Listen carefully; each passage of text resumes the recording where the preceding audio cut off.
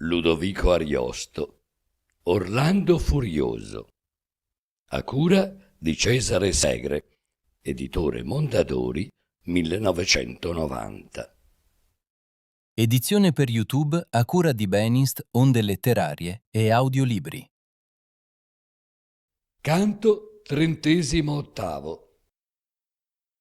Presentandosi a Carlo Magno, Marfisa si inginocchia per la prima volta in vita sua e gli rende conto dell'esser suo. Viene accolta come una figlia e riceve solennemente il battesimo. Sipario. Astolfo lascia il paradiso terrestre per andare a rendere il senno a Orlando. Con uno sconfinato esercito nubiano fornito dal Senapo, canto 33, scorre l'Africa mediterranea. Celesti diavolerie suggeritegli da San Giovanni gli consentono di equipaggiarlo, di dotarlo di un enorme corpo di cavalleria trasformando sassi in puro sangue bardati e sellati e di attraversare il deserto scansando il letale Simun, qui detto austro o noto, il vento del sud, che egli imprigiona in un'otre. Agramante viene informato che mentre si affanna a spodestare Carlo, l'esercito nubiano investe Biserta e minaccia di spodestare lui. Per disimpegnarsi senza indugio, i Mori propongono, e i cristiani accettano, di giocarsi ogni pendenza fra loro in un duello giudiziario fra due campioni. Vengono scelti rispettivamente Ruggero e Rinaldo, proprio i futuri cognati, ma questo Rinaldo ancora non lo sa. I due sovrani giurano solennemente la tregua e l'ordalia e ciascuno dei due campioni giura che abbandonerà il proprio sovrano qualora turbi lo scontro a suo favore.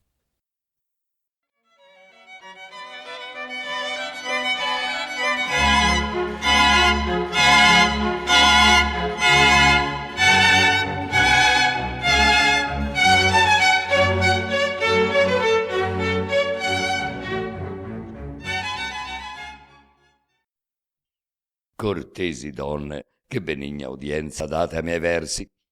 Io vi veggo a sembiante che quest'altra sì subita partenza che fa Rugger dalla sua fida amante vi dà gran noia. E avete displicenza poco minor ch'avesse Bradamante, e fate anco argomento che ser poco in lui dovesse l'amoroso fuoco. Per ogni altra cagion ch'allontanato contro la voglia d'essa se ne fusse, ancor ch'avesse più tesor sperato che Creso o Crasso insieme non ridusse, io crederia con voi che penetrato non fosse al cor lo stral che lo percusse. Con almo gaudio un così gran contento non potrebbe comprare oro né argento. Pur per salvar l'onor non solamente d'escusa, ma di laude è degno ancora. Per salvar, dico, in caso ch'altrimente facendo, biasmo et ignominia fora. E se la donna fosse renitente ed ostinata in fargli far dimora, darebbe di sé indizio e chiaro segno o d'amar poco o d'aver poco ingegno. Che se l'amante dell'amato deve la vita amar più della propria o tanto, io parlo d'un amante a cui non lieve colpo d'amor passò più là del manto, al piacer tanto più che esso riceve, l'onor di quello antepor deve, quanto l'onore è di più pregio che la vita, ch'a tutti altri piaceri è preferita. Fece Ruggero il debito a seguire il suo signor, che non se ne potea se non con ignominia dipartire, che ragion di lasciarlo non avea. E Salmonte gli fe il padre morire, tal colpa in agramante non cadea. Chi molti effetti avea con Rugger poi, emendato ogni error dei maggior suoi. Farà Ruggero il debito a tornare al suo signore, ed ella ancor lo fece, che sforzar non lo volse di restare, come potea, con iterata prece. Rugger potrà la donna satisfare a un altro tempo, sor non satisfece, ma all'onor chi gli manca d'un momento non può in 100 anni satisfar né in 100. Torna Ruggero in Arli, ove ha ritratta a Gramante la gente che gli avanza. Bradamante e Marfisa, che contratta col parentado avean grande amistanza, andarono insieme ove re Carlo fatta la maggior prova avea di sua possanza, sperando, o per battaglia o per assedio, levar di Francia così lungo tedio. Di Bradamante, poi che conosciuta in campo fu, si fe letizia e festa, ognun la riverisce e la saluta, ed ella a questo e a quel china la testa. Rinaldo, come udì la sua venuta, le venne incontra, né Ricciardo resta, né Ricciardetto, od altri di sua gente, e la raccoglion tutti allegramente. Come si intese poi che la compagna era Marfisa, in arme sì famosa, che dal Cataio ai termini di Spagna di 1000 chiare palme iva pomposa, non è povero o ricco che rimagna nel padiglion. La turba desiosa vien quinci e quindi esurta, storpia e preme sol per veder si bella coppia insieme.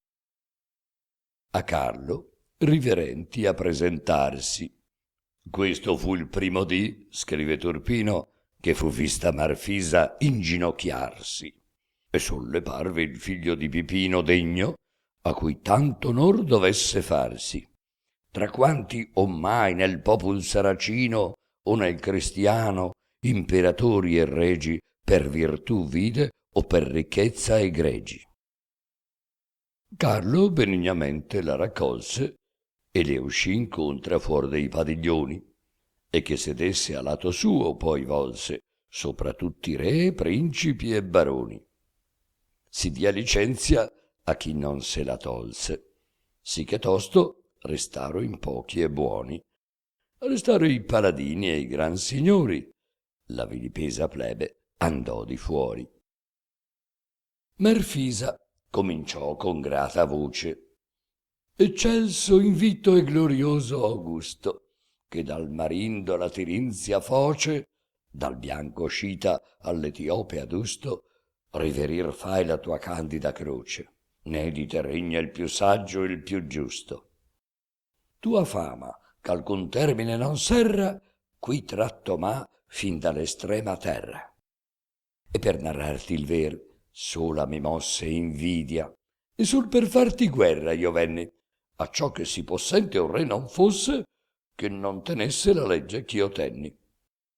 Per questo ho fatto le campagne rosse del cristian sangue, ed altri fieri cenni era per farti da crudel nemica, se non cadea chi mi t'ha fatto amica. Quando nuocer pensai più alle tue squadre, io trovo, e come sia dirò più adagio, che il buon Rugger di Risa fu mio padre, tradito a torto dal fratel malvagio. Portommi in corpo mia misera madre di là dal mare e nacqui in gran disagio. Nutrimmi un mago infino al 7° anno, a cui gli arabi poi rubata m'hanno. E mi vendero in Persia per ischiava a un re che poi, cresciuta, io posi a morte, che mia virginità tor mi cercava.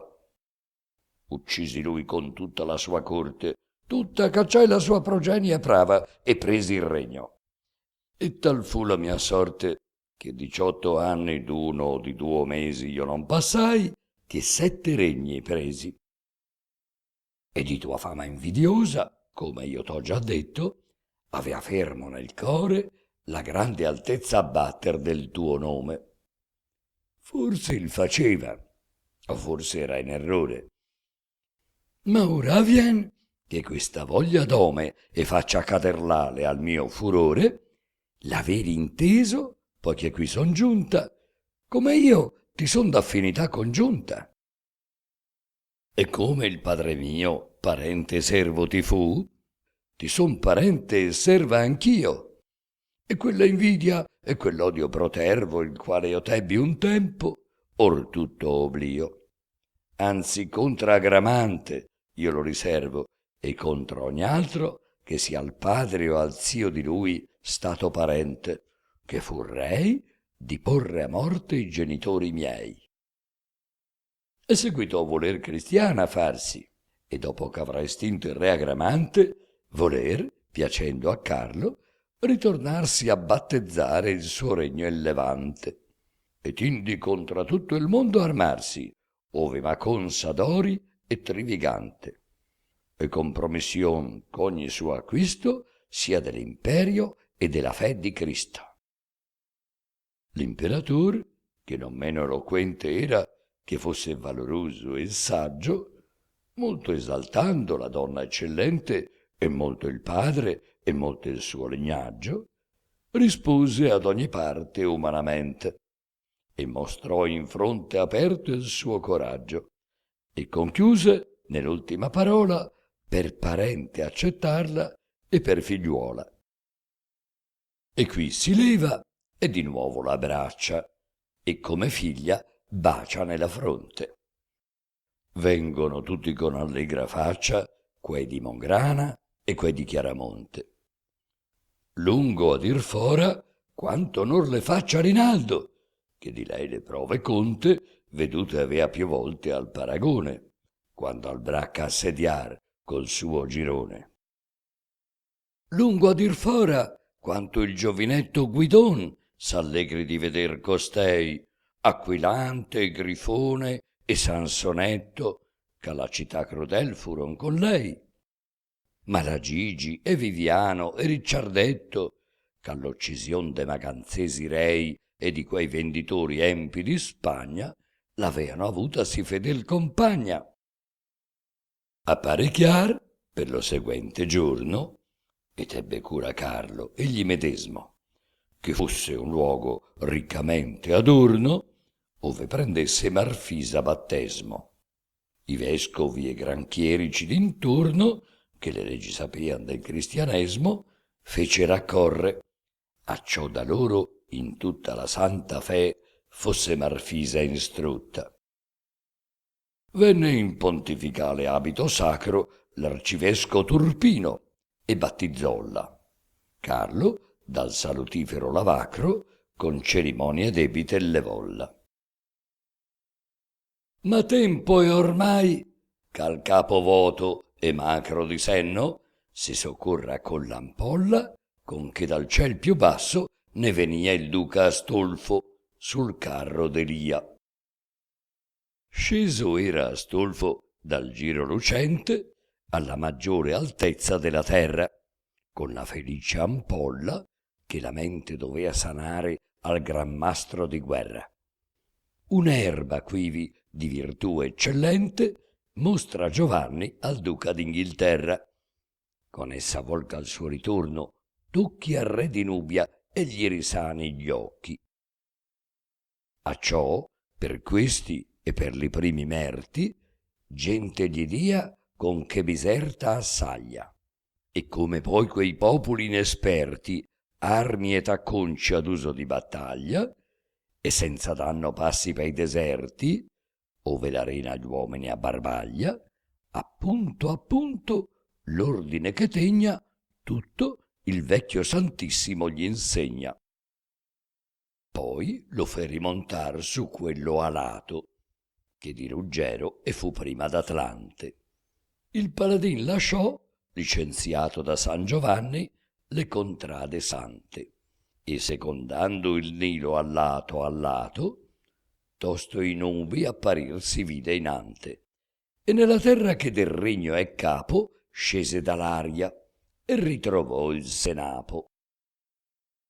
Molto fu il gaudio e molta fu la gioia che portò quel signor nel suo ritorno, che ben si raccordava della noia che gli avea tolta dell'arpie d'intorno. Ma poiché la grossezza gli discuoia di quell'umor che già gli tolse il giorno e che gli rende la vista di prima, l'adora e cole, e come un dio sublima. Sicché non pur la gente che gli chiede per mover guerra al regno di Biserta, ma 100.000 sopra gliene diede, e gli fe ancor di sua persona offerta. La gente appena, che era tutta a piede, potea capirne la campagna aperta, che di cavalli a quel paese inopia, ma d'elefanti e de cammelli copia. La notte innanzi il dì, che a suo cammino l'esercito di Nubia dovea porse, montò sull'ippogrifo il paladino e verso mezzodì con fretta corse, tanto che giunse al monte che l'austrino vento produce e spira contra l'orse. Trovò la cava, onde per stretta bocca, quando si desta, il furioso scocca.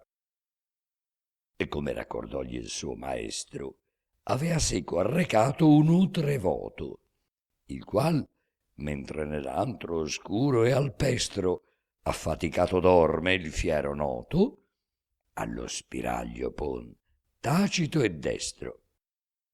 E te l'agguato in modo al vento ignoto, che credendosi uscir fuor la dimane, preso e legato in quello utre rimane.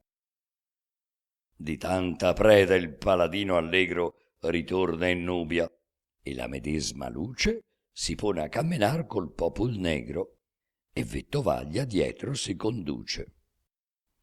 A salvamento con lo stuolo integro, verso l'Atlante il glorioso duce pel mezzo vien della minuta sabbia, senza temer che il vento a nuocer gli abbia.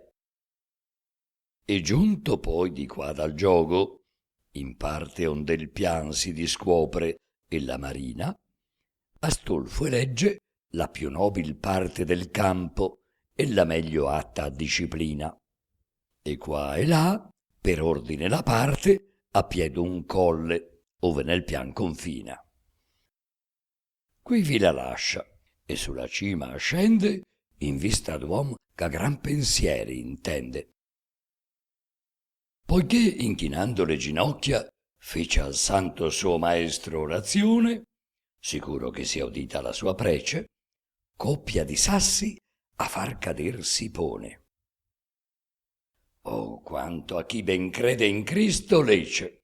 I sassi, for di natural ragione, crescendo si vedean venire in giuso e formar ventre e gambe e collo e muso, e con chiari a nitrir giù per quei calli venian saltando, e giunti poi nel piano scuotean le groppe, e fatti eran cavalli, chi baio e chi leardo e chi rovano. La turba, ch'aspettando nelle valli stava alla posta, lordava di mano, sicché in poche ore fur tutti montati, che con sella e con freno erano nati. 80.102 in un giorno fe di pedoni Astolfo cavalieri. Con questi tutta scorse Africa intorno, facendo prede, incendi e prigionieri. Posto a Gramante avea, fino al ritorno, il re di Fersa e il re degli Algazeri, con re Branzardo, a guardia del paese, e questi si fer contra al duca inglese. Prima avendo spacciato un sottillegno, ch'a vele a remi andò battendo l'ali, ad Agramante aviso, come il regno patia dal re de nubi oltraggi e mali. Giorno e notte andò quel senza ritegno, tanto che giunse ai liti provenzali, e trovò in Arli il suo re mezzo oppresso, che il campo avea di Carlo un miglio appresso.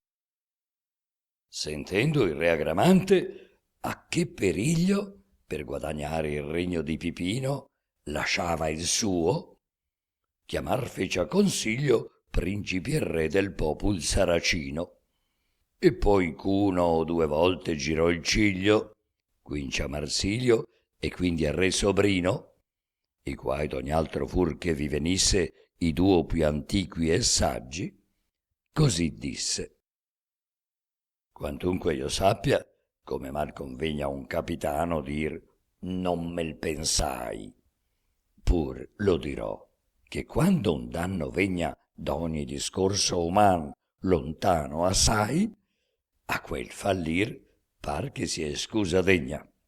E qui si versa il caso mio, che rai a lasciar darme l'Africa sfornita, se dalle nubi esser dovea salita.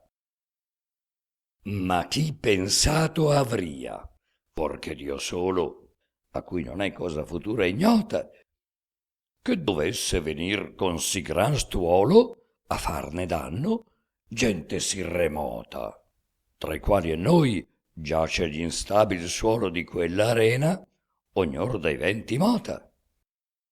Pur è venuta ad assediar Biserta, ed ha in gran parte l'Africa deserta.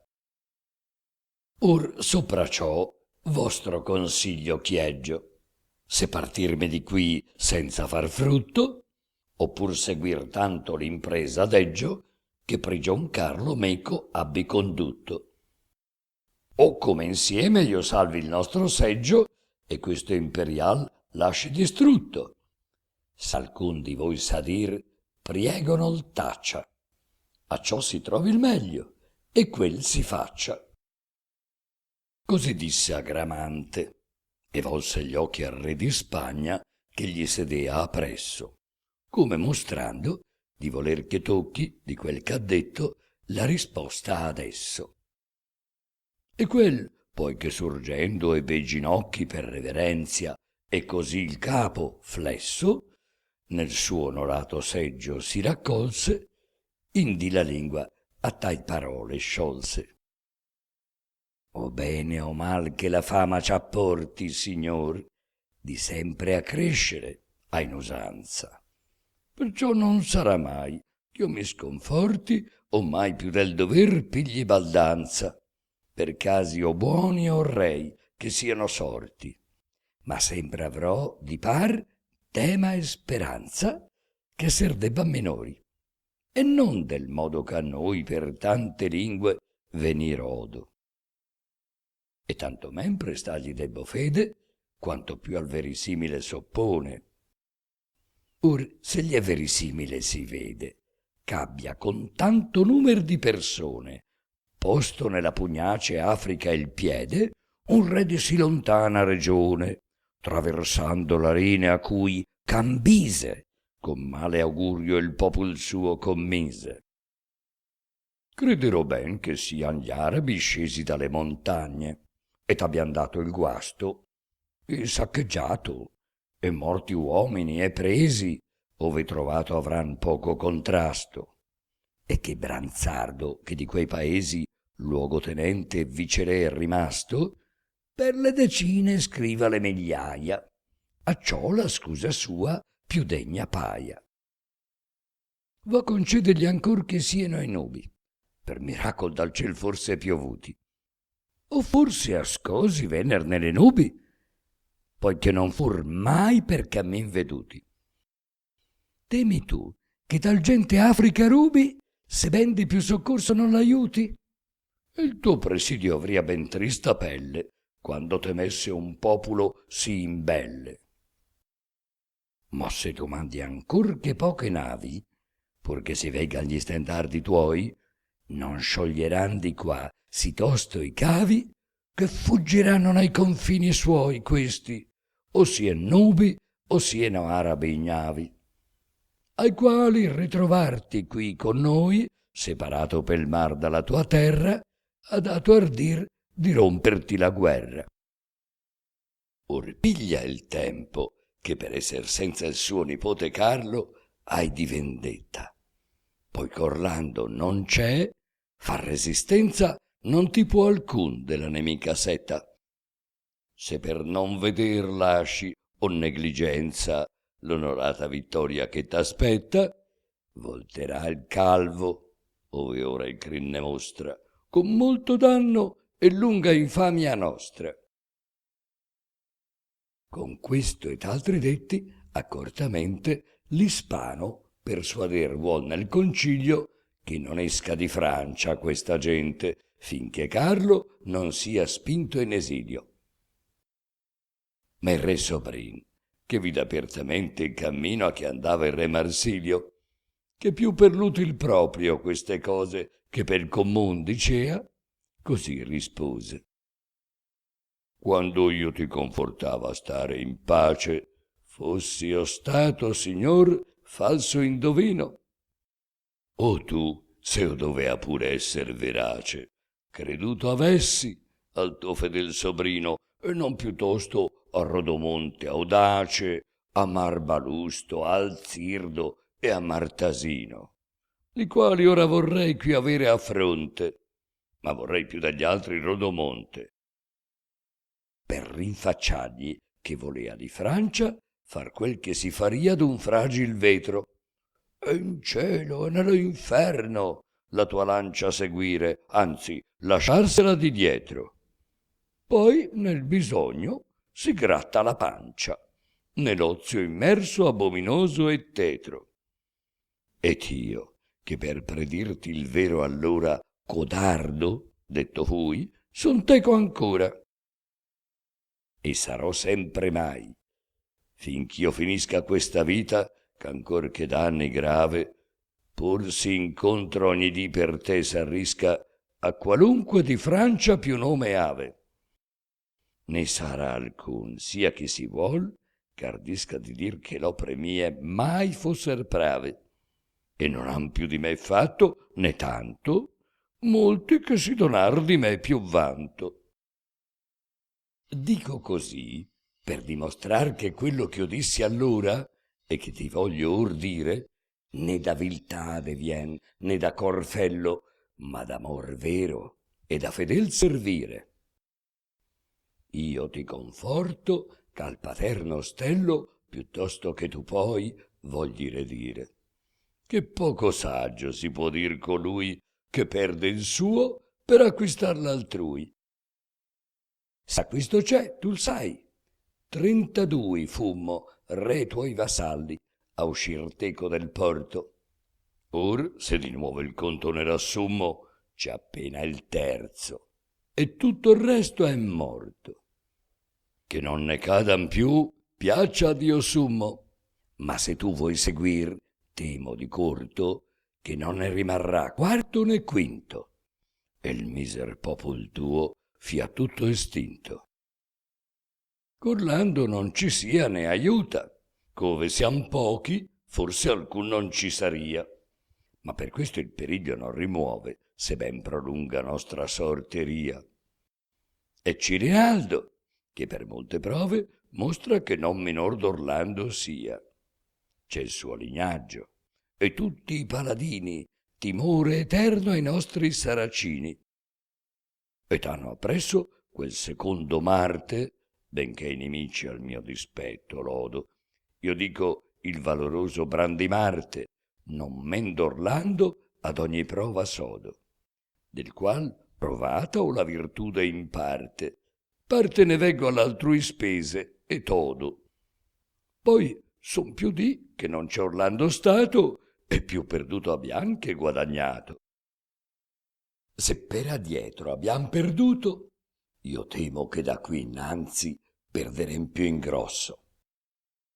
Del nostro campo Mandricardo è scemo, Gradasso il suo soccorso n'ha rimosso, Marfisa n'ha lasciata al punto estremo, e così il re d'Alger, di cui dir posso che se fosse fedel come Gagliardo, poco uò per a Gradasso o Mandricardo.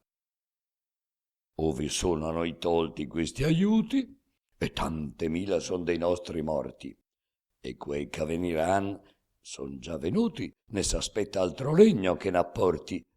4 son giunti a Carlo, non tenuti manco d'Orlando o di Rinaldo forti, e con ragion che da qui sino a Batro potresti mal trovar tali altri 4. Non so se sai chi sia Guidon Selvaggio e Sansonetto e i figli d'Oliviero.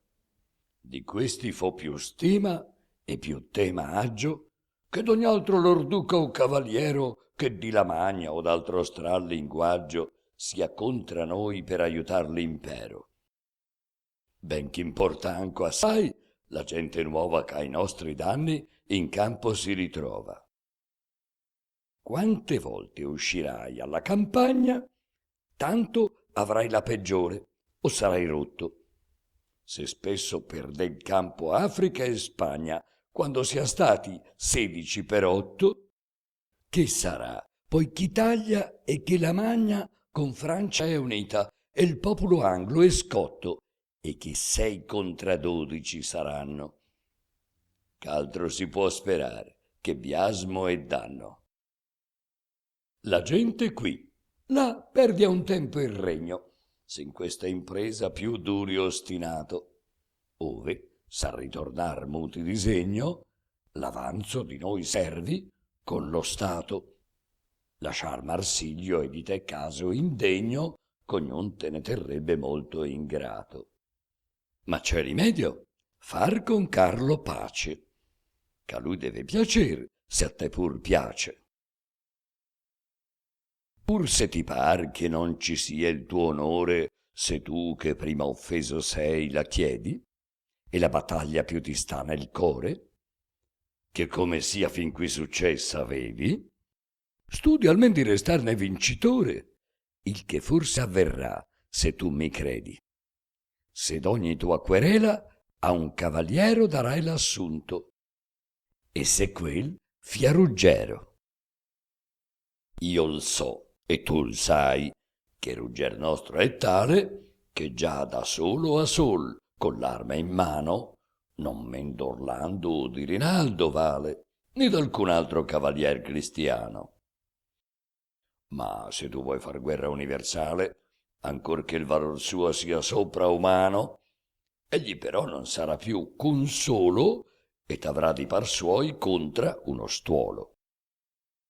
A me par, sa te par, ch'a dir si mandi al re cristian, che per finir le liti, e perché cessi il sangue, che tu spandi ognor de suoi, egli de tuoi infiniti, che contra un tuo guerrier tu gli domande che metta in campo uno dei suoi più arditi, e faccian questi duo tutta la guerra, finché l'un vinca e l'altro resti in terra.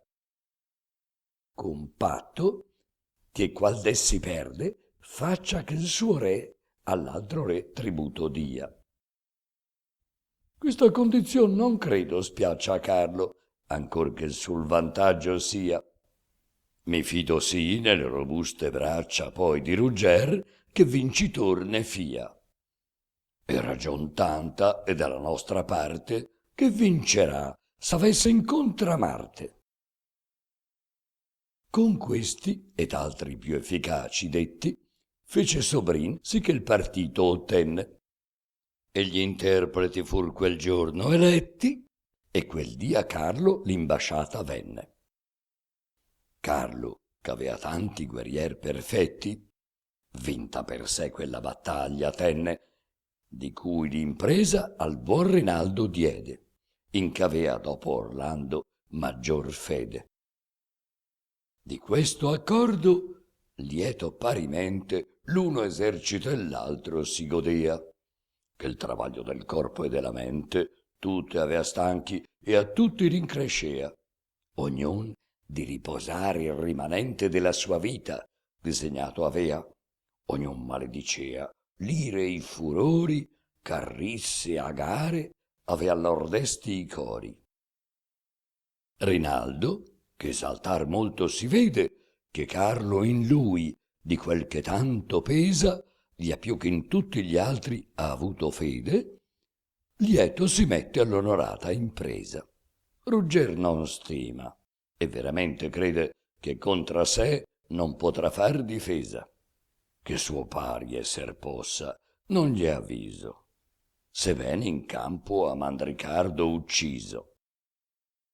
Rugger dall'altra parte, ancor che molto onor gli sia, che il suo re l'abbia eletto, e per miglior di tutti i buoni tolto, a cui commetta un sì importante effetto, pur mostra affanno e gran mestizia in volto, non per paura che gli turbi il petto, che non con Son Rinaldo, ma non teme se fosse con Rinaldo Orlando insieme, ma perché vide esser di lui sorella la sua cara e fidissima consorte, ch'ognor scrivendo stimola e martella come colei che ingiuriata forte. Or s'alle vecchie offese aggiunge quella d'entrare in campo a porle il frate a morte, se la farà d'amante così odiosa ch'a placarla mai più fia dura cosa. Se Tacito rugger s'affligge e tange della battaglia che malgrado prende, la sua cara moglier lacrima e piange, come la nuova inde a poche ore intende. Batte il bel petto e l'auree chiome frange e le guance innocenti irriga e offende, e chiama con ramarichi e querele Ruggero ingrato e il suo destin crudele. D'ogni fin che sortisca la contesa, a lei non può venirne altro che doglia. Ch'abbia morir Ruggero in questa impresa, pensar non vuol, che par che il cor le toglia. Quando anco, per punir più d'una offesa, la ruina di Francia Cristo voglia, oltre che sarà morto il suo fratello, seguirà un danno a lei più acerbo e fello, che non potrà, se non con biasmo e scorno e nemicizia di tutta sua gente, fare al marito suo mai più ritorno, sì che lo sappia ognun pubblicamente, come s'avea, pensando notte e giorno, più volte disegnato nella mente. Tra loro era la promessa tale che il retrarsi e il pentir più poco vale. Ma quella usata nelle cose avverse di non mancarle di soccorsi fidi, dico Melissa maga, non sofferse udirne il pianto e i dolorosi gridi, e venne a consolarla, e le profferse, quando ne fosse il tempo, alti sussidi, e disturbar quella pugna futura di che ella piange e si pon tanta cura. Rinaldo, intanto, e l'inclito Ruggero apparecchiavan l'arme alla tenzone, di cui dovea l'eletta al cavaliero che del romano imperio era campione. E come quel che poi che il buon destriero perdè Baiardo andò sempre pedone, si elesse a piè, coperto a piastra e a maglia, col lazza e col pugnal far la battaglia. O fosse caso, o fosse pur ricordo di Malagigi suo provido e saggio, che sapea quanto Balisarda ingordo il taglio avea di fare all'arme oltraggio, combatter senza spada fur d'accordo l'uno e l'altro guerrier, come detto aggio. Del luogo s'accordar presso alle mura dell'antico Arli, in una gran pianura. Appena avea la vigilante Aurora dallo stel di Titon fuor messo il capo, per dare al giorno terminato e all'ora che era prefissa la battaglia capo, quando, di qua e di là, vennero fuori i deputati, e questi in ciascun capo degli steccati i padiglion tiraro, appresso ai quali ambi un altar fermaro. Non molto dopo, instrutto a schiera, si vide uscir l'esercito pagano.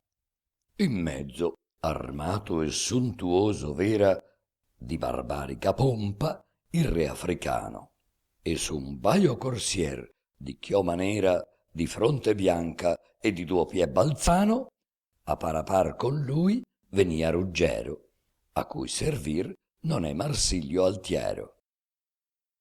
L'elmo, che dianzi con travaglio tanto trasse di testa re di Tartaria, l'elmo che celebrato in maggior canto portò il troiano Ettor 1000 anni pria, gli porta il re Marsilio accanto a canto. Altri principi ed altra baronia s'hanno partite l'altr'arme fra loro, ricche di gioie e ben fregiate d'oro. Dall'altra parte, for dei gran ripari, re Carlo uscì con la sua gente d'arme, con gli ordini medesmi e modi pari che Terria si venisse al fatto d'arme. Cingolo intorno i suoi famosi pari, e Rinaldo e con lui, con tutte l'arme, fuor che l'elmo che fu del re Mambrino, che porta Uger danese, paladino.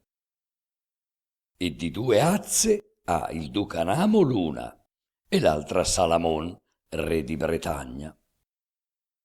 Carlo da un lato i suoi tutti raguna, dall'altro son quei d'Africa e di Spagna. Nel mezzo non appar persona alcuna, voto riman gran spazio di campagna, che per bando comune a chi vi sale, eccetto i due guerrieri, è capitale. Poi che dell'arme la seconda eletta si dia al campion del popolo pagano, duo sacerdoti, l'un dell'una setta, l'altro dell'altra, uscir coi libri in mano. In quel del nostro è la vita perfetta scritta di Cristo, e l'altro è l'Alcorano. Con quel dell'Evangelio si fa innanti l'imperatore, con l'altro il re Agramante. Giunto Carlo all'altar, che statuito i suoi gli aveano, al ciel levò le palme e disse: «O Dio che di morir patito per redimer da morte le nostre alme, o donna, in cui valor fussi gradito, che Dio prese da te l'umane salme e 9 mesi fu nel tuo santo alvo, sempre serbando il fior virgineo salvo. Siatemi testimoni, ch'io prometto per me e per ogni mia successione al re Agramante e da chi dopo eletto sarà il governo di sua regione, dar 20 sume ogni anno d'oro schietto. S'oggi qui riman vinto il mio campione, e ch'io prometto subito la triegua incominciar, che poi perpetua segua. E sin ciò manco subito s'accenda la formidabile ira d'ambidui, la qual me solo i miei figlioli offenda, non alcun altro che sia qui con noi, sicché in brevissima ora si comprenda che sia il mancar della promessa a voi. Così dicendo, Carlo sul Vangelo tenea la mano e gli occhi fissi al cielo. Si levan quindi e poi vanno all'altare che riccamente avean pagani adorno, ove giurò Agramante, ch'oltre al mare, con l'esercito suo faria ritorno, ed a Carlo daria tributo pare, se restasse Rugger vinto quel giorno, e perpetua tra lor triegua saria, coi patti c'avea Carlo detti pria. E similmente con parlar non basso, chiamando in testimonio il gran Maomette, sul libro chi mantiene il suo papasso, ciò che detto ha tutto osservar promette. Poi del campo si partono a gran passo, e tra i suoi l'uno e l'altro si rimette. Poi quel par di campioni a giurar venne, e il giuramento lor questo contenne. Roger promette, se della tenzone il suo re viene o manda a disturbarlo, che né suo guerriere più né suo barone esser mai vuol, ma darsi tutto a Carlo. Giura Rinaldo ancor che se cagione sarà del suo signor quindi levarlo, finché non resti vinto egli o Ruggero, si farà da Gramante cavaliero. Poi che le cerimonie finite hanno, si ritorna ciascun dalla sua parte. Ne v'indugiano molto che lor danno le chiare trombe segno al fiero Marte. Or gli animosi a ritrovarsi vanno, con senno i passi dispensando et arte. Ecco si vede incominciar l'assalto, sonare il ferro, or girar basso, or alto.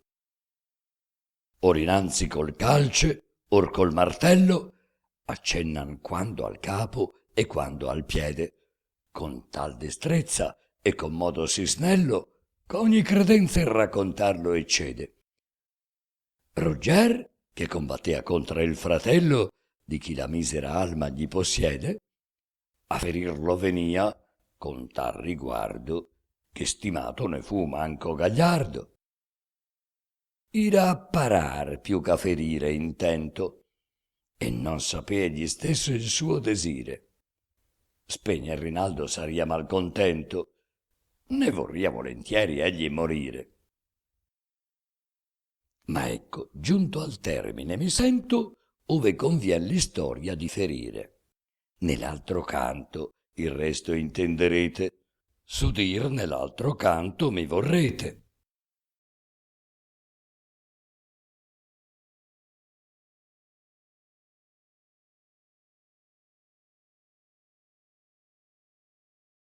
Canto 39. Questo è l'unico canto in tutto il poema in cui la foga del racconto faccia dimenticare all'Ariosto il consueto giornalino.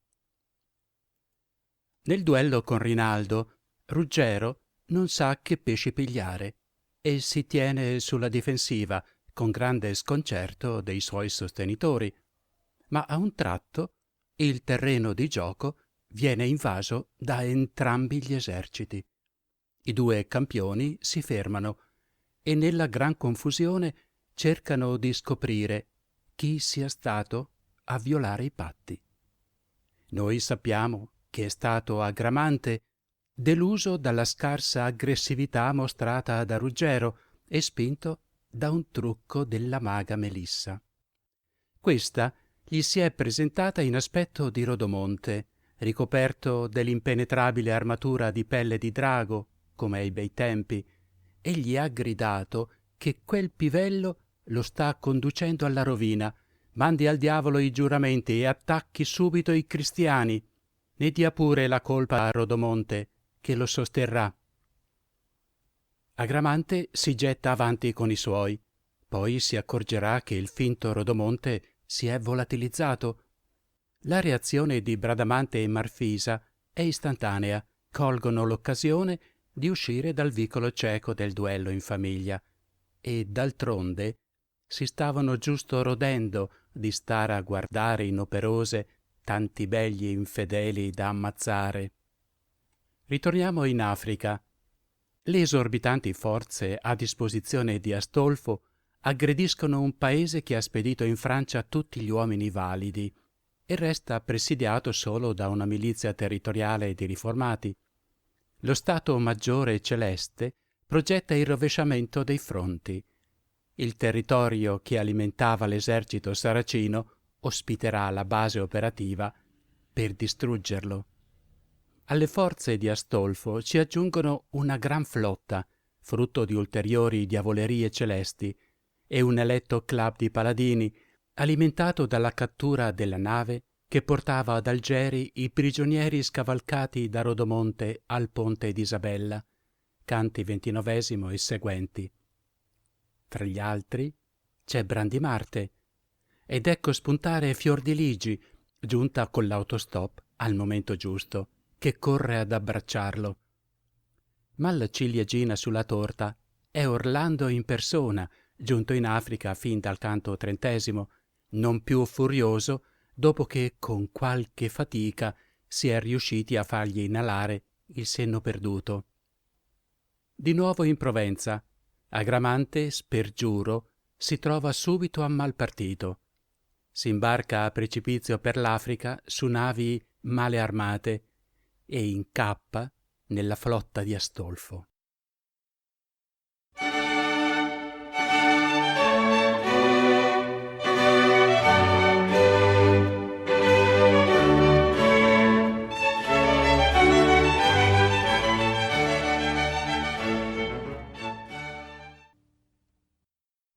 L'affanno di Roger, ben veramente, è sopra ogni altro duro, acerbo e forte, di cui travaglia il corpo e più la mente, poiché di due fuggir non può una morte.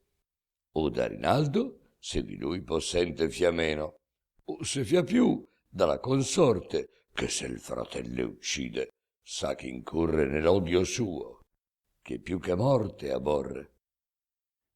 Rinaldo, che non ha simil pensiero, in tutti i modi alla vittoria aspira, mena de razza dispettoso e fiero, quando alle braccia e quando al capo mira. Volteggiando con l'asta, il buon Ruggero ribatte il colpo e quince e quindi gira. E se percuote pur, disegna loco, ove possa a Rinaldo nuocer poco. Alla più parte del signor Pagani troppo par diseguale esser la zuffa, troppo è Rugger pigro a menar le mani, troppo Rinaldo il giovane ribuffa. Smarrito in faccia, il re degli africani mira l'assalto e ne sospira e sbuffa. E t'accusa Sobrin, da cui procede tutto l'error, che il mal consiglio diede. Melissa in questo tempo, che era fonte di quanto sappia incantatore o mago, avea cangiata la femminil fronte e del gran re d'Alger presa l'imago. Sembrava al viso, ai gesti, Rodomonte e parea armata di pelle di drago. E tallo scudo e talla spada al fianco avea, quale usava egli e nulla manco. Spinse il demonio innanzi al mesto figlio del re troiano in forma di cavallo e con gran voce e con turbato ciglio disse: Signor, questo è purtroppo fallo, qu'un giovane inesperto a far periglio contro un sì forte e sì famoso gallo abbiate eletto in cosa di tal sorte che il regno e l'onor d'Africa n'importe. Non si lasci seguir questa battaglia, che ne sarebbe in troppo detrimento. Su Rodomonte sia, né ve ne caglia, l'avere il patto rotto e il giuramento. Dimostri ognun come sua spada taglia. Poich'io ci sono, ognun di voi val 100. Poté questo parlar sì in agramante, che senza più pensar si cacciò innante. In creder d'aver seco il re d'Algeri, fece che si curò poco del patto, e non avria di 1000 cavalieri giunti in suo aiuto sì gran stima fatto. Perciò lancia bassar, spronar destrieri, di qua di là veduto fu in un tratto. Melissa, poi che con sue finte larve la battaglia attaccò, subito sparve. I due campion che videro turbarsi contro ogni accordo, contro ogni promessa, senza più l'un con l'altro travagliarsi, anzi ogni ingiuria avendosi rimessa, fede si dan né qua né là impacciarsi, finché la cosa non sia meglio espressa. Chi stato sia che i patti ha rotto inante, o il vecchio Carlo o il giovane Agramante, e replican con nuovi giuramenti d'esser nemici a chi mancò di fede. Sotsopra se ne van tutte le genti, chi porta inanti e chi ritorna il piede, chi sia fra i vili e chi tra i più valenti, in un atto medesimo si vede. Son tutti parimenti a correr presti, ma quei corrono innanzi, indietro questi. Come levrier, che la fugace fera a correre intorno e a girar si mira, né può con gli altri cani andare in schiera, che il cacciator lo tien, si strugge d'ira, si tormenta, s'affligge e si dispera, schiattisce indarno e si dibatte e tira. Così sdegnosa infino allora stata Marfisa era quel dì con la cognata. Fino a quell'ora avean quel dì vedute sì ricche prede in spazioso piano, e che fosser dal patto ritenute di non poter seguirle porvi mano, ramaricate s'erano e dolute, e n'avean molto sospirato invano. Orché i patti e le tregue vide rotte, liete saltar nell'africane frotte. Marfisa cacciò l'asta per lo petto al primo che scontrò, 2 braccia dietro. Poi trasse il brando e, in men che non l'ho detto, spezzò 4 elmi che sembrar di vetro. Bradamante non fe minore effetto, ma l'asta d'or tenne diverso metro. Tutti quei che toccò per terra mise, 2 tanti fure, né però alcuno uccise. Questo si presso l'una all'altra fero, che testimone se ne fur fra loro. Poi si scostaro, et a ferir si diero, ove le trasse l'ira il popul moro. Chi potrà conto aver d'ogni guerriero che a terra mandi quella lancia d'oro, o d'ogni testa che tronca o divisa sia dall'orribil spada di Marfisa?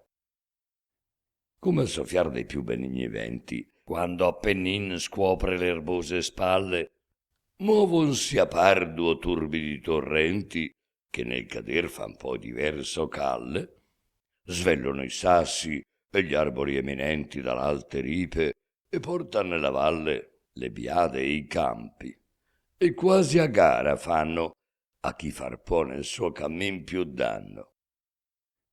Così le due magnanime guerriere, scorrendo il campo per diversa strada, gran strage fan nell'africane schiere, l'una con l'asta e l'altra con la spada.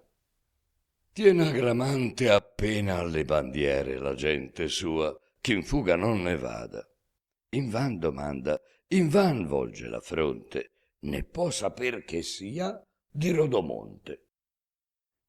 A conforto di lui, rotto avea il patto, così credea, che fu solennemente i dei chiamando in testimonio fatto. Poi s'era dileguato, si repente. Ne Sobrin vede ancor. Sobrin ritratto in Arli s'era e dettosi innocente, perché di quel pergiuro aspra vendetta sopra Gramante il dì medesmo aspetta. Marsilio anco è fuggito nella terra, sì la religion gli preme il core. Perciò male a Gramante il passo serra, a quei che mena Carlo imperatore d'Italia, di Lamagna e d'Inghilterra, che tutte genti son d'alto valore, ed hanno i paladin sparsi fra loro come le gemme in un ricamo d'oro. E presso i paladini alcun perfetto quanto esser possa al mondo cavaliero. Guidon selvaggio, l'intrepido petto, e i duo famosi figli d'Oliviero. Io non voglio ridir, ch'io l'ho già detto, di quel par di donzelle ardito e fiero. Questi uccidean di genti saracine tanto che non v'è numero né fine. Ma differendo questa pugna alquanto, io vo passar senza naviglio il mare. Non ho con quei di Francia da far tanto che non m'abbia da stolfo a ricordare. La grazia che gli die l'Apostol Santo io v'ho già detto, e detto aver mi pare che re Branzardo e re dell'Algazera per girgli incontra armasse ogni sua schiera.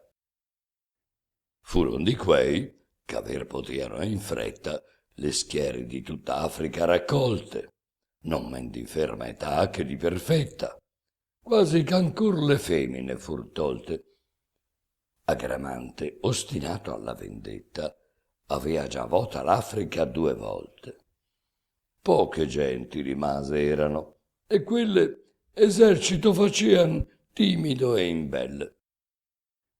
Bello mostrar che gli nemici appena vider lontan che se n'andaron rotti. Astolfo, come pecore, li menne innanzi a suoi di guerreggiar più dotti e fare star nella campagna piena. Pochi a Biserta se ne son ridotti. Prigion rimase Bucifar gagliardo, salvossi nella terra il re Branzardo. Via più dolente sol di Bucifaro che se tutto perduto avesse il resto. Biserta è grande e farle gran riparo bisogna, e senza lui mal può far questo. Poterlo riscattar molto avria caro. Mentre vi pensa, e ne sta afflitto e mesto, gli viene in mente come tien prigione, già molti mesi, il paladin Dudone. Lo prese sotto a Monaco, in riviera, il re di Sarza, nel primo passaggio. Da indin qua, prigion sempre stato era. Dudon, che del danese fu lignaggio. Un tal costui, col re dell'Algazera, pensò Branzardo, e ne mandò messaggio al capitan de Nubi, perché intese per vera spia che gli era Astolfo inglese. Essendo Astolfo paladin, comprende che deve aver caro un paladino sciorre. Il gentil duca, come il caso intende, corre Branzardo in non voler concorre. Liberato, Dudon grazie ne rende al duca, e seco si mette a disporre le cose che appertengono alla guerra, così quelle da mar come da terra. Avendo Astolfo esercito infinito, da non gli far 7 Afriche difesa, e rammentando come fu ammonito dal santo vecchio, che gli die l'impresa di tor Provenza, ed acqua morta il lito dimandi Saracin che l'avean presa, d'una gran turba fece nuova eletta, quella calmar gli parve manco inetta. Ed avendosi piene ambe le palme, quanto potean capir di varie fronde, a lauri, a cedri tolte, a olive, a palme, venne sul mare e le gittò nell'onde.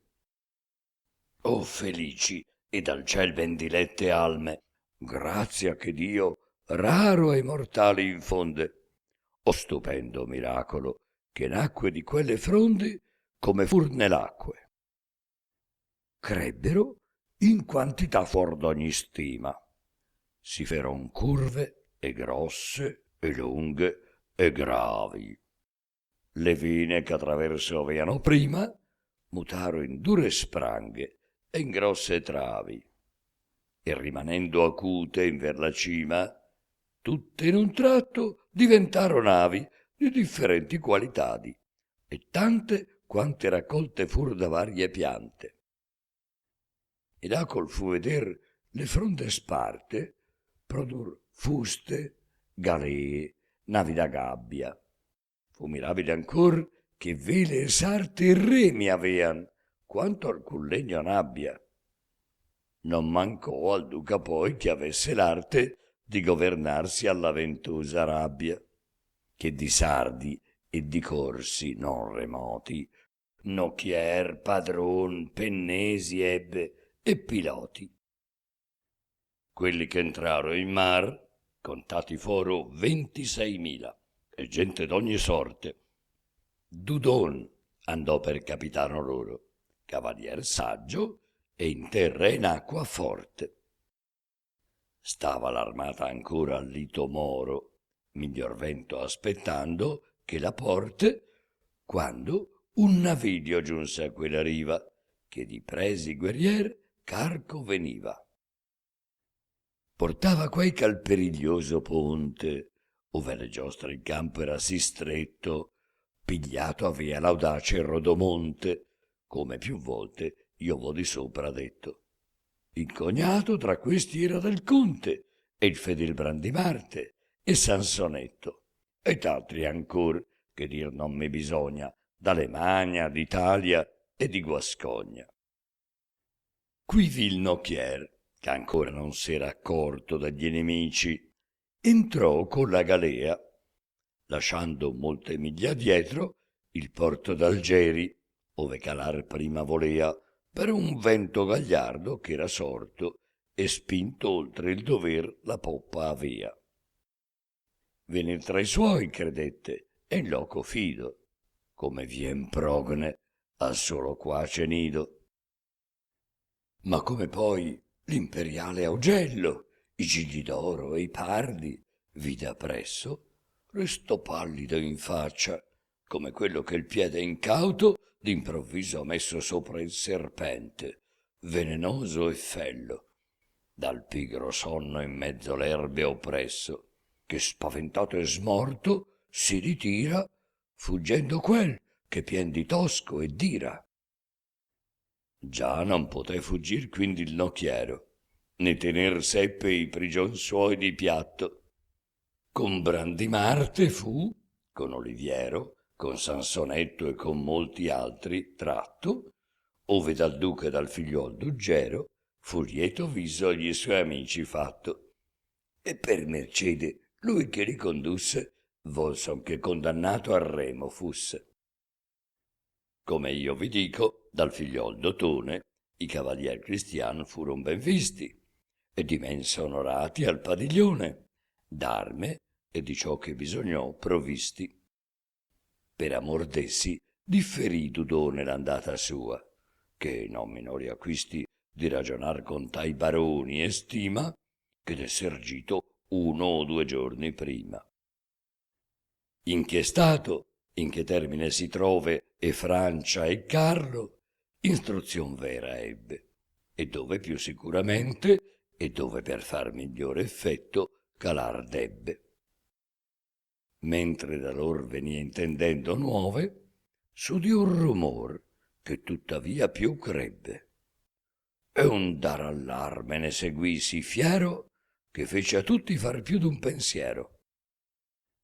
Il duca Astolfo e la compagnia bella, che ragionando insieme si trovaro, in un momento armati furo e in sella, e verso il maggior grido in fretta andaro, di qua di là cercando pur novella di quel rumore, e in loco capitaro, ove videro un uomo tanto feroce che nudo e solo a tutto il campo nuoce. Menava un suo baston di legno in volta, che era sì duro e sì grave e sì fermo, che declinando quel faceva ogni volta cadere in terra un uomo peggio che infermo. Già più di 100 avea la vita tolta, né più se gli faceva riparo o schermo, se non tirando di lontan saette. Da presso non è alcun già che l'aspette. Dudone, Astolfo, Brandimarte, essendo corse in fretta al romore, et Oliviero, della gran forza del valor stupendo, stavan maravigliosi di quel fiero. Quando, venir su un palafren correndo, videro una donzella in vestir nero, che corse a Brandimarte e salutollo, e gli alzò un tempo ambe le braccia al collo. Questa era Fiordiligi, che si acceso avea d'amor per Brandimarte il core, che quando al ponte stretto il lasciò preso, vicina ad impazzar fu di dolore. Di là dal mare era passata, inteso avendo dal pagan che ne fu autore, che mandato con molti cavalieri era prigion nella città d'Algeri. Quando fu per passare, avea trovato a Marsiglia una nave di Levante, un vecchio cavaliero avea portato della famiglia del re Monodante, il qual molte province avea cercato, quando per mar, quando per terra errante, per trovar Brandimarte, che nuova ebbe tra via di lui chi in Francia il troverebbe. Ed ella, conosciuto che Bardino era costui, Bardino che rapito al padre, Brandimarte piccolino e Tarocca Silvana avea nutrito. E la cagione intesa del cammino, seco fatto l'avea scioglier dal lito, avendogli narrato in che maniera Brandimarte passato in Africa era. Tosto che furo a terra, udir le nuove ch'assediata da Astolfo era Biserta, che seco Brandimarte si ritrove, udito avean, ma non per cosa certa. Or Fiordiligi in tal fretta si muove come lo vede, che ben mostra aperta quell'allegrezza chi precessi guai, le fero la maggior ch'avesse mai. Il gentil cavalier, non men giocondo di vederla diletta e fida moglie, ch'amava più che cosa altra del mondo, l'abbraccia e stringe e dolcemente accoglie, né per saziare al primo né al secondo né al terzo bacio era l'accese voglie, se non calzando gli occhi ebbe veduto Bardin che con la donna era venuto. Stese le mani ed abbracciarlo volle e insieme domandar perché venia, ma di poterlo far tempo gli tolle il campo che in disordine fuggia dinanzi a quel baston quel nudo folle menava intorno e gli facea dar via. Fiordiligi mirò quel nudo in fronte e gridò a Brandimarte: «Eccovi il conte!» Astolfo tutto a un tempo ch'era quivi, che questo Orlando fosse, ebbe palese per alcun segno che dai vecchi divi su nel terrestre paradiso intese. Altrimenti restavan tutti privi di cognizione di quel signor cortese, che per lungo sprezzarsi, come stolto, avea di fera più che d'uomo il volto. Astolfo, per pietà che gli trafisse il petto e il cor, si volse lacrimando, e a Dudon che gli era presso disse, et indi ad Oliviero: «Eccovi Orlando». Quei, gli occhi alquanto e le palpebre fisse tenendo in lui, l'andà raffigurando, e ritrovarlo in tal calamitade gli empì di maraviglia e di pietade. Piangeano quel signor per la più parte, si lor ne dolse e lor ne increbbe tanto. Tempo è, lor disse Astolfo, trovar arte di risanarlo e non di fargli il pianto. E saltò a piedi, e così Brandimarte, Sansonetto, Oliviero e Dudon Santo, e s'avventaro al nipote di Carlo, tutti in un tempo, che volean pigliarlo. Orlando, che si vide fare il cerchio, menò il baston da disperato e folle, e da Dudon, che si facea coperchio al capo dello scudo, ed entrar volle, fe sentir che era grave di soperchio, e se non che Olivier col brando tolle parte del colpo, avria il bastone ingiusto rotto lo scudo, l'elmo, il capo e il busto. Lo scudo roppe solo, e sull'elmetto tempestò sì che Dudon cadde in terra. Menò la spada un tempo Sansonetto, e del baston più di 2 braccia afferra, con valor tal che tutto il taglia netto. Brandimarte, ch'addosso se gli serra, gli cinge i fianchi quanto può con ambe le braccia, e Astolfo il piglia nelle gambe.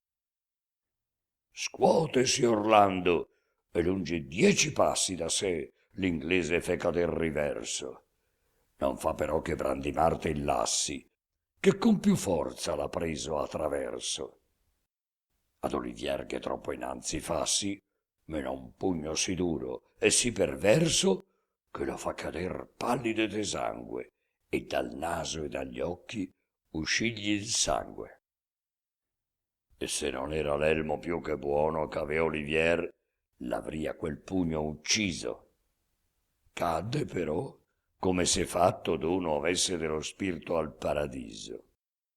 Dudone e Astolfo, che levati sono, benché Dudone abbia gonfiato il viso, e Sansonetto, che il bel colpo ha fatto, addosso a Orlando son tutti ad un tratto.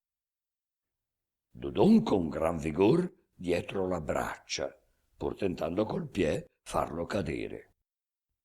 Astolfo e gli altri gli han prese le braccia, ne lo puon tutti insieme anco tenere.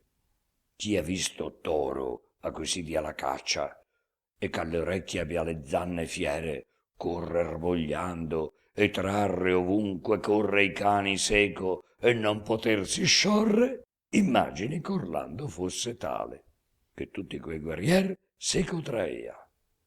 In quel tempo Olivier di terra sale, là dove steso il gran pugno l'avea, e visto che così si potea male far di lui quel ch'Astolfo far volea, si pensò un modo, ed ad effetto il messe, di far cadere Orlando, e gli successe.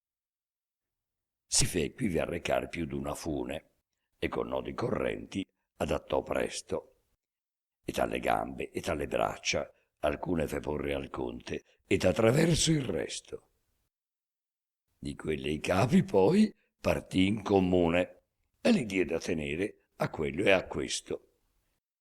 Per quella via che maniscalco a terra cavallo o bue fu tratto Orlando in terra. Come egli è in terra gli son tutti addosso e gli legan più forte e piedi e mani. Assai di qua di là s'è Orlando scosso, ma sono i suoi risforzi tutti vani. Comanda Astolfo che sia quindi mosso, che dice voler far che si risani. Dudonca grande il leva in sulle schene e porta al mar sopra le estreme arene. Lo fa lavare Astolfo 7 volte e 7 volte sott'acqua la tuffa, sicché dal viso e dalle membra stolte leva la brutta ruggine e la muffa.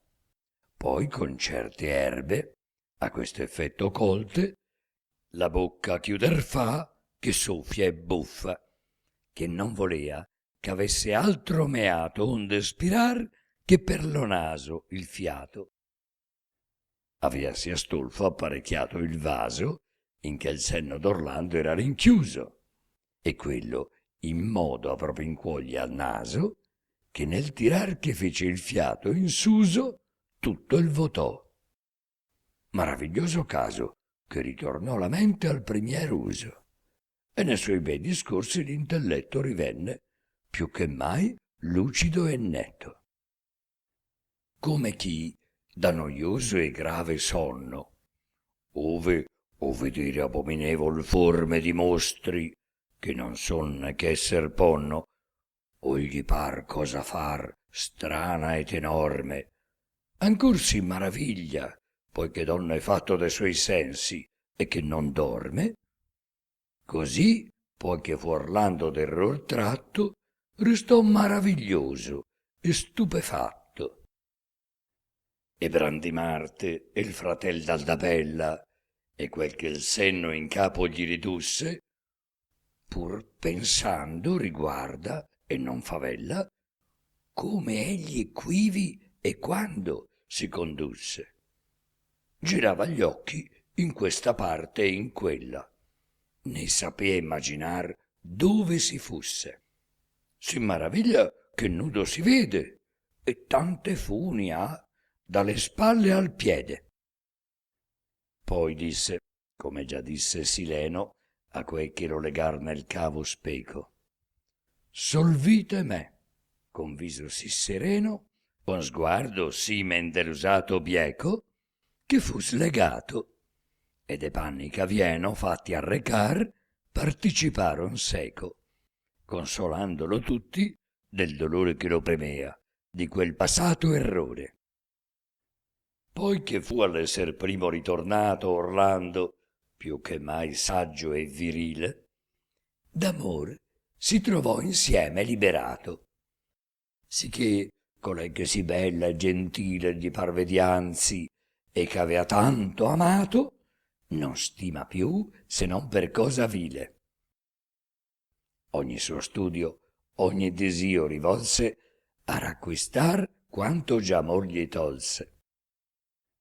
Narrò Bardino intanto a Brandimarte che morto era il suo padre Monodante, e che a chiamarlo al regno egli da parte veniva prima del fratel Gigliante, poi delle genti che abitan le sparte isole in mare, e l'ultima il Levante, di che non era un altro regno al mondo sì ricco, populoso o sì giocondo. Disse, tra più ragion che dovea farlo, che dolce cosa era la patria, e quando si disponesse di voler gustarlo, avria poi sempre in odio andare errando. Brandimarte rispose voler Carlo servir per tutta questa guerra e Orlando, e se potea vederne il fin, che poi penseria meglio sopra i casi suoi. Il dì seguente la sua armata spinse verso Provenza il figlio del danese. Indi Orlando col duca si distrinse, ed in che stato era la guerra intese. Tutta Biserta poi d'assedio cinse, dando però l'onore al duca inglese d'ogni vittoria. Ma quel duca il tutto facia come dal conte venia instrutto. Cordine abbian tra lor, come s'assaglia la gran Biserta e da che lato e quando, come fu presa la prima battaglia, chi nell'onor partebbe con Orlando. S'io non vi seguitore, non vi caglia, ch'io non me ne vo molto dilungando. In questo mezzo di saper vi piaccia come dai Franchi i Mori hanno la caccia. Fu quasi il re Agramante abbandonato nel pericol maggior di quella guerra, che con molti pagani era tornato Marsiglio e il re Sobrin dentro alla terra. Poi sull'armata è questo e quel montato, che dubbio avean di non salvarsi in terra. I duci e cavalier del popol moro molti seguito avean l'esempio loro. Pure Agramante la pugna sostiene, e quando finalmente più non puote, volta le spalle e la via dritta tiene alle porte non troppo indi remote. Rabican dietro in gran fretta gli viene, che Bradamante stimula e percuote. D'ucciderlo era disiosa molto, che tante volte il suo rugger le ha tolto. Il medesmo desir Marfisa avea per far del padre suo tarda vendetta, e con gli sproni quanto più potea face il destrier sentir che l'avea fretta. Ma né l'una né l'altra vi giungea sia tempo che la via fosse intercetta al re d'entrar nella città serrata, ed indi poi salvarsi in su l'armata. Come due belle e generose parde, che fuor dell'ascio sien di par uscite, poscia chi cervi o le capre gagliarde indarno aver si veggano seguite, vergognandosi quasi che fur tarde, sdegnose, se ne tornano e pentite, così tornar le due donzelle, quando videro il pagan salvo, sospirando. Non però si fermar, ma nella frotta degli altri che fuggivano cacciarsi di qua di là, facendo ad ogni botta molti cader senza mai più levarsi. A mal partito era la gente rotta, che per fuggir non potea ancor salvarsi, che Agramante avea fatto per suo scampo chiuder la porta, uscia verso il campo, e fatto sopra il rodano tagliare i ponti tutti. Ah, sfortunata plebe, che dove del tiranno utile appare, sempre è in conto di pecore e di zebe. Chi s'affoga nel fiume e chi nel mare, chi sanguinose fa di sé le glebe. Molti perir, pochi restar prigioni, che pochi a farsi taglia erano buoni. Della gran moltitudine ch'uccisa fu da ogni parte in questa ultima guerra, benché la cosa non fia ugual divisa, che assai più andar dei Saracin sotterra per man di Bradamante e di Marfisa, se ne vede ancor segno in quella terra, che presso ad Arli, ove rodano stagna, piena di sepolture è la campagna. Fatto avea intanto il re Agramante sciorre e ritirare in alto i legni gravi, lasciando alcuni e i più leggeri a torre quei che volean salvarsi in su le navi.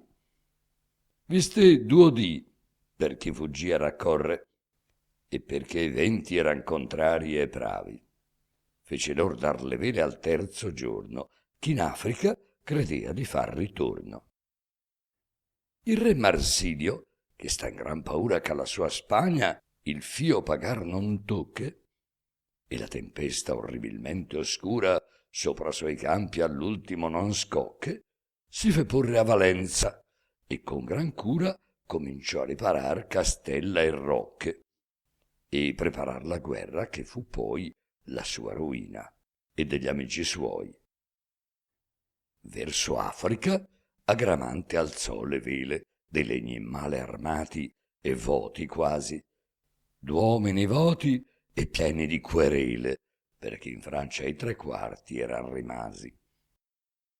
Chi chiama il re superbo, chi crudele, chi stolto, e come avviene in simil casi, tutti gli voglion mal nei lor secreti, ma timor n'hanno e stan per forza cheti. pur duo talora o tre schiudon le labbia, ch'amici sono e che fra lor san fede e sfogano la colera e la rabbia. E il misero Gramante ancor si crede ch'ognuno gli porti amore e pietà gli abbia. E questo gli intervien perché non vede mai visi se non finti e mai non ode se non adulazion, menzogne e frode. Erasi consigliato il re africano di non smontar nel porto di Biserta, però c'avea del popolo nubiano che quel lito tenea novella certa. Ma tenersi di sopra, sì lontano, che non fosse acre la discesa e terta. Mettersi in terra e ritornare al dritto a dar soccorso al suo popolo afflitto. Ma il suo fiero destin, che non risponde a quella intenzion provida e saggia, vuol che l'armata che nacque di fronde miracolosamente nella spiaggia e vien solcando in verso Francia l'onde, con questa ad incontrar di notte saggia, a nubiloso tempo, oscuro e tristo, perché sia in più disordine sprovvisto. Non ha avuto Agramante ancora spia ch'Astolfo mandi un'armata sì grossa, né creduto anche a chi il dicesse avria che 100 navi un ramoscel far possa, e vien senza temer chi intorno sia che contra lui s'ardisca di far mossa, né pone guardia né veletta in gabbia, che di ciò che si scuopre avvisar abbia. Sicché i navili ed Astolfo avuti avea Dudon di buona gente armati, e che la sera avean questi veduti ed alla volta lor s'eran drizzati, a salir gli nemici sprovveduti, gittaro i ferri e sonsi incatenati, poi che al parlar certificati foro che erano mori e gli nemici loro. Nell'arrivar che i gran navili fenno, spirando il vento a lor desir secondo, nei saracin con tale impeto danno che molti legni ne cacciaro al fondo. Poi cominciaro a oprar le mani e il senno, e ferro e fuoco e sassi di gran pondo, tirar con tanta e sì fiera tempesta, che mai non ebbe il mar simile a questa. Quei di Dudone, a cui possanza e ardire più del solito è lor dato di sopra, che venuto era il tempo di punire i saracin di più d'una malopra, sanno appresso e lontan si ben ferire che non trova Agramante ove si cuopra. Gli cade sopra un nembo di saette, da lato a spade e graffi e picche e accette. D'alto cader sente gran sassi e gravi da macchine cacciati e da tormenti, e prore e poppe fracassar de navi e aprire usce al mar larghi e patenti. E il maggior danno è degli incendi pravi, a nascer presti ad ammorzarsi lenti. La sfortunata ciurma si vuol torre del gran periglio e via più ognor vi corre. Altri che il ferro e l'inimico caccia, nel mar si getta e vi s'affoga e resta. Altri, che muove a tempo a piedi e braccia, va per salvarsi o in quella barca o in questa, ma quella, grave oltre il dover, lo scaccia e la man, per salir troppo molesta, fa restare attaccata nella sponda. Ritorna il resto a far sanguigna l'onda. Altri che spera in mar salvar la vita o perderla almen con minor pena, poiché notando non ritrova aita e mancar sente l'animo e la lena, alla vorace fiamma c'ha fuggita la tema di annegarsi anco rimena. S'abbraccia un legno carde e per timore cadi due morte in ambe se ne muore. Altri per tema di spiedo o d'accetta che vede appresso al mar ricorre invano, perché dietro gli vien pietra o saetta che non lo lascia andar troppo lontano. Ma saria forse, mentre che diletta il mio cantar, consiglio utile e sano di finirlo, piuttosto che seguire tanto che v'annoiasse il troppo dire.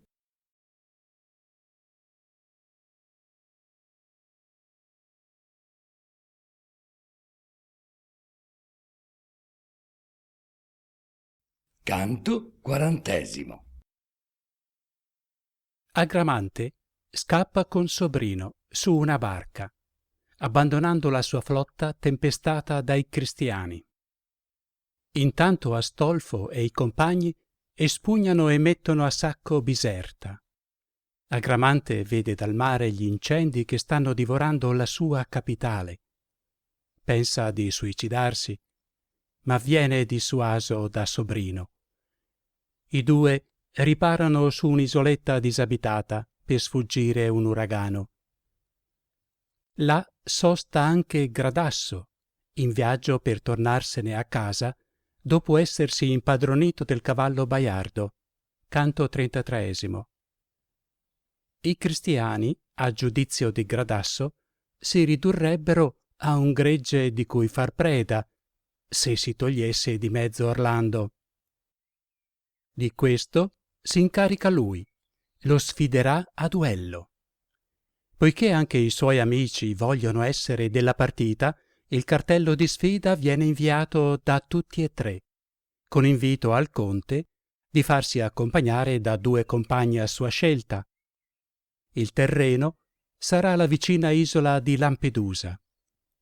Orlando è felice di ricevere la sfida, si stava appunto chiedendo come recuperare la sua Durindana, caduta nelle mani di Gradasso. Sceglie a compagni nel duello Brandimarte e Oliviero.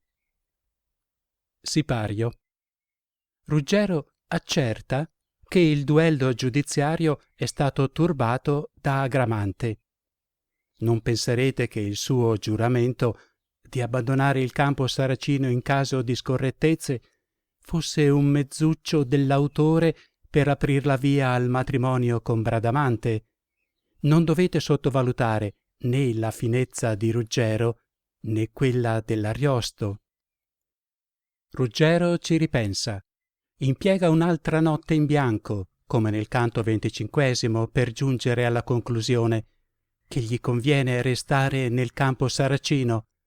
Sarà spergiuro anche lui, come Agramante, o meglio, molti lo diranno spergiuro, ma molti altri penseranno che quel giuramento era illecito e privo di valore.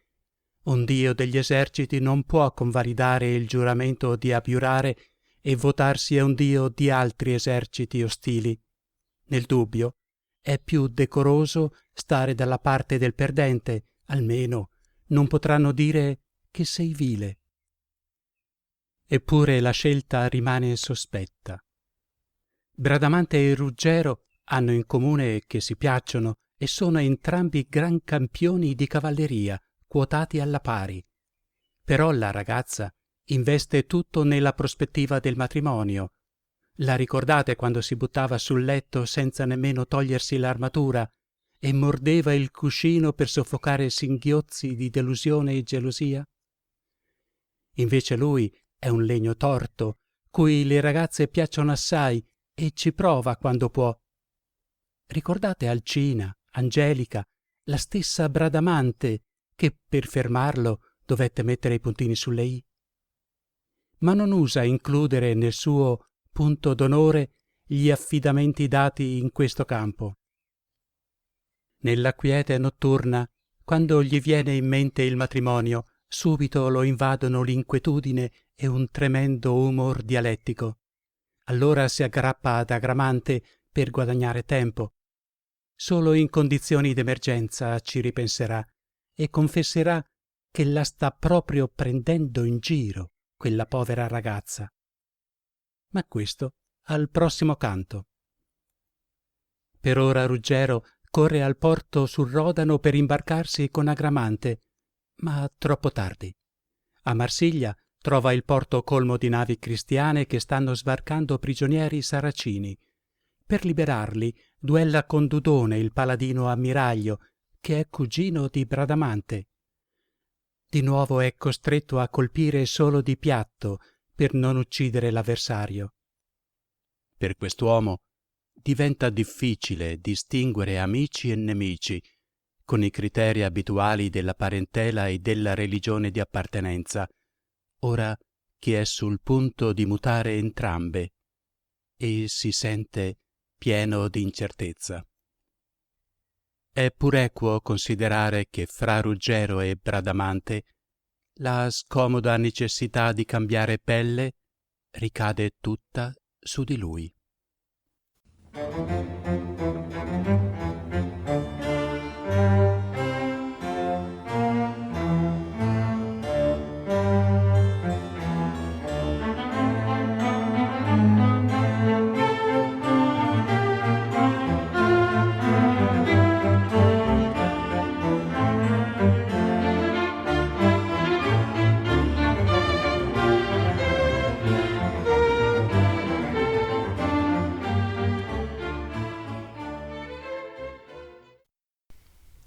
Lungo sarebbe se i diversi casi volessi dir di quel naval conflitto e raccontarlo a voi.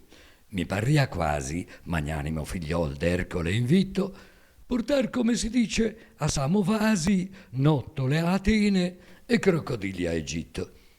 Che quanto per udita io ve ne parlo, signor miraste, e festi altrui mirarlo. Ebbe lungo spettacolo il fedele vostro popul, la notte il dì che stette, come in teatro, li nemiche vele mirando in po', tra ferro e fuoco a strette. Che gridi udir si possano e querele, conde veder di sangue umano infette, per quanti modi in tal pugna si muora, vedeste e a molti il dimostraste allora.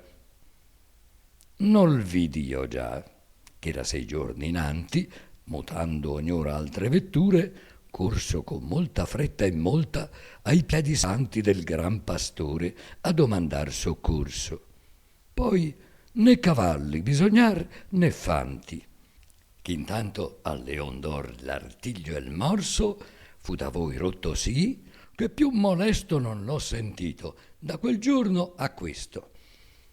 Ma Alfonsin Trotto, il qual si trovò infatto, Annibal e Pier Moro, e Afranio e Alberto, e i 3 Ariosti, e il Bagno, e il Zerbinatto, tanto me ne contar ch'io ne fui certo.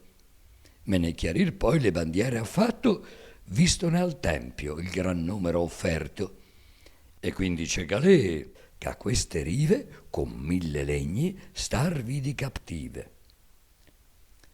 Chi vide quegli incendi e quei naufragi, le tante uccisioni e sì diverse, che vendicando i nostri arsi palagi, finché fu preso ogni naviglio ferse, potrà veder le morti anco e i disagi che il miser popol d'Africa sofferse con Rea Gramante in mezzo l'onde salse, la scura notte che Dudon la salse. Era la notte e non si vedea lume quando si incominciar l'aspre contese. Ma poi che il zolfo e la pece e il bitume, sparso in gran copia, a prore e sponde accese, e la vorace fiamma arde e consume le navi e le galee poco difese, sì chiaramente ognun si vedea intorno che la notte parea mutata in giorno. Onde Agramante, che per là è scuro non avea l'inimico in sì gran stima, né aver contrasto si credea, sì duro che resistendo al fin non lo reprima, poiché rimosse le tenebre furo e vide quel che non credeva in prima, che le navi nemiche eran 2 tante, fece pensier diverso a quel davante. Smonta con pochi, ove in più lieve barca, a briglia d'oro e l'altre cose care. Tra legno e legno taciturno varca, finché si trova in più sicuro mare. E suoi lontan, che Dudon preme e carca, e in mena condizioni acreta mare.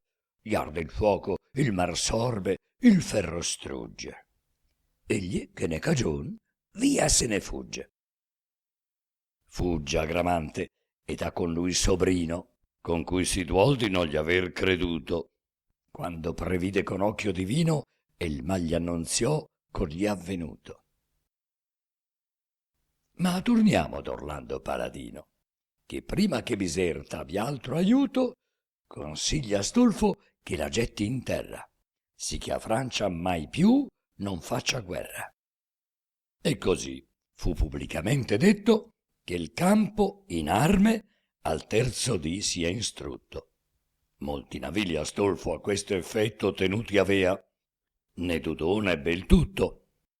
Di quai diede il governo a Sansonetto, sì buon guerriero al mar come all'asciutto, e quel si pose in sull'ancore sorto contra Biserta un miglio presso al porto. Come veri cristiani, Astolfo e Orlando, che senza Dio non vanno a rischio alcuno, nell'esercito fan pubblico bando che siano orazion fatte e digiuno, e che si trovi il terzo giorno, quando si darà il segno, apparecchiato ognuno per espugnar Biserta, che data hanno, vinta che sabbia, a fuoco e a saccomanno. E così, poiché l'astinenza e i voti devotamente celebrati foro, parenti, amici e gli altri insieme noti, si cominciaro a convitar tra loro. Dato restauro ai corpi, esausti e voti, abbracciandosi insieme, lacrimoro, tra loro usando i modi e le parole che tra i più cari al dipartir si suole. Dentro a Biserta, i sacerdoti santi, supplicando col popolo dolente, battonsi il petto e con dirotti pianti chiamano il lor macon, che non la sente. Quante vigilie, quante offerte, quanti doni promessi son privatamente, quanto in pubblico templi, statue, altari, memoria eterna dei lor casi amari. E poi che dal cadì fu benedetto, prese il popolo l'arme e tornò al muro. Ancor giacea col suo titon nel letto la bella aurora, ed era il cielo oscuro, quando Astolfo da un canto e Sansonetto da un altro, armati agli ordini lor furo. E poi che il segno che diè il conte udiro, Biserta con grande impeto assaliro.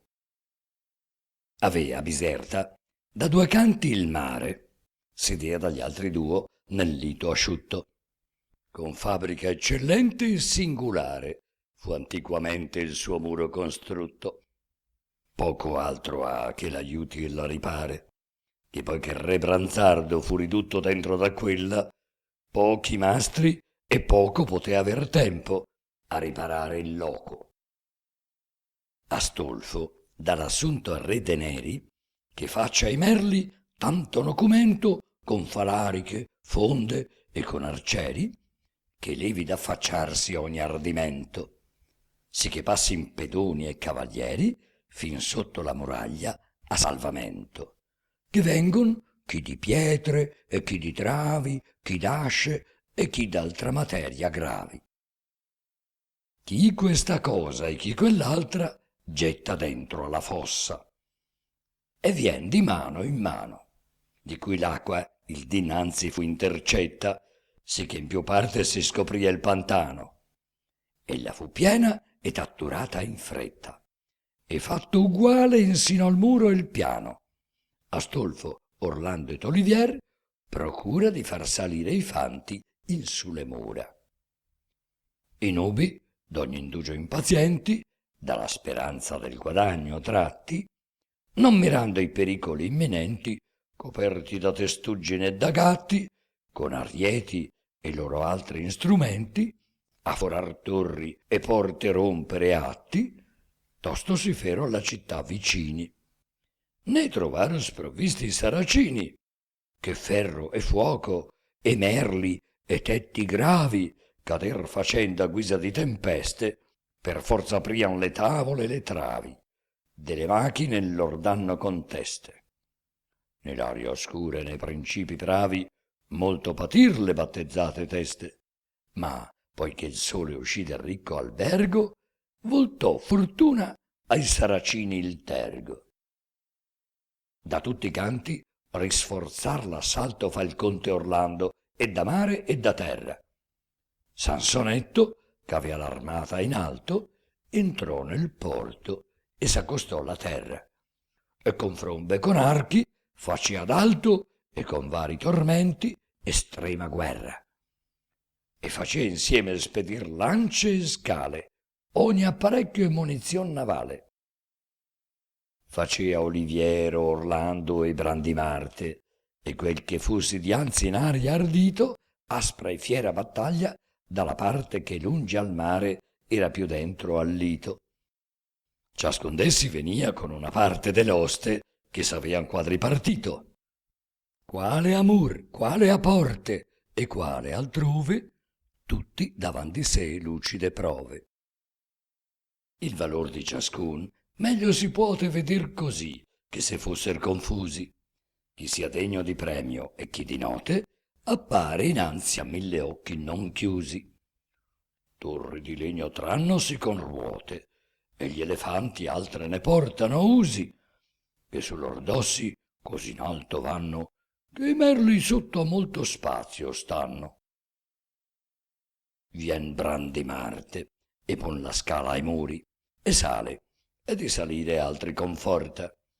Lo seguon molti intrepidi e sicuri, che non può dubitar chi l'ha in sua scorta.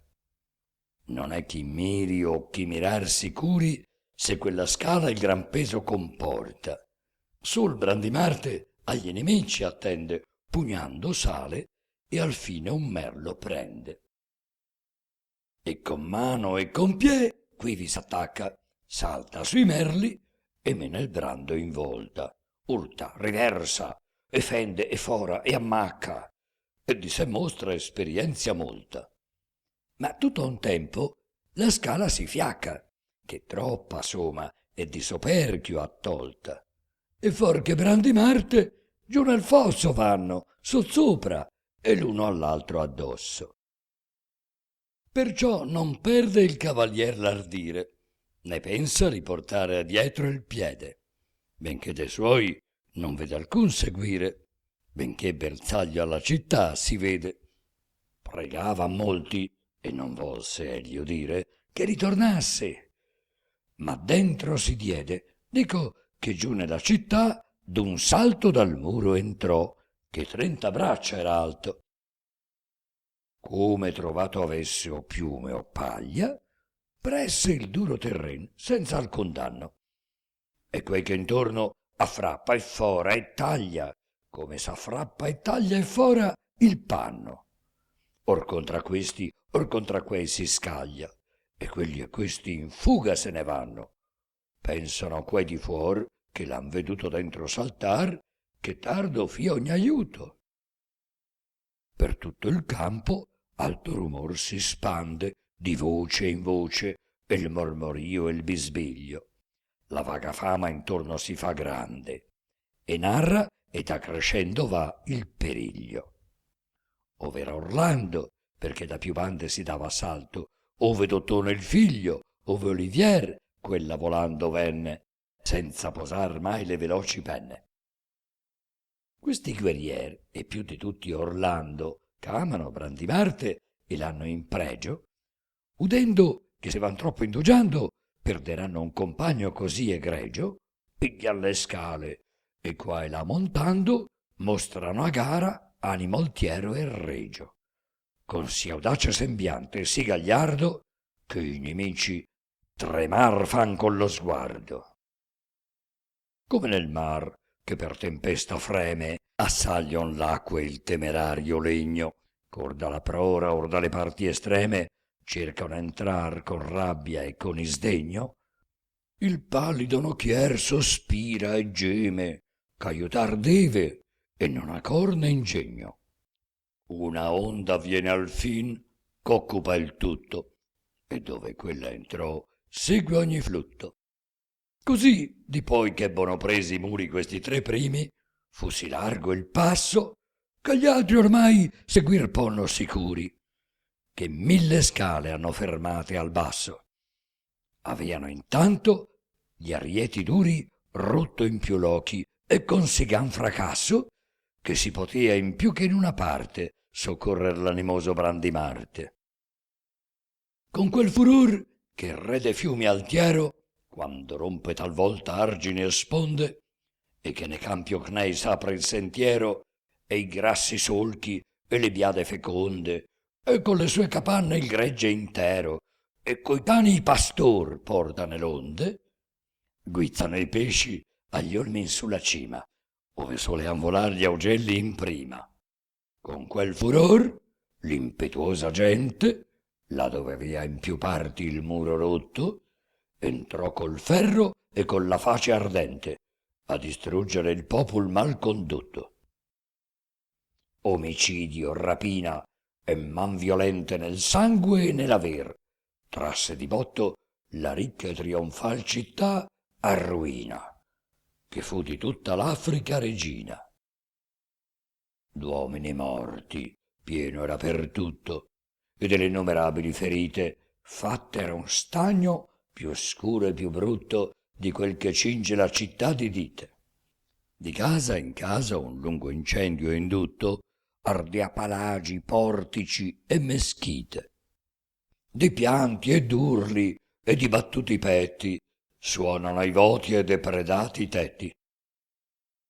I vincitori uscir delle funeste porte vedeansi di gran preda onusti, chi con bei vasi e chi con ricche veste, chi con rapiti argenti a dei vetusti, chi traea i figli e chi le madri meste.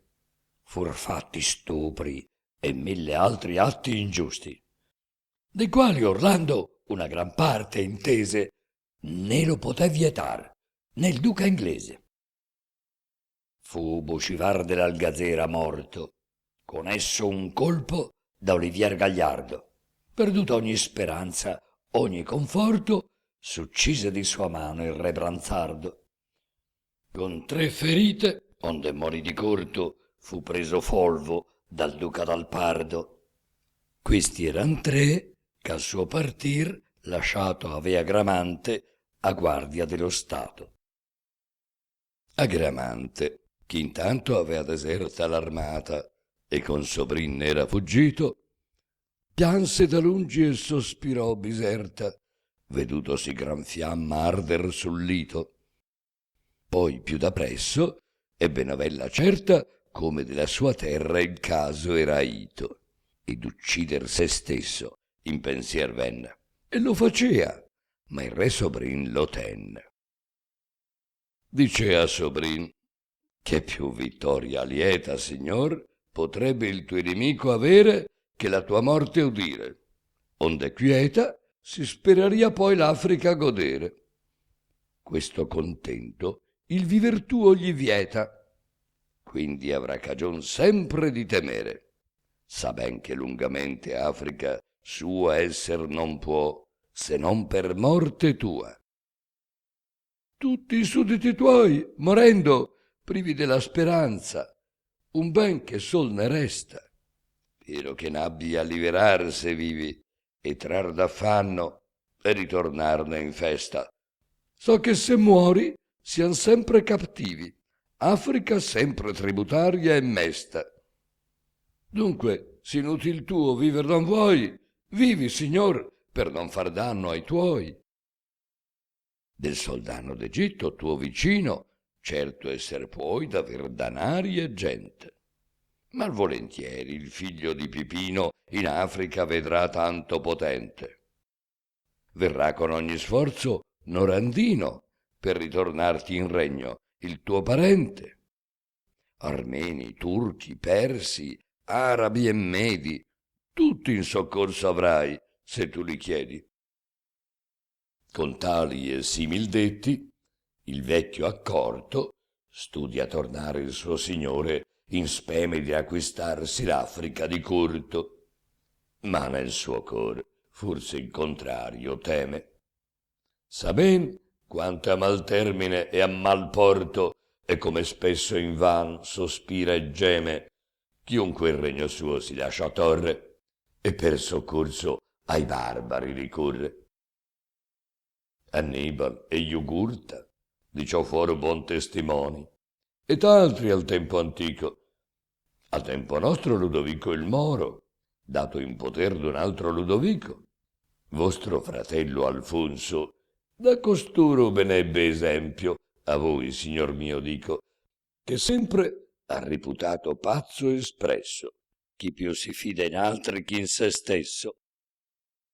E però, nella guerra che gli mosse del pontefice irato un duro sdegno, ancor che nelle deboli sue posse non potessegli far molto disegno, e chi lo difendea d'Italia fosse spinto e n'avesse il suo nemico il regno, né per minacce mai, né per promesse, s'indusse che lo Stato altrui cedesse. Il re Agramante all'Oriente avea volta la prora e s'era spinto in alto, quando da terra una tempesta rea mosse da banda impetuoso assalto. Il nocchier ch'al governo vi sedea, «Io veggo», disse alzando gli occhi ad alto, «una procella apparecchiar sì grave che contrastar non le potrà la nave. S'attendete, signori, al mio consiglio, qui da man manca a un'isola vicina, a cui mi par che abbiamo a dar di piglio, finché passi il furor della marina». Consentì re Agramante, e di periglio uscì, pigliando la spiaggia mancina, che per salute de nocchieri giace tra gli afri e di Vulcan l'alta fornace. D'abitazioni è l'isoletta vota, piena d'umil mortelle e di ginepri, ioconda solitudine remota a cervi, a daini, a caprioli, a lepri, e for capiscatori è poco nota, ove sovente, a rimondati vepri, sospendon per seccar l'umide reti, dormeno intanto i pesci in mar quieti. Qui vi trovar che s'era un altro legno, cacciato da fortuna, già ridutto. Il gran guerrier ch'in se ricana a regno, levato d'Arli, avea quivi condutto. Con modo riverente e di sé degno, l'un re con l'altro s'abbracciò all'asciutto, che erano amici, e poco innanzi furo compagni d'arme al parigino muro.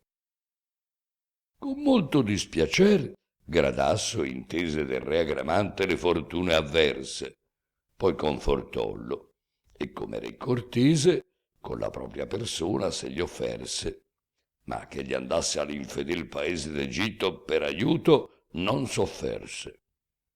Che vi sia, disse, periglioso gire, dovria Pompeio i profugi ammonire. E perché detto mai che con l'aiuto degli Etiopi, sudditi al Senapo, Astolfo a torti l'Africa è venuto, e Carsa ha la città che n'era capo, e Corlando è con lui, che diminuto poco innanzi di senno aveva il capo. Mi pare al tutto un ottimo rimedio aver pensato a farti uscir di tedio. Io piglierò per amor tuo l'impresa d'entrar col conte a singular certame. Contra me so che non avrà difesa, se tutto fosse di ferro o di rame. Morto lui, stimo la cristiana chiesa, quel che l'agnelle e il lupo c'abbia fame. Ho poi pensato, e mi fia cosa lieve, di fare i nubi uscir d'Africa in breve. Farò che gli altri nubi, che da loro il Nilo parte e la diversa legge, e gli arabi e i macrobi, questi d'oro ricchi di gente e quei d'equino gregge, persi e caldei, perché tutti costoro con altri molti il mio scettro corregge, farò che in nubi a lor faran tal guerra che non si fermerà nella tua terra. Al re Agramante assai parve opportuna del re Gradasso la seconda offerta, e si chiamò obbligato alla fortuna che l'avea tratto all'isola deserta, ma non voltorre a condizione alcuna se l'acquistar credesse indi diserta, che battaglia per lui Gradasso prenda, che in ciò gli par che l'onor troppo offenda. sa di sfidar sa Orlando. Son quell'io, rispose, a cui la pugna più conviene, e pronto vi sarò. Poi faccia Dio di me come gli pare, o male o bene. Faccian, disse Gradasso, al modo mio, a un nuovo modo che in pensier mi viene. Questa battaglia pigliamo ambedui, incontra Orlando, e un altro sia con lui. Purché non resti fuor, non me ne lagno, disse Agramante, o sia primo o secondo, ben so che in arme ritrovar compagno di te miglior non si può in tutto il mondo. E tia, disse Sobrin, dove rimagno? E se vecchio vi paio, vi rispondo che io debbo esser più esperto, e nel periglio, presso alla forza, è buono aver consiglio. D'una vecchiezza valida e robusta era Sobrino, e di famosa prova, e dice che in vigor l'età vetusta si sente pari alla già verde e nuova. Stimata fu la sua domanda giusta, e senza indugio un messo si ritrova, il qual si mandi agli africani lidi, e da lor parte il conte Orlando sfidi, che sabbia ritrovar, con numer pare di cavalieri armati, in Lipadusa. Un'isoletta è questa che dal mare medesimo che li cinge è circonfusa.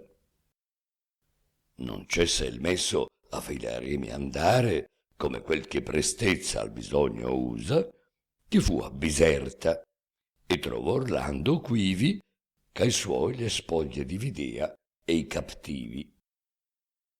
Lo invito di Gradasso ed Agramante e di Sobrino in pubblico fu espresso, tanto giocondo al principe d'Anglante che d'ampli doni onorar fece il messo. Avea dai suoi compagni udito inante che Durindana al fianco s'avea messo il re Gradasso, onde egli per desire di racquistarla in India volea agire, stimando non aver Gradasso altrove, poi cudì che di Francia era partito. Or più vicine gli ha offerto luogo dove spera che il suo gli fia restituito. Il bel corno dal monte anco lo muove ad accettarsi volentier lo invito, e brigliador non men che sapea in mano esser venuto al figlio di Troiano. Per compagno s'elegge alla battaglia il fedel Brandimarte e il suo cognato. Provato ha quanto l'uno e l'altro vaglia, sa che da trambi è sommamente amato. Buon destrier, buona piastra e buona maglia, e spade circa e lance in ogni lato, a sé e ai compagni. Che sappiate parmi che nessun d'essi avea le solite armi. Orlando, come io v'ho detto più volte, delle sue sparse per furor la terra, agli altri a Rodomonte le lor tolte, cor alta torre in ripa un fiume serra. Non se ne può per Africa aver molte, sì perché in Francia avea tratto alla guerra il re Agramante ciò che era di buono, sì perché poche in Africa ne sono. Ciò che di rugginoso e di brunito aver si può fa ragunare Orlando, e coi compagni intanto va pellito della futura pugna ragionando. Gli avvien che essendo fuor del campo uscito più di 3 miglia e gli occhi al mare alzando, vide calar con le vele alte un legno verso il lito african senza ritegno, senza nocchieri e senza naviganti, sol come il vento e sua fortuna il mena. Venia con le vele alte il legno avanti, tanto che si ritenne in su l'arena. Ma prima che di questo più vi canti, l'amor che a rugger porto mi rimena la sua istoria, e vuol che io vi racconti di lui e del guerrier di Chiaramonte.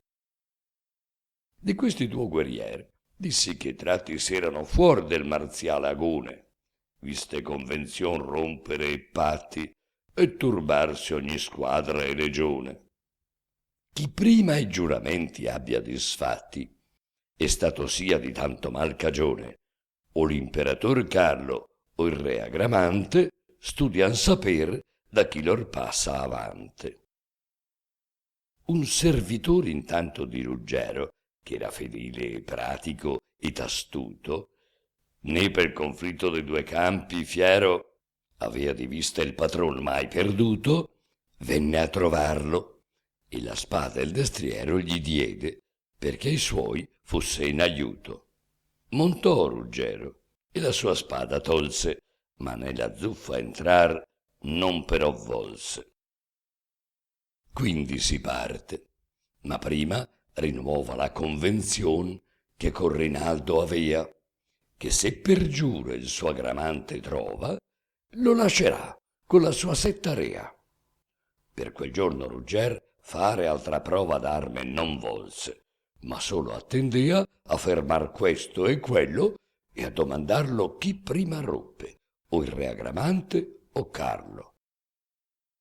Ode da tutto il mondo che la parte del re Agramante fu che ruppe prima.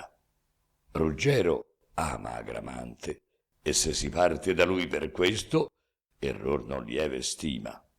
Fur le genti africane rotte e sparte, questo ho già detto innanzi, e dalla cima della volubile ruota tratte al fondo, come piacque a colei ch'aggira il mondo. Tra sé volve Ruggero e fa discorso se restar deve o il suo signor seguire. Gli pon l'amor della sua donna un morso per non lasciarlo in Africa più gire. Lo volta e gira ed a contrario corso lo sprona e lo minaccia di punire se il patto o il giuramento non tien saldo che fatto avea col paladin Rinaldo. Non men dall'altra parte sferza e sprona la vigilante e stimulosa cura che Sagramante in quel caso abbandona, a viltà gli sia scritto et a paura. Se del restar la causa para buona a molti ad accettar fiadura. Molti diran che non si dee osservare quel che era ingiusto e illicito a giurare. Tutto quel giorno e la notte seguente stette solingo, e così l'altro giorno. Pur travagliandola dubbiosamente, se partir deve o far quivi soggiorno.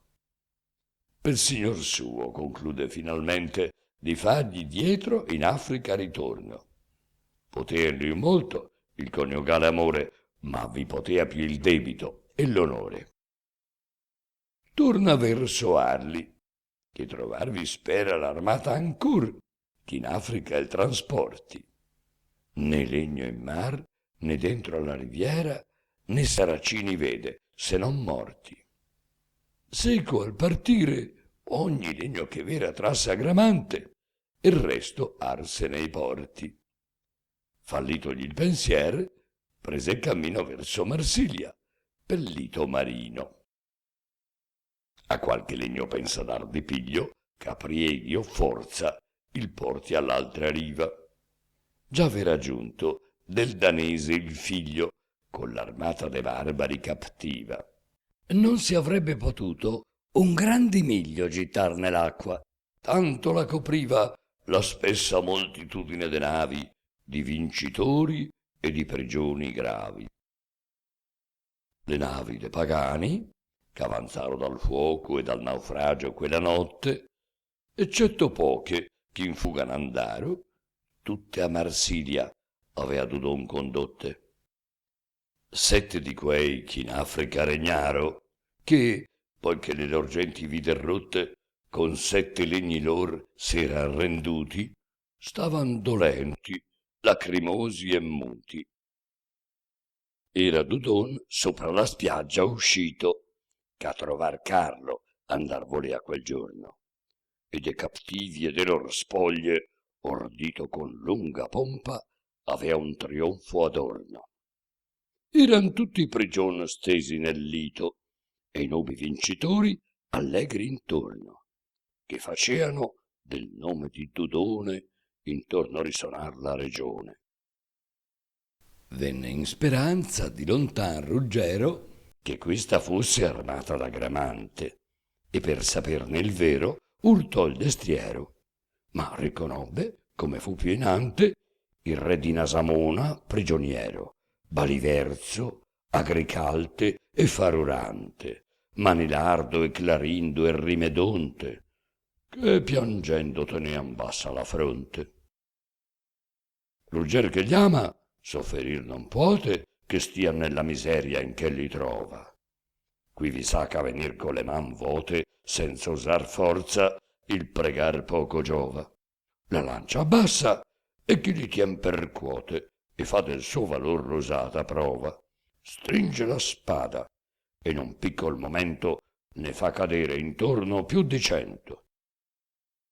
Dudone ode il rumor, la strage vede che fa rugger, ma chi sia non conosce. Vede i suoi ch'hanno in fuga volto il piede, con gran timor, con pianto e con angosce. Presto il destrier lo scudo e l'elmo chiede, che già avea armato e petto e braccia e cosce. Salta a cavallo e si fa dar la lancia, e non oblia che paladin di Francia. Grida che si ritiri ognon d'accanto, spinge il cavallo e fa sentir gli sproni. Rugger 100 n'avea uccisi intanto e gran speranza dato a quei prigioni. E come venir vede Dudon santo, solo a cavallo, e gli altri esser pedoni, stimò che capo e che signor lor fosse, e contra lui con gran desir si mosse. Già mosso prima era Dudon, ma quando senza lancia Rugger vide venire, lunge da sé la sua gittò, sdegnando con tal vantaggio il cavalier ferire.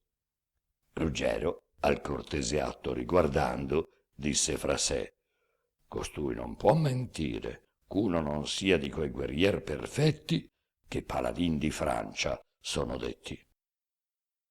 S'impetrarlo potrò, vo che il suo nome, innanzi che segua altro, mi palese. E così domandollo, e seppe com'era Dudon, figliol d'Ugger danese. Dudon gravò Rugger poi d'ugual sume, e parimente lo trovò cortese.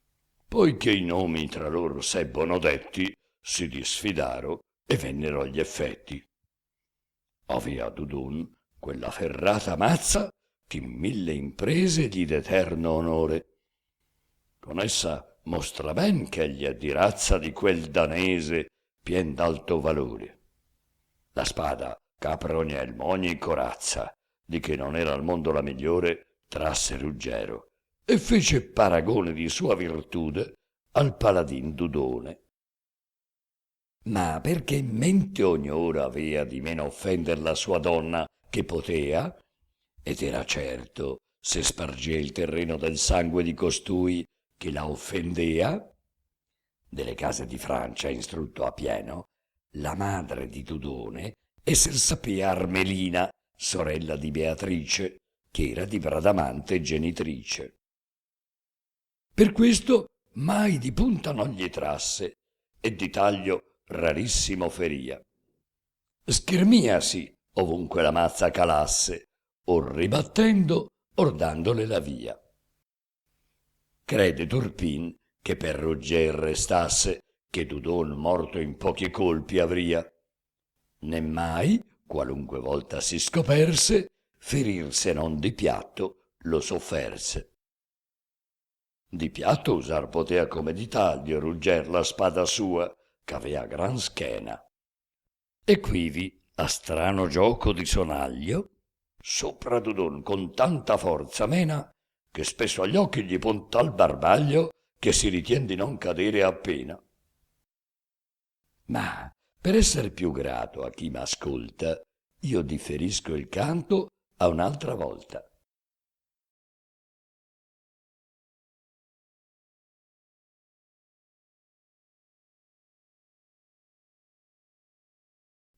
Canto 41. Dudone, duellando con Ruggero, interpreta il suo comportamento guardingo come alta cortesia e si rende conto di dovergli la vita. Così si dichiara vinto e si sdebita donandogli una nave e alcuni re mori già fatti prigionieri. Ed ecco Ruggero in mare, in preda a una terribile procella. La nave perde il timone e il vento sembra spingerla diritta contro le rocce di un'isoletta scoscesa. Tutti i naviganti si buttano in mare per non soccombere nello schianto. Invece la nave abbandonata non si infrange sul grande scoglio e prosegue il suo cammino fino ad arenarsi sulla spiaggia di Biserta. La scoprono Orlando, Brandimarte e Oliviero e approfittano dell'equipaggiamento abbandonato a bordo da ignoti, da Ruggero, per sostituire in parte le armi rugginose e i cavalli modesti che erano riusciti a mettere insieme. Poi si vestono eleganti, si recano a Lampedusa e mettono le lance in resta contro Agramante, Gradasso e Sobrino. Torniamo a Ruggero, in procinto di affogare nel mare in tempesta, come infatti avviene ai suoi compagni di viaggio. La gran paura gli mette in subbuglio un sito dell'anima intermedio fra la retta coscienza e la superstizione del navigante. Ho giurato e promesso a destra e a manca, e non ho mantenuto un bel niente. Questo è il Dio dei cristiani che si vendica. Contro la forza la ragion non vale. Il suo punto d'onore si riconverte a imperativi che finora aveva sulla bocca, ma non in cuore.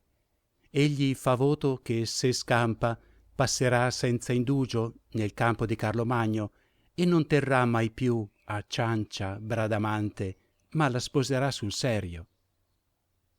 Miracolo, ora riesce a nuotare fino a riva e trova sull'isoletta un eremita che la notte prima ha sognato tutto di lui e lo serve di rimproveri, incoraggiamenti, ospitalità, lezioni di catechismo, battesimo e oroscopo della vita a venire. Sipario. Nella disfida di Lampedusa, come sempre, armi e cavalli condividono la ribalta con i guerrieri. È roba che, nonostante l'impiego violento, può avere una vita commerciale lunghissima, sempre passando di mano in mano. Il nuovo di fabbrica o il puledro di razza non trovano amatori. Tempo e traumi d'uso non lasciano tracce. Varietà di corporature, per l'abbigliamento di ferro, non crea problemi. E c'è quel marziano di Orlando, cui serve solo una buona spada. Ha trovato la balisarda di Ruggero, che vale la sua vecchia durindana, ora nelle mani di Gradasso, mentre trova nella sua propria pellaccia la più impenetrabile delle armature.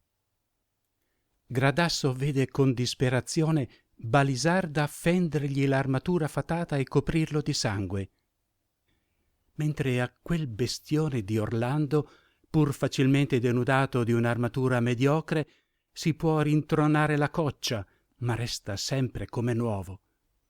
Però Gradasso riesce a spaventare il suo cavallo e a guadagnare un momento libero per aggredire a tradimento Brandimarte, che sta riducendo Agramante a malpartito, e ucciderlo.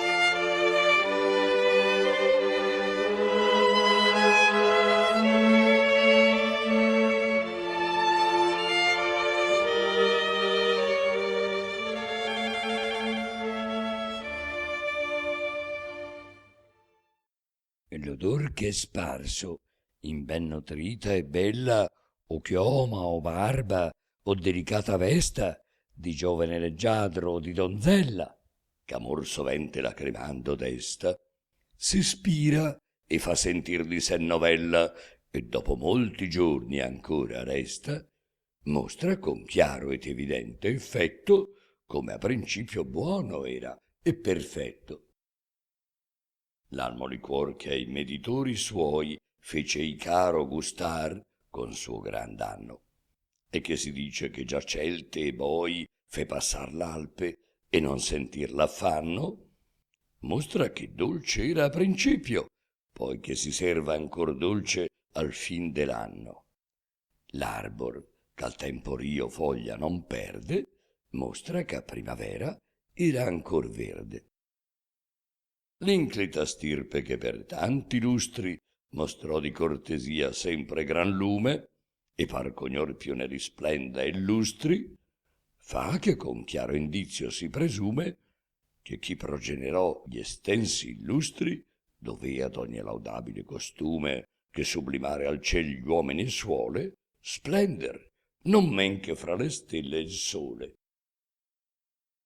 Rugger, come in ciascun suo degno gesto, d'alto valor, di cortesia, solea dimostrar chiaro segno e manifesto, e sempre più magnanima parea, così verso Dodon lo mostrò in questo, col qual, come di sopra io vi dicea, dissimulato avea quanto era forte, per pietà che gli avea di porlo a morte. Avea Dodon ben conosciuto certo ch'ucciderlo Rugger non l'ha voluto.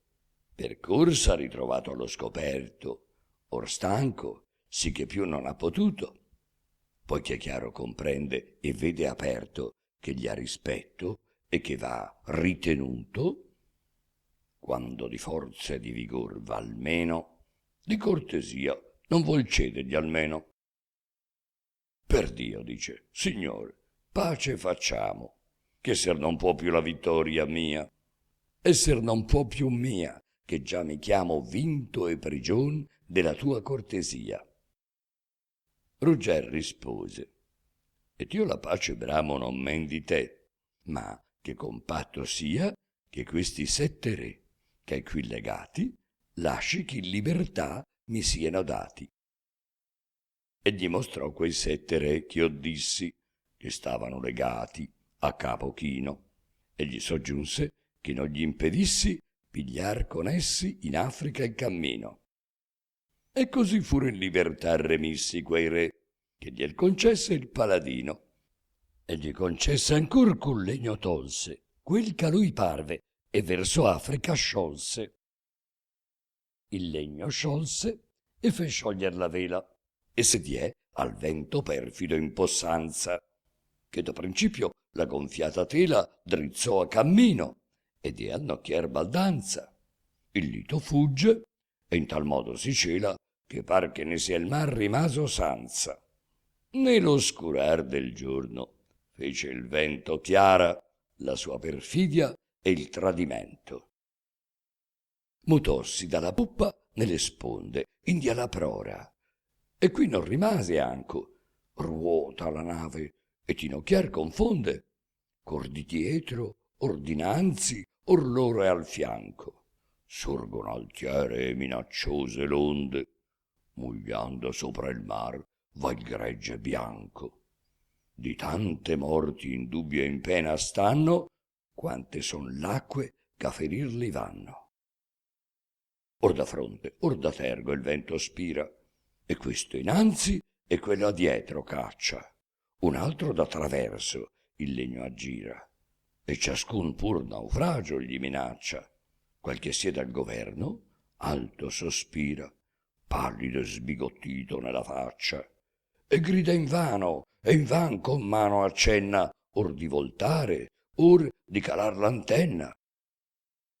Ma poco il cenno e il gridar poco vale.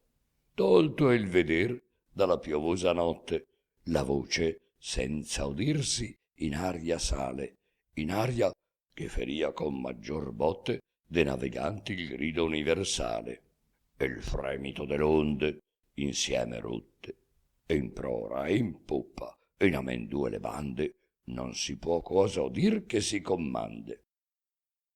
Dalla rabbia del vento che si fende nelle ritorte escono orribil suoni, di spessi lampi l'aria si raccende, risuona al ciel di spaventosi tuoni. Va chi corre al timone, chi remi prende, van per uso agli uffici che son buoni, chi s'affatica a sciorre e chi a legare, vota altri l'acqua e torna il mar nel mare. Ecco, stridendo, l'orribil procella, che il repentin furor di Borea spinge, la vela contro l'arbore flagella. Il mar si leva e quasi il cielo attinge. Frangon si remi e di fortuna fella, tanto la rabbia impetuosa stringe, che la prora si volta e verso l'onda fa rimaner la disarmata sponda. Tutta sott'acqua va la destra banda e sta per riversar di sopra il fondo. Ognun gridando a Dio si raccomanda, che più che certi son gira al profondo. D'uno in un altro mal fortuna manda, il primo scorre e vien dietro il secondo. Il legno vinto in più parti si lassa e dentro l'inimica onda vi passa. Muove crudele e spaventoso assalto da tutti i lati il tempestoso verno. Veggon talvolta il mar venir tant'alto che par ch'arrivi insino al ciel superno. Talor fan sopra l'onda in su tal salto, ch'a mirar giù par lor veder lo inferno. O nullo poca speme e che conforte, e sta presente inevitabil morte. Tutta la notte per diverso mare scorsero errando ove cacciolli il vento. Il fiero vento, che dovea cessare nascendo il giorno, ripigliò augumento. Ecco, dinanzi un nudo scoglio appare. Voglio schivarlo e non vanno argomento. Li porta lor malgrado a quella via il crudo vento e la tempesta ria. 3 volte e 4 il palido nocchiero mette vigor perché il timon sia volto e trovi più sicuro altro sentiero, ma quel si rompe e poi dal mar gli è tolto. Ah sì la vela piena il vento fiero, che non si può calar poco né molto, né tempo han di riparo o di consiglio, che troppo appresso è quel mortal periglio. Poiché senza rimedio si comprende l'irreparabil rotta della nave, ciascuno al suo privato utile attende, ciascun salvar la vita sua cura ave. Chi può più presto al palischermo scende, ma quello è fatto subito sì grave per tanta gente che sopra abbonda, che poco avanza a gir sotto la sponda. Rugger, che vide il comite, il padrone e gli altri abbandonar con fretta il legno, come senz'arme si trovò, in giubbone, campar su quel battel fece disegno, ma lo trovò sì carco di persone, e tante venner poi, che l'acque al segno passaro, in guisa che per troppo pondo, con tutto il carco, andò il legnetto al fondo. Del mare al fondo, e se cotrasse quanti lasciaro a sua speranza il maggior legno. Allor s'udì con dolorosi pianti chiamar soccorso dal celeste regno. Ma quelle voci andaron poco inanti, che venne il mar pien d'ira e di disdegno, e subito occupò tutta la via, onde il lamento e il flebil grido uscia. Altri laggiù, senza apparir più, resta, altri risorge e sopra l'onde sbalza. Chi vien nuotando e mostra fuor la testa, chi mostra un braccio e chi una gamba scalza. Rugger, che il minacciar della tempesta temer non vuol, dal fondo al sommo s'alza e vede il nudo scoglio non lontano, che agli compagni avean fuggito invano. Spera, per forza di piedi e di braccia, nuotando, di salir sul lito asciutto. Soffiando viene, e lungi dalla faccia l'onda respinge e l'importuno flutto. Il vento intanto e la tempesta caccia il legno vuoto, e abbandonato in tutto. da quelli che per lor pessima sorte il disio di campar trasse alla morte. O fallace degli uomini credenza, campò la nave che dovea perire, quando il padrone e i galeotti, senza governo alcun, l'avean lasciata agire. Parve che si mutasse di sentenza il vento, poiché ogni uom vide fuggire. Fece che il legno a miglior via si torse, ne toccò terra e in sicura onda corse. E dove col nocchier tenne via incerta, poi che non l'ebbe, andò in Africa al dritto e venne a capitar presso a Biserta, 3 miglia o 2 dal lato verso Egitto, e nell'arena sterile e deserta restò, mancando il vento e l'acqua, fitto. Or qui vi sopravvenne, a spasso andando, come di sopra io vi narrava, Orlando. E disioso di saper se fosse la nave sola, e fusse o vota o carca, con Brandimarte a quella si condusse e col cognato in su una lieve barca. Poiché sotto coverta si introdusse, tutta la ritrovò d'uomini scarca. Vi trovò sol Frontino, il buon destriero, l'armatura e la spada di Ruggero, di cui fu per campar tanto la fretta, ch'ator la spada non ebbe pur tempo. Conobbe quella il paladin, che detta fu Balisarda, e che già sua fu un tempo. So che tutta l'istoria avete letta, come la tolse a Falerina al tempo che le distrusse anche il giardin sì bello, e come a lui poi la rubò Brunello, e come sotto il monte di Carena Brunel ne fe a Rugger libero dono.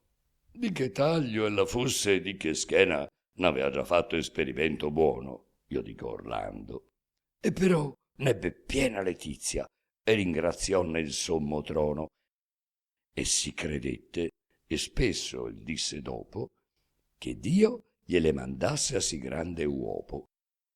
A sì grande uopo come era dovendo condursi col signor di Sericana. Cultre che di valor fosse tremendo, sapea che avea Vaiardo e Durindana. L'altra armatura, non la conoscendo, non apprezzò per cosa sì soprana, come chi ne fe prova apprezzò quella, per buona sì, ma per più ricca e bella. E perché gli facean poco mestiero l'arme, che era inviolabile e affatato, contento fu che l'avesse Oliviero. Il brando no, che se l pose egli al lato. A Brandimarte consegnò il destriero. Così, diviso ed ugualmente dato, volse che fosse a ciaschedun compagno che insieme si trovar di quel guadagno. Pel dì della battaglia, ogni guerriero studia aver ricco e nuovo abito indosso. Orlando ricamar fa nel quartiero l'alto Babel dal fulmine percosso. Un can d'argento aver vuole Oliviero, che giaccia e che la sabbia sul dosso, con un motto che dica finché vegna, e vuol d'oro la veste e di sé degna. Fece disegno Brandimarte il giorno della battaglia, per amor del padre e per suo onor, di non andare adorno, se non di sopraveste oscure e tadre. Fior di ligi le fe con fregio intorno, quanto più seppe far, belle leggiadre. Di ricche gemme il fregio era contesto, d'un schietto drappo e tutto nero il resto. Fece la donna di sua man le sopravesti a cui l'arme converrian, più fine, de quai lo sbergo, il cavalier si cuopra, e la groppa al cavallo, e il petto e il crine. Ma da quel dì che cominciò quest'opera, continuando a quel che le die fine, e dopo ancora, mai segno di riso far non poté, né d'allegrezza in viso. Sempre timor nel cor, sempre tormento, che Brandimarte suo non le sia tolto. Già l'ha veduto in 100 lochi e 100, in gran battaglie perigliose avvolto, né mai come ora simile spavento, le agghiacciò il sangue e impallidille il volto. E questa novità d'aver timore le fa tremar di doppia tema il core. Poiché son d'arme ed ogni arnese in punto, alzano al vento i cavalier le vele. Astolfo e Sansonetto con l'assunto riman del grande esercito fedele. Fior di ligi col cor di timor punto, empiendo il ciel di voti e di querele, quanto con vista seguitar le puote, segue le vele in alto mar remote. Astolfo a gran fatica e Sansonetto poté levarla da mirarne l'onda e ritrarla al palagio, ove nel letto la lasciaro affannata e tremebonda. Portava intanto il bel numero eletto dei 3 buon cavalier Laura seconda. Andò il legno a trovar l'isola al dritto, ove farsi dovea tanto conflitto.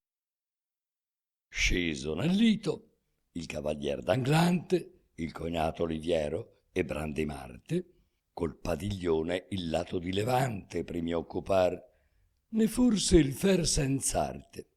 Giunse quel di medesimo Agramante e s'accampò dalla contraria parte, ma perché molto era inchinata l'ora di ferir la battaglia nell'aurora.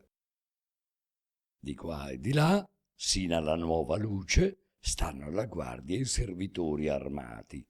La sera Brandimarte si conduce laddove i saracin sono alloggiati e parla, con licenza del suo duce, al re african, che amici erano stati, e Brandimarte già con la bandiera del re Agramante in Francia passato era.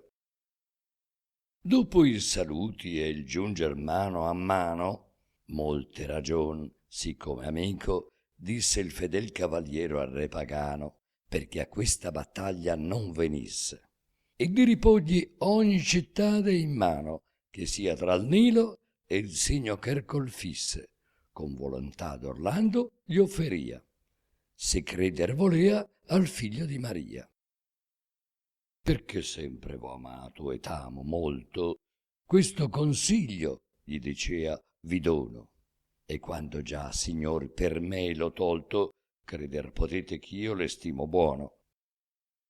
Cristo conobbi Dio, Maometto stolto, e bramo voi por nella via in ch'io sono. Nella via di salute, signor, bramo che siate meco, e tutti gli altri che amo. Qui consiste il ben vostro, né consiglio altro potete prender che vi vaglia, e men di tutti gli altri, se col figlio di Milon vi mettete alla battaglia, che il guadagno del vincere, al periglio della perdita grande, non si agguaglia. Vincendo voi, poco acquistar potete, ma non perder già poco se perdete. Quando uccidiate Orlando, e noi venuti qui per morire o vincere con lui, io non veggo per questo che i perduti domini a racquistar s'abbian per voi, né dovete sperar che sì si muti lo stato delle cose, morti noi, uomini a Carlo manchino, da porre quivi a guardar fino all'estrema torre. Così parlava Brandimarte, e tira per suggerire ancor molte altre cose, ma fu con voce irata e faccia altiera dal pagano interrotto, che rispose: temerità per certo e pazzia vera è la tua, e di qualunque che si pose a consigliar mai cosa o buona o ria, ove chiamato a consigliar non sia. E che il consiglio che mi dai proceda da ben che m'hai voluto e vuommi ancora, io non so a dire il ver come io tel creda. Quando qui con Orlando ti veggo ora. Crederò ben, tu che ti vedi in preda di quel dragon che l'anime devora, che brami teco nel dolore eterno tutto il mondo poter trarre all'inferno. Ch'io vinca o perda, o debba nel mio regno tornare antiquo, o sempre starne in bando, in mente sua n'ha Dio fatto disegno, il qual né io né tu ne vede Orlando. Sia quel che vuol, non potrà adatto indegno di re, inchinarmi mai timor ne fando. S'io fossi certo di morir, vo morto prima restar, ch'al sangue mio far torto. Or ti puoi ritornar, che se migliore non sei dimane in questo campo armato, che tu mi sia paruto oggi oratore, mal troverassi Orlando accompagnato. Queste ultime parole usciron fuori del petto acceso da Gramante irato. Ritornò l'uno e l'altro e ripososse finché del mare il giorno uscito fosse.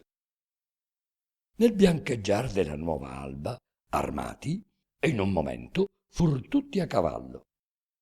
Pochi sermon si son fra loro usati, non vi fu indugio, non vi fu intervallo, che i ferri delle lance hanno abbassati. Ma mi paria, signor, far troppo fallo, se per voler di costor dir lasciassi tanto rugger nel mar che v'affogassi.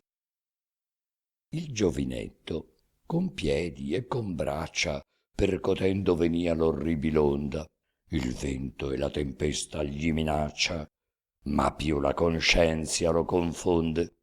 Teme che Cristo ora vendetta faccia, che poi che battezzar nell'acque monde, quando ebbe tempo, si poco gli calze, or si battezzi in queste amare e salse. Gli ritornano a mente le promesse che tante volte alla sua donna fece, quel che giurata via quando si messe contra Rinaldo e nulla satisfece. A Dio chi vi punir non lo volesse, pentito disse 4 volte e 10, e fece voto di core e di fede d'esser cristian se ponea in terra il piede, e mai più non pigliar spada né lancia contra i fedeli in aiuto de mori, ma che ritorneria subito in Francia e a Carlo renderia debiti onori. Né Bradamante più terrebbe a ciancia e verria a fine onesto de suo amori. Miracol fu che sentì al fin del voto crescersi forza e agevolarsi il nuoto. Cresce la forza e l'animo indefesso. Rugger percuote l'onde e le respinge. L'onde che seguon l'una all'altra presso, di che una è leva, un'altra lo sospinge. Così, montando e discendendo spesso, con gran travaglio, al fin l'arena attinge, e dalla parte onde si inchina il colle più verso il mar, esce bagnato e molle. Fur tutti gli altri che nel mar si diero, vinti dall'onde, e al fin restar nell'acque. Nel solitario scoglio uscì Ruggero, come all'alta bontà divina piacque. Poiché fu sopra il monte, inculto e fiero, sicur dal mar, nuovo timor gli nacque d'avere esilio in si strette confine e di morirvi di disagio al fine. Ma pur col core indomito e constante di patir quanto è in ciel di lui prescritto, pei duri sassi l'intrepide piante mosse, poggiando inver la cima al dritto. Non era 100 passi andato inante, che vide, d'anni ed astinenzi afflitto, uom ch'avea d'eremita abito e segno, di molta riverenzia ed onor degno, che, come gli fu presso, Saulo, Saulo, gridò, perché persegui la mia fede? Come allora il Signor disse a San Paolo, che il colpo salutifero gli diede. Passar credesti il mar, ne pagar naulo e defraudare altrui della mercede. Vedi che Dio ch'a lunga man ti giunge, quando tu gli pensasti esser più lunge.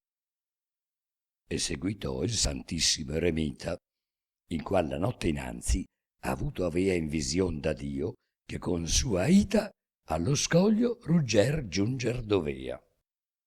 E di lui tutta la passata vita e la futura, e ancor la morte rea. Figli e nipoti ed ogni discendente gli avea Dio rivelato interamente. Seguitò l'eremita riprendendo prima Ruggero, e al fin poi confortollo. Lo riprendea, che era ito differendo sotto il soave giogo a porre il collo, e quel che dovea far, libero essendo, mentre Cristo, pregando, a sé chiamollo, fatto avea poi con poca grazia, quando venir con sferza il vide minacciando. Poi confortollo, che non niega il cielo, tardi o per tempo Cristo a chi gliel chiede, e di quelli operari del Vangelo narrò che tutti ebbono ugual mercede. Con caritade e con devoto zelo lo venne ammaestrando nella fede verso la cella sua con lento passo, che era cavata a mezzo il duro sasso. Di sopra siede alla devota cella una piccola chiesa, che risponde all'oriente, assai comoda e bella. Di sotto un bosco scende sino all'onde, di lauri e di ginepri e di mortella e di palme fruttifere e feconde, che irriga sempre una liquida fonte che mormorando cade giù dal monte. Eran degli anni ormai presso a 40 che sullo scoglio il fraticel si messe, ch'amenar vita solitaria e santa, luogo opportuno, il Salvator gli elesse. Di frutte colte or d'una or d'altra pianta e d'acqua pura la sua vita resse, che valida e robusta e senza affanno era venuta all'80° anno. Dentro la cella il vecchio accese il fuoco e la mensa ingombrò di vari frutti, ove si ricreò Ruggero un poco, posciach i panni e i capelli ebbe asciutti. Imparò poi più adagio in questo loco de nostra fede i gran misteri tutti, e dalla pura fonte ebbe battesmo il di seguente dal vecchio medesmo. Secondo il luogo, assai contento stava quivi Rugger, che il buon servo di Dio fra pochi giorni intenzion gli dava di rimandarlo ove più avea desio. Di molte cose intanto ragionava con lui sovente, ora al regno di Dio, ora agli propri casi appertinenti, or del suo sangue alle future genti. Avea il Signor, che il tutto intende e vede, rivelato a Santissima Eremita che Rugger, da quel dì che ebbe la fede, dovea 7 anni e non più stare in vita, che per la morte che sua donna diede a Pinabel, che a lui fia attribuita, saria, e per quella ancor di Bertolagi, morto dai maganzesi empi e malvagi. E che quel tradimento andrasi occulto, che non se n'udirà di fuor novella, perché nel proprio loco fia sepulto, ove anco ucciso dalla gente fella. Per questo tardi vendicato e tulto fia dalla moglie e dalla sua sorella, e che col ventre pien per lunga via dalla moglie fedel cercato fia. Fra l'Adice e la Brenta, a piede collica al troiano Antenor, piacqueno tanto, con le sulfuree vene e rivi molli, con lieti solchi e prati ameni accanto, che con l'alta ida volentier mutolli, col sospirato Ascanio e caro Xanto. A parturir verrà nelle foreste che son poco lontane al frigio a teste.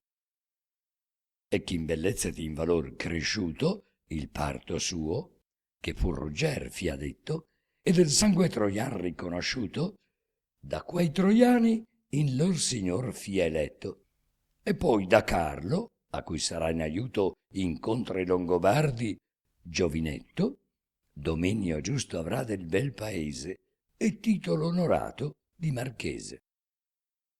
E perché dirà Carlo in latino Este, signori, qui, quando faragli il dono, nel secolo futur nominato Este sarà il bel luogo, con augurio buono, e così lascerà il nome da teste delle 2 prime note il vecchio suono. Avea Dio ancora al servo suo predetta di Rugger la futura aspra vendetta. In visione la fedel consorte apparirà dinanzi al giorno un poco e le dirà chi l'avrà messo a morte e dove giacerà mostrerà il loco. Ond'ella poi con la cognata forte distruggerà pontieri a ferro e a fuoco. Ne farà i maganzesi minor danni il figlio suo Ruggero, ove abbia gli anni. Dazi, d'Alberti, Dobici, discorso fatto gli aveva, e di lor stirpe bella, insino a Nicolò, Leonello, Borso, Ercole, Alfonso, Ippolito e Isabella. Ma il santo vecchio, che alla lingua è il morso, non di quanto egli sa però favella, narra a Rugger quel che narrar conviensi, e quel che in sé de ritener ritiensi. In questo tempo Orlando e Brandimarte e il marchese Olivier col ferro basso vanno a trovare il saracino Marte, che così nominar si può Gradasso, e gli altri duo, che da contraria parte ha mosso il buon destrier più che di passo. Io dico il re Agramante e il re Sobrino. Rimbomba al corso il lito e il mar vicino. Quando allo scontro vengono a trovarsi, e in tronchi vola al ciel rotta ogni lancia, del gran rumor fu visto il mar gonfiarsi, del gran rumor che s'udì sino in Francia. Venne Orlando e Gradasso a riscontrarsi, e potea stare ugual questa bilancia, se non era il vantaggio di Baiardo, che fe parer Gradasso più gagliardo. Percosse egli il destrier di minor forza ch'Orlando avea, d'un urto così strano che lo fece piegare a poggia e ad orza, e poi cader quant'era lungo al piano. Orlando di levarlo si risforza 3 volte e 4, e con sproni e con mano, e quando al fin non può levar, ne scende, lo scudo in braccia e Balisarda prende. Scontrossi col re d'Africa Oliviero, e fur di quello incontro a paro. Brandimarte restar senza destriero fece Sobrin, ma non si seppe chiaro se ebbe il destrier colpa o il cavaliero, che avvezzo era cader Sobrin di raro. O del destriero o suo pur fosse il fallo, Sobrin si ritrovò giù del cavallo. Or Brandimarte, che vide per terra il re Sobrin, non la salì altrimente, ma contro il re Gradasso si disserra, ch'avea battuto Orlando parimente. Tra il marchese e Agramante andò la guerra come fu cominciata primamente. Poi che si roppon l'aste negli scudi, s'eran tornati incontra a stocchi ignudi. Orlando, che Gradasso in atto vede che parca lui tornar poco gli caglia, né tornar Brandimarte gli concede, tanto lo stringe e tanto lo travaglia, si volge intorno e similmente a piede vede Sobrin che sta senza battaglia. Ver lui s'avventa e al mover delle piante fa il ciel tremar del suo fiero sembiante. Sobrin, che di tanto uom vede l'assalto, stretto nell'arme s'apparecchia tutto, come nocchiero a cui vegna a gran salto muggendo incontra il minaccioso flutto, drizza la prora, e quando il mar tant'alto vede salire, esser vorria l'asciutto. Sobrin lo scudo oppone alla ruina che dalla spada vien di Falerina. Di tal finezza è quella Balisarda che l'arme le pon far poco riparo. E man poi di persona si gagliarda, in man d'Orlando, unico al mondo o raro, taglia lo scudo e nulla la ritarda perché cerchiato sia tutto d'acciaro. Taglia lo scudo e sino al fondo fende, e sotto a quello in su la spalla scende. Scende alla spalla, e perché la ritrovi di doppia lama e di maglia coperta, non vuol però che molto ella le giovi, che di gran piaga non la lascia aperta. Mena, sobrin, ma indarno è che si provi ferire Orlando, a cui per grazia certa diede il motor del cielo e delle stelle, che mai forar non se gli può la pelle. Raddoppia il colpo il valoroso conte, e pensa dalle spalle il capo toglie. Sobrin, che sa il valor di Chiaramonte, e che poco gli va lo scudo oppogli, s'arretra, ma non tanto che la fronte non venisse anco balisarda a cogli. Di piatto fu, ma il colpo tanto fello ch'ammaccò l'elmo e gli intronò il cervello. Cadde Sobrin del fiero colpo in terra, onde a gran pezzo poi non è risorto.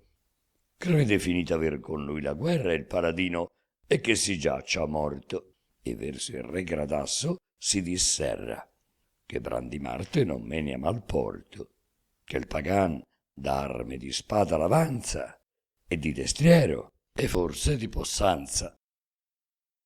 L'ardito Brandimarte, in su frontino, quel buon destrier che di rugger fu dianzi, si porta così ben col saracino, che non par già che quel troppo l'avanzi.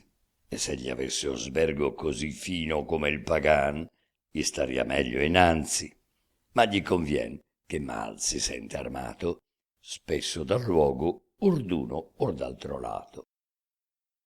Altro destier non è che meglio intenda di quel frontino il cavaliero accenno, par che dovunque Durindana scenda, or quinci or quindi abbia a schivar la senno.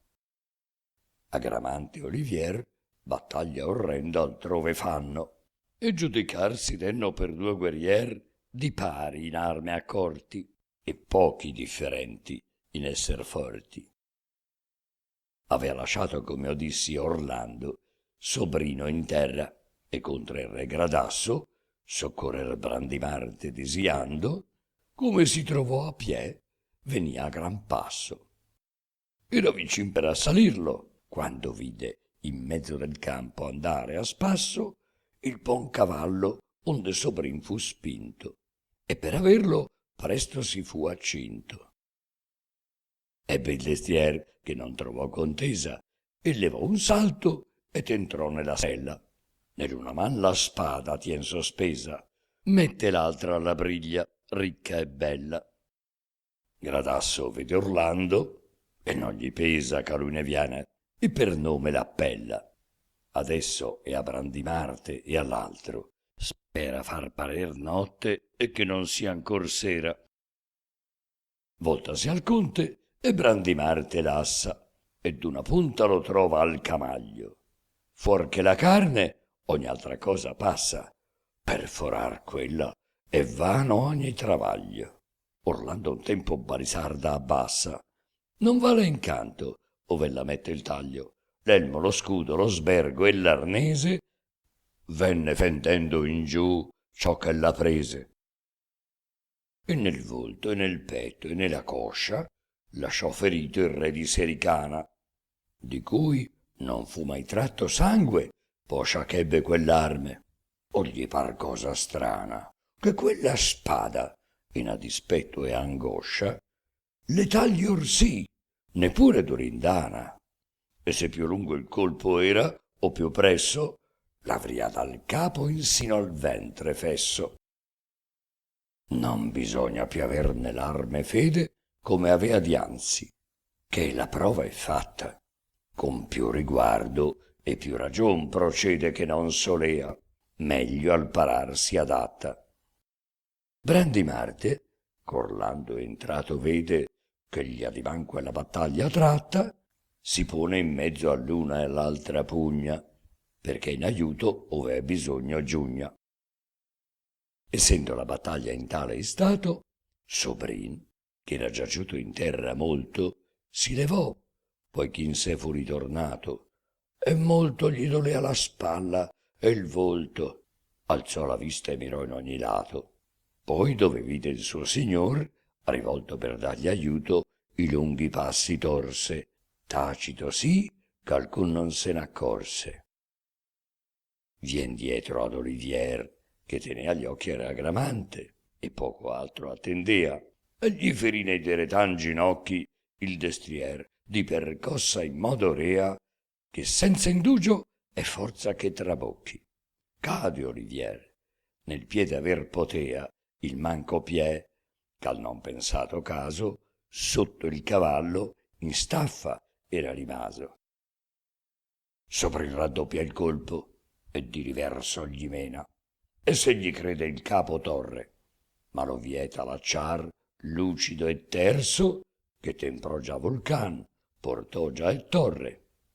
Vede il periglio Brandimarte, e verso il re soprino a tutta briglia corre, e lo fere in sul capo, e gli dà d'urto, ma il fiero vecchio è tosto in piè risorto, e torna ad Olivier per dargli spaccio, sì che spedito all'altra vita vada, o non lasciare almen che esca d'impaccio, ma che si stia sotto il cavallo a bada. Olivier cade sopra il miglior braccio, sì che si può difendere con la spada, di qua di là tanto percuote e punge, che quanta è lunga fa soprin star lunge. Spera, s'alquanto il tien da sé respinto, in poco spazio uscir di quella pena. Tutto di sangue il vede molle e tinto, e che ne versa tanto in su l'arena, che gli par che abbia tosto a restar vinto, debole e sì, che si sostiene appena. Fa per levarsi Olivier molte prove, né da dosso il destrier però si muove. Trovato a Brandimarte il re agramante, e cominciato a tempestargli intorno, or con frontigli al fianco o gli è davante, con quel frontin che gira come un torno. Buon cavallo il figliol di Buonodante, non la peggiore il re di Mezzogiorno, a Brigliador che gli donò Ruggero, poi che lo tolse a Mandricardo Altiero. Vantaggio ha bene assai dell'armatura, a tutta prova la buona e perfetta. Brandimarte la sua tolse a ventura, qual poté avere a tal bisogno in fretta. Ma sua animosità si l'assicura chi miglior tosto di cangiarla aspetta, come che il re african, d'aspra percossa, la spalla destra gli avea fatta rossa, e serbi da gradasso anco nel fianco, piaga da non pigliar però da gioco. Tanto l'attese al varco il guerrier franco, che di cacciar la spada trovò loco, spezzò lo scudo e ferì il braccio manco, e poi nella man destra il toccò un poco. Ma questo un scherzo si può dire un spasso, verso quel che fa Orlando e re Gradasso. Gradasso a mezzo Orlando disarmato, l'elmo gli è in cima e dai due lati rotto, e fattogli cader lo scudo al prato, o sbergo e maglia apertagli di sotto. Non l'ha ferito già, che era affatato, ma il paladino a lui peggio condotto, in faccia nella gola, in mezzo il petto l'ha ferito, oltre a quel che v'ho già detto. Gradasso, disperato, che si vede del proprio sangue tutto molle e brutto, e Orlando del suo, dal capo al piede, sta dopo tanti colpi ancora asciutto, leva il brando a due mani, e ben si crede partigli il capo, il petto, il ventre e il tutto, e appunto come vuol, sopra la fronte percuote a mezza spada il fiero conte.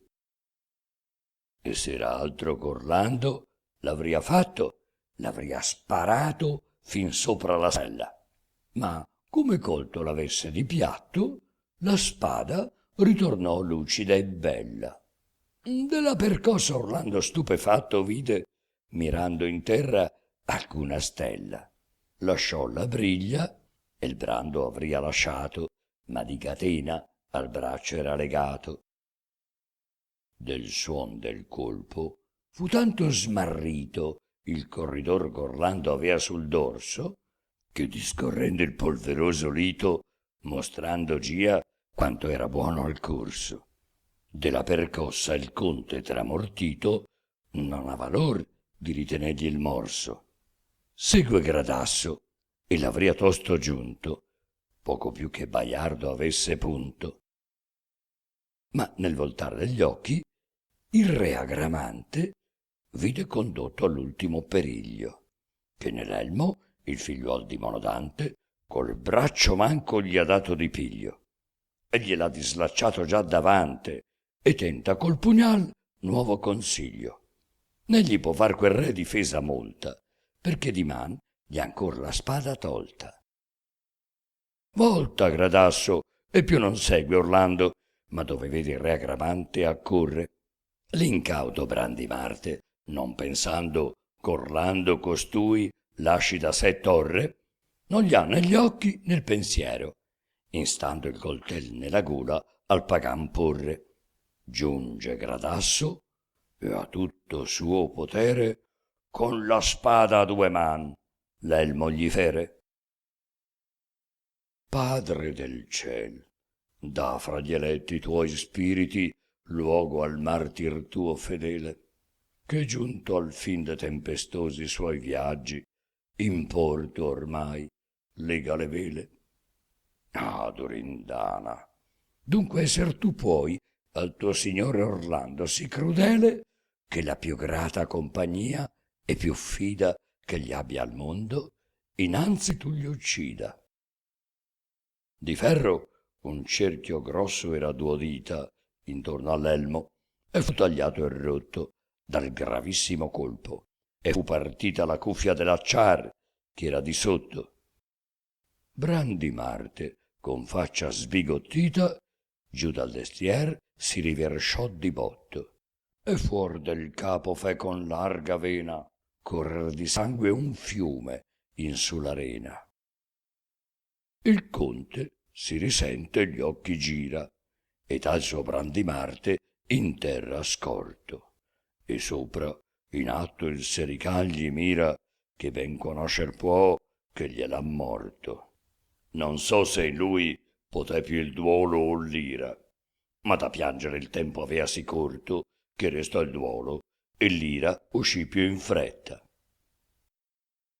Ma tempo è ormai che fine al canto io metta.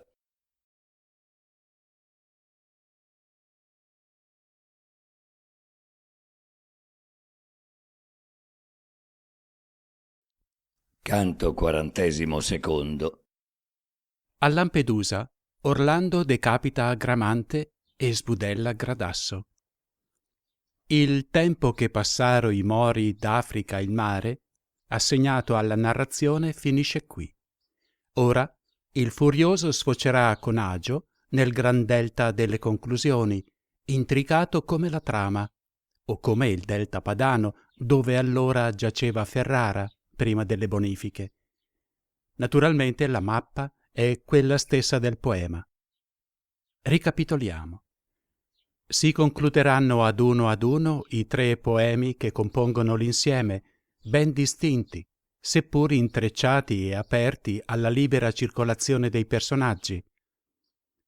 Il poema bretone delle magie d'amore, che fornisce titolo ed esordio.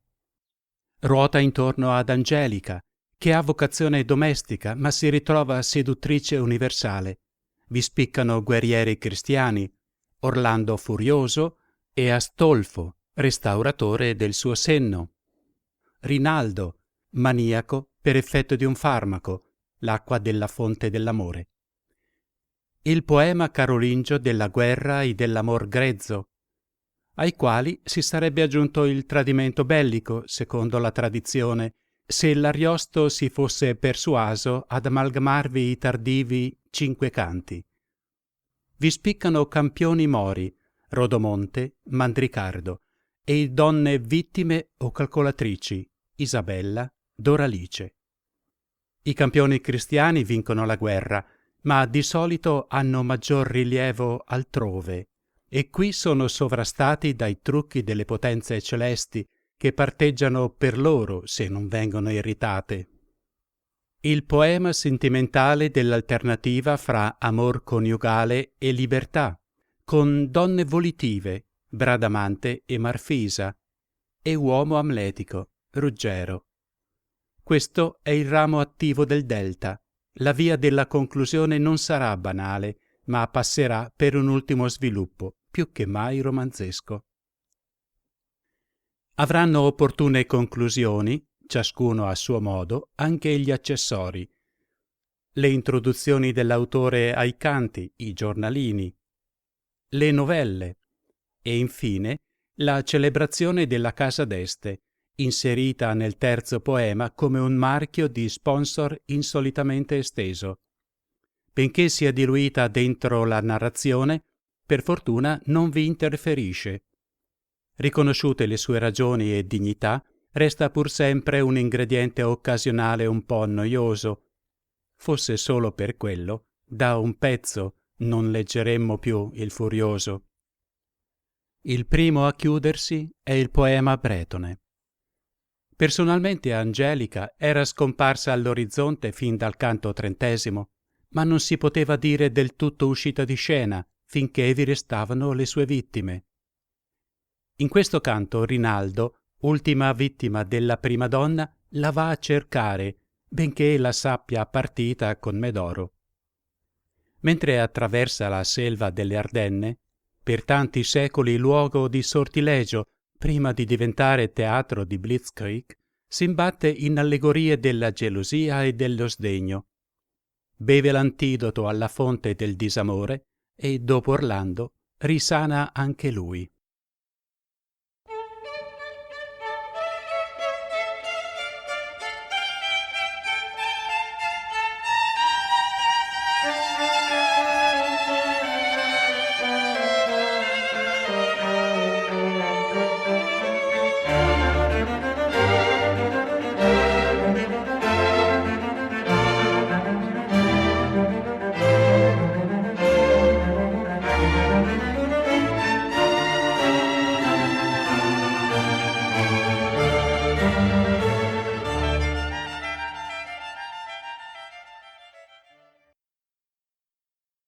Qual duro freno, o qual ferrigno nodo, qual se serpò catena di diamante, farà che l'ira servi ordine e modo che non trascorra oltre al prescritto inante, quando persona che con saldo chiodo t'abbia già fissa amor nel cor constante, tu vegga, o per violenzia o per inganno, patire o disonore o mortal danno.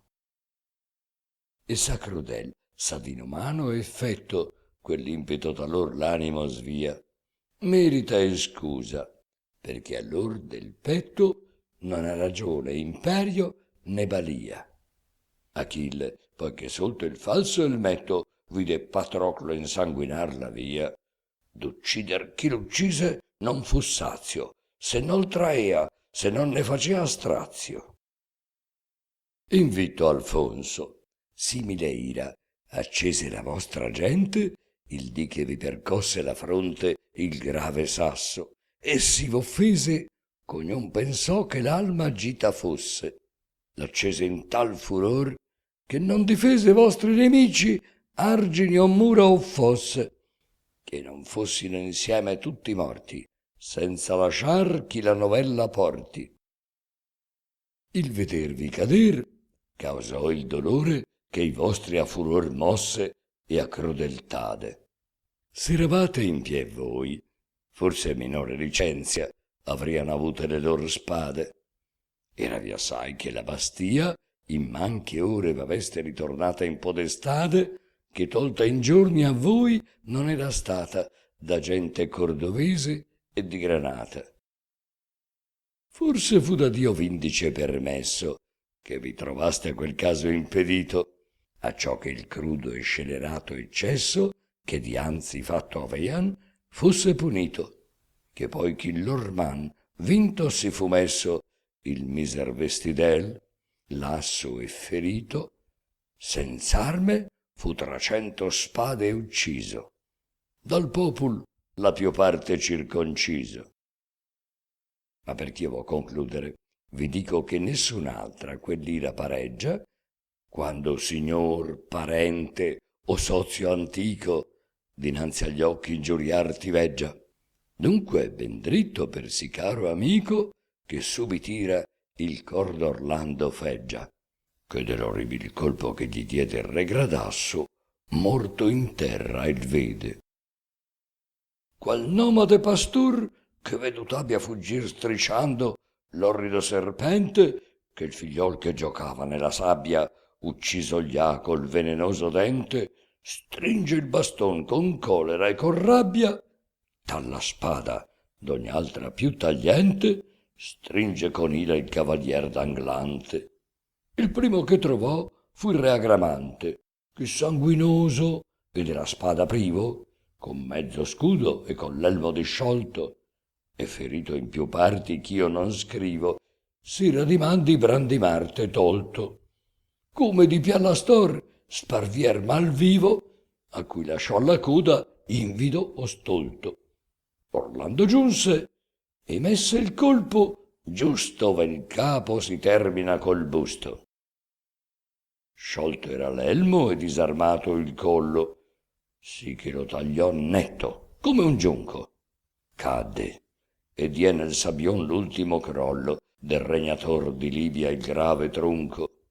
Corse lo spirito all'acque, onde tirollo caron nel legno suo col graffio adunco. Orlando sopra lui non si ritarda, ma trova il Serican con Balisarda. Come vide Gradasso d'Agramante cadere il busto dal capo diviso, quel c'accaduto mai non gli era enante, tremò nel core e si smarrì nel viso. E all'arrivar del cavalier d'Anglante, presago del suo mal, parve conquiso. Per schermo suo partito alcun non prese, quando il colpo mortal sopra gli scese. Orlando lo ferì nel destro fianco, sotto l'ultima costa, e il ferro immerso nel ventre, un palmo uscì dal lato manco, di sangue sino all'elsa tutto asperso. Mostrò ben che di man fu del più franco e del miglior guerrier dell'universo, il colpo ch'un signor condusse a morte, di cui non era in pagania il più forte.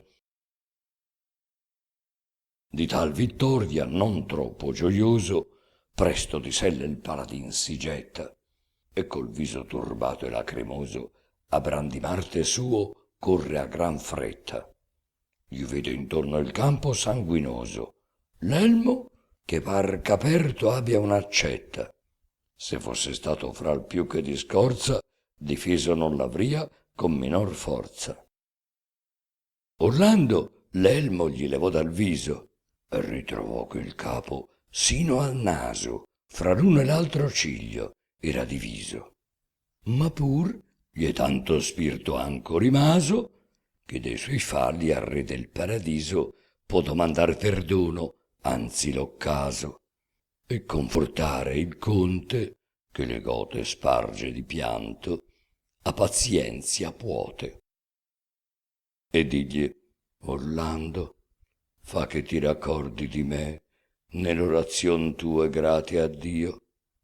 Ne men ti raccomando la mia fior di, ma dir non poté, ligi, e qui finio. E voci e suoni d'angeli concordi tosto in aria s'udir che l'alma uscio, la qual, disciolta dal corporeo velo, fra dolce melodia salì nel cielo. Orlando, ancor che far dovea allegrezza di sì devoto fine, e sapea certo che Brandimarte alla suprema altezza salito era, che ciel gli vide aperto, pur dalla umana volontade, avezza coi fragil sensi, male era sofferto, con tal più che fratel gli fosse tolto e non aver di pianto umido il volto.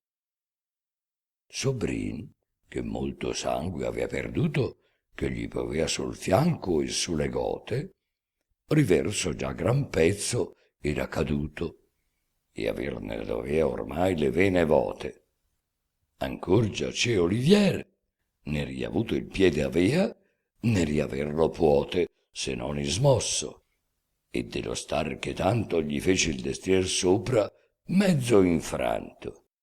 E se il cognato non venia ad aitarlo, siccome lacrimoso era e dolente, per sé medesmo non potea ritrarlo, e tanta doglia e tal martir ne sente, che il ritratto che l'ebbe né a mutarlo né a fermarvisi sopra era possente, e n'ha insieme la gamba sì stordita che muover non si può se non si aita. Della vittoria poco rallegròsse Orlando, e troppo gli era acerbo e duro veder che morto Brandimarte fosse, né del cognato molto esser sicuro. Sobrin, che vivea ancora, ritrovosse, ma poco chiaro avea con molto oscuro, che la sua vita per l'uscito sangue era vicina a rimanere esangue. Lo fece Tor, che tutto era sanguigno il conte, e medicar discretamente, e confortollo con parlar benigno, come se stato gli fosse parente, che dopo il fatto nulla di maligno in sé tenea, ma tutto era clemente. Fece dei morti arme e cavalli torre, del resto ai servi lor lasciò disporre. Qui della istoria mia, che non sia vera, Federigo Fulgoso è indubbio alquanto, che con l'armata, avendo la riviera di Barberia trascorsa in ogni canto, capitò quivi, e l'isola sì fiera, montuosa e inegual ritrovò tanto, che non è, dice, in tutto il luogo strano, ove un sol piè si possa metter piano. Né verisimil tien che nell'alpestre scoglio 6 cavalieri, il fior del mondo, potesson far quella battaglia equestre. Alla quale obiezion così rispondo, che a quel tempo una piazza delle destre che sieno a questo avea lo scoglio al fondo, a poi, con sasso che il tremoto aperse, le cadde sopra e tutta la coperse.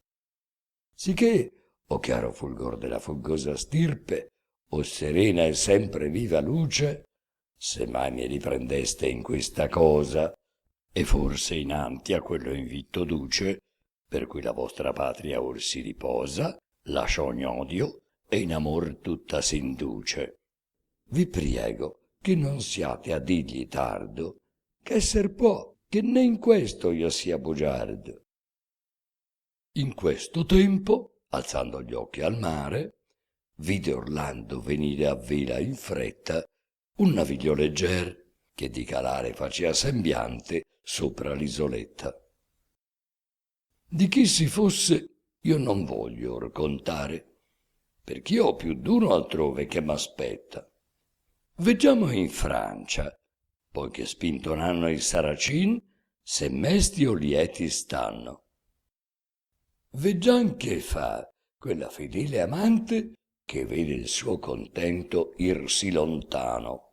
Dico la travagliata Bradamante, poiché ritrova il giuramento vano ch'avea fatto rugger pochi dinante, udendo il nostro e l'altro stuol pagano, poiché in questo ancor manca, non le avanza in ch'ella debba più metter speranza. E ripetendo i pianti e le querele che purtroppo domestiche le furo, tornò a sua usanza a nominar crudele Ruggero e il suo destin spietato e duro. Indi, sciogliendo al gran dolor le vele, il ciel che consentia tanto pergiuro né fatto n'avea ancor segno evidente, ingiusto chiama, debole e impotente.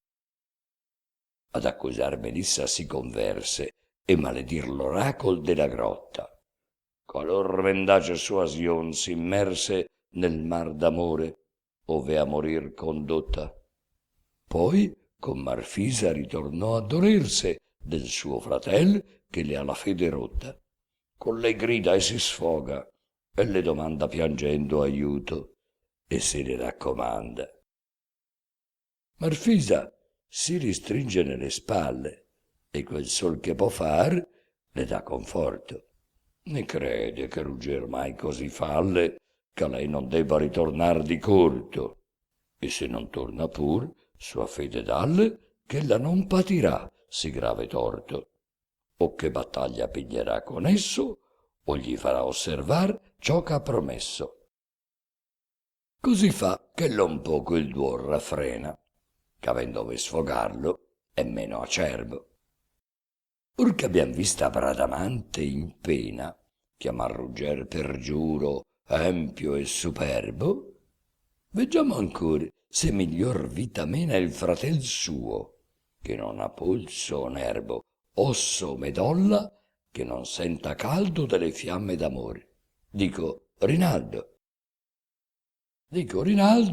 il qual, come sapete, Angelica la bella amava tanto. Ne l'avea tratto all'amorosa rete sì la beltà di lei come l'incanto. Aveano gli altri paladini quiete, essendo ai mori ogni vigore affranto. Tra i vincitori era rimaso solo egli captivo in amoroso duolo. 100 messi a cercar che di lei fusse avea mandato e cerconna egli stesso. Alfine a Malagigi si ridusse, che nei bisogni suoi l'aiutò spesso. A narrare il suo amor se gli condusse, col viso rosso e col ciglio demesso. Indi lo priega che gli insegni dove la desiata Angelica si trove. Gran meraviglia di sì strano caso va rivolgendo a Malagigi il petto. Sa che sul per Rinaldo era rimaso d'averla 100 volte più nel letto, ed egli stesso, a ciò che persuaso fosse di questo, avea assai fatto e detto con prieghi e con minacce per piegarlo, né mai avuto avea poter di farlo. E tanto più che allor Rinaldo avrebbe tratto fuor Malagigi di prigione. Fare or spontaneamente lo vorrebbe, che nulla giova e n'ha minor cagione.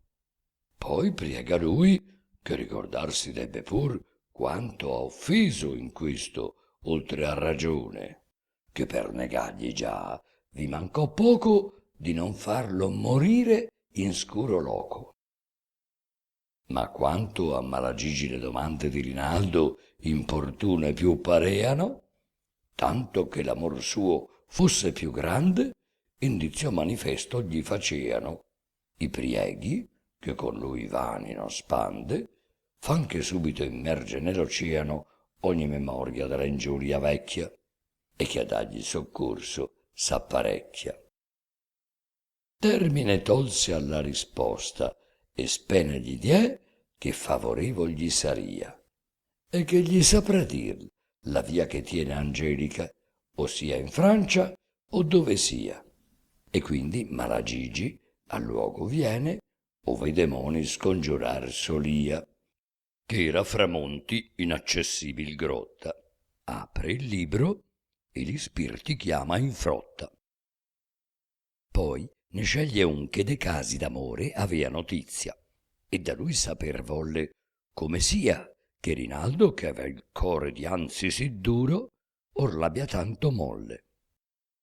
E di quelle 2 fonti ode il tenore, di che l'una dà il fuoco e l'altra il polle, e al mal che l'una fa nulla soccorre se non l'altr'acqua che contraria corre. E Tode, come avendo già di quella che l'amor caccia bevuto Rinaldo, ai lunghi prieghi d'Angelica bella si dimostrò così ostinato e saldo, e che poi, giunto per sua iniqua stella a berne l'altra l'amoroso caldo, tornò ad amar, per forza di quelle acque, lei che pur dianzi oltre al dover gli spiacque. Da iniqua stella e fier destin fu giunto a ver la fiamma in quel ghiacciato rivo, perché Angelica venne quasi a un punto a berne l'altro di dolcezza privo, che d'ogni amor le lasciò il cor sì e molto che indi ebbe lui più che le serpi a schivo. Egli amò lei, e l'amor giunse al segno in che era già di lei l'odio e lo sdegno. Nel caso strano di Rinaldo, a pieno fu Malagigi dal demonio instrutto, che gli narrò d'Angelica non meno che a un giovine african si donò in tutto. E come poi lasciato avea il terreno tutto d'Europa, e per l'instabil flutto, verso India sciolto avea dai liti ispani, sull'audaci galee de catalani.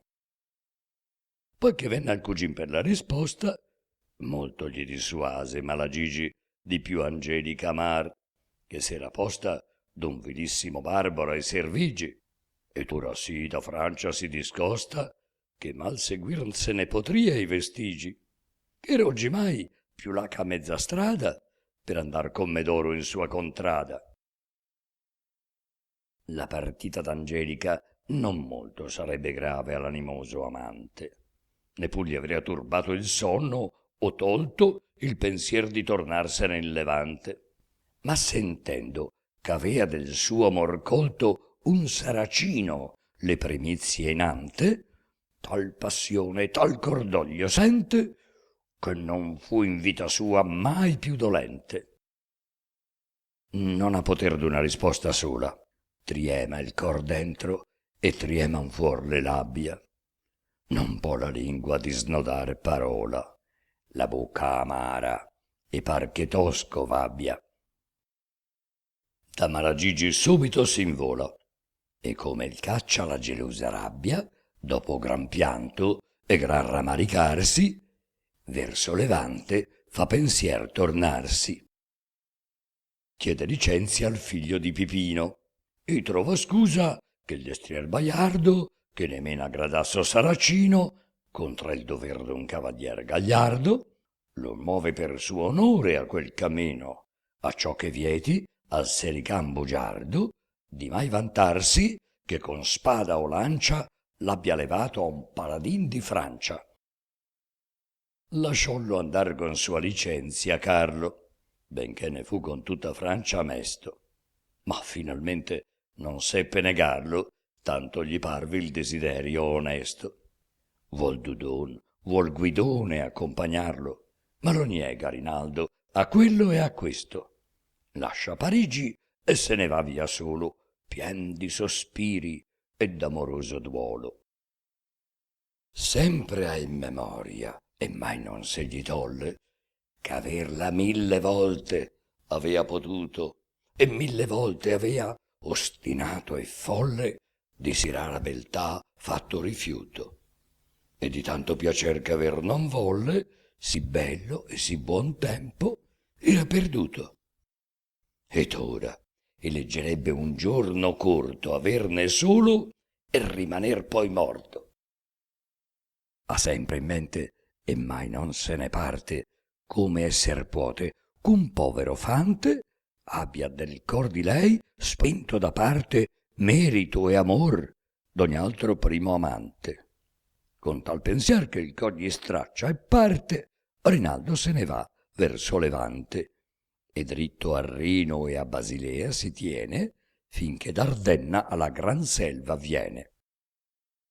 Poi che fu dentro a molte miglia andato il paladin pel bosco avventuroso, da ville e da castella allontanato, ove aspro era più il luogo e periglioso, tutto in un tratto vide il ciel turbato, sparito il sol tra nuvoli nascoso, ed uscir fuor d'una caverna oscura un strano mostro in feminil figura.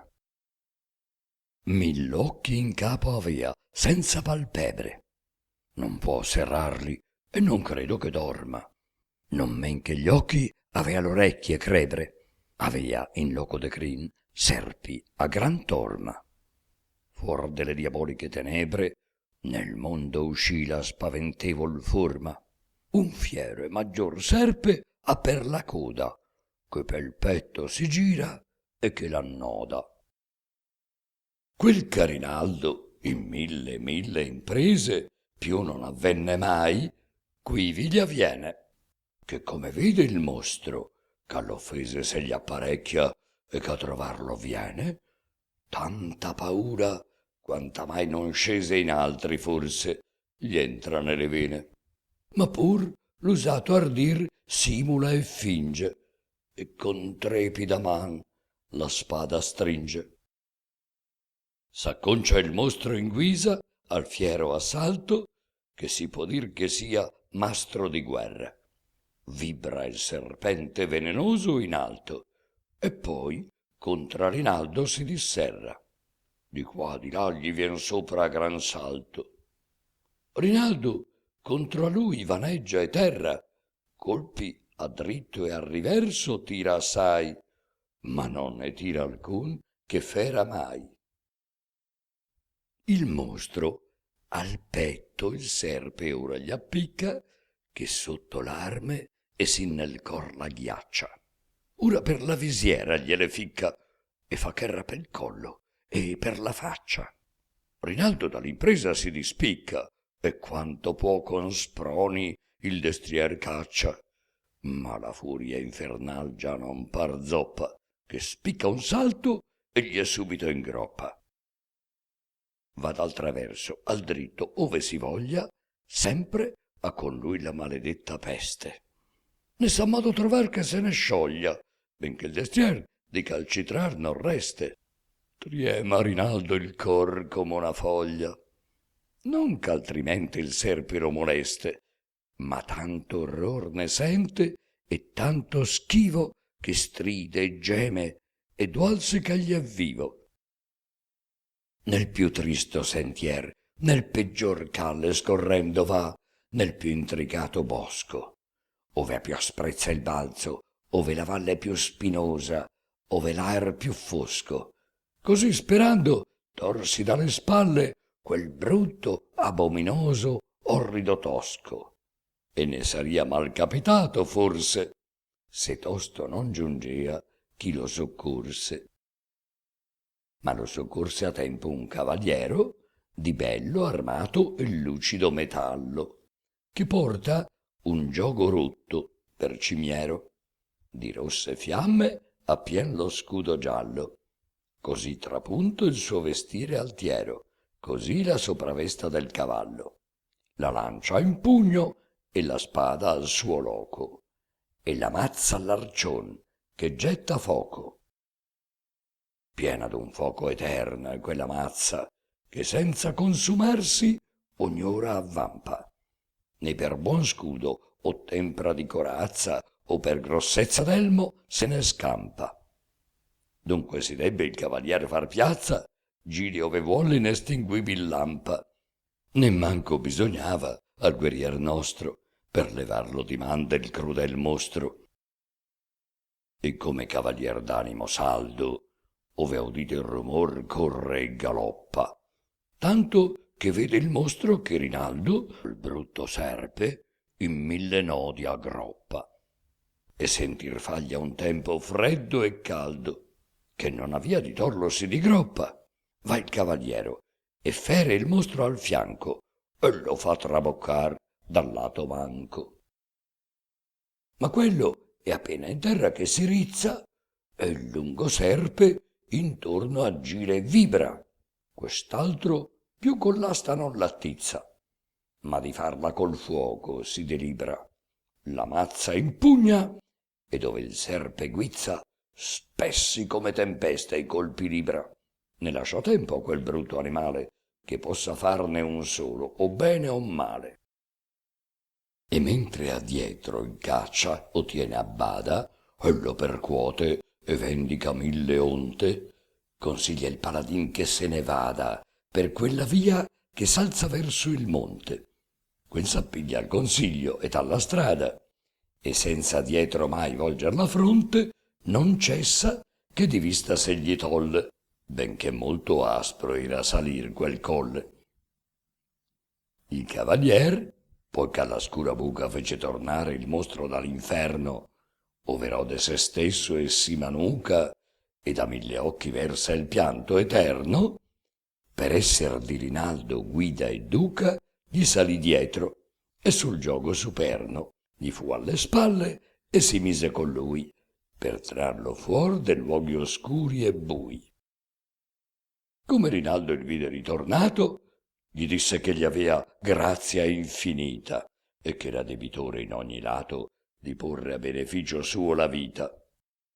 Poi lo domanda come sia nomato, acciò dir sappia chi gli ha dato aita, e tra guerrieri possa, e innanzi a Carlo, dell'alta sua bontà sempre esaltarlo.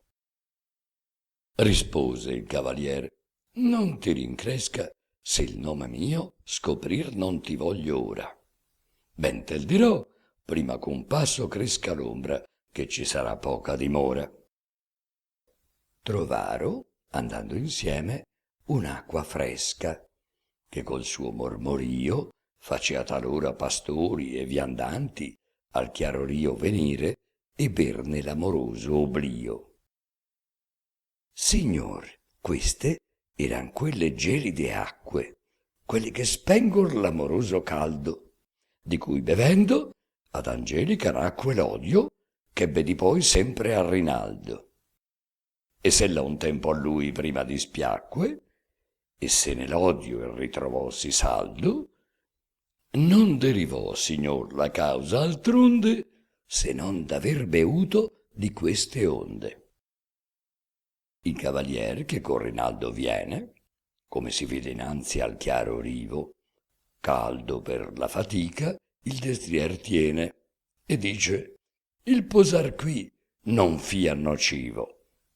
Non fia, disse Rinaldo, se non bene, oltre che prema il mezzogiorno estivo, ma così il brutto mostro travagliato, che riposar mi fia commodo e grato. L'un e l'altro smontò del suo cavallo e pascer lo lasciò per la foresta, e nel fiorito verde, a rosso e a giallo, ambi si trassò l'elmo della testa.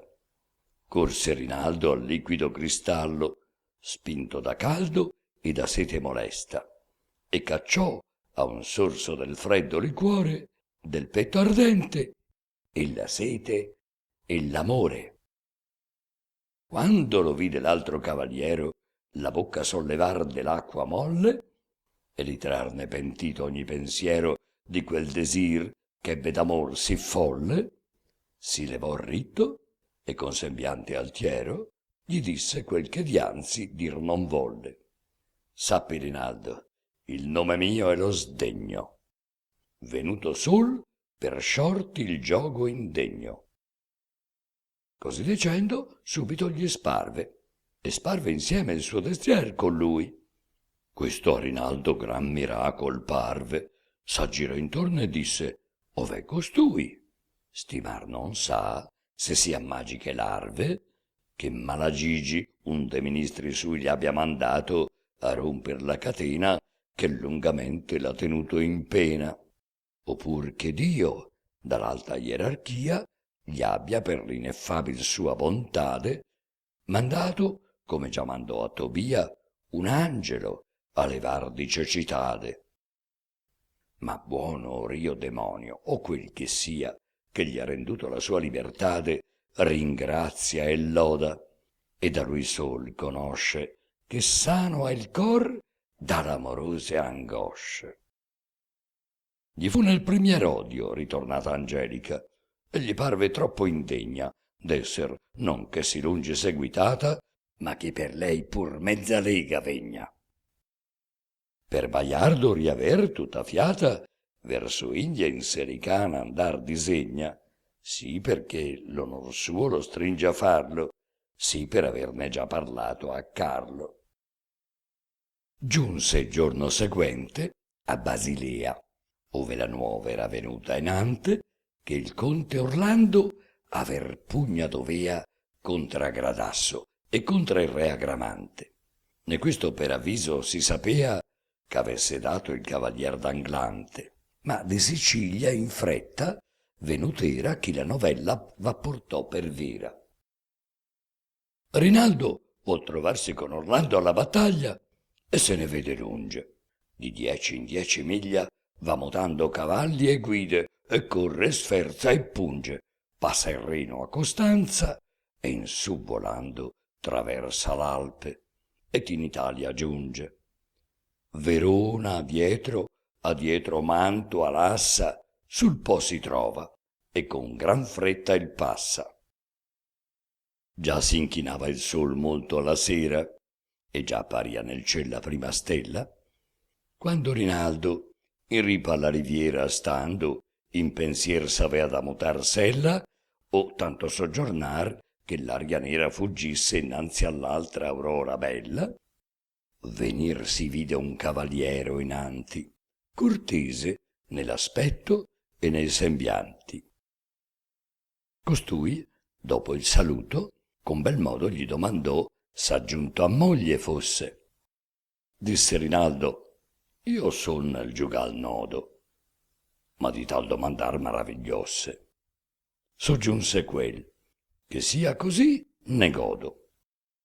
Poi, per chiarir perché tal detto mosse, disse: io ti priego che tu sia contento ch'io ti dia questa sera alloggiamento, che ti farò veder cosa che debbe ben volentier veder chi ha moglie al lato.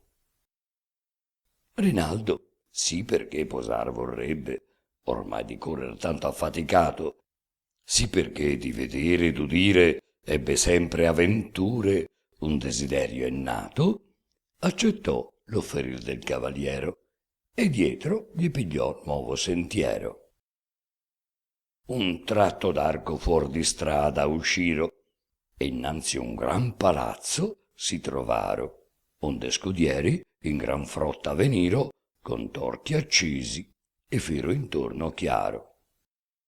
Entrò Rinaldo e voltò gli occhi in giro e vide loco il qual si vede raro, di gran fabbrica e bella e bene intesa, né a privato uom convenia tanta spesa.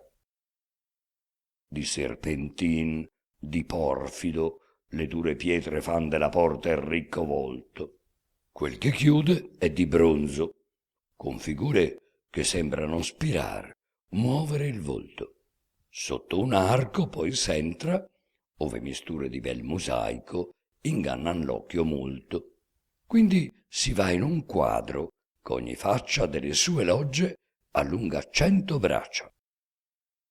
La sua porta ha per sé ciascuna loggia, e tra la porta e sé ciascuna ha un arco.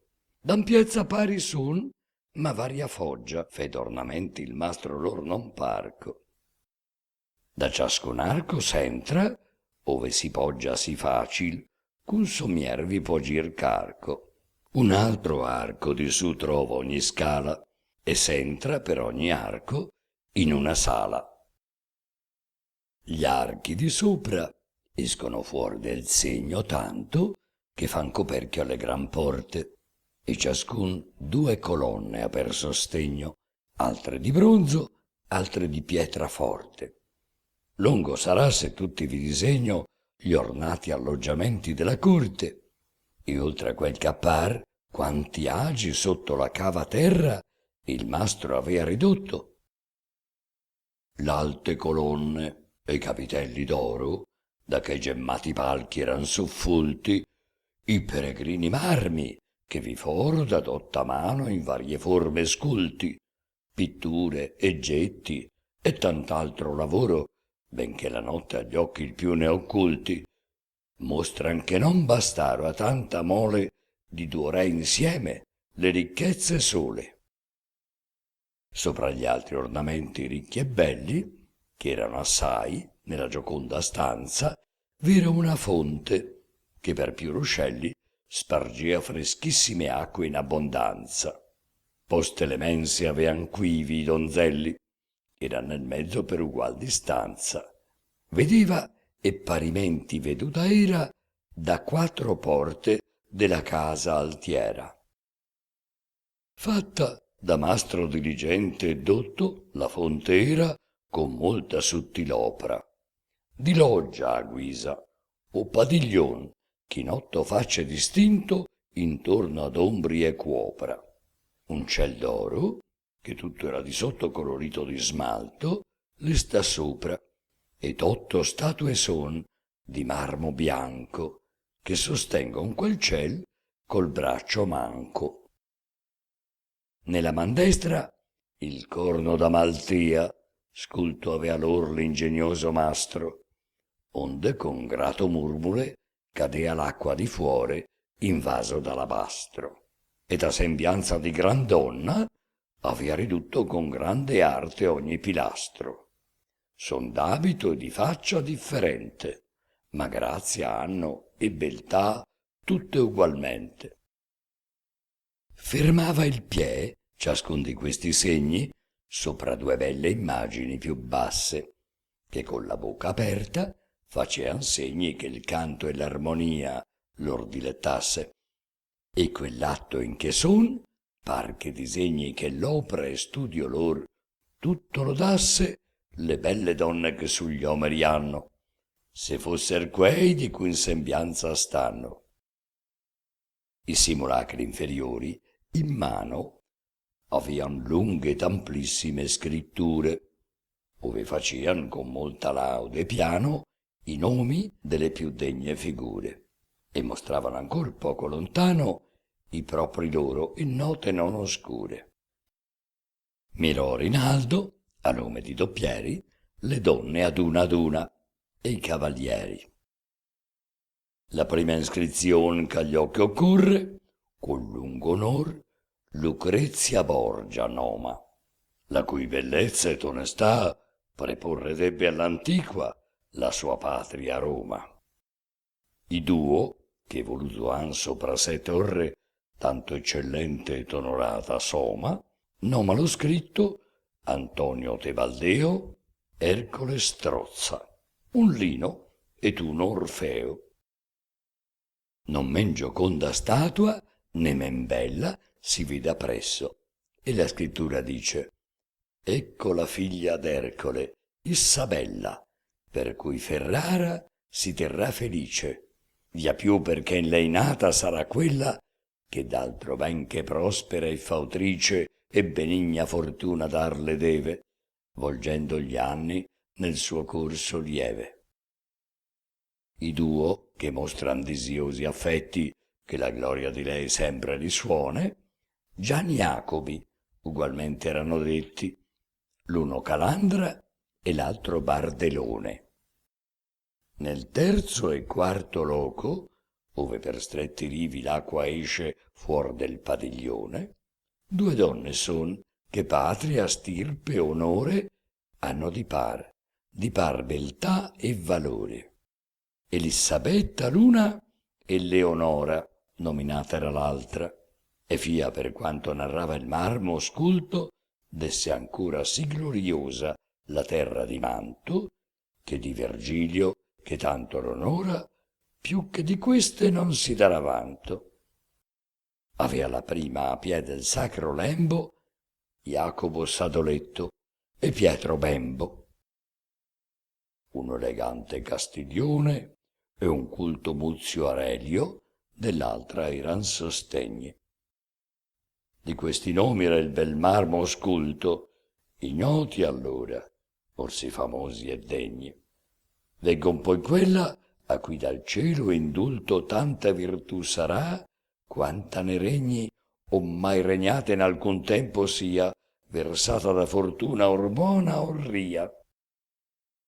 Lo scritto d'oro esser costei dichiara Lucrezia Bentivoglia, e fra le lode pone di lei che il duca di Ferrara d'esserle padre si rallegra e gode. Di costei canta con soave e chiara voce un Camil che reno e felsina ode con tanta attenzion, tanto stupore, con quanta un friso di già il suo pastore, ed un per cui la terra ove l'Isauro le sue dolci acque insala in maggior vase, nominata sarà da Lindo al Mauro e dall'Austrina l'iperboree case, via più che per pesare il romano auro, di che perpetuo nome le rimase. Guido postumo, a cui doppia corona, Pallade Quinci e quindi Febo dona. L'altra che segue in ordine è Diana. Non guardar dice il marmo scritto, che la si altiera in vista, che nel core umana non sarà però men chi in viso bella. Il dotto Cilio Calcagnin lontana farà la gloria e il bel nome di quella nel regno di Monese e in quel di Iuba, in India e Spagna, udir con chiara tuba. E tu Marco Cavallo, che tal fonte farà di poesia nascer d'Ancona, qual fe il cavallo alato uscir del monte, non so se di Parnasso o dell'Icona. Beatrice, appresso a questo, alza la fronte, di cui lo scritto suo così ragiona.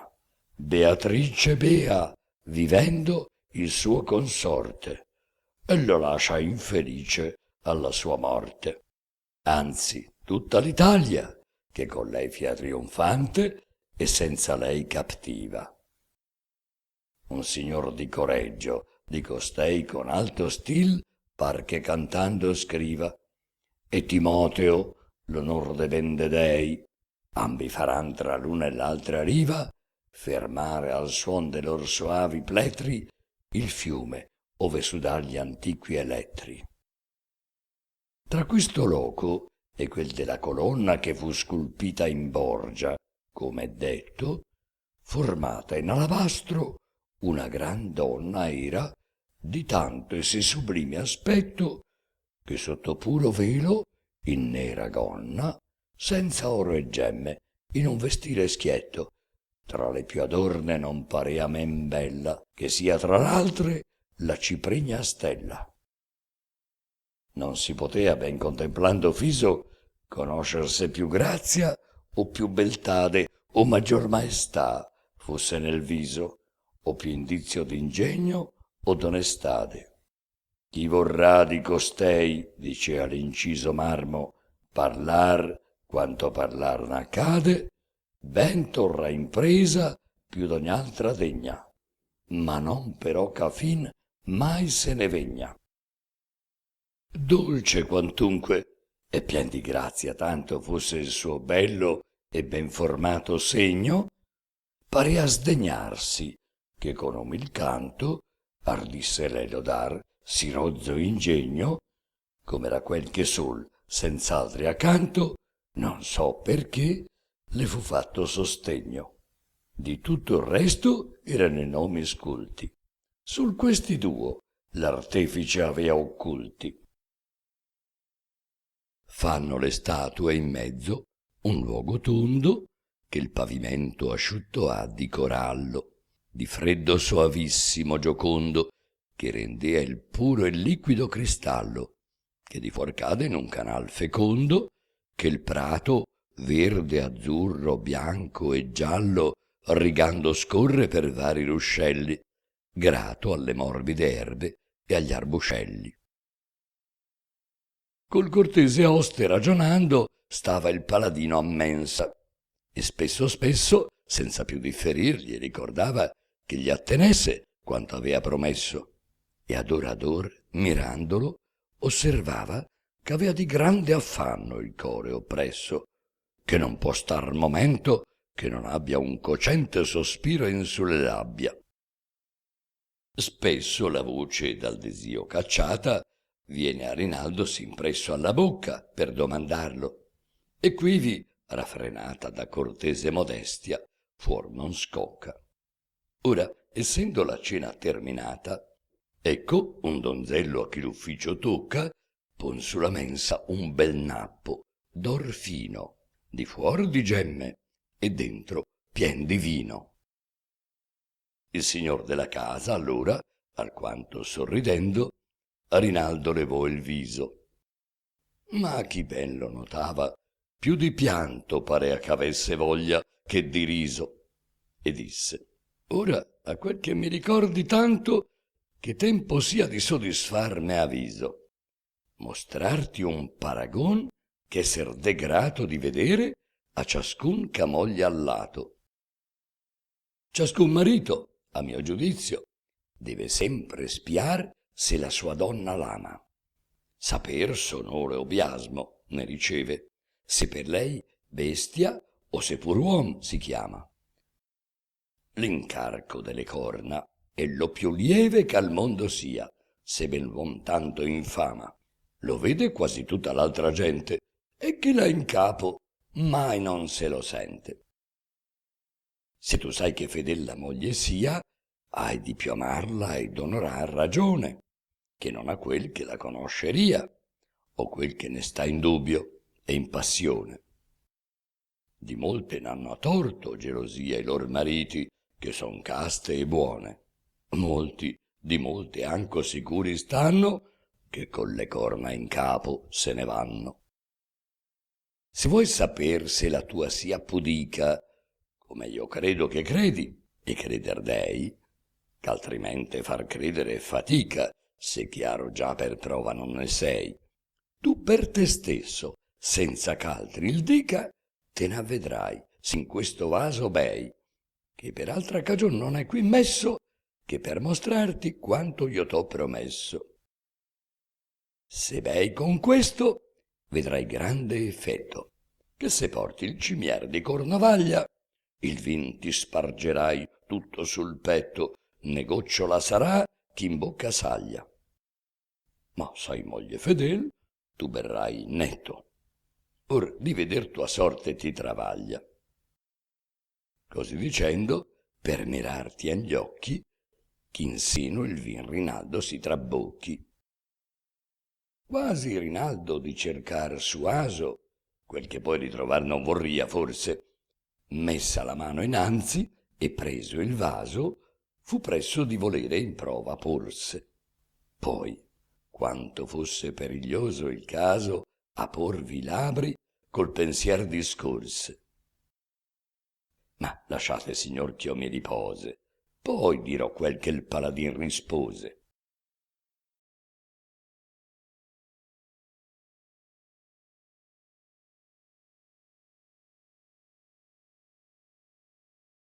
Canto XLIII.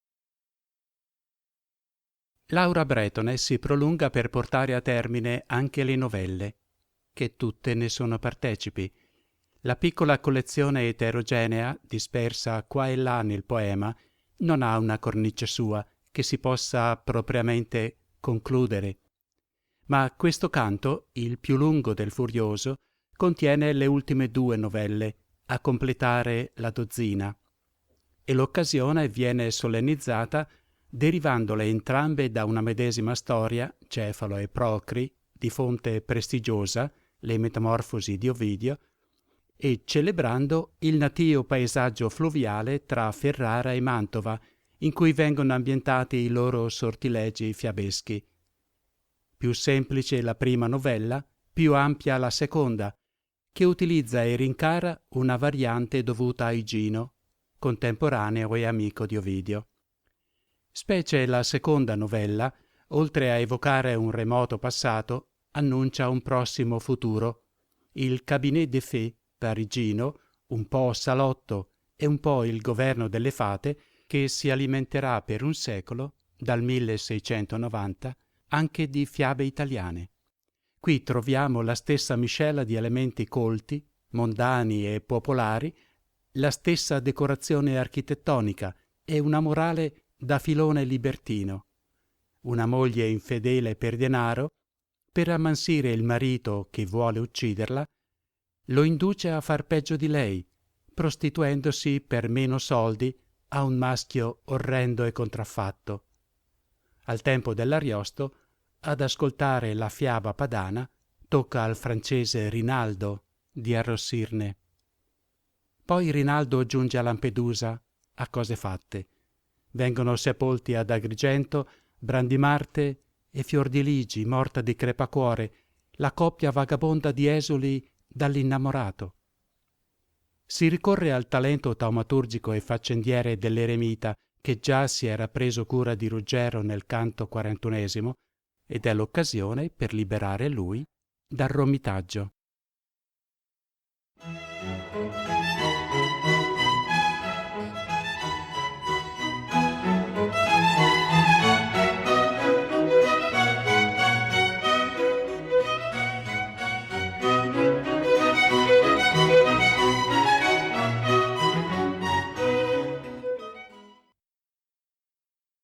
esecrabile avarizia, o ingorda fame d'avere. Io non mi maraviglio ch'ad alma vile ed altre macchie lorda si facilmente dar posse di piglio, ma che meni legato in una corda e che tu impiaghi del medesmo artiglio, alcun che per altezza era d'ingegno, se te schivar potea d'ogni onor degno. Alcun la terra, il mare, il ciel misura, e render sa tutte le cause a pieno d'ogni opra, d'ogni effetto di natura, e poggia sì che Dio riguarda in seno, e non può aver più ferme maggior cura, morso dal tuo mortifero veleno, c'unir tesoro, e questo sol gli preme, e ponvi ogni salute, ogni sua speme. Rompe eserciti alcuno, e nelle porte si vede entrar di bellicose terre, ed esser primo a porre il petto forte, ultimo a trarre in perigliose guerre. E non può riparar che sino a morte tu nel tuo cieco carcere nol serre. Altri, d'altre arti ed altri studi industri, oscuri fai, che sarian chiari e illustri. Chi d'alcune dirò belle e gran donne, ch'a bellezza, a virtù de fidi amanti, a lunga servitù, più che colonne io veggo dure, immobili e constanti. Veggo venir poi l'avarizia, e ponne far sì che par che subito le incanti. In un dì, senza amor, chi fia che il creda, a un vecchio, a un brutto, a un mostro, le dà in preda. Non è senza cagion s'io me ne doglio, intendami chi può, che mi intend'io. Né però di proposito mi toglio, né la materia del mio canto oblio, ma non più a quel ch'ho detto adattar voglio, ch'a quel che vo da dire il parlar mio. Or torniamo a contar del paladino, ch'ad assaggiare il vaso fu vicino. Io vi dicea che alquanto pensar volle, prima che ai labbri il vaso s'appressasse, pensò e poi disse: ben sarebbe folle chi quel che non vorria trovar cercasse. Mia donna è donna, ed ogni donna è molle. Lascian star mia credenza come stasse.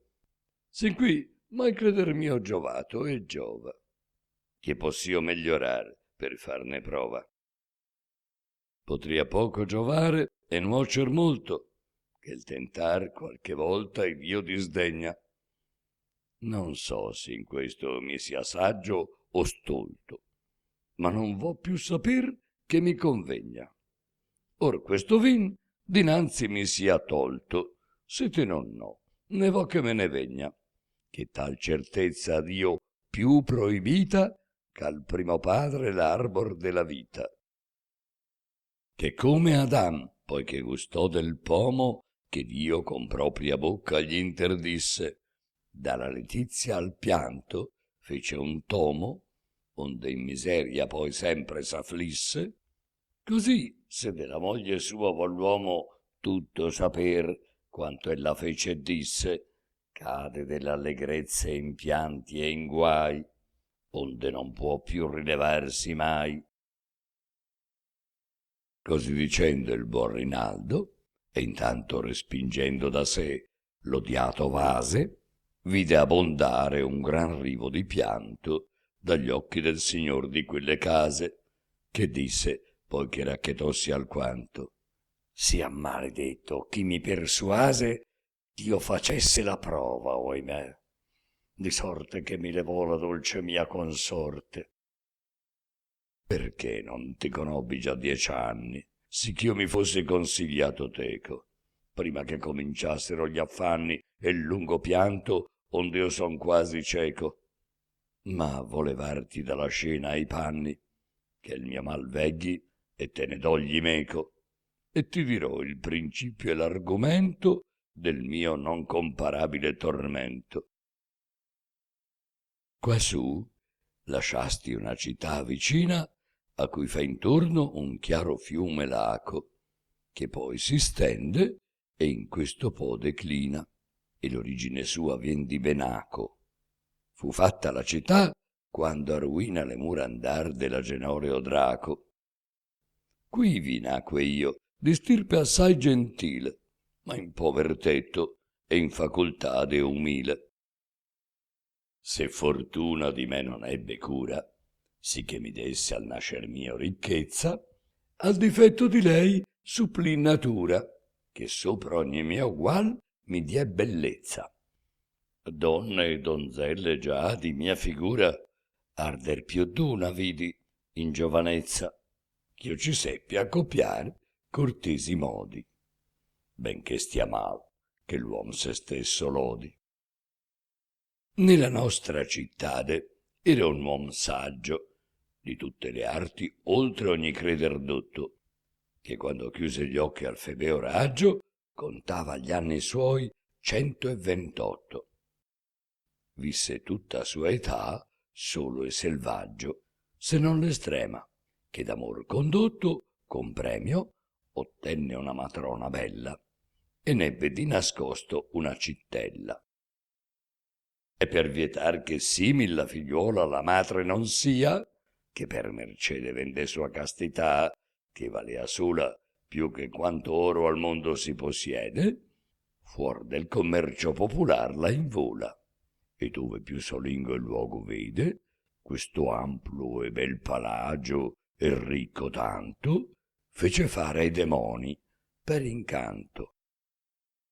A vecchie donne e caste fe nutrire la figlia qui, che in gran beltà poi venne, né che potesse altruom veder, né udire pur ragionarne, in quella età sostenne. E perché avesse esempio da seguire, ogni pudica donna che mai tenne contra il licito amor chiuse le sbarre, ci fe d'intaglio o di color ritrarre. Non quelle sol che di virtude amiche hanno sì il mondo all'età prisca adorno, di quai la fama per l'istorie antiche non è per veder mai l'ultimo giorno, ma nel futuro ancora altre pudiche che faran bella Italia d'ogni intorno ci fer ritrarre in lor fattezze conte, come 8 che ne vedi a questa fonte.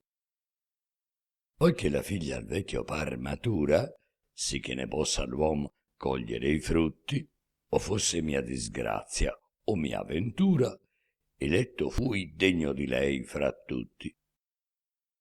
I lati campi o tra le belle mura, non me ne pescarecci che gli asciutti, che ci son d'ogni intorno a 20 miglia, mi consegnò per dote della figlia.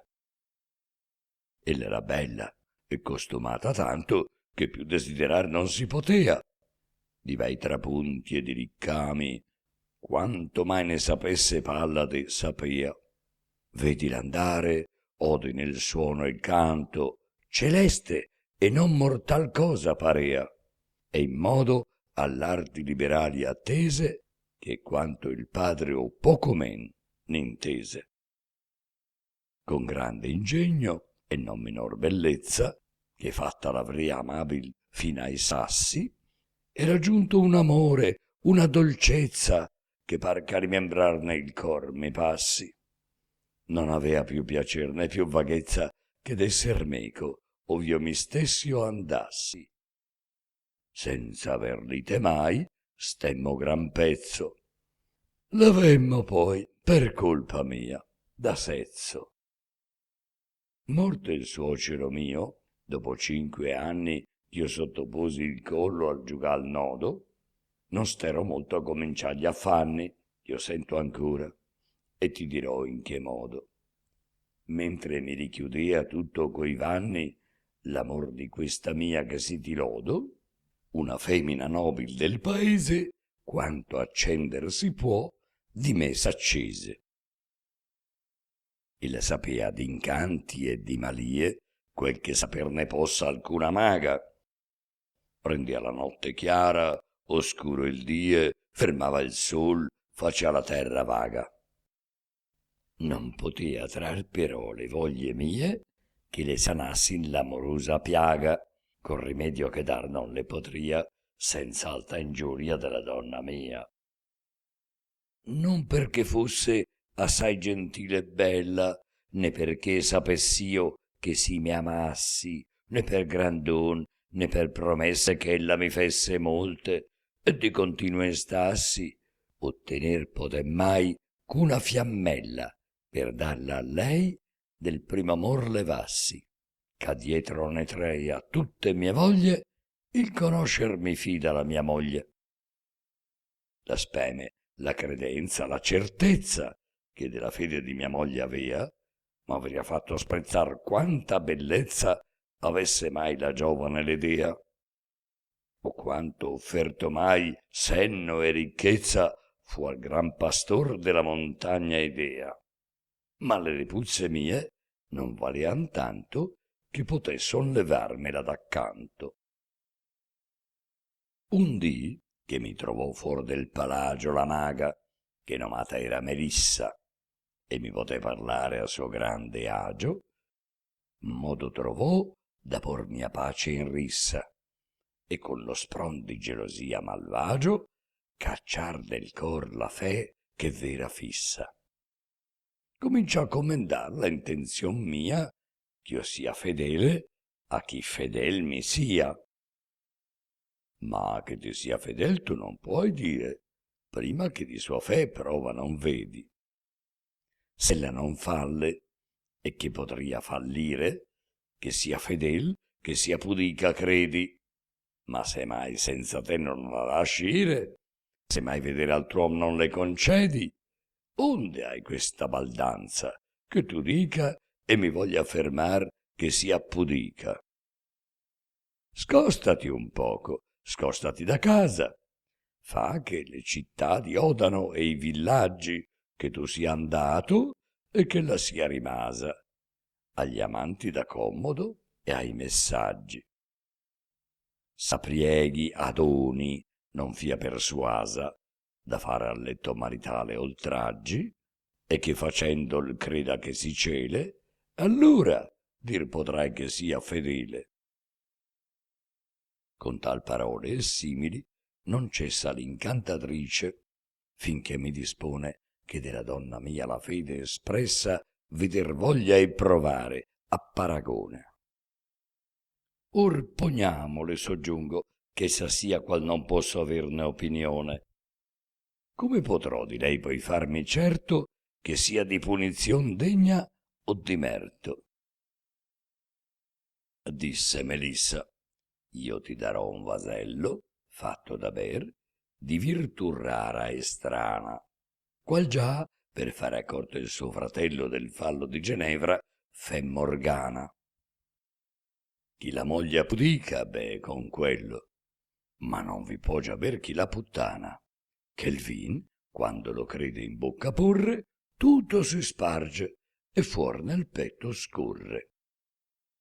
Prima che parti ne farai la prova, e per lo creder mio tu berrai netto. Che credo che ancor netta si ritrova la moglie tua, pur ne vedrai l'effetto. Ma s'al ritorno esperienza nuova poi ne farai, non t'assicuro il petto, che se tu non lo immolli e netto bei, d'ogni marito il più felice sei. L'offerta accetto, il vaso ella mi dona, ne fo la prova e mi succede appunto, che come era il desio, pudica e buona la cara moglie mia trovo a quel punto. Dice Melissa, un poco l'abbandona, per un mese o per duo stane disgiunto, poi torna, poi di nuovo il vaso tolli, prova se bevi oppur se il petto immolli. A me duro parea pur di partire, non perché di sua fe si dubitassi, come ch'io non potea a duo di patire né un'ora pur che senza me restassi.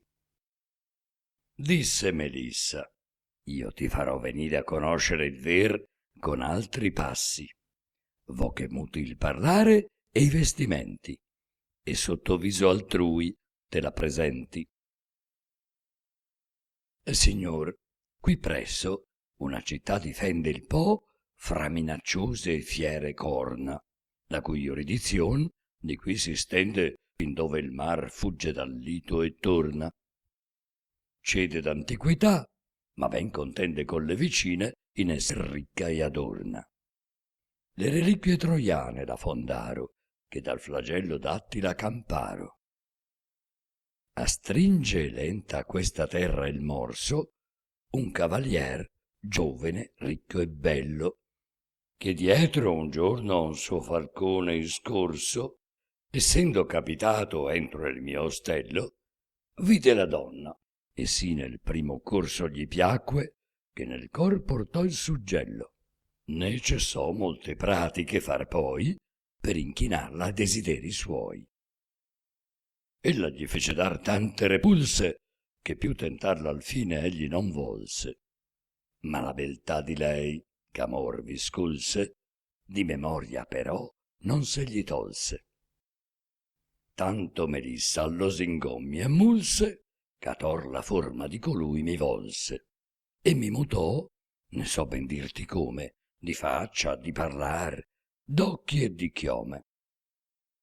Già con mia moglie avendo simulato d'esser partito e gito nel levante, nel giovene amator così mutato l'andar, la voce, l'abito e il sembiante, me ne ritorno e t'ho Melissa al lato, che s'era trasformata e parea un fante. E le più ricche gemme avea con lei che mai mandassi gli Indi o gli Eritrei. Io, che l'uso sapea del mio palagio, entro sicuro e vien Melissa meco. E Madonna li trovo a sì grande agio che non ha né scudier né donna seco. I miei prieghi le espongo, indi il malvagio stimulo innanzi del malfar le arreco. I rubini, i diamanti e gli smeraldi, che mosso arebbon tutti i cor più saldi. E le dico che poco è questo dono verso quel che sperar da me dovea. Della commodità poi le ragiono che non vessendo il suo marito avea, e le ricordo che gran tempo sono stato suo amante come ella sapea, e che l'amar mio lei con tanta fede degno era avere al fin qualche mercede.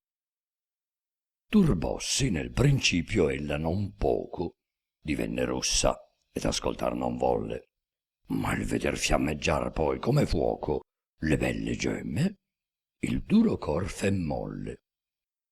E con parlar rispose breve e fioco quel che la vita a rimembrar mi tolle, che mi compiaceria quando credesse ch'altra persona mai non risapesse. Tu t'ha risposta un venenato telo, di che me ne senti l'alma trafissa, per lo sandommi e per le vene un gelo, nelle fauci restò la voce fissa.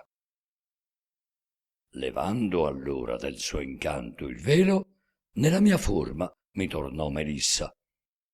Pensa di che color dovesse farsi, ch'in tanto error da me vide trovarsi.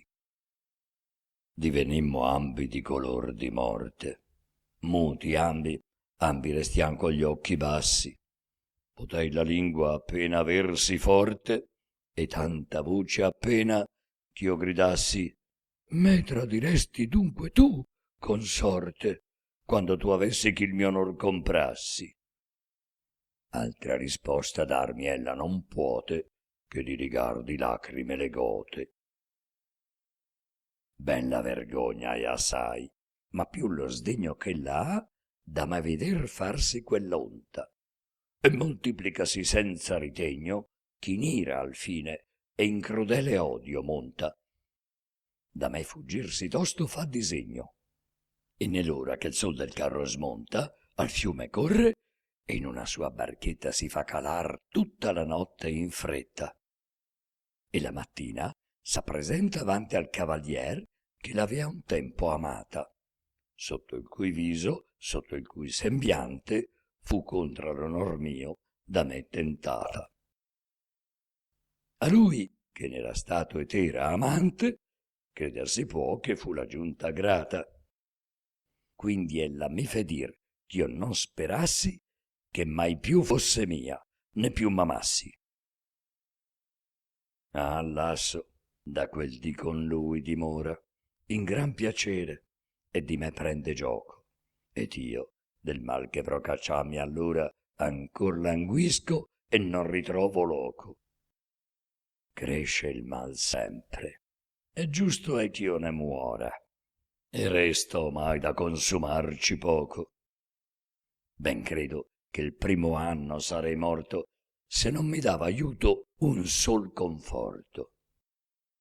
Il conforto che io prendo è che di quanti per 10 anni mai fur sotto al mio tetto, che a tutti questo vaso ho messo inanti, non ne trovo un che non si molli il petto. Aver nel caso mio compagni tanti mi dà, fra tanto mal, qualche diletto. Tu tra infiniti sol sei stato saggio, che far negasti il periglioso saggio. Il mio voler cercare oltre alla meta che della donna sua cercar si deve, fa che mai più trovare ora quieta non può la vita mia, sia lunga o breve. Di ciò Melissa fu a principio lieta, ma cessò tosto la sua gioia lieve, che essendo causa del mio mal stata ella, io l'odiai, sì che non potea vedella. Ella, d'essere odiata impaziente, da me, che dice amar più che sua vita, ove donna restarmi mantinente creduto avea, che l'altra ne fosse ita, per non aver sua doglia sì presente, non tardò molto a far di qui partita, e in modo abbandonò questo paese, che dopo mai per me non se ne intese. Così narrava il mesto cavaliero, e quando fine alla sua istoria pose, Rinaldo alquanto sté sopra pensiero, da pietà vinto, e poi così rispose: mal consiglio ti die Melissa in vero, che da tizzar le vespe ti propose, e tu fusti a cercare poco avveduto quel che tu avresti non trovar voluto. Se d'avarizia la tua donna vinta a voler fede romperti fu indutta, non t'ammirar, né prima ella né quinta fu delle donne prese in sì gran lutta, e mente via più salda ancora è spinta per minor prezzo a far cosa più brutta. Quanti uomini odi tu che già per oro han traditi padroni e amici loro. Non dovevi assalir con sì fiere armi, se bramavi veder farle difesa. Non sai tu contra loro che nei marmi, nel durissimo acciar, sta la contesa.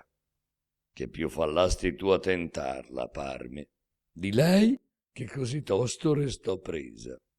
Se te altrettanto avesse ella tentato, non so se tu più saldo fossi stato. Qui Rinaldo fe fine, e dalla mensa levossi a un tempo e domandò a dormire e riposare un poco, e poi si pensa innanzi al dì d'un'ora o due partire. A poco tempo e il poco ch'a dispensa con gran misura e invan non lascia agire. Il signor di là dentro a suo piacere disse che si potea porre a giacere, ch'apparecchiata era la stanza e il letto, ma che se volea far per suo consiglio tutta notte dormir potria a diletto e dormendo avanzarsi qualche miglio. A conciarti farò, disse, un legnetto con che volando e senza alcun periglio tutta notte dormendo vo che vada e una giornata avanzi della strada. La proferta a Rinaldo accettar piacque e molto ringraziò l'oste cortese. Poi senza indugio, là dove nell'acque da naviganti era aspettato, scese. Quivi, a grande agio riposato, giacque, mentre il corso del fiume il legno prese. che da 6 remi spinto, lieve e snello, pel fiume andò come per l'aria augello. Così tosto com'ebbe il capo chino, il cavalier di Francia addormentosse, imposto avendo già, come vicino giungea a Ferrara, che svegliato fosse. Restò Melara nel lito mancino, nel lito destro Sermide restosse Figarolo e Stellata e Legno passa, ove le corna e il Po iracondo abbassa. Delle 2 corna il notier prese il destro e lasciò andar verso Vinegia il manco. Passò il bondeno e già il color cilestro si vedè in oriente venir manco, che votando di fior tutto il canestro l'aurora vi facea vermiglio e bianco. Quando, lontan scoprendo di Tealdo ambe le rocche, il capo alzò Rinaldo. «O città benaventurosa», disse, di cui già Malagigi, il mio cugino, contemplando le stelle erranti e fisse e costringendo alcun spirito indovino, nei secoli futuri mi predisse, già ch'io facea con lui questo cammino, ch'ancor la gloria tua salirà tanto ch'avrai di tutta Italia il pregio e il vanto. Così dicendo, e pur tuttavia in fretta, su quel battel che parea aver le penne, scorrendo il re dei fiumi, all'isoletta ch'alla città dai più propinqua venne, e benché fosse allora erma e negletta, pur s'allegrò di rivederla e fenne non poca festa, che sapea quanto ella, volgendo gli anni, saria ornata e bella. Altra fiata che fe questa via, udì da Malagigi, il qual seco era, che 700 volte che si sia girata col monton la quarta sfera, questa la più ioconda isola fia di quante cingamar, stagno o riviera.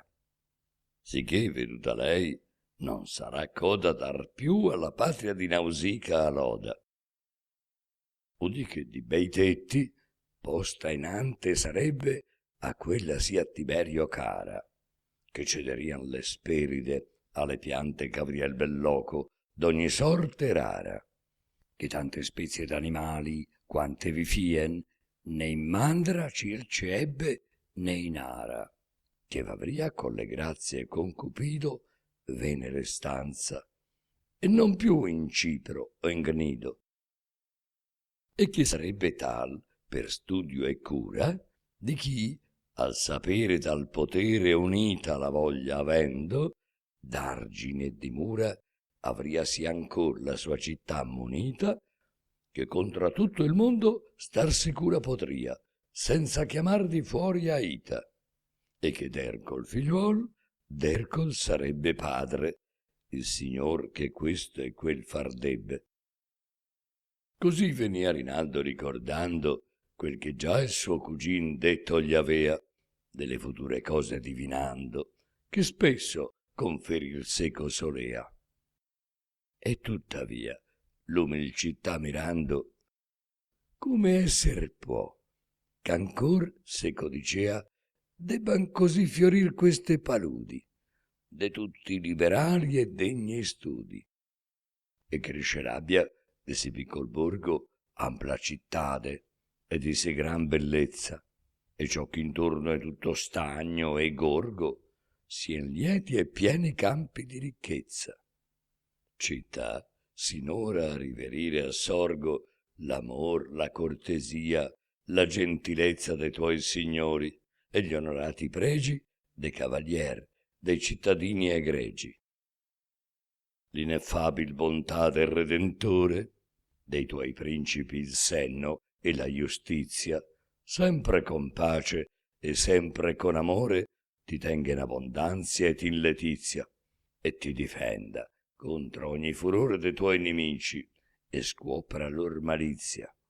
Del tuo contento ogni vicino arrabbi, piuttosto che tu invidia d'alcuno abbi. Mentre Rinaldo così parla, fende con tanta fretta il sottillegno l'onde, che con maggiore alogro non scende falcon ch'al grido del padron risponde. Del destro corno il destro ramo prende quindi il nocchiero e mura e tetti asconde. San Georgio adietro s'allontana la torre e della fossa e di Gaibana. Rinaldo, come accade con pensiero, un altro dietro e quello un altro mena, si venne a ricordar del cavaliero nel cui palagio fu la sera a cena, che per questa cittade, a dire il vero, avea giusta cagion di stare in pena. E ricordossi del vaso da bere, che mostra altrui l'error della mogliere, e ricordossi insieme della prova che d'aver fatta il cavalier Narrolli, che di quanti avea esperti uomo non trova che bea nel vaso e il petto non si immolli. Or si pente, or tra sé dice, e mi giova che tanto paragon venir non volli. Riuscendo, accertava il creder mio. Non riuscendo, a che partito ero io? Gli è questo creder mio, come io l'avessi ben certo, e poco accrescerlo potrei, sicché s'al paragon mi succedessi, poco il meglio saria ch'io ne trarrei. Ma non già poco il mal, quando vedessi quel di clarice mia ch'io non vorrei, metter saria 1000 contra uno a gioco, che perder si può molto e acquistar poco. Stando in questo pensoso il cavaliero di Chiaramonte, e non alzando il viso, con molta attenzion fu da un nocchiero che gli era incontra riguardato fiso, e perché di veder tutto il pensiero che lo occupava tanto gli fu avviso, come uom che ben parlava ed avea ardire, a seco ragionar lo fece uscire. La somma fu del loro ragionamento che colui malaccorto era ben stato, che nella moglie sua l'esperimento maggior che può far donna avea tentato, che quella che da l'oro e dall'argento difende il cor, di pudicizia armato, tra 1000 spade via più facilmente difenderallo, e in mezzo al fuoco ardente. Il nocchier soggiungea, ben gli dicesti che non dovea offerirle sì grandoni, che contrastare a questi assalti e a questi colpi non sono tutti petti buoni. Non so se d'una giovane intendesti, che ser poche tra voi se ne ragioni, che nel medesimo error vide il consorte di che esso avea lei condannata a morte. Dovea in memoria avere, signor mio, che l'oro e il premio ogni durezza inchina. Ma quando bisognò, l'ebbe in oblio, ed ei si procacciò la sua ruina. Così sapea lo esempio egli com'io, che fu in questa città di qui vicina, sua patria e mia, che il lago e la palude del rifrenato menzo intorno chiude. D'Adonio voglio dire, che il ricco dono fe alla moglie del giudice di un cane. Di questo, disse il paladino, il suono non passa l'Alpe, e qui tra voi rimane, perché né in Francia né dove ito sono parlar nudì nelle contrade estrane. Sicché di pure, se non t'incresce il dire, che volentieri io mi t'acconcio a udire. Il nocchier cominciò.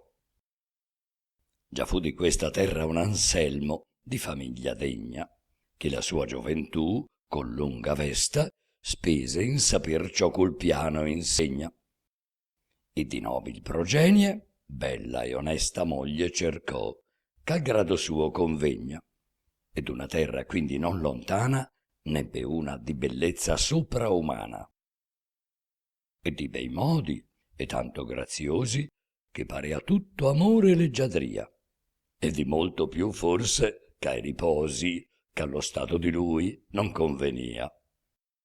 Tosto che l'ebbe quanti mai gelosi al mondo fur, passò di gelosia, non già ch'altra cagion gliene desse ella che d'esser troppo accorta e troppo bella. Nella città medesima un cavaliero era d'antiqua ed onorata gente, che discendea da quel lignaggio altiero cuscì d'una mascella di serpente, onde giammanto e chi con essa fero la patria mia disceser similmente. Il cavalier Cadonio nome nosse, di questa bella donna innamorosse, e per venire a fin di questo amore a spender cominciò senza ritegno in vestire, in conviti, in farsi onore quanto può farsi un cavalier più degno. Il tesor di Tiberio imperatore non saria stato a tante spese al segno. Io credo ben che non passar 2 verni che gli usci fuor di tutti ben paterni. La casa, che era dianzi frequentata mattina e sera tanto dagli amici, sola restò, tosto che fu priata di starne, di fagian, di coturnici. Egli che capo fu della brigata rimase dietro e quasi fra mendici. Pensò, poiché in miseria era venuto, d'andare ove non fosse conosciuto. Con questa intenzione, una mattina, senza far motto altrui, la patria lascia e con sospiri e lacrime cammina lungo lo stagno che le mura fascia. La donna che del cor gli era regina già non oblia per la seconda ambascia. Ecco un'alta avventura che lo viene di sommo male a porre in sommo bene. Vede un villan che con un gran bastone intorno alcune sterpi s'affatica. Quivi Adonio si ferma e la cagione di tanto travagliar vuol che gli dica. Disse il villan che dentro a quel macchione veduto avea una serpe molto antica, di che più lunga e grossa ai giorni suoi non vide, né credea mai veder poi, e che non si voleva indi partire che non l'avesse ritrovata e morta. Come Adonio lo sente così dire, con poca pazienza lo sopporta. Sempre solea le serpi favorire, che per insegna il sangue suo le porta, in memoria cuscì sua prima gente de denti seminati di serpente. E disse e fece col villano, in guisa che suo malgrado abbandonò l'impresa, sicché da lui non fu la serpe uccisa, né più cercata, né altrimenti offesa. Adonio ne va poi dove s'avvisa che sua condizion sia meno intesa, e dura con disagio e con affanno fuor della patria appresso al 7° anno. Né mai per lontananza né strettezza del viver che i pensier non lascia ir vaghi, cessa amor che si gli ha la mano avezza ch'ognor non gli arda il core, ognor rimpiaghi. E forza al fin che torni alla bellezza che son di riveder sì gli occhi vaghi. Barbuto, afflitto e assai male in arnese, là donde era venuto il cammin prese. In questo tempo alla me patria accade mandare un oratore al Padre Santo, che resti appresso alla sua santitade per alcun tempo, e non fu detto quanto. Getta alla sorte e nel giudice cade. O giorno a lui cagion sempre di pianto, fe scuse, pregò assai, diede promesse per non partirsi, e al fin sforzato cesse. Non gli parea crudele e duro manco a dover sopportar tanto dolore, che se veduto aprir s'avesse il fianco e vedutosi trar con mano il core, di geloso timor pallido e bianco per la sua donna, mentre staria fuore, lei con quei modi che giovar si crede supplice priega a non mancar di fede, dicendole ch'a donna né bellezza né nobiltà né gran fortuna basta, sì che di vero onor monti in altezza, se per nome e per opre non è casta, e che quella virtù via più si prezza che di sopra arrivan quando contrasta. E cor gran campo avria per questa absenza di far di pudicizia esperienza. Contai le cerca ed altre assai parole persuader ch'ella gli sia fedele. Della dura partita ella si duole, con che lacrime, o Dio, con che querele, e giura che piuttosto oscuro il sole vedrassi, che gli sia mai sì crudele, che rompa fede, e che vorria morire, piuttosto ch'aver mai questo desire. Ancor che a sue promesse e ai suoi scongiuri desse credenze si acchetаsse alquanto, non resta che più intender non procuri e che materia non procaccia al pianto. Avea un amico suo che dei futuri casi predir teneva il pregio e il vanto, ed ogni sortilegio e magica arte o il tutto o ne sapea la maggior parte. Di egli pregando di vedere assunto se la sua moglie, nominata Argia, nel tempo che da lei sarà disgiunto, fedele e casta o pel contrario fia. Colui, da prieghi vinto, tolle il punto, il ciel figura come par che stia. Anselmo il lascia in opera e l'altro giorno a lui per la risposta fa ritorno.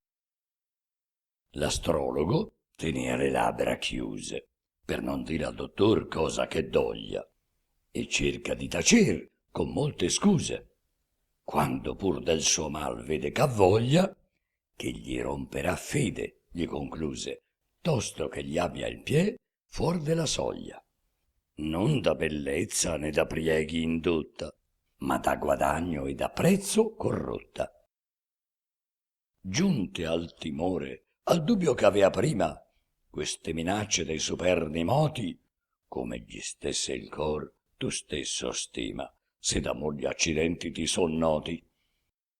E sopra ogni mestizia che lo prima, e che l'afflittamente aggiri e arruoti, è il saper come, vinta d'avarizia, per prezzo, abbia lasciar sua pudicizia.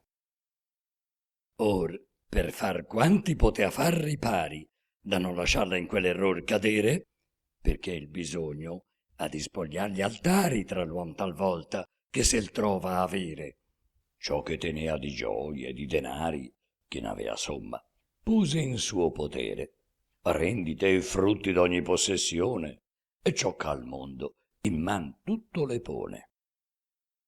Con facultade disse che ne tuoi non sol bisogni te rigoda e spenda, ma che ne possi far ciò che ne vuoi, li consumi, li getti e doni e venda. Altro conto saper non ne vo poi, purché qual ti lascio or tu mi ti renda, purché come or tu sei mi sia rimasa, fa ch'io non trovi né poder né casa. La prega che non faccia se non senta ch'egli ci sia nella città dimora, ma nella villa, ove più agiatamente viver potrà d'ogni commercio fuora. Questo dicea, però che l'umil gente che nel greggio o nei campi gli lavora, non gli era viso che le caste voglie contaminar potessero alla moglie.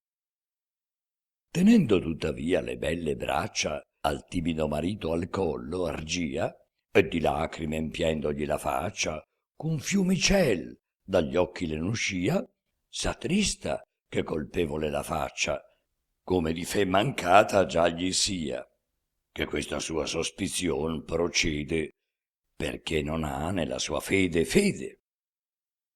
Troppo sarà, s'io voglio ir rimembrando, ciò ch'al partir da tra men dua si ha detto. Il mio onor, dice alfin, ti raccomando, piglia licenzia e partesi in effetto.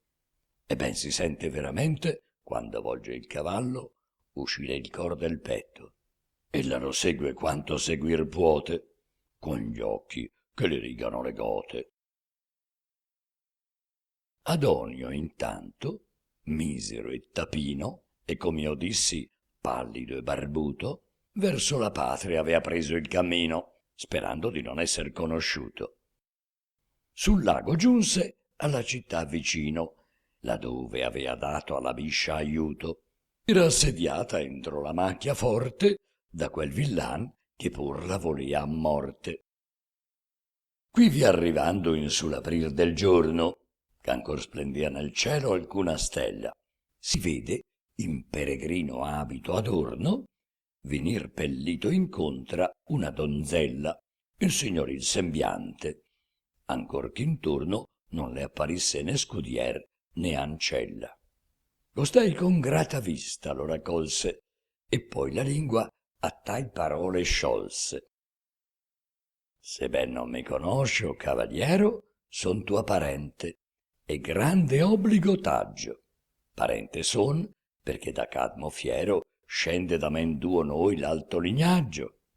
Io son la fata Manto, che il primiero sasso messi a fondar questo villaggio, e dal mio nome, come ben forse hai contare udito, Mantua la nomai. Delle fate io sono una, ed il fatale stato per farti anco saper ch'importe, nascemo a un punto che d'ogni altro male siamo capaci, forché della morte. Ma giunto è con questo essere immortale, condizion non men del morir forte, ch'ogni settimo giorno ognuna è certa che la sua forma in biscia si converta. Il vedersi coprir del brutto scoglio e gir serpendo è cosa tanto schiva che non ne pare al mondo altro cordoglio, tal che bestemmia ognuna d'esser viva. E l'obbligo ch'io t'ho, perché ti voglio insiememente dire onde deriva, tu saprai che quel dì, per esser tali, siamo a periglio d'infiniti mali. Non essi odiato altro animale in terra come la serpe, e noi, che n'abbiam faccia, patimo da ciascuno oltraggio e guerra, che chi ne vede ne percuote e caccia. Se non troviamo ove tornar sotterra, sentiamo quanto pesa altrui le braccia. Meglio saria poter morir, che rotte e storpiate restar sotto le botte.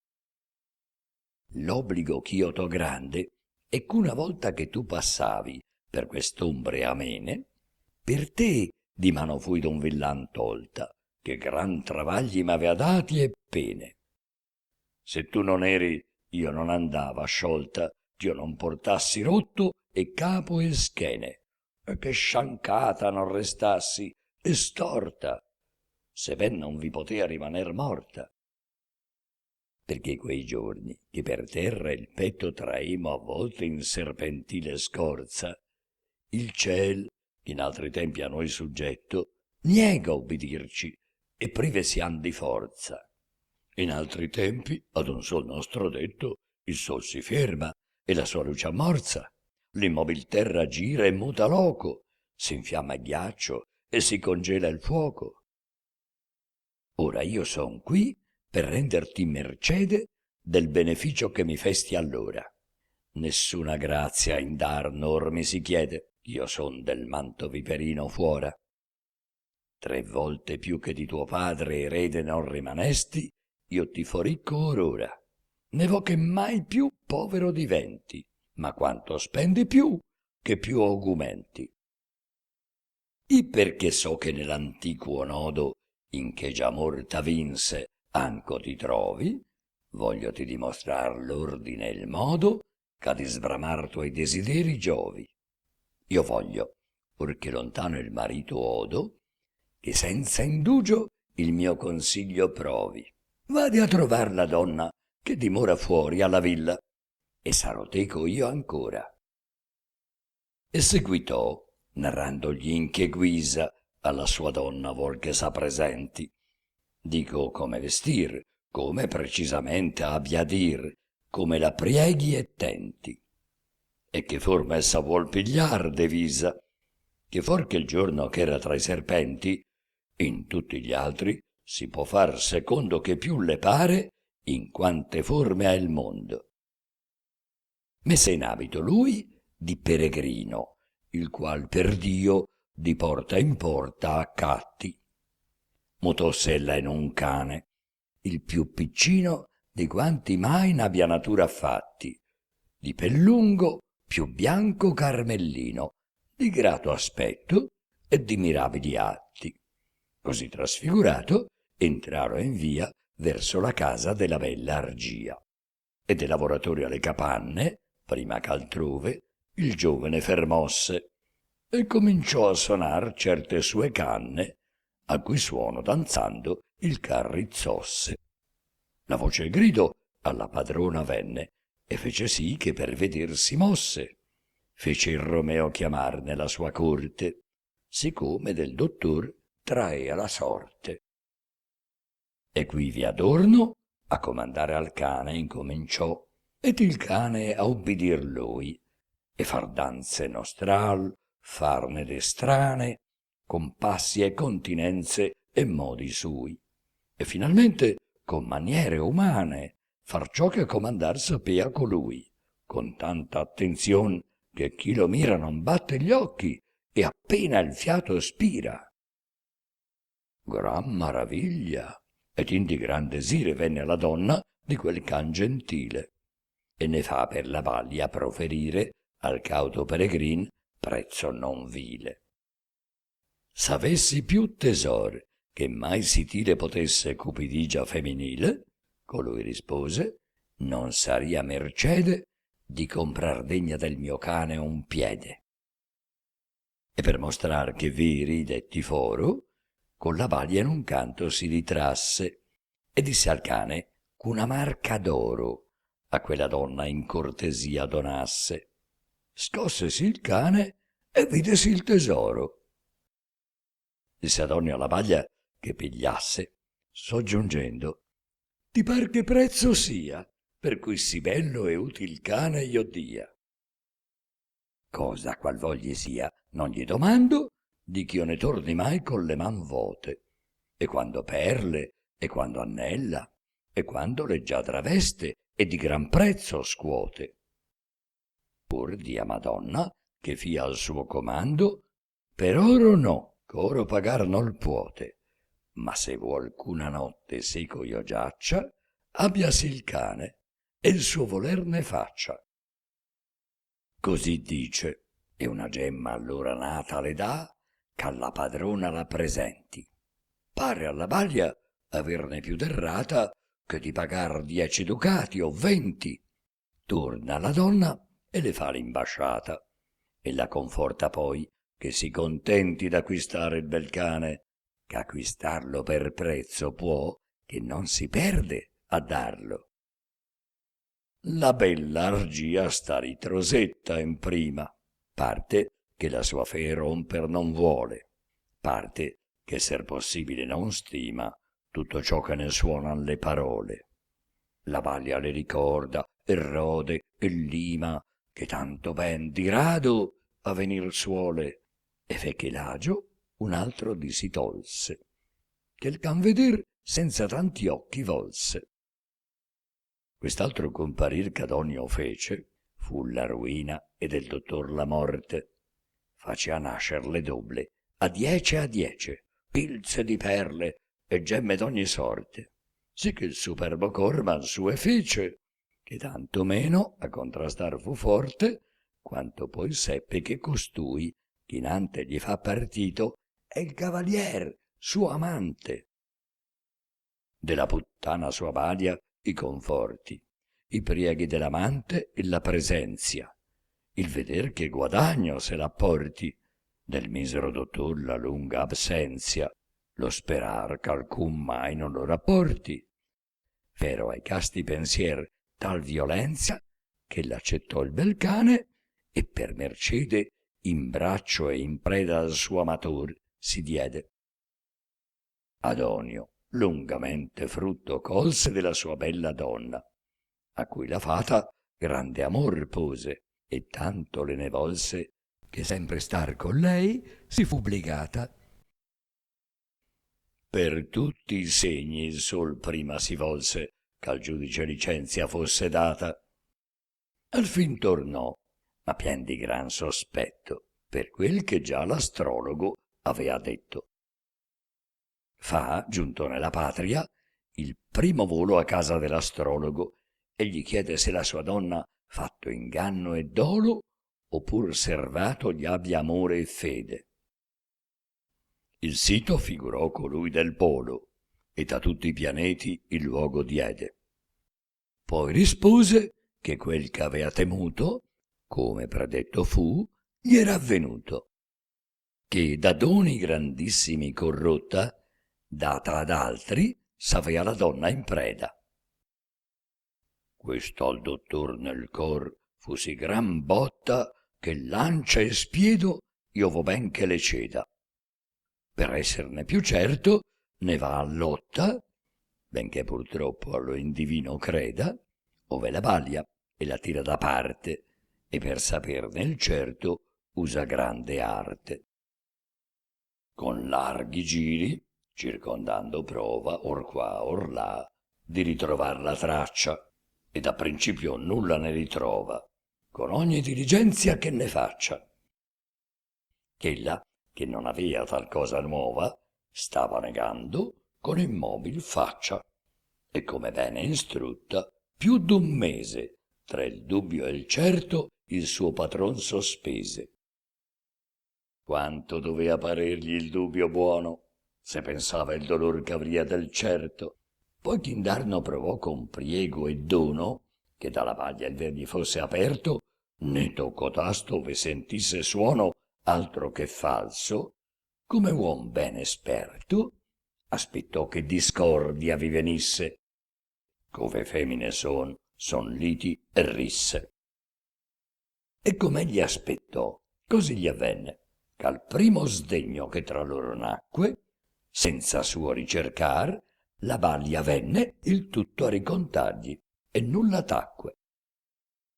Lungo a dir fora ciò che il cor sostenne, come la mente consternata giacque del giudice meschin, che fu sì oppresso, che stette per uscir fuor di se stesso, e si dispose al fin dall'ira vinto morir, ma prima uccider la sua moglie, e che da men due i sangue un ferro tinto levassi lei di biasmo e sé di doglie.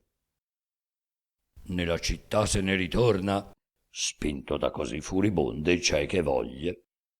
Indi alla villa un suo fidato manda, e quanto eseguir debba gli comanda. Comanda al servo ch'alla moglie Argia torni alla villa, e in suo nome le dica che gli è da febbre oppresso, così ria che di trovarlo vivo avrà fatica, sicché, senza aspettar più compagnia, venir debba con lui se la gli è amica. Verrà, sa ben che non farà parola, e che tra via le seghi egli la gola. A chiamar la patrona andò il famiglio, per far di lei quanto il signor commesse. Dato prima al suo cane ella di piglio, montò a cavallo ed a cammin si messe. L'avea il cane avvisata del periglio, ma che d'andar per questo ella non stesse, ch'avea ben disegnato e provveduto, onde nel gran bisogno avrebbe aiuto. Levato il servo del camino s'era, e per diverse solitarie strade, a studio capitò su una riviera che d'Appennino in questo fiume cade, ov'era bosco e selva oscura e nera, lungi da villa e lungi da cittade. Gli parve loco tacito e disposto per l'effetto crudel che gli fu imposto. Trasse la spada e alla padrona disse quanto commesso il suo signor gli avea, sicché chiedesse, prima che morisse, perdono a Dio d'ogni sua colpa rea. Non ti so dir com'ella si coprisse, quando il servo ferirla si credea, più non la vide, e molto d'ogni intorno l'andò cercando, e al fin restò con scorno. Torna al patron, con gran vergogna e tonta, tutto attonito in faccia e sbigottito, e l'insolito caso gli racconta, ch'egli non sa come si sia seguito. Ch'a suoi servigi abbia la moglie pronta la fata manto, non sapea il marito, che la balia, onde il resto avea saputo, questo non so perché gli avea taciuto.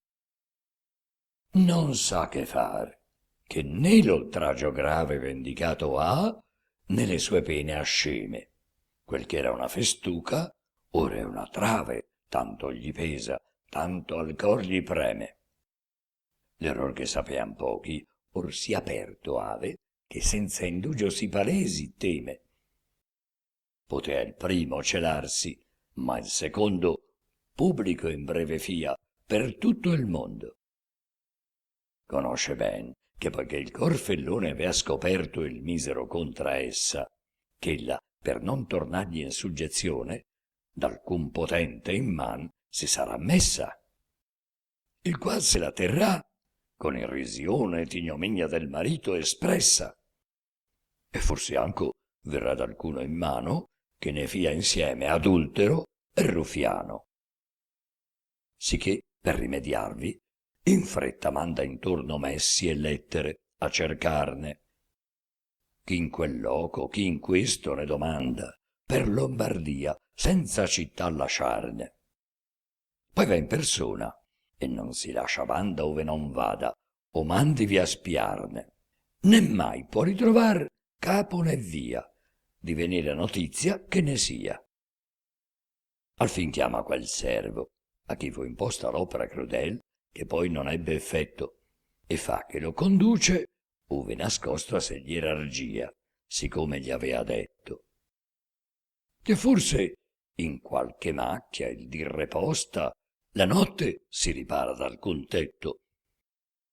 Lo guida il servo, ove trovar si crede la folta selva, e un gran palagio vide. Fatto avea farsi alla sua fata, intanto la bella argia, con subito lavoro, d'alabastri un palagio per incanto, dentro e di fuor tutto fregiato d'oro. Né lingua dir, né cor pensar può quanto avea beltà di fuor, dentro tesoro. Quello che iersera sì ti parve bello, del mio signor, saria un tugurio a quello. E di panni di razza, e di cortine tessute riccamente, e a varie fogge, ornate eran le stalle e le cantine, non sale pur, non pur camere e logge. Vasi d'oro e d'argento senza fine, gemme cavate, azzurre e verdi e rogge, e formate in gran piatti e in coppe e in nappi, e senza fin d'oro e di seta drappi. Il giudice, siccome io vi dicea, venne a questo palagio a dar di petto, quando né una capanna si credea di ritrovar, ma solo il bosco schietto. Per l'alta maraviglia che n'avea, esser si credea uscito d'intelletto. Non sapea se fosse ebro o se sognassi, oppur se il cervel scemo a volo andassi. Vede innanzi alla porta uno etiopo, con naso e labbri grossi, e ben gli avviso che non vedesse mai prima né dopo un così sozzo e dispiacevol viso. Poi di fattezze qual si pinge Esopo, da tristar se vi fosse il paradiso, bisunto e sporco ed abito mendico, né a mezzo ancor di sua bruttezza io dico. Anselmo, che non vede altro da cui possa saper di chi la casa sia, a lui s'accosta e ne domanda a lui. E te risponde: questa casa è mia. Il giudice è ben certo che colui lo beffi e che gli dica la bugia, ma con scongiuri il negro ad affermare che sua è la casa e ch'altri non va a fare. E gli offerisce, se la vuol vedere, che dentro vada e cerchi come voglia, e se va cosa che gli sia in piacere, o per sé o per gli amici, se la toglia. Diede il cavallo al servo suo a tenere Anselmo e messe il piè dentro alla soglia. E per sale e per camere condutto, da basso ed alto, andò mirando il tutto. La forma, il sito, il ricco e bel lavoro, va contemplando l'ornamento regio. E spesso dice: non potria quant'ore sotto il sol pagare il loco egregio.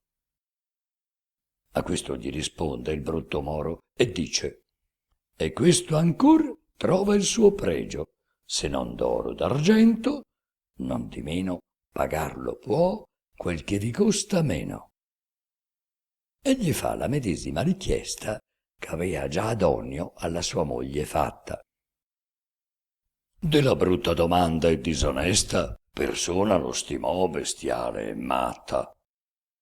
Per 3 repulse e 4 egli non resta, e tanti modi a persuaderlo adatta, sempre offerendo in merito il palagio, che fe inchinarlo al suo voler malvagio.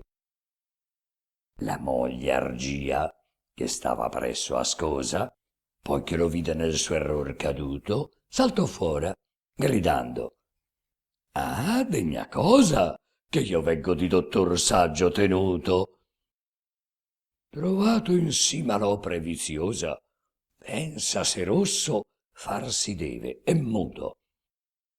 O terra, acciò te si gettassi dentro, perché allor non t'apristi insino al centro. La donna, in suo discarico ed in vergogna d'Anselmo, il capo gli intronò di gridi, dicendo: come te punir bisogna di quel che far con sivil'uom ti vidi, se per seguir quel che natura agogna, me, vinta i prieghi del mio amante, uccidi. Ch'era bello e gentile, e un dono tale mi fe, ch'a quel nulla il palagio vale. S'io ti parvi esser degna d'una morte, conosci che ne sei degno di 100, e benché in questo loco io sia sì forte, io possa di te fare il mio talento, pure io non ti vo pigliar di peggior sorte altra vendetta del tuo fallimento. Di par l'avere il dar marito poni, fa com'io a te, che tu a me ancor perdoni. E sia la pace e sia l'accordo fatto, ch'ogni passato error vada in oblio, né che in parole io possa mai, né in atto, ricordarti il tuo error, né a me tu il mio. Il marito ne parve aver buon patto, ne dimostrossi al perdonar restio. Così a pace e concordia ritornaro, e sempre poi fu l'uno all'altro caro. Così disse il nocchiero, e mosse a riso Rinaldo al fin della sua istoria un poco, e diventargli fece a un tratto il viso per l'onta del dottor come di fuoco. Rinaldo Argia molto lodò, ch'avviso ebbe d'alzare a quell'augello un gioco ch'alla medesma rete fe cascallo, in che cadde ella, ma con menor fallo.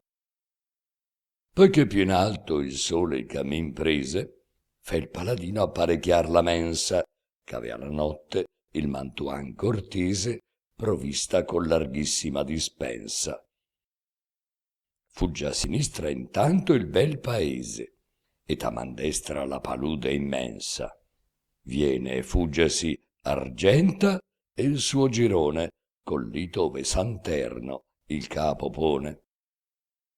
Allora la bastia credo non vera, di che non troppo si vantar spagnuoli d'avervi su tenuta la bandiera, ma più da pianger n'hanno i romagnuoli. E quindi, a filo alla dritta riviera, cacciano il legno e fan parer che voli. Lo volgon poi per una fossa morta, ch'a mezzodì presso a Ravenna il porta. Ben che Rinaldo con pochi danari fosse sovente, pur n'avea sì allora che cortesia ne fece a marinari, prima che li lasciasse alla buon'ora. Quindi, mutando bestie e cavallari, a Rimino passò la sera ancora. Nei Montefiore aspetta il mattutino, e quasi a par col sol giunge in Urbino.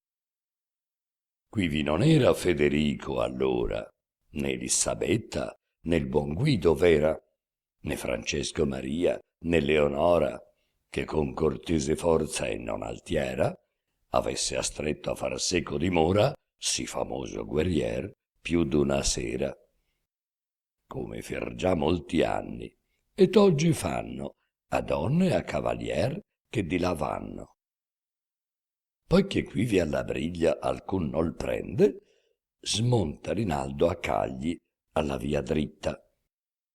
Pel monte che il Metauro e il Gauno fende, passa Appennino e più non la Manritta. Passa gli Ombri e gli Etrusci e a Roma scende, da Roma ad Ostia, e quindi si tragitta per mare alla città a cui commise il pietoso figliol l'ossa d'Anchise. Muta ivi regno e verso l'isoletta di Lipadusa farà atto levarsi, quella che fu dai combattenti eletta e dove già stati erano a trovarsi. Insta Rinaldo e gli nocchieri a fretta, ch'a vela e a remi fan ciò che può farsi, ma i venti avversi, e per lui malgagliardi, lo fecer, ma di poco, arrivar tardi. Giunse che appunto il principe d'Anglante, fatta avea l'utile opera e gloriosa, avea Gradasso ucciso et Agramante, ma con dura vittoria e sanguinosa. Morto n'era il figliuol di Monodante, e di grave percossa e perigliosa stava Olivier languendo in su l'arena, e del piaguasto avea martire e pena. Tener non poté il conte asciutto il viso quando abbracciò Rinaldo e che narrolli che gli era stato Brandimarte ucciso, che tanta fede e tanto amor portolli. Nemen Rinaldo, quando si diviso vide il capo all'amico, ebbe occhi molli. Poi quindi ad abbracciarsi fu condotto Olivier, che sedia col piede rotto. La consolazion che seppe, tutta di allor, benché per sé tornò la possa, che giunto si vedea quivi alle frutta, anzi, poiché la mensa era rimossa. Andaro i servi alla città distrutta, e di Gradasso ed Agramante l'ossa nelle ruine ascoser di Biserta, e quivi divulgar la cosa certa. Della vittoria che avea avuto Orlando s'allegrò Astolfo e Sansonetto molto, non sì però come avrian fatto quando non fosse a Brandimarte il lume tolto. Sentir lui morto il Gaudio va scemando, sicché non ponno asserenare il volto. Or chi sarà di lor ch'Annunzio voglia a fior di ligi dar di sì gran doglia? La notte che precesse a questo giorno, Fiordiligi sognò che quella Vesta, che per mandarne Brandimarte adorno avea trapunto e di sua man contesta, vedea per mezzo sparsa ed ogni intorno di gocce rosse a guisa di tempesta. Parea che di sua man così l'avesse ricamata ella e poi se ne dogliesse. E pare a dir, pur ammi il signor mio, commesso che io la faccia tutta nera. Or perché dunque ricamata ho l'io contra sua voglia in sì strana maniera? Di questo sogno fe giudicio rio. Poi la novella giunse quella sera, ma tanto Astolfo ascosa le la tenne, che a lei con Sansonetto se ne venne. Tosto che entraro, e ch'ella loro il viso vide di Gaudio in tal vittoria privo, senz'altro annunzio sa, senz'altro avviso, che Brandimarte suo non è più vivo. Di ciò le resta il cor così conquiso, e così gli occhi hanno la luce a schivo, e così ogni altro senso se le serra, che come morta andar si lascia in terra. Al tornar dello spirito, ella alle chiome caccia le mani ed alle belle gote, indarno ripetendo il caro nome, fa danno e tonta più che far lor puote, straccia i capelli e sparge, e grida come donna talor che il demon rio percuote, o come sode che già suon di corno mena de corse e t'aggirossi intorno. Or questo or quel pregando va, che porto le sia un coltel, sì che nel cor si fera. Or correrevo là, dove il legno in porto de due signor defunti arrivato era, e dell'uno e dell'altro, così morto, far crudo strazio e vendetta acra e fiera. Or vuol passare il mare e cercar tanto che possa al suo signor morire accanto. De perché, Brandimarte, ti lasciai senza me andare a tanta impresa, disse, vedendoti partir, non fu più mai che fior di ligi tua non ti seguisse. T'avrei giovato s'io veniva assai, ch'avrei tenute in te le luci fisse, e se gradasso avessi dietro avuto, con un sol grido io t'avrei dato aiuto. O forse esser potrei stata sì presta, che entrando in mezzo il colpo t'avrei tolto, fatto scudo t'avrei con la mia testa, che morendo io non era il danno molto. Ogni modo io morrò, né fia di questa dolente morte alcun profitto colto, che quando io fossi morta in tua difesa non potrei meglio aver la vita spesa. Se pur ad aiutarti i duri fati avessi avuto e tutto il cielo avverso, gli ultimi baci almeno io t'avrei dati, almen t'avrei di pianto il viso asperso, e prima che con gli angeli beati fossi lo spirito al suo fattor converso, detto gli avrei: va in pace e là m'aspetta, covunque sei, son per seguirti in fretta. È questo, Brandimarte, è questo il regno di che pigliar lo scettro ora dovevi. Or così teco ad ammogire io vegno, così nel real seggio mi ricevi? Ah, fortuna crudel, quanto disegno mi rompi, o che speranze oggi mi levi. De che cesso io, poi ch'ho perduto questo tanto mio ben, ch'io non perdo anche il resto. Questo et altro dicendo, in lei risorse il furor con tanto impeto e la rabbia, ch'a stracciare il bel crin di nuovo corse, come il bel crin tutta la colpa n'abbia. Le mani insieme si percosse e morse, nel sen si cacciò l'ugne e nelle labbia. Ma torna Orlando ed ai compagni, intanto ch'ella si strugge e si consuma in pianto. Orlando, col cognato, che non poco bisogno avea di medico e di cura, ed altrettanto perché in degno loco avesse Brandimarte sepultura, verso il monte ne va, che fa col fuoco chiara la notte e il dì di fumo oscura. Hanno propizio il vento e a destra mano non è quel lito lor molto lontano. Con fresco vento, ch'in favor veniva, sciolser la fune al declinar del giorno, mostrando lor la taciturna diva la dritta via col luminoso corno. E sorser l'altro dì sopra la riva, ch'amena giace ad Agrigento intorno. Quivi Orlando ordinò per l'altra sera ciò ch'a funeral pompa bisogno era. Poiché l'ordine suo vide seguito, essendo ormai del sole il lume spento, fra molta nobiltà, ch'ero allo invito de luoghi intorno corse in Agrigento, d'accesi torchi tutto ardendo il lito, e di grida sonando e di lamento, tornò Orlando ove il corpo fu lasciato, che vivo e morto avea con fede amato. Quivi Bardin, di somma danni grave, stava piangendo alla bara funebre, che pel gran pianto che avea fatto in nave dovria gli occhi aver pianti e le palpebre. Chiamando il ciel crudel le stelle prave, ruggia come un leon c'abbia la febbre. Le mani erano intanto empie e ribelle ai crin canuti e alla rugosa pelle.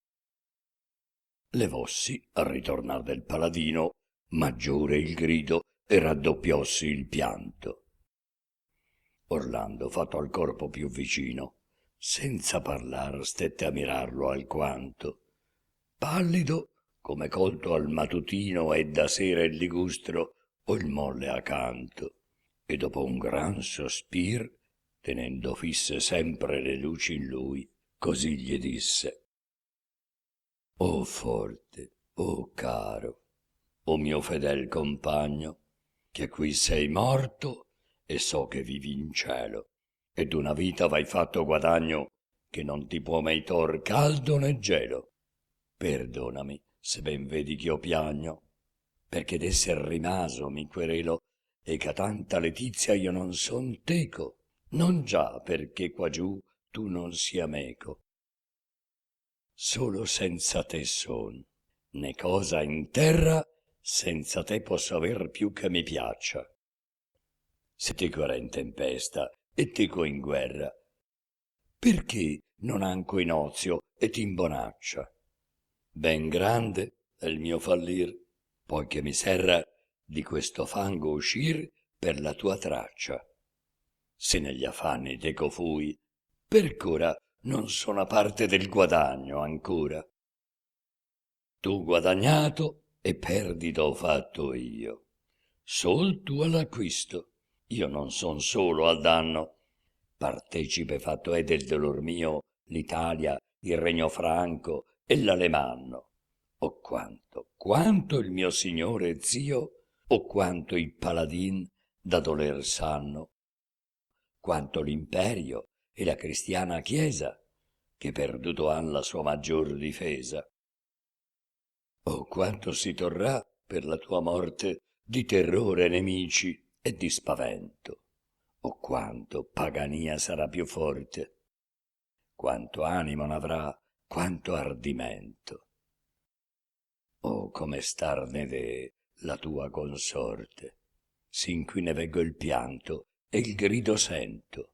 So che m'accusa e forse odio mi porta, che per me teco ogni sua speme è morta. Ma fior di ligi, almen resti un conforto a noi che siam di Brandimarte privi. Ch'invidiar lui con tanta gloria morto denno tutti i guerrier ch'oggi son vivi. Quei Deci e quel nel romanforo absorto, quel sì lodato Codro dagli argivi, non con più altrui profitto e più suo onore a morte si donar del tuo signore.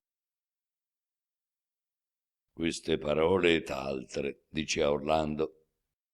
Intanto i bigi, i bianchi, i neri frati e tutti gli altri chierci, seguitando, andavan con lungo ordine accoppiati per l'alma del defunto Dio pregando, che gli donasse requie tra i beati.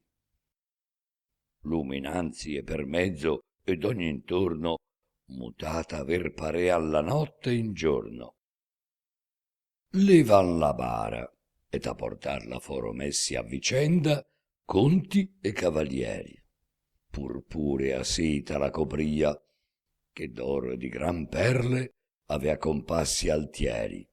Di non men bello e signoril lavoro avean gemmati e splendidi origlieri. E giacea quivi il cavalier, con vesta di color pare, e d'un lavor contesta. 300 agli altri eran passati inanti, de più poveri tolti della terra, parimente vestiti tutti quanti di panni negri e lunghi sino a terra. 100 paggi seguian sopra altrettanti grossi cavalli, e tutti buoni a guerra. E i cavalli coi paggi ivan nel suolo radendo col loro abito di duolo. Molte bandiere innanzi e molte dietro, che di diverse insegne eran dipinte, spiegate accompagnavano il feretro, le quai già tolte a 1000 schiere vinte e guadagnate a Cesare et a Pietro, avean le forze cor giaceano estinte, scudi v'erano molti, che di degni guerrieri a chi fur tolti aveano i segni.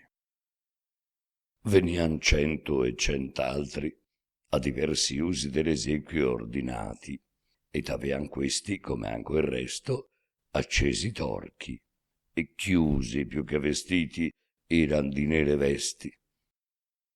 Poi seguia Orlando, e ad or soffusi di lacrime avea gli occhi, e rossi e mesti. Né più lieto di lui Rinaldo venne.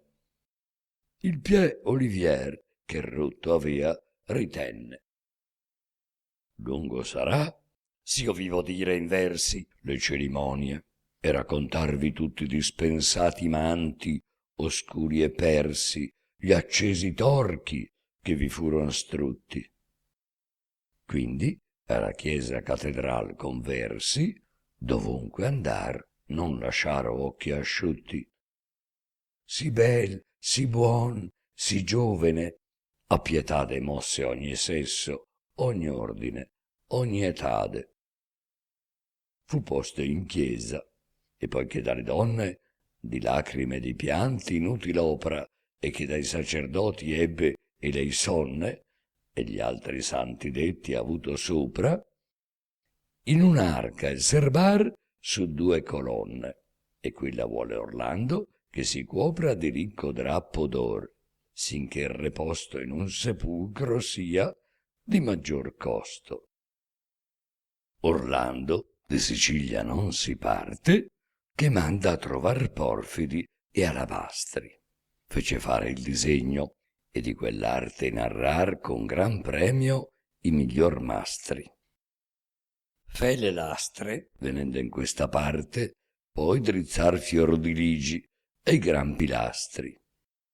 Che quivi essendo Orlando già partito, si fe portar dall'africano Lito.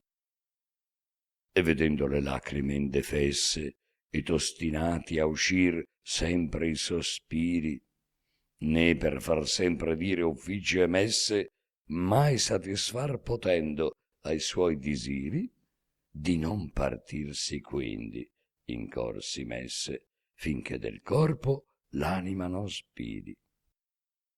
E nel sepulcro fe fare una cella e vi si chiuse, e fe sua vita in quella.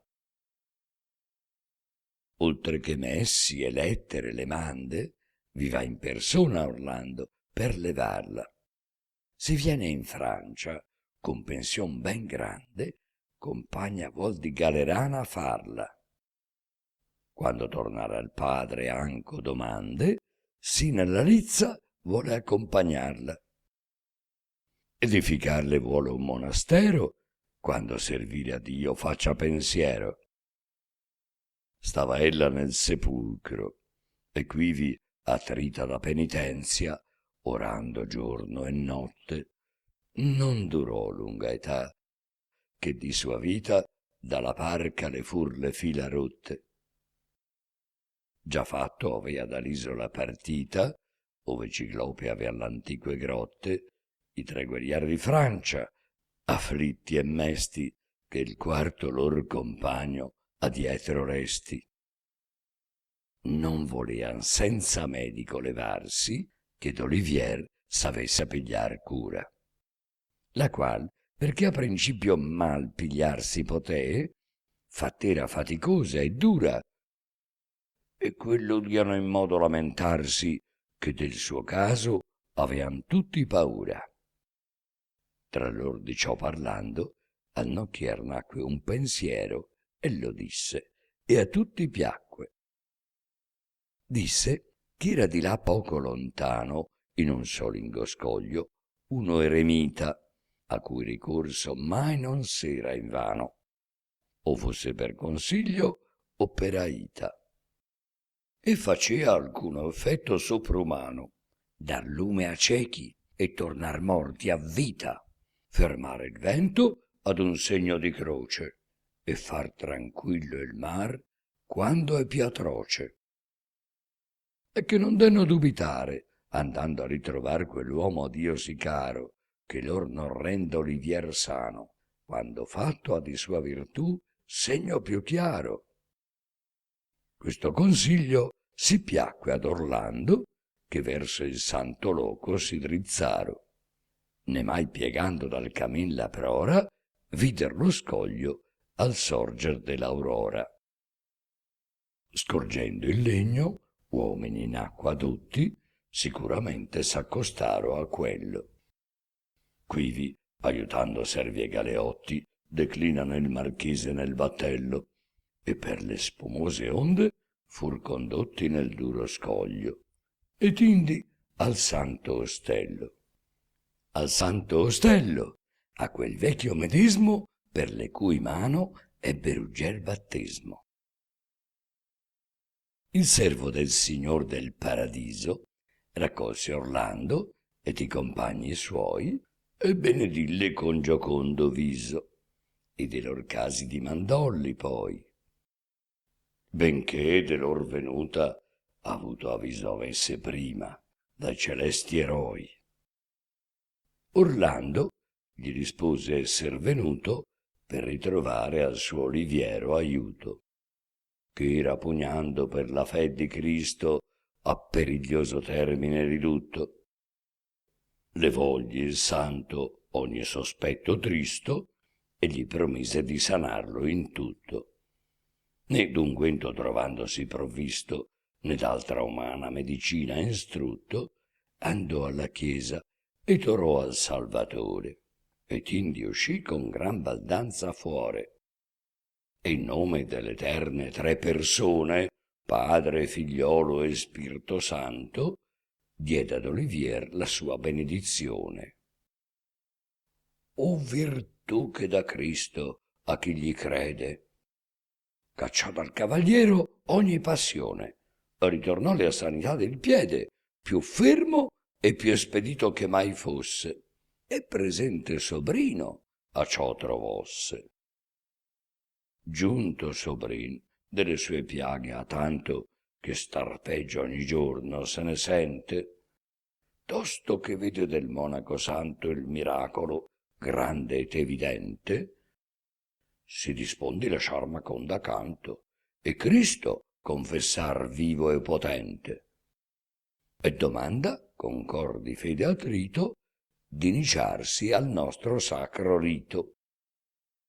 Così l'uom giusto lo battezza e tanco gli rende orando ogni vigor primiero. Orlando e gli altri cavalier non manco di tal conversion letizia fero, che di veder che liberato e franco del periglioso mal fosse Oliviero. Maggior gaudio degli altri Ruggier ebbe, e molto in fede e in devozione accrebbe. Era Ruggier, dal dì che giunse a nuoto su questo scoglio, poi statovi ognora. Fra quei guerrieri il vecchiarel devoto sta dolcemente e li conforta, ed ora, a voler schivi di pantano e loto, mondi passar per questa morta gora, ch'a nome vita, che si piace a sciocchi, ed alla via del ciel sempre ave gli occhi.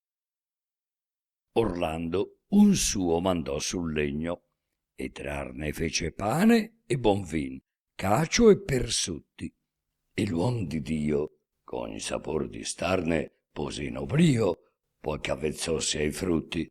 Per carità, mangiar fecero carne, e ber del vino, e far quel che fer tutti. Poi ch'alla mensa consolati foro, di molte cose ragionar tra loro. E come accade nel parlar sovente, qu'una cosa vien l'altra dimostrando, Ruggier riconosciuto finalmente fu da Rinaldo, da Olivier, da Orlando, per quel Ruggero in arme sì eccellente, il cui valor s'accorda ognun lodando. Né Rinaldo l'avea raffigurato per quel che provò già nello steccato. Ben l'aveia il re sobrin riconosciuto tosto che il vide col vecchio apparire, ma volse innanzi star tacito e muto che porsi in avventura di fallire. Poiché a notizia agli altri fu venuto che questo era Rugger, di cui l'ardire, la cortesia e il valore alto e profondo si faceva nominare per tutto il mondo, e sapendosi già che era cristiano, tutti con lieta e con serena faccia vengono a lui, chi gli tocca la mano e chi lo bacia e chi lo stringe a braccia. Sopra gli altri il signor di Montalbano d'accarezzarlo e fargli onor procaccia, perché so più degli altri io il serbo a dire nell'altro canto, se l vorrete udire.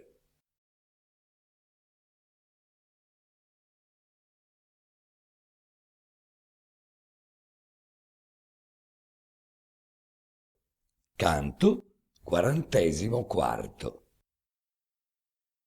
Ruggero e i paladini tornano a Marsiglia. Astolfo liquida i residuati della guerra africana e raggiunge gli amici cavalcando l'ippogrifo. All'arrivo gli leva a sella e finimenti e gli rende la meritata libertà. Si celebra il trionfo della guerra vinta sui Mori e si conclude anche il poema carolingio. Resta il poema o romanzo in versi sentimentale, ma pur sempre d'azione, che sinora era risultato il più lineare dei tre, e ora si complica, ma almeno il suo corso non è più intercalato da frammenti di altre storie. L'eremita faccendiere aveva gettato là un'ipotesi di matrimonio fra Ruggero e Bradamante. Ruggero non poteva tirarsi indietro. Rinaldo, fratello di lei, e Orlando avevano approvato calorosamente. Non sapevano che nel frattempo il vecchio padre aveva ricevuto dall'imperatore di Bisanzio la proposta di maritare la ragazza a Leone, suo figlio ed erede, e si era riservato pro forma di rispondere dopo aver consultato il figlio maggiore. Apriti cielo, papà è indignato. Mentre lui usa al figlio il riguardo di consultarlo, quel fannullone si permette di prendere impegni con altri, senza preavviso e senza criterio. Mamma si scatena. Figurarsi se baratterà la parentela con un imperatore, hai detto niente, per un generuccio qualsiasi, bello e bravo finché si vuole, ma scalcagnato e senza un soldo. Bradamante è stretta in una morsa. A quei genitori ha la troppa età, tolto il cervello. Ma come fare? Lei è sempre stata disciplinata e rispettosa, al punto da lasciarsi chiudere in casa a sferruzzare finché le durava la pazienza. Però il rispetto è forma, non azione, costringe a pazientare, non a sbagliare, e l'amore la tira dall'altra parte. Quando le chiedono di pronunciarsi a favore di Leone, un così bel partito, serra le labbra e non dice niente. Poi si chiude a piangere in camera sua. I pettegoli fanno la spola fra gli interessati. Ruggero, ora il matrimonio è entrato in tutti i modi nel suo punto d'onore, scarta la possibilità di risolvere la cosa in duelli, perché non rispetterebbe i sentimenti della ragazza. Ma quella suocera è proprio volgare. Sono le doti personali di un uomo che contano. Chi ne ha sa sempre come districarsi. E se la prospettiva di diventare imperatrice facesse girar la testa a Bradamante? A levarle il capriccio, quello non è mica un sentimento, gli servirebbe, diciamo, un annetto. Per competere alla pari, gli basterebbe ridurre imperatore e figlio scalcagnati e senza un soldo come lui, senza pretesa di mettersi al loro posto. Bradamante dà a Ruggero la risposta che ha rifiutato ai genitori: non dubiti di lei, e chiede in pubblico a Carlo Magno di bandire che nessuno la sposerà se prima non l'avrà vinta in singolar tenzone. Carlo ride, commenta che la domanda è proprio degna di lei e promette di accontentarla. Ma i genitori vedono che la figlia vuole sottrarsi. la segregano in un castello, litigano con Rinaldo che protesta e progettano di portarla in Levante per disporne a modo loro. Ruggero, allarmato, opta per ammazzare d'urgenza il pretendente a norma di cavalleria, far Leone da Augusto divo, da imperatore vivo, ex imperatore morto, che si adora in un tempio e non può più rompere le scatole. Ed eccolo sulle tracce di Leone all'assedio di Belgrado. Combatte dalla parte dei bulgari contro i greci e rovescia le sorti della battaglia. Il giovane e sportivo Leone, che lo vede in azione e non sa nulla di lui, non ha mai visto niente di paragonabile. Si esalta per quel fuoriclasse, quell'angelo vendicatore, benché giochi nella squadra avversa e stia facendo a pezzi i suoi.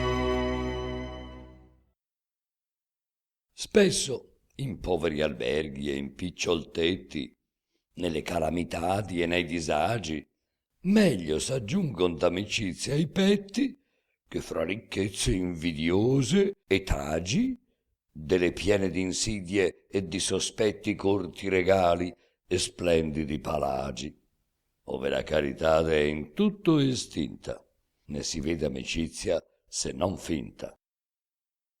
Quindi avvien che tra principi e signori patti e convenzion sono sì frali.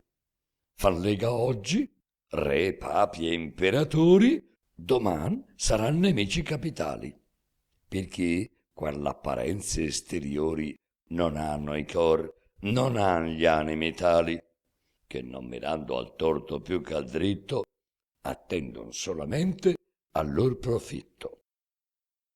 Questi, quantunque d'amicizia poco siano capaci, perché non sta a quella ove per cose gravi, ove per giuoco, mai senza finzion non si favella, pur se talor gli ha tratti in umil loco insieme una fortuna acerba e fella, in poco tempo vengono a notizia, quel che in molto non fer, dell'amicizia.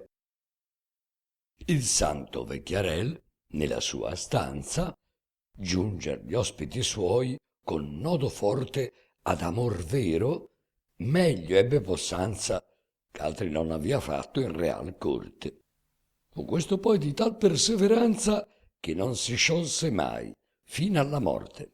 Il vecchio li trovò tutti benigni, candidi più nel cor che di fuor cigne.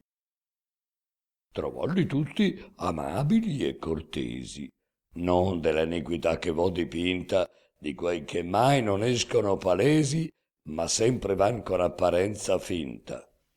Di quanto s'eran per adietro offesi, ogni memoria fu tra loro estinta.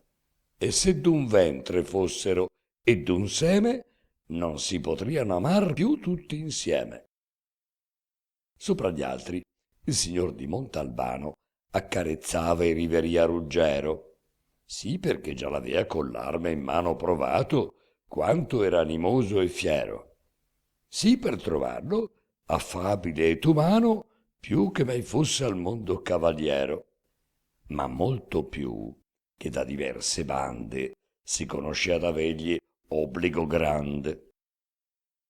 Sapea che di gravissimo periglio egli avea liberato Ricciardetto, quando il re ispano gli fe dar di piglio e con la figlia prendere nel letto, e ch'avea tratto l'uno e l'altro figlio del duca Buovo, come avevo già detto, dimanda ai saracini e dei malvagi che eran col maganzese Bertolagi.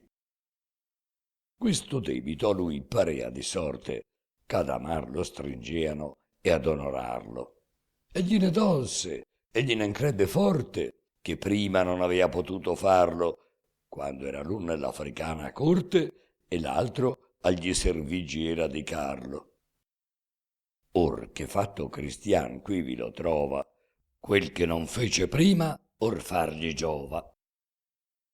Proferte senza fine, onore e festa, fece a Ruggero il paladin cortese. Il prudente eremita, come questa benevolenzia vide, adito prese. Entrò dicendo: a fare altro non resta, e lo spero ottener senza contese, che come l'amicizia tra voi fatta, tra voi sia ancora affinità contratta, acciò che delle due progenie illustri, che non han par di nobiltade al mondo, nasca un legnaggio che più chiaro lustri che il chiaro sol, per quanto gira a tondo. E come andran più innanzi et'anni e lustri, sarà più bello e durerà, secondo che Dio mi ispira, acciò che a voi nol cieli, finché terran l'usato corso i cieli. E seguitando il suo parlar più inante, fa il santo vecchio sì, che persuade che Rinaldo a Rugger dia Bradamante, benché pregar né l'un né l'altro accade. Loda Olivier col principe d'Anglante che far si debba questa affinitade, il che speran c'approvi Amone e Carlo, e debba tutta Francia commendarlo. Così dicean, ma non sapean c'Amone, con volontà del figlio di Pipino, ne avea dato in quei giorni intenzione all'imperator greco Costantino, che gliene domandava per Leone suo figlio e successor nel gran domino, se n'era per il valor che n'avea inteso, senza vederla, il giovinetto acceso. Risposto gli avea Amon, che da sé solo non era per concludere altramente, né pria che ne parlasse col figliuolo Rinaldo, dalla corte allora absente, il qual credea che vi verrebbe a volo e che di grazia avriasi gran parente. Pur, per molto rispetto che gli avea, risolver senza lui non si volea. Or Rinaldo, lontan dal padre, quella pratica imperial tutta ignorando, quivi a Rugger promette la sorella, di suo parere e di parer d'Orlando e degli altri che avea seco alla cella, ma sopra tutti l'eremita instando, e crede veramente che piacere debba ad Amon quel parentado avere. Quel dì e la notte e del seguente giorno steron gran parte col monaco saggio, quasi obliando al legno far ritorno, benché il vento spirasse al lor viaggio. Ma i lor nocchieri, a cui tanto soggiorno increscea omai, mandar più d'un messaggio, che si li stimular della partita, c'ha forza li spiccar dall'eremita. Rugger, che stato era in esilio tanto, né dallo scoglio avea mai mosso il piede, tolse licenzia da quel mastro santo che insegnata gli avea la vera fede. La spada Orlando gli rimesse accanto, l'arme de torre e il buon frontin gli diede, sì per mostrar del suo amor segno espresso, sì per saper che dianzi erano desso. E quantunque miglior nell'incantata spada ragione avesse il paladino, che con pena e travaglio già levata l'avea dal formidabile giardino, che non avea Ruggero, a cui donata dal ladro fu, che gli de ancor frontino, pur volentier gliene donò col resto dell'arme, tosto che ne fu richiesto. Fur benedetti dal vecchio devoto, e sul naviglio al fin si ritornaro.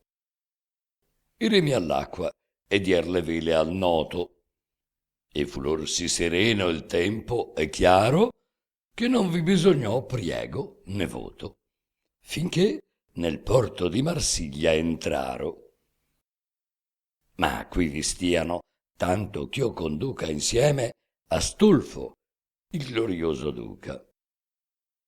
Poi che della vittoria Astolfo intese, che sanguinosa e poco lieta sebbe, vedendo che sicura dall'offese d'Africa oggimai Francia esser potrebbe, pensò che il re de Nubi in suo paese con l'esercito suo rimanderebbe, per la strada medesima che tenne quando contra Biserta se ne venne. L'armata che i pagan ruppe nell'onde, già rimandata avea il figliuol d'Ugero, di cui, nuovo miracolo, le sponde, tosto che ne fu uscito il popol nero, e le poppe e le prore mutò in fronde e ritornolle al suo stato primiero. Poi venne il vento e come cosa lieve le volle in aria e fe sparire in breve. Chi a piedi e chi in arcion tutte partita d'Africa fer le nubiane schiere. Ma prima Astolfo si chiamò infinita grazia al senapo et immortale avere, che gli venne in persona a dare aita con ogni sforzo et ogni suo potere. Astolfo lor nell'uterino claustro a portar diede il fiero e turbido austro.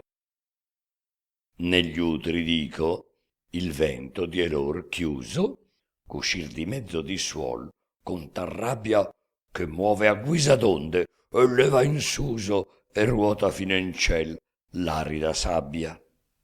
A ciò se lo portassero a lor uso, che per camino a far danno non abbia, e che poi, giunti nella lor regione, avessero a lassar fuor di prigione. Scrive Turpino, come furo ai passi dell'Alto Atlante, che i cavalli loro, tutti in un tempo, diventaron sassi, sicché come venir se ne tornoro. Ma tempo è ormai ch'Astolfo in Francia passi, e così, poiché del paese moro ebbe provvisto i luoghi principali, all'ippogrifo suo fe spiegar l'ali. Volò in Sardigna in un batter di penne, e di Sardigna andò nel lido corso, e quindi sopra il mar la strada tenne, torcendo alquanto a man sinistra il morso. Nelle maremme all'ultimo ritenne della ricca Provenza il legger corso, dove seguì dell'ippogrifo quanto gli disse già l'Evangelista santo. Agli commesso il santo Evangelista che più, giunto in Provenza, non lo sproni, e ch'all'impeto fier più non resista con sella e fren, ma libertà gli doni. Già via il più basso ciel, che sempre acquista del perder nostro, al corno tolti i suoni, che muto era restato, non che roco, tosto che entrò il guerrier nel divin loco. Venne Astolfo a Marsiglia e venne appunto il di Chevera Orlando ed Oliviero e quel da Montalbano insieme giunto, col buon sobrino e col miglior Ruggero. La memoria del sozio loro defunto vietò che i paladini non potero insieme così appunto rallegrarsi come in tanta vittoria dovria farsi. Carlo avea di Sicilia avuto avviso dei due re morti e di sobrino preso, e che era stato Brandimarte ucciso. Poi di Ruggero avea non meno inteso, e ne stava col cor lieto e col viso d'aver gitato intollerabil peso, che gli fu sopra gli omeri sì greve, che starà un pezzo pria che si rileve. Per onorar costor, che era il sostegno del Santo Imperio e la maggior colonna, Carlo mandò la nobiltà del regno ad incontrarli fin sopra la sonna. Egli uscì poi col suo drappel più degno di re e di duci e con la propria donna fuor delle mura, in compagnia di belle e ben ornate e nobili donzelle. L'imperatore, con chiara e lieta fronte, i paladini e gli amici e i parenti la nobiltà, la plebe fanno al conte agli altri d'amor segni evidenti. Gritar sode Mongrana e Chiaramonte. Sì tosto non finì gli abbracciamenti, Rinaldo e Orlando insieme ed Oliviero al signor loro a presentar Ruggero. Egli narrar che di Rugger divisera figliuol di virtù uguale al padre, se sia animoso e forte e da che guisa sappia ferir san dir le nostre squadre. Con Bradamante in questo vien Marfisa, le due compagne nobili e leggiadre. Ad abbracciar Rugger vien la sorella, con più rispetto sta l'altra donzella. L'imperator Roger fa risalire, ch'era per riverenzia sceso a piede, e lo fa par a par seco venire, e di ciò che onorarlo si richiede un punto sol non lassa preterire. Ben sapea che tornato era la fede, che tosto che guerrier furo l'asciutto, certificato avean Carlo del tutto. Con pompa trionfal, con festa grande, tornaro insieme dentro alla cittade, che di frondi verdeggia e di ghirlande. Coperte a panni son tutte le strade, nembo d'erbe e di fior, d'alto si spande e sopra intorno ai vincitori cade, che da veroni e da finestre amene donne e donzelle gittano a man piene. Al volgersi dei canti, in vari lochi, trovano archi e trofei subito fatti, che di Biserta le ruine e i fochi mostran dipinti, ed altri degni fatti. Altrove palchi con diversi giuochi, e spettacoli, e mimi, e scenici atti. Ed è per tutti i canti il titol vero scritto ai liberatori dell'impero. Fra il suon d'argute trombe e di canore pifare ed ogni musica armonia, fra riso e plauso, giubilo e favore del popolo che vi capia, smontò al palazzo il magno imperatore, ove più giorni quella compagnia, con torniamenti, personaggi e farse, danze e conviti, attesa a dilettarse.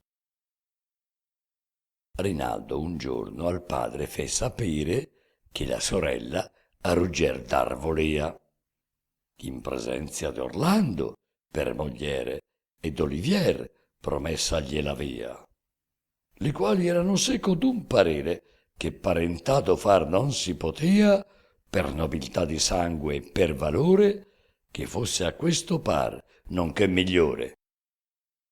Ode Amona il figliol con qualche sdegno, che senza conferirlo seco gli osa la figlia maritar, che suo disegno che del figliol di Costantin sia sposa, non di Rugger, il qual non cabi regno, ma non può al mondo dir questa è mia cosa, ne sa che nobiltà poco si prezza, e men virtù se non v'è ancor ricchezza. Ma più d'Amon, la moglie Beatrice, biasma il figliuolo e chiamalo arrogante, e in segreto e in palese contraddice che di Rugger sia moglie Bradamante. A tutta sua possanza imperatrice ha disegnato farla di Levante. Da Rinaldo ostinato, che non vuole che manchi un'iota delle sue parole. La madre, ch'aver crede alle sue voglie la magnanima figlia, la conforta che dica che piuttosto che esser moglie di un pover cavalier vuole esser morta. Né mai più per figliola la raccoglie se questa ingiuria del fratel sopporta. Nieghi pur con audacia e tenga saldo, che per sforzar non la sarà Rinaldo. Sta Bradamante tacita, né al detto della madre s'arrisca a contraddire, che la in tal riverenzia e in tal rispetto che non potria pensar non l'ubidire. Dall'altra parte teria gran difetto se quel che non vuol far volesse dire, non vuol perché non può, che il poco e il molto poter di sé disporre, amor le ha tolto. Né negar, né mostrarsene contenta s'ardisce, e sol sospira e non risponde. Poi, quando è luogo ch'altri non la senta, versan lacrime gli occhi a guisa d'onde, e parte del dolor che la tormenta sentir fa al petto ed alle chiome bionde. Quell'un percuote, l'altro straccia e frange, e così parla e così seco piange. Ahimè, vorrò quel che non vuol chi deve poter del voler mio più che possio. Il voler di mia madre avrò in sì lieve stima ch'io lo posponga al voler mio. Da qual peccato potesser sì grieve a una donzella qual biasmo sì rio come questo sarà, se non volendo chi sempre od a ubbidir marito prendo. Avrà misera me dunque possanza la materna pietà ch'io t'abbandoni, o mio Ruggero, e che nuova speranza a desir nuovo a nuovo amor mi doni? Oppur la riverenza e l'osservanza che i buoni padri danno ai figli buoni porrò da parte e solo avrò rispetto al mio bene, al mio gaudio, al mio diletto. So quanto ai lassa debbo far, so quanto di buona figlia al debito conviensi. Io il so, ma che mi val se non può tanto la ragion che non possino più i sensi. S'amor la caccia e la fa star da canto, né la sa ch'io disponga, né ch'io pensi di me dispor, se non quanto a lui piaccia, e sol quanto egli detti io dica e faccia. Figlia d'Amone di Beatrice sono, e son misera me, serva d'amore. Dai genitori miei trovar perdono spero e pietà, s'io caderò in errore. Ma s'io offenderò amore, chi sarà buono a schivarmi con prieghi il suo furore, che sol voglia una di mie scuse udire e non mi faccia subito morire. Oimè, con lunga ed ostinata prova ho cercato Rugger trarre alla fede, e tollo tratto al fin. Ma che mi giova, se il mio ben fare inutil d'altri cede. Così, ma non per sé, la perinuova il mele ogni anno, e mai non lo possiede. Ma vo prima morir che mai sia vero ch'io pigli altro marito che Ruggero. S'io non sarò al mio padre ubbidiente, né alla mia madre, io sarò al mio fratello, che molto è più di lor prudente, ne gli ha la troppa età tolto il cervello. E a questo che Rinaldo vuol consente Orlando ancora, e per me ho questo e quello, li quali duo più onora il mondo e teme che l'altra nostra gente tutta insieme. Se questi il fior, se questi ognuno stima la gloria e lo splendor di Chiaramonte, se sopra gli altri ognun gli alza e sublima, più che non è del piede alta la fronte. Perché debbo voler che di me prima Amon disponga che Rinaldo e il conte? Voler non debbo, tanto men che messa in dubbio al greco e a Rogger fui promessa. Se la donna s'affligge e si tormenta, né di Rugger la mente più quieta, ch'ancor che di ciò nuova non si senta per la città, pur non è a lui segreta. Seco di sua fortuna si lamenta, la qual fruir tanto suo ben gli vieta, poiché ricchezze non gli ha date e regni, di che è stata si larga, a 1000 indegni. Di tutti gli altri beni, o che concede natura al mondo, o proprio studio acquista, aver tanta e tal parte egli si vede, quale quanta altri aver mai s'abbia vista, ch'a sua bellezza ogni bellezza cede, ch'a sua possanza è raro chi resista, di magnanimità, di splendor regio, a nessun più che a lui si debbe il pregio.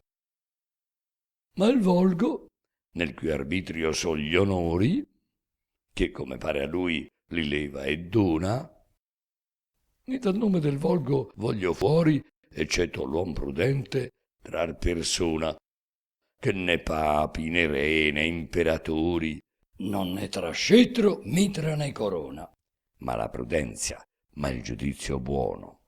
Grazie che dal ciel date a pochi sono. Questo volgo, per dir quel che io vo dire, che altro non riverisce che ricchezza, né vede cosa al mondo che più ammire, e senza nulla cura e nulla apprezza, sia quanto voglia la beltà, l'ardire, la possanza del corpo, la destrezza, la virtù, il senno, la bontà, e più in questo di cora vi ragiono che nel resto. Dice a Rugger, seppure amon disposto che la figliuola imperatrice sia, con Leon non concluda così tosto, almen termine un anno anco mi dia. Io spero intanto che da me deposto Leon col padre dell'imperio fia. E poi che tolto avrò lor le corone, genero indegno non sarò d'amone. Ma se fa senza indugio, come ha detto, suocero della figlia Costantino, s'alla promessa non avrà rispetto di Rinaldo ed Orlando suo cugino, fattami innanzi al vecchio Benedetto, al marchese Oliviero, al re Sobrino, che farò? Vo patirsi grave torto, o prima che patirlo esser pur morto? De che farò? Far dunque vendetta contro il padre di lei di questo oltraggio?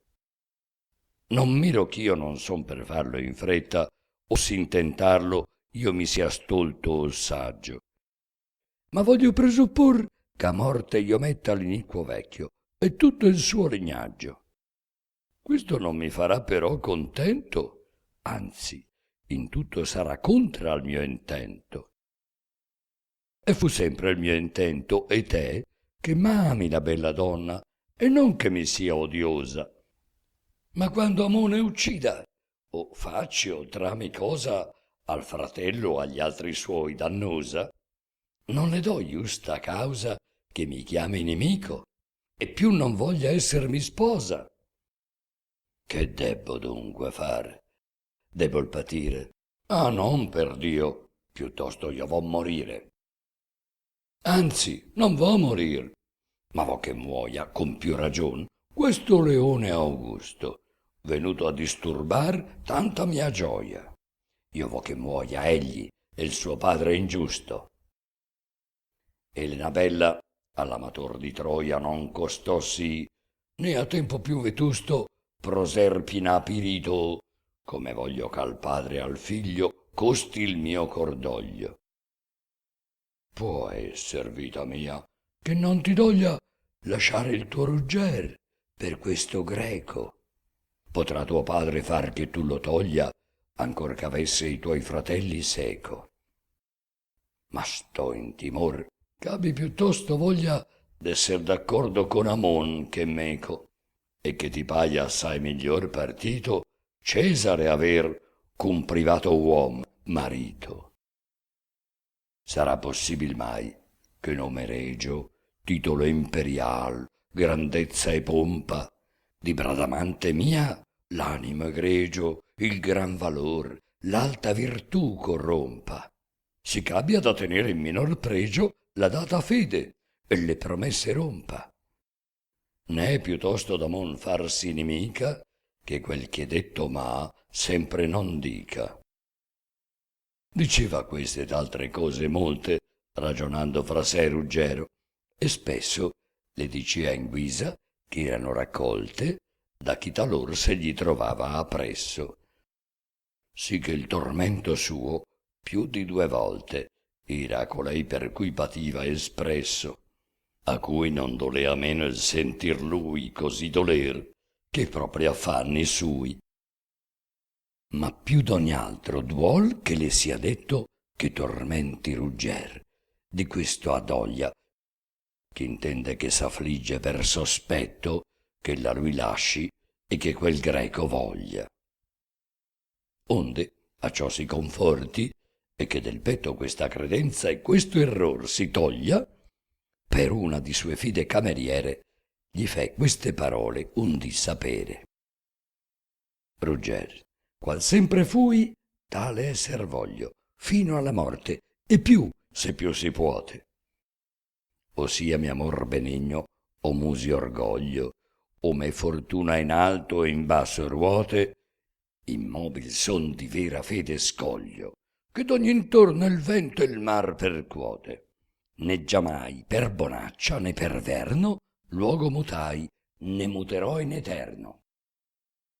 Scarpello si vedrà di piombo o lima formare in varie immagini diamante, prima che colpo di fortuna o prima ch'ira d'amor rompa il mio cor costante. E si vedrà tornar verso la cima dell'Alpe il fiume turbido e sonante, che per nuovi accidenti, o buoni o rei, faccino altro viaggio i pensier miei. A voi, Rugger, tutto il dominio dato di me, che forse è più ch'altri non crede. So ben ch'a nuovo principe giurato non fu di questa mai la maggior fede. So che né al mondo il più sicuro stato di questo re né imperator possiede. Non vi bisogna far fossa né torre, per dubbio ch'altri a voi lo venga a torre. Che senza ch'assoldiate altra persona, non verrà assalto a cui non si resista. Non è ricchezza ad espugnarmi buona, né sì vil prezzo un cor gentile acquista, né nobiltà né altezza di corona, ch'a sciocco volgo abbagliar suol la vista. Non beltà, chi lieve animo può assai, vedrò che più di voi mi piaccia mai. Non avete a temer che in forma nuova intagliare il mio cor mai più si possa, sì l'imagine vostra si ritrova sculpita in lui ch'esser non può rimossa. Che il cor non ho di cera è fatto prova, che egli die 100 non c'una percossa amor, prima che scaglia ne levasse, quando all'imagin vostra lo ritrasse. Avorio e gemma ed ogni pietra dura, che meglio dall'intaglio si difende, romper si può, ma non ch'altra figura prenda che quella ch'una volta prende.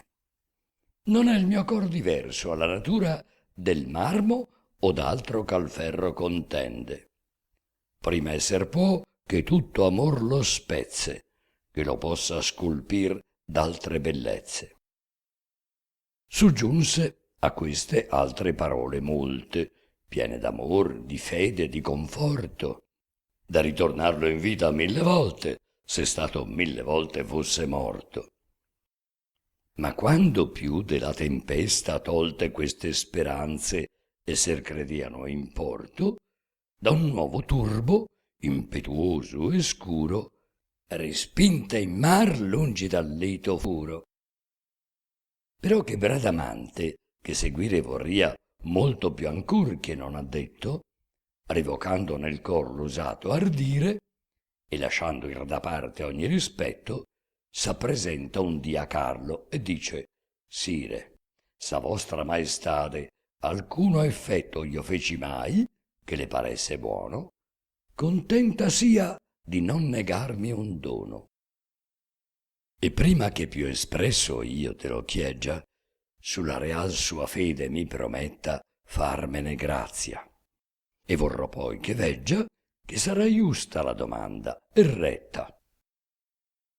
Merta la tua virtù che darti deggia ciò che domandi, o giovane diletta, rispose Carlo, e giuro, se ben parte chieder del regno mio, di contentarte.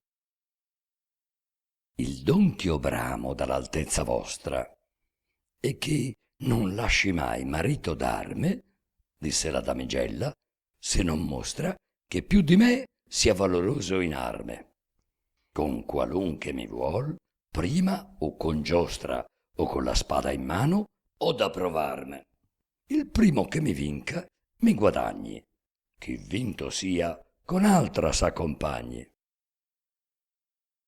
Disse l'imperator con viso lieto che la domanda era di lei ben degna e che stesse con l'animo quieto, gli farà appunto quanto ella disegna. Non è questo parlar fatto in segreto, sì che a notizia altrui tosto non vegna. E quel giorno medesimo alla vecchia Beatrice e al vecchio Amon corre all'orecchia, li quali parimente arser di grande sdegno contro la figlia e di grand'ira, che vider ben con queste sue domande che la rugger più ca leone aspira, e presti per vietar che non si mande questo ad effetto, a che la intende e mira, la levaro con fraude della corte e la menaron seco a Roccaforte. Questa era una fortezza ch'ad Amone donato a Carlo avea pochi dì inante, tra Pirpignano assisa e Carcassone, in loco a ripa il mar, molto importante. Quivi la ritenean come in prigione, con pensier di mandarla un dì in Levante, sì ch'ogni modo, voglia ella o non voglia, lasci rugger da parte e leon toglia. La valorosa donna, che non meno era modesta, c'animosa e forte, ancor che posto guardia non l'avvieno e potea entrare e uscir fuor delle porte, pur stava ubbidiente sotto il freno del padre. Ma patir prigione e morte, ogni martire e crudeltà, piuttosto che mai lasciar rugger, s'avea proposto. Rinaldo, che si vide la sorella per astuzia d'Amon tolta di mano, e che dispor non potrà più di quella, e che a rugger l'avrà promessa invano, si duol del padre e contra lui favella, posto il rispetto filial lontano. Ma poco cura Amon di tai parole, e di sua figlia a modo suo far vuole. Rugger, che questo sente, e t'ha timore di rimaner della sua donna privo, e che l'abbia o per forza o per amore leon, se resta lungamente vivo, senza parlarne altrui, si mette in core di far che muoia e sia d'Augusto divo. E tor, se non le inganna la sua speme, al padre, a lui, la vita e il regno insieme. L'arme, che fur già del Troiano e torre, e poi di Mandricardo, si riveste, e fa la sella al buon frontino porre, e cimier muta, scudo e sopraveste. A questa impresa non gli piacque torre l'aquila bianca nel color celeste, ma un candido liocorno come giglio vuol nello scudo, e il campo abbia vermiglio. Sceglie de suoi scudieri il più fedele, e quel vuole e non altri in compagnia, e gli fa commission che non riveli in alcun loco mai che rugger sia. Passa la Mosa e il Reno, e passa delle contrade d'Ostericche in Ungheria, e lungo l'Istro per la destra riva tanto cavalca ch'a Belgrado arriva. Ove la Sava nel Danubio scende e verso il Mar Maggior con lui dà volta, vede gran gente in padiglioni e tende sotto l'insegna imperial raccolta, che Costantino ricovrare intende quella città che i bulgari gli han tolta. Costantin va in persona e il figliol seco, con quanto può tutto l'imperio greco. Dentro a Belgrado e fuor, per tutto il monte, e giù fin dove il fiume il piè gli lava, l'esercito dei bulgari gli ha fronte, e l'uno e l'altro a ber viene alla Sava. Sul fiume il greco per gitare il ponte, il bulgar per vietarlo, armato stava, quando rugger vi giunse, e zuffa grande attaccata trovò tra le due bande. I greci son 4 contro 1 ed hanno navi coi ponti da gittarne l'onda e di voler fiero sembiante fanno passar per forza alla sinistra sponda. Leone intanto, con occulto inganno, dal fiume discostandosi, circonda molto paese e poi vi torna e getta nell'altra riva i ponti e passa in fretta. E con gran gente, chi in arcion, chi a piede, che non va via di 20.000 un manco, cavalcò lungo la riviera e diede con fiero assalto agli nemici al fianco.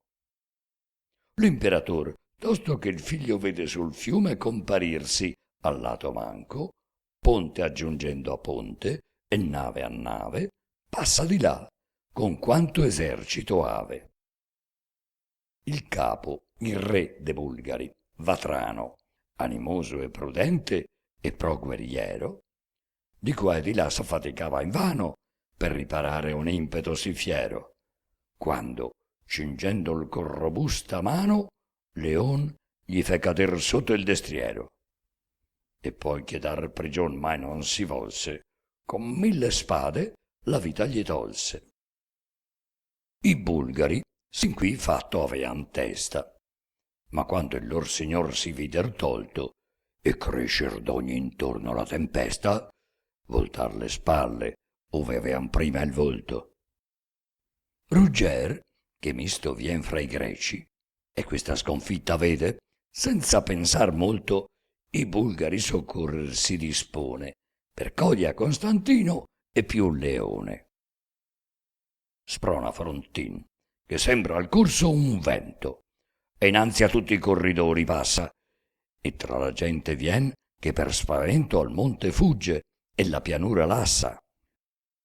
Molti ne ferma e fa voltare il mento contro i nemici, e poi le lancia abbassa, e con sì fiero sembiante il destrier muove, che fin nel ciel Marte ne teme e Giove. Dinanzi agli altri un cavaliero adocchia, che ricamato nel vestir vermiglio, avea d'oro e di seta una pannocchia, con tutto il gambo che parea di miglio. Nipote a Costantin per la sirocchia, ma che non gli era men caro che figlio. Gli spezza scudo e osbergo, come vetro, e fa la lancia un palmo apparir dietro. Lascia quel morto e Balisarda stringe verso uno stuol che più si vede appresso, e contra questo e contra quel si spinge, e a chi tronco ed a chi il capo affesso, a chi nel petto, a chi nel fianco tinge il brando, e a chi l'ha nella gola messo. Taglia busti, anche braccia, mani e spalle, e il sangue, come un rio, corre alla valle.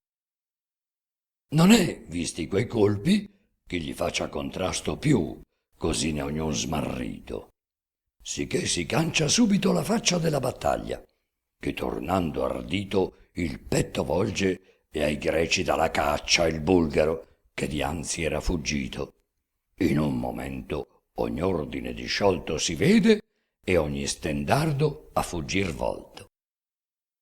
Leone Augusto, su un poggio eminente, vedendo i suoi fuggir, s'era ridotto e sbigottito e mesto ponea mente, perché era il loco che scopriva il tutto, al cavaliere c'uccidea tanta gente che per lui sol quel campo era distrutto, e non può far, se venne offeso tanto, che non lo lodi e gli dia in arme il vanto.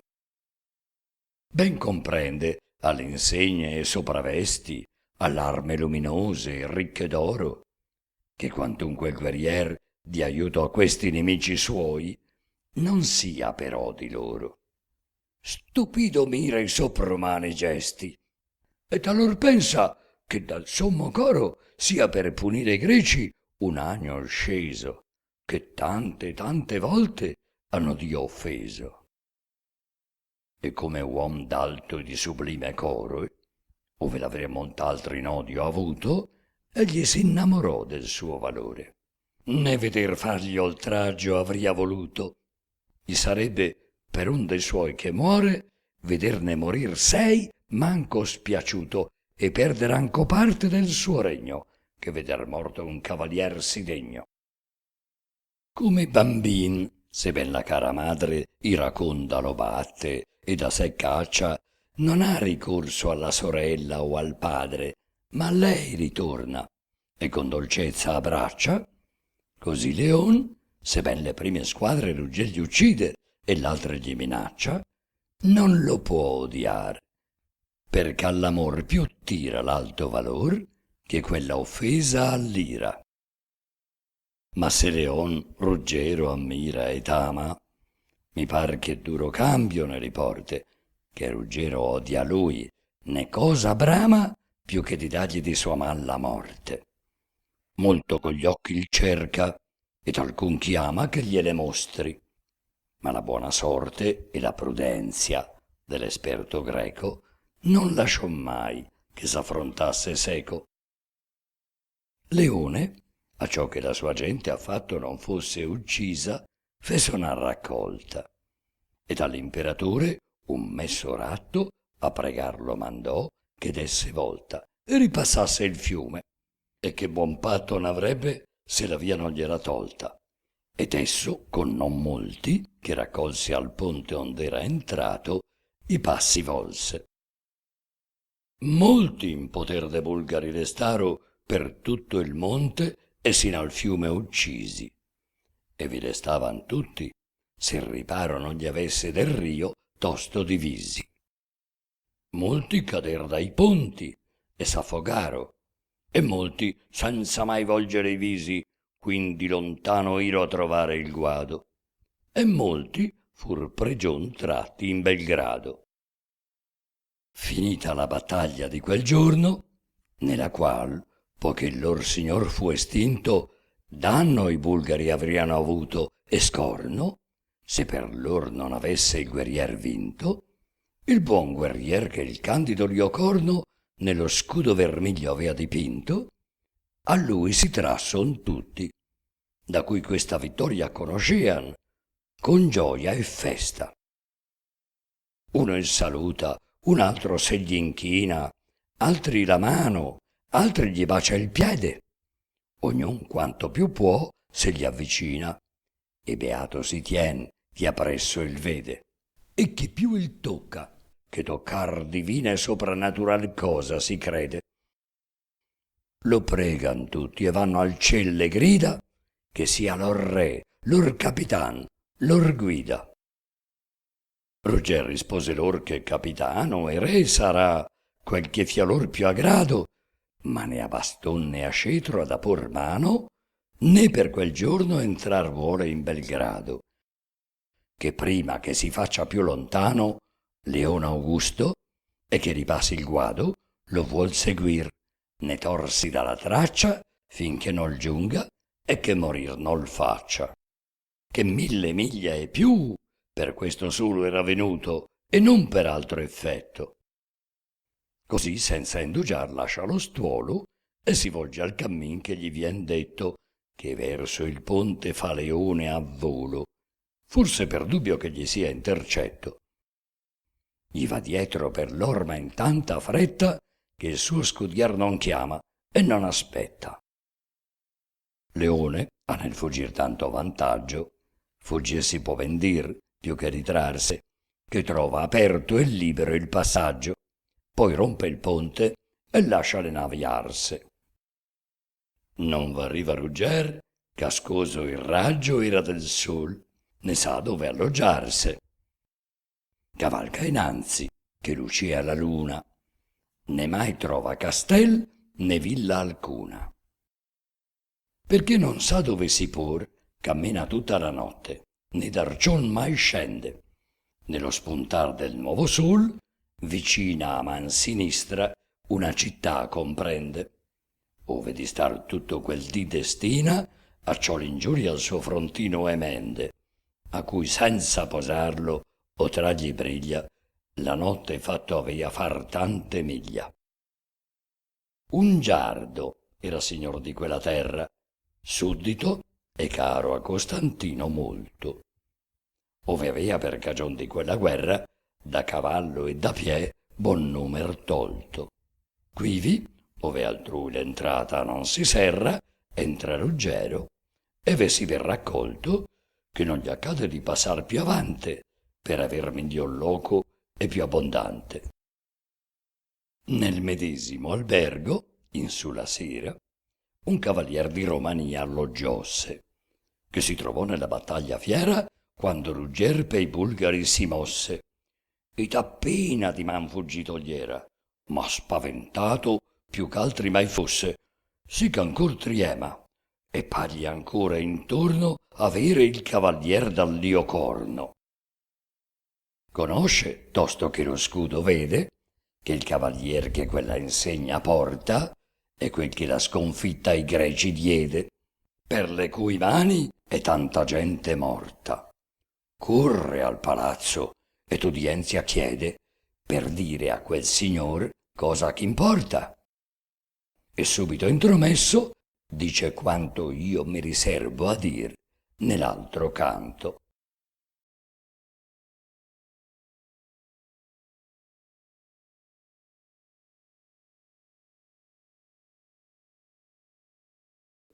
Canto 45.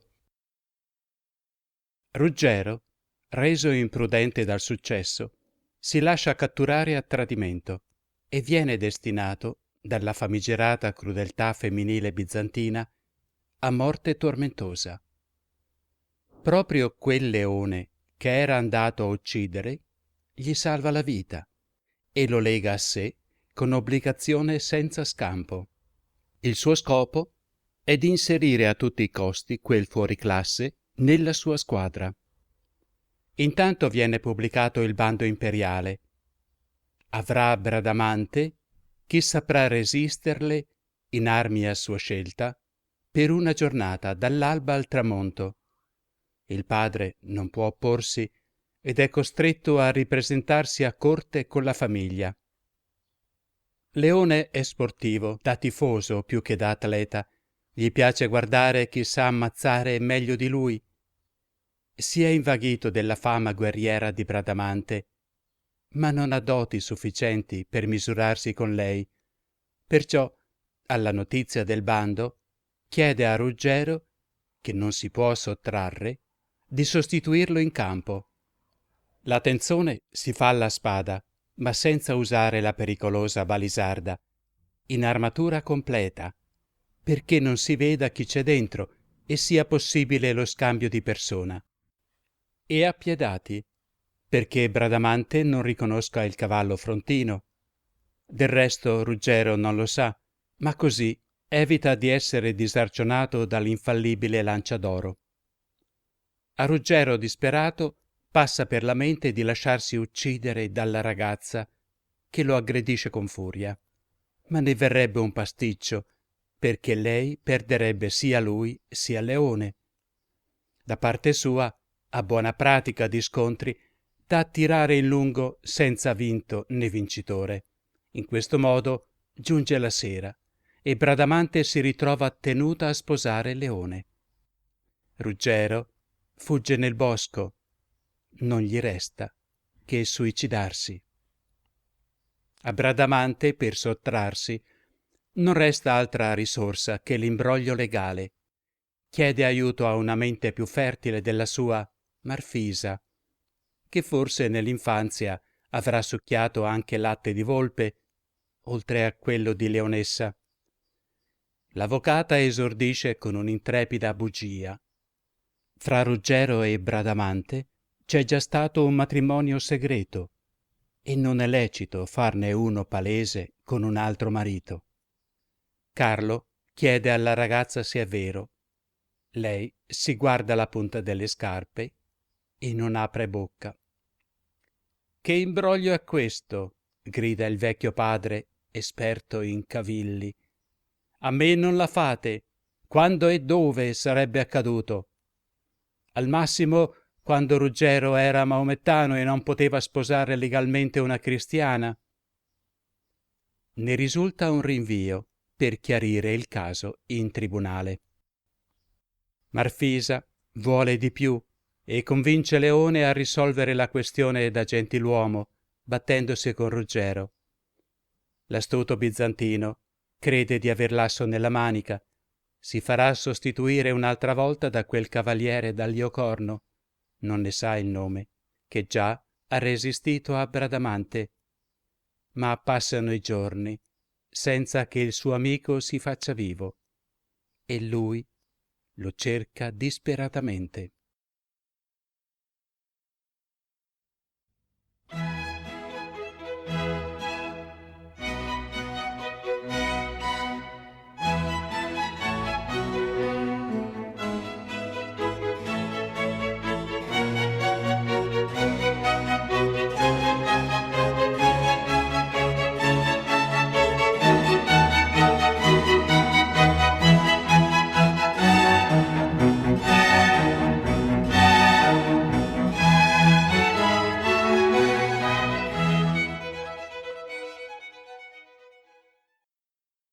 Quanto più sull'instabil ruota vedi di fortuna ire in alto il miser'uomo, tanto piuttosto hai da vedergli i piedi, ove ora il capo, e far cadendo il tomo. Di questo esempio è Policrate, e il re di Lidia, e Dionigi, e t'altri ch'io non nomo, che ruinati son dalla suprema gloria in un dì nella miseria estrema. Così all'incontro, quanto più depresso, quanto è più l'uom di questa ruota al fondo, tanto a quel punto più si trova appresso, ch'ha da salir se de girarsi in tondo. Alcun sul ceppo quasi il capo ha messo, che l'altro giorno ha dato legge al mondo. Servio e Mario e Ventidio l'hanno mostro, al tempo antico, e il re Luigi al nostro. Il re Luigi, suocero del figlio del duca mio, che rotto a Santo Albino e giunto al suo nemico nell'artiglio a restar senza capo fu vicino. Scorse di questo anco maggior periglio, non molto innanzi, il gran Mattia Corvino. Poi l'un de Franchi, passato quel punto, l'altro al regno degli Ungari fu assunto. Si vede, per gli esempi di che piene sono l'antiche e le moderne istorie, che il ben va dietro al male e il male al bene. E fin son l'un dell'altro e biasmi e glorie, e che fidarsi all'uom non si conviene in suo tesor, suo regno e sue vittorie, né disperarsi per fortuna avversa, che sempre la sua ruota in giro versa. Rugger, per la vittoria che avea avuto di Leone e del padre imperatore, in tanta confidenzia era venuto di sua fortuna e di suo gran valore, che senza compagnia, senz'altro aiuto, di potere egli sol gli dava il core fra 100 a pie a cavallo armate squadre, uccider di sua mano il figlio e il padre. Ma quella, che non vuol che si prometta alcun di lei, gli mostrò in pochi giorni come tosto alzi e tosto al basso metta, e tosto avversa e tosto amica torni. Lo fei conoscer quivi da chi in fretta a procacciargli andò disagi e scorni, dal cavalier che nella pugna fiera di man fuggito a gran fatica gli era. Costui fece ad un giardo saper come quivi il guerrier ch'avea le genti rotte di Costantino e per molt'anni dome, stato era il giorno e vistaria la notte, e che fortuna presa per le chiome, senza che più travaglio che più lotte, darà al suo re, se fa costui prigione. C'ai bulgari lui preso, il giogo pone. Un giardo, dalla gente che fuggita della battaglia a lui s'era ridotta, ch'a parte a parte v'arrivò infinita, perché al ponte passar non potea tutta, sapea come la strage era seguita, che la metà dei greci avea distrutta, e come un cavalier solo era stato, con un campo rotto, e l'altro avea salvato. e che sia da se stesso senza caccia venuto a dar del capo nella rete, si maraviglia e mostra che gli piaccia con viso e gesti e con parole liete. Aspetta che Rugger dormendo giaccia, poi manda le sue genti, chete chete, e fa il buon cavalier, che alcun sospetto di questo non avea, prender nel letto.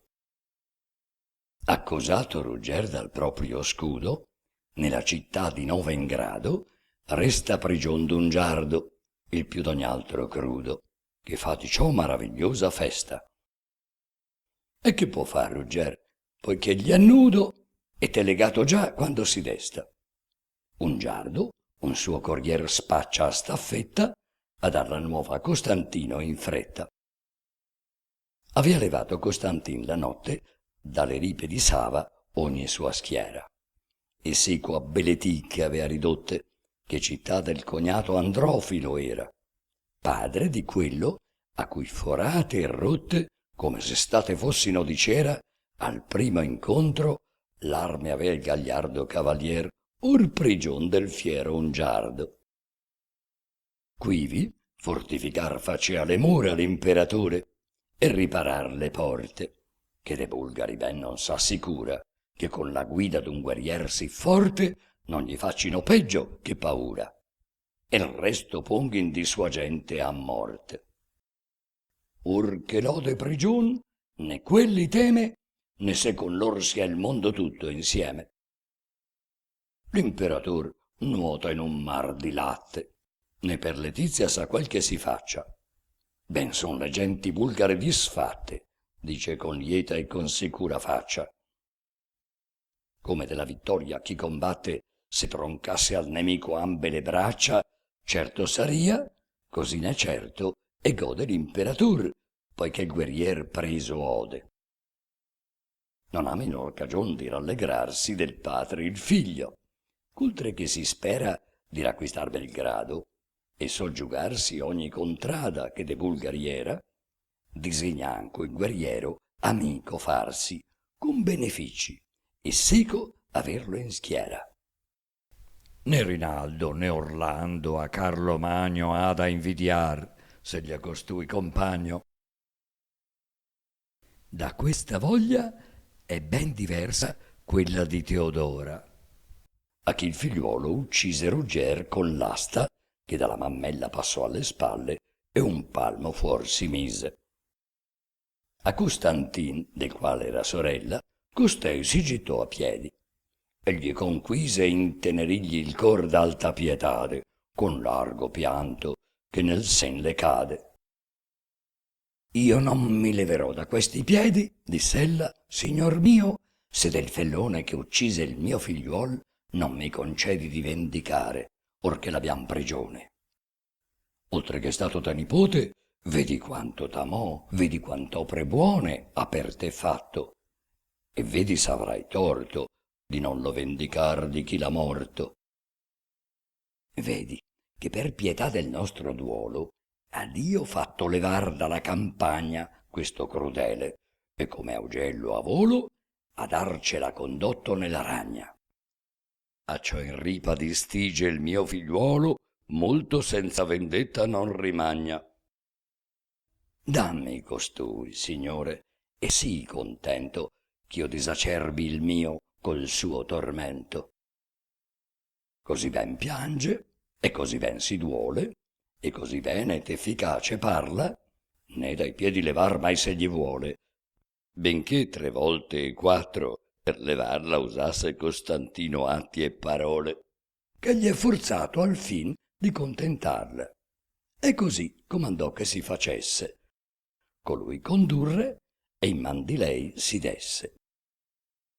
E per non fare in ciò lunga dimora, condotto hanno il guerrier del Liocorno e dato in mano alla crudel Teodora, che non vi fu intervallo più d'un giorno. Il far che sia squartato vivo e muora pubblicamente con obbrobrio e scorno, poca pena le pare, e studia e pensa, altra trovarne inusitata e immensa. La femina crudel lo fece porre incatenato e mani e piedi e collo, nel tenebroso fondo d'una torre, ove mai non entrò raggio d'Apollo. Forché un poco di pan muffato, torre gli fe ogni cibo, e senza ancor l'assollo, 2 dita l'ora, e lo dia in guardia a tale che era di lei più pronto a fargli male. Oh, se d'amon la valorosa e bella figlia, oh, se la magnanima Marfisa avesse avuto di rugger novella, ch'in prigion tormentasse a questa guisa. Per liberarlo saria questa e quella postasi a rischio di restarne uccisa. Né Bradamante avria per dargli aiuto a Beatrice o a Mon rispetto avuto. Re Carlo, intanto, avendo la promessa a costei fatta in mente, che consorte dar non le lascerà, che sia men d'essa al paragon dell'arme ardito e forte, questa sua volontà, con trombe espressa, non solamente fe nella sua corte, ma in ogni terra al suo imperio soggetta, onde la fama andò pel mondo in fretta. Questa condizion contiene il bando. Chi la figlia d'Amon per moglie vuole, star con lei debba a paragon del brando, dall'apparire al tramontar del sole. E fino a questo termine durando e non sia vinto, senza altre parole, la donna da lui vinta esser si intenda, ne possa ella negar che non lo prenda. E che l'eletta ella dell'arme dona, senza mirar chi sia di lor, che chiede. E lo potea ben fare, perché era buona con tutte l'arme, o sia a cavallo o a piede.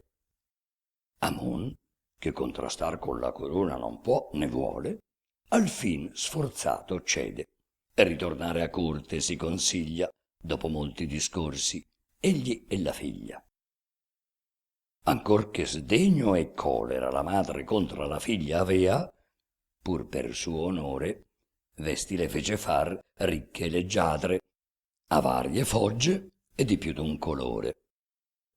Bradamante alla corte andò col padre, e quando quivi non trovò il suo amore, più non le parve quella corte, quella che le solea parer già così bella. Come che visto abbia l'aprile o il maggio, giardin di frondi e di bei fiori adorno, e lo rivegga poi che il sole il raggio all'austro inchina e lascia breve il giorno, lo trova deserto, orrido e selvaggio. Così pare alla donna al suo ritorno che da rugger la corte abbandonata, quella non sia ch'avea al partir lasciata. Domandar non ardisce che ne sia, a ciò di sé non dia maggior sospetto.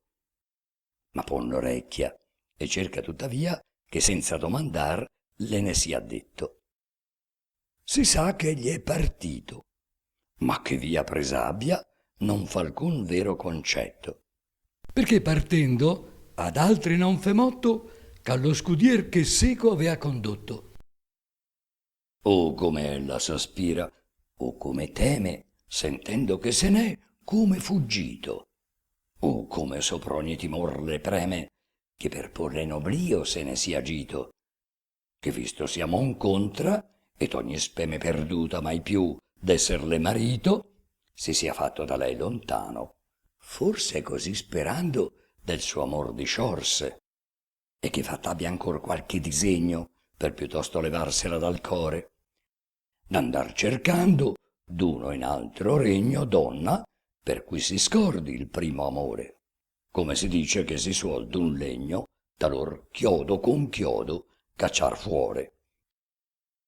Nuovo pensier che a questo poi succede le dipinge rugger pieno di fede, e lei che dato orecchie abbia riprende a tanta iniqua suspizione e stolta.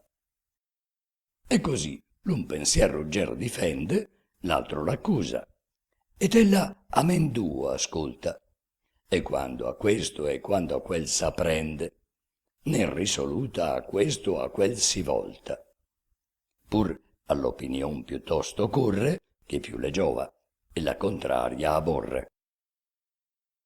E talor anco che le torna a mente quel che più volte il suo rugger le ha detto, come di grave error si duole e pente, che ha avuto un'abbia gelosia e sospetto. E come fosse al suo rugger presente, chiamasi in colpa e se ne batte il petto.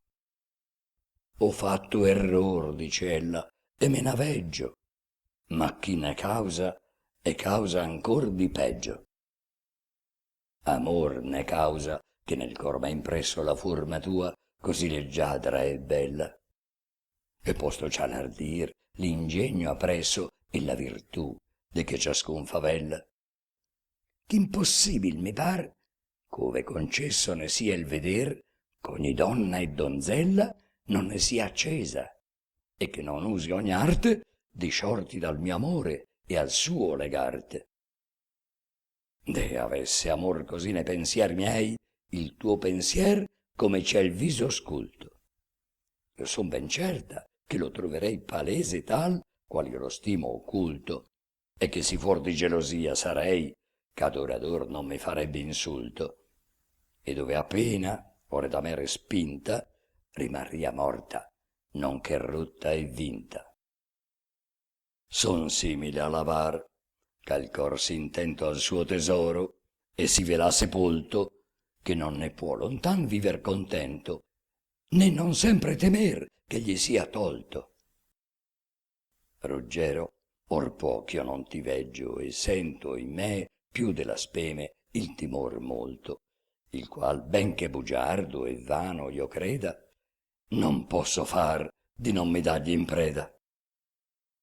Ma non apparirà il lume sì tosto agli occhi miei del tuo viso giocondo, contro ogni mia credenza a me nascosto non so in qual parte o rugger mio del mondo, come il falso timor sarà deposto dalla vera speranza e messo al fondo.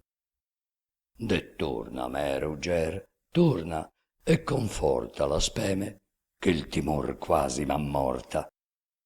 Come al partir del sol si fa maggiore l'ombra, onde nasce poi vana paura, e come all'apparir del suo splendore vien meno l'ombra e il timido assicura, così senza rugger sento timore. Se rugger veggo, in me timor non dura. De torna a me, rugger, de torna prima che il timor la speranza in tutto opprima. Come la notte ogni fiammella è viva, e riman spenta subito ch'aggiorna, così, quando il mio sol di sé mi priva, mi leva incontro il rio timor le corna. Ma non si tosto all'orizzonte arriva, che il timor fugge e la speranza torna. De torna a me, de torna, o caro lume, e scaccia il rio timor che mi consume. Se il sol si scosta e lascia i giorni brevi, quanto di bello ave la terra asconde. Fremono i venti e portan ghiacci e nievi, non canta augel né fior si vede o fronde. Così, qualora vien che da me levi, o mio bel sol, le tue luci gioconde, mille timori e tutti iniqui fanno un aspro verno in me più volte l'anno. De torna a me, mio sol, torna e rimena la desiata dolce primavera. Sgombra i ghiacci e le nievi e rasserena la mente mia, sì nubilosa e nera. Qual progne si lamenta, o Filomena, che a cercaresca i figliolini ita era e trova il nido vuoto, o qual si lagna turture ch'ha perduta la compagna.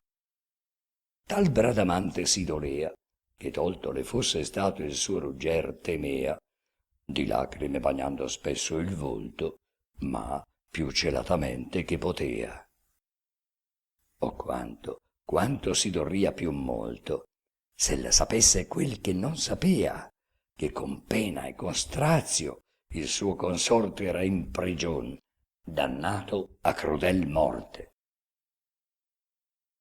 La crudeltà ch'usa l'iniqua vecchia contra il buon cavalier che preso tiene, e che di dargli morte s'apparecchia con nuovi strazi e non usate pene, la superna bontà fa che all'orecchia del cortese figliuol di Cesar viene, e che gli mette in cor come l'aiute e non lasci perir tanta virtute. il cortese leon che Ruggero ama. Non che sappi però che Rugger sia, mosso da quel valor ch'unico chiama e che gli par che soprumano sia, molto tra sé discorre, ordisce e trama, e di salvarlo al fin trova la via, in guisa che da lui la zia crudele offesa non si tenga e si querele. Parlò in secreto a chi tenea la chiave della prigione, e che volea, gli disse, vedere il cavalier pria che si grave sentenzia contro lui data seguisse. Giunta la notte, un suo fedel seco ave, audace e forte, ed atto a zuffe arrisse. E fa che il castellan, senza altrui dire che gli fosse leon, gli viene a aprire. Il castellan, senza ch'alcun de sui seco abbia, occultamente leon mena col compagno alla torre, ove a colui che si serba all'estrema d'ogni pena.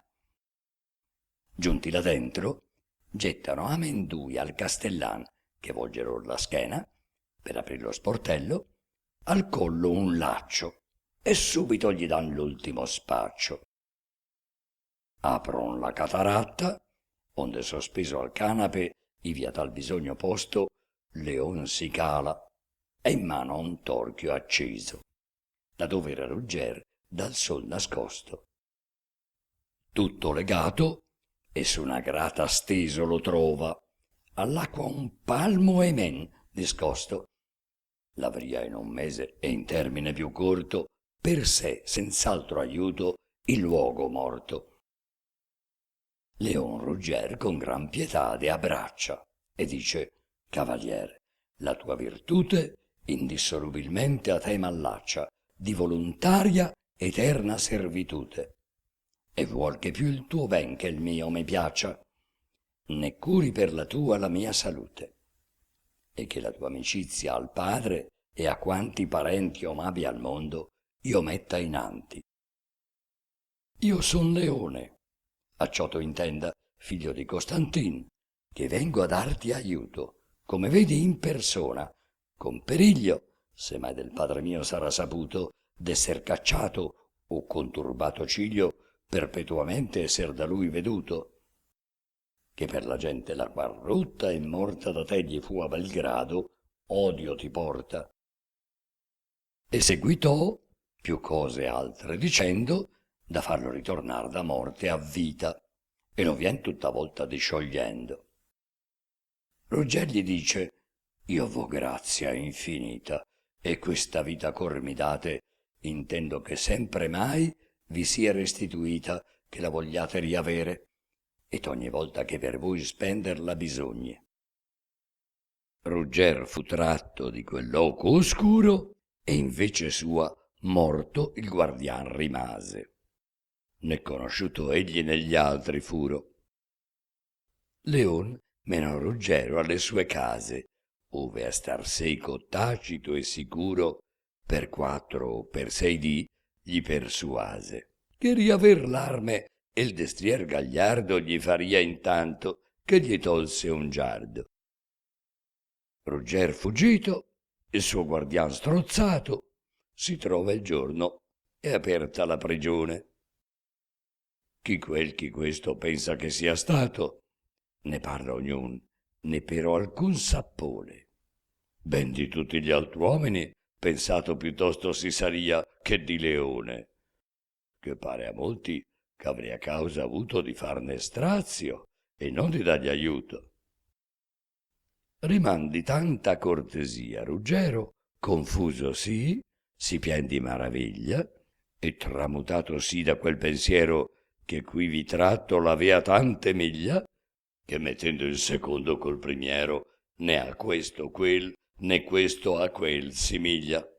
Il primo tutto era odio, ira e veneno, di pietade il secondo e d'amor pieno.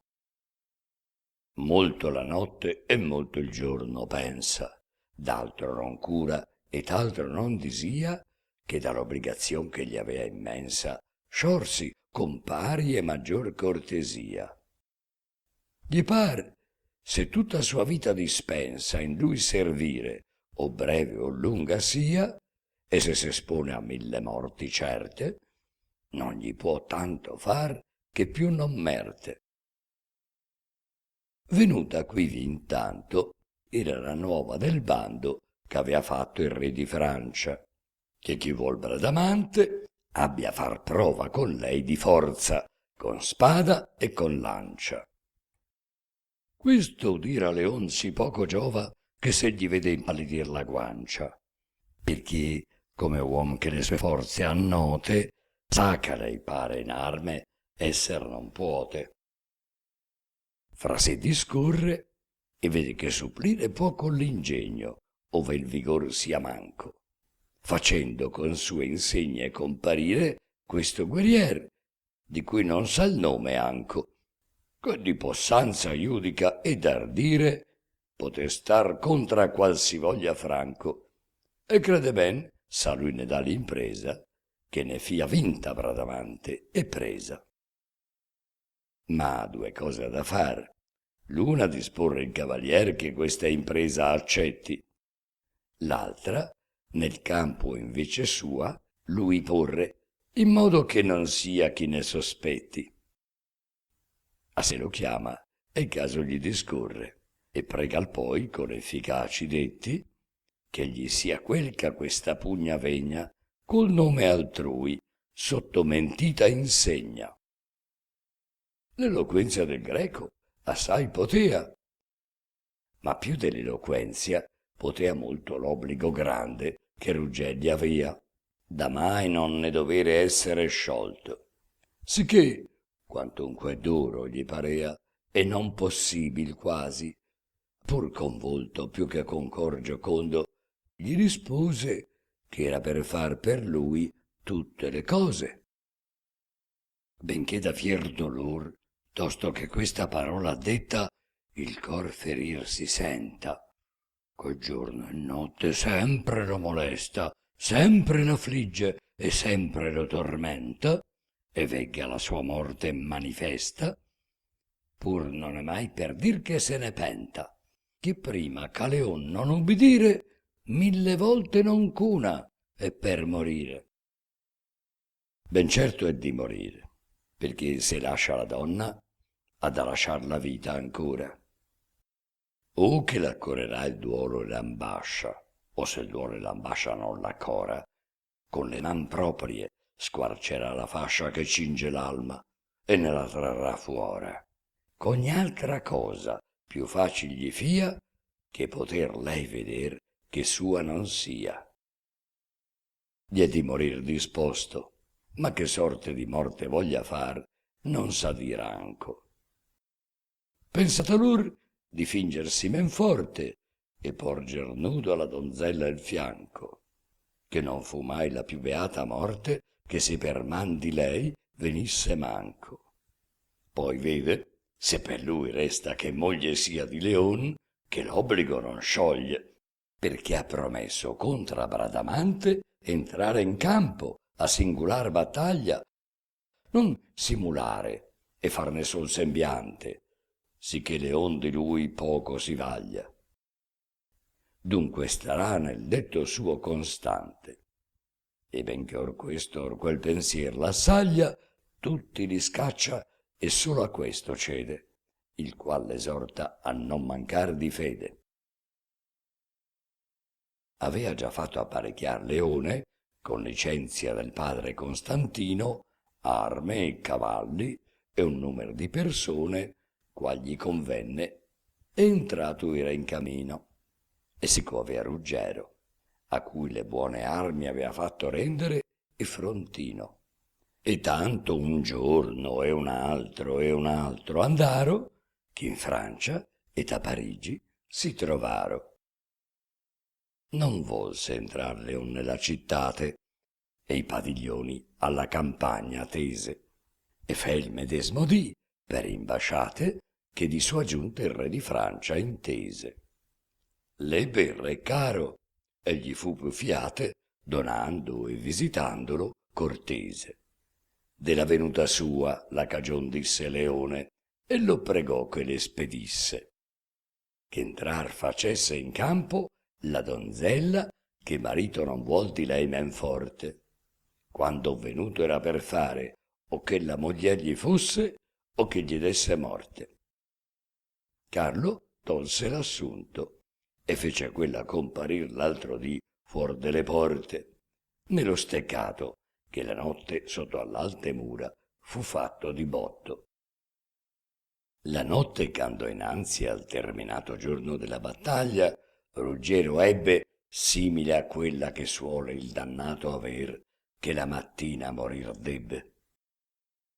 Eletto avea combatter tutto armato, perché ser conosciuto non vorrebbe, né lancia né destriero adoprar volse, né fuor che il brando arme d'offesa tolse.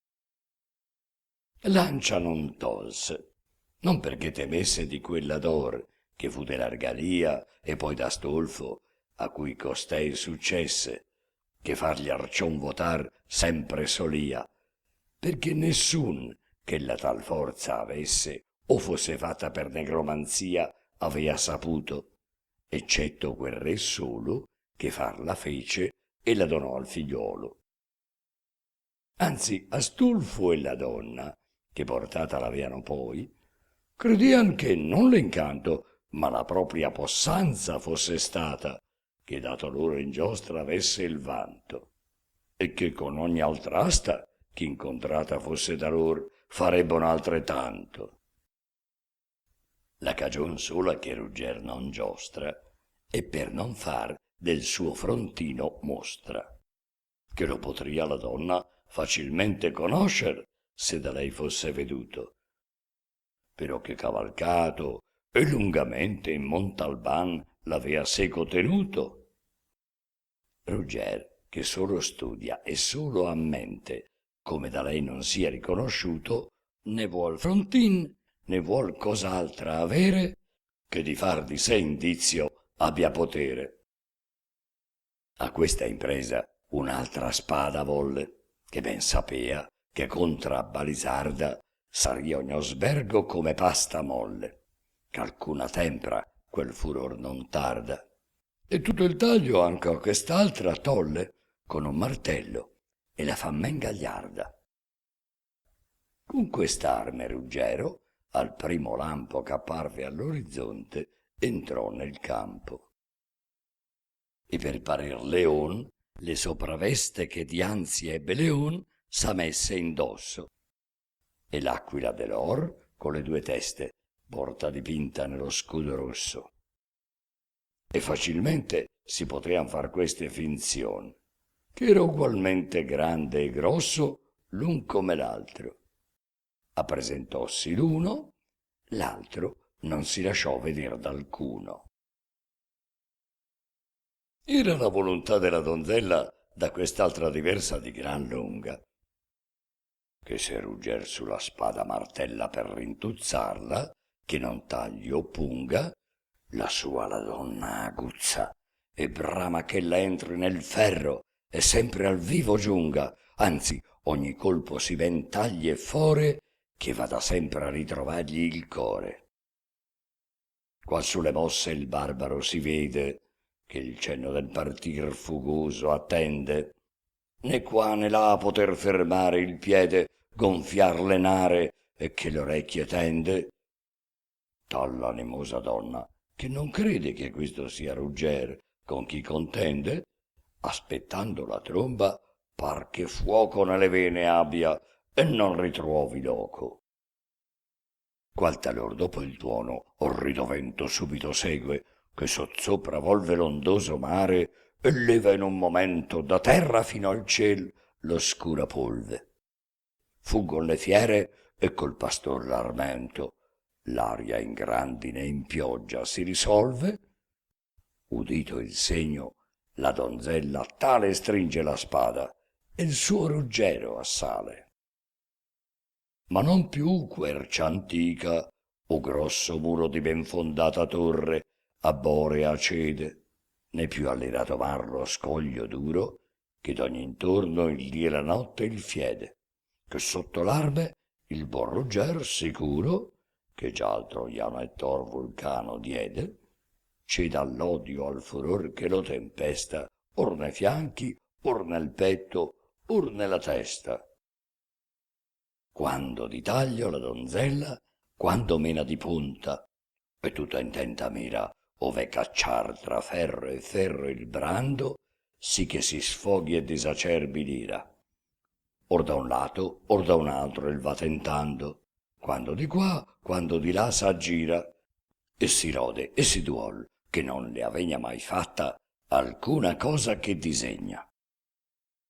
Come chi assedia una città che forte sia di bonfianchi e di muraglia grossa, spesso l'assalta, or vuol batter le porte, or l'alte torri, ora atturar la fossa, e polendarno le sue genti a morte, né via sa ritrovar che entrar vi possa?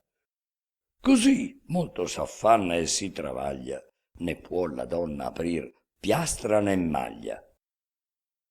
Quando lo scudo e quando al buono il metto, quando allo sbergo fa gittar scintille, con colpi c'ha braccia, al capo, al petto, mena dritti e riversi, e mille, e spessi più che sul sonante tetto, la grandine far soglia delle ville. Ruggier sta sull'avviso e si difende con gran destrezza, e lei mai non offende. Or si ferma, or volteggia, or si ritira, e con la man spesso accompagna il piede. Porge or lo scudo e tor la spada gira, ove girar la man nemica vede. O lei non fere, o se la fere, mira ferirla in parte, ove men nuocer crede. La donna, prima che quel dì si inchine, brama di dare alla battaglia fine. Si ricordò del bando e si ravvide del suo periglio se non era presta. Chi se in un dì non prende o non uccide il suo domandator, presa e la resta. Era già preso ai termini d'Alcide per attuffar nel mar Febo la testa, quando ella cominciò di sua possanza a diffidarsi e perder la speranza. Quanto mancò più la speranza, crebbe tanto più l'ira, e raddoppiò le botte, che pur quell'arme rompere vorrebbe, che in tutto un dì non ave ancora rotte. Come colui ch'al lavorio che debbe sia stato lento, e già vegga esser notte, s'affretta indarno, e si travaglia e stanca, finché la forza un tempo e il dì gli manca. Oh misera donzella, se costui tu conoscessi, a cui dar morte brami, se lo sapessi esser Ruggier, da cui della tua vita pendono gli stami. So ben ch'uccider te prima che lui vorresti, che di te so che più l'ami. E quando lui Ruggero esser saprai, di questi colpi ancor so ti dorrai. Carlo e molt'altri seco, che leone esser costui crediansi e non Ruggero, veduto come in arme al paragone di Bradamante forte era e leggero, e senza offender lei, con che ragione difendersi sapea, mutan pensiero e dicon ben convengono amendui, che egli è di lei ben degno, ella di lui. Poiché Febo nel mar tutte nascoso, Carlo, fatta partir quella battaglia, giudica che la donna per suo sposo prenda Leon, né ricusarlo vaglia. Rugger, senza pigliar quivi riposo, senza il motrarsi o alleggerirsi maglia, sopra un picciol ronzin torna in gran fretta ai padiglioni ove Leon l'aspetta. Gettò Leone al cavalier le braccia 2 volte e più fraternamente al collo, e poi, trattogli l'elmo dalla faccia, di qua e di là con grande amor baciollo. Vo disse che di me sempre tu faccia come ti par, che mai trovar satollo non mi potrai, che me e lo stato mio spender tu possa ad ogni tuo desio.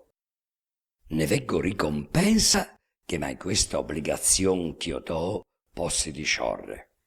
E non s'ancora io mi levi di testa la mia corona e a te la venghi a porre.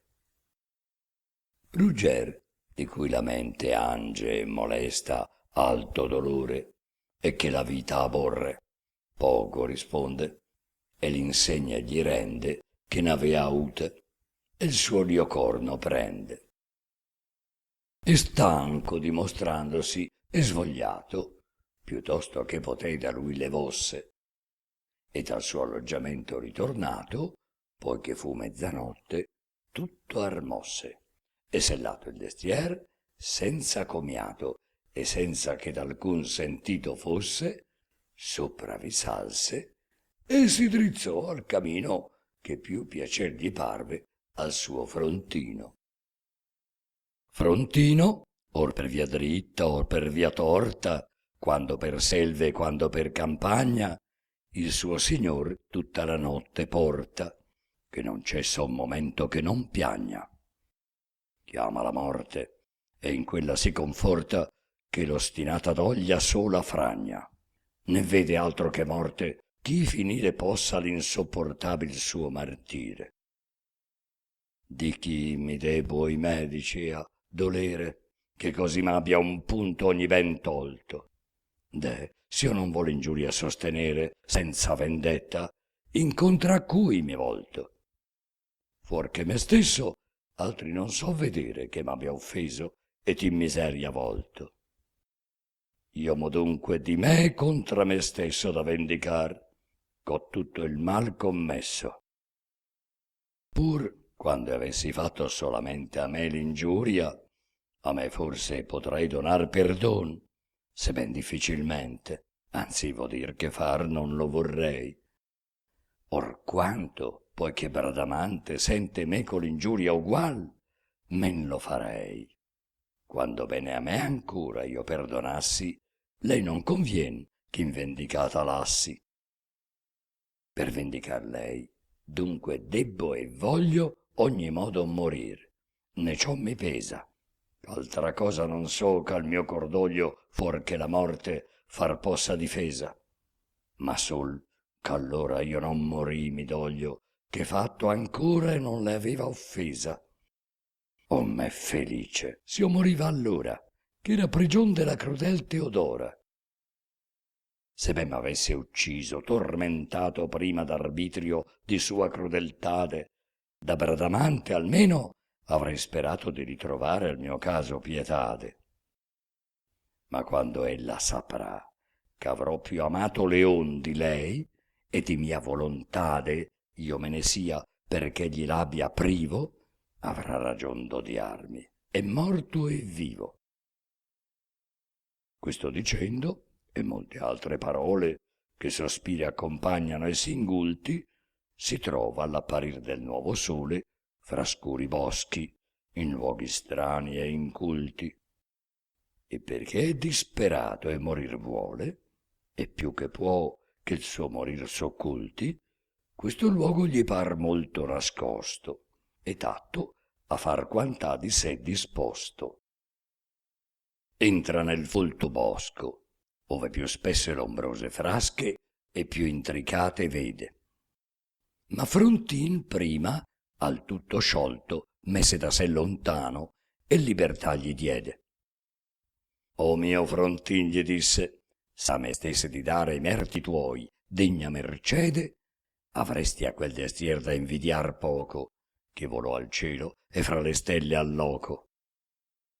Cillaro so non fu Arione di te miglior, né meritò più lode, né alcun altro destrier, di cui menzione è fatta dai greci o dai latini sode. Se ti fur par nell'altre parti buone, di potersi vantar, ch'avuto mai abbia il pregio e l'onor che tu avuto hai. Poi che alla più che mai sia stata ossia donna gentile e valorosa e bella, sì caro stato sei che ti nutria e di suoi amanti pone a freno e sella. Caro eri alla mia donna. Ah, perché mia la dirò più, se mia non è più quella, s'io l'ho donata ad altri, Oimè, che cesso di volger questa spada ora in me stesso. Se Rugger qui s'affligge e si tormenta, e le fere gli augelli a pietà muove, ch'altri non è che questi gridi senta, ne vegga il pianto che nel sen gli piove. Non dovete pensar che più contenta Bradamante in Parigi si ritrove, poiché scusa non ha che la difenda, o più l'indugi che Leon non prenda. Ella, prima ch'avere altro consorte che il suo Rugger, vuol far ciò che può farsi, mancar del detto suo, Carlo e la corte, i parenti e gli amici inimicarsi, e quando altro non possa, al fin la morte, o col veneno o con la spada darsi. E le par meglio assai non esser viva, che vivendo restar di Rugger priva. De Rugger mio, dicea, dove sei gito? Puote essere che tu sia tanto discosto che tu non abbi questo bando udito, a nessun altro fuor che a te nascosto. Se tu il sapesse, io so che comparito nessun altro saria di te piuttosto. Misera me, ch'altro pensar mi deggio, se non quel che pensar si possa peggio. Com'è, Rugger, possibil che tu solo non abbi quel che tutto il mondo ha inteso? Se inteso l'hai, ne sei venuto a volo, come esser può che non si morto o preso. Ma chi sapesse il ver, questo figlior di Constantin t'avrà alcun laccio teso, il traditor t'avrà chiusa la via, acciò prima di lui tu qui non sia. Da Carlo impietrai grazia, ch'a nessuno men di me forte avessi ad esser data, con credenza che tu fossi quell'uno a cui star contra io non potessi armata. Fuor che te solo, io non stimava alcuno. Ma dell'audacia mia m'ha Dio pagata, poiché costui, che mai più non fa impresa d'onore in vita sua, così m'ha presa. Se però presa son, per non avere uccider lui né prenderlo potuto, il che non mi par giusto, né al parere mai son per star chi in questo a Carlo avuto. So ch'inconstante io mi farò tenere, se da quel ch'ho già detto ora mi muto, ma né la prima son, né la sezzaia, la qual paruta sia inconstante e paia. Basti che nel servar fede al mio amante, d'ogni scoglio più salda mi ritrovi, e passi in questo di gran lunga quante mai fura ai tempi antichi o sieno ai nuovi. Che nel resto mi dichino incostante non curo, pur che l'incostanzia giovi.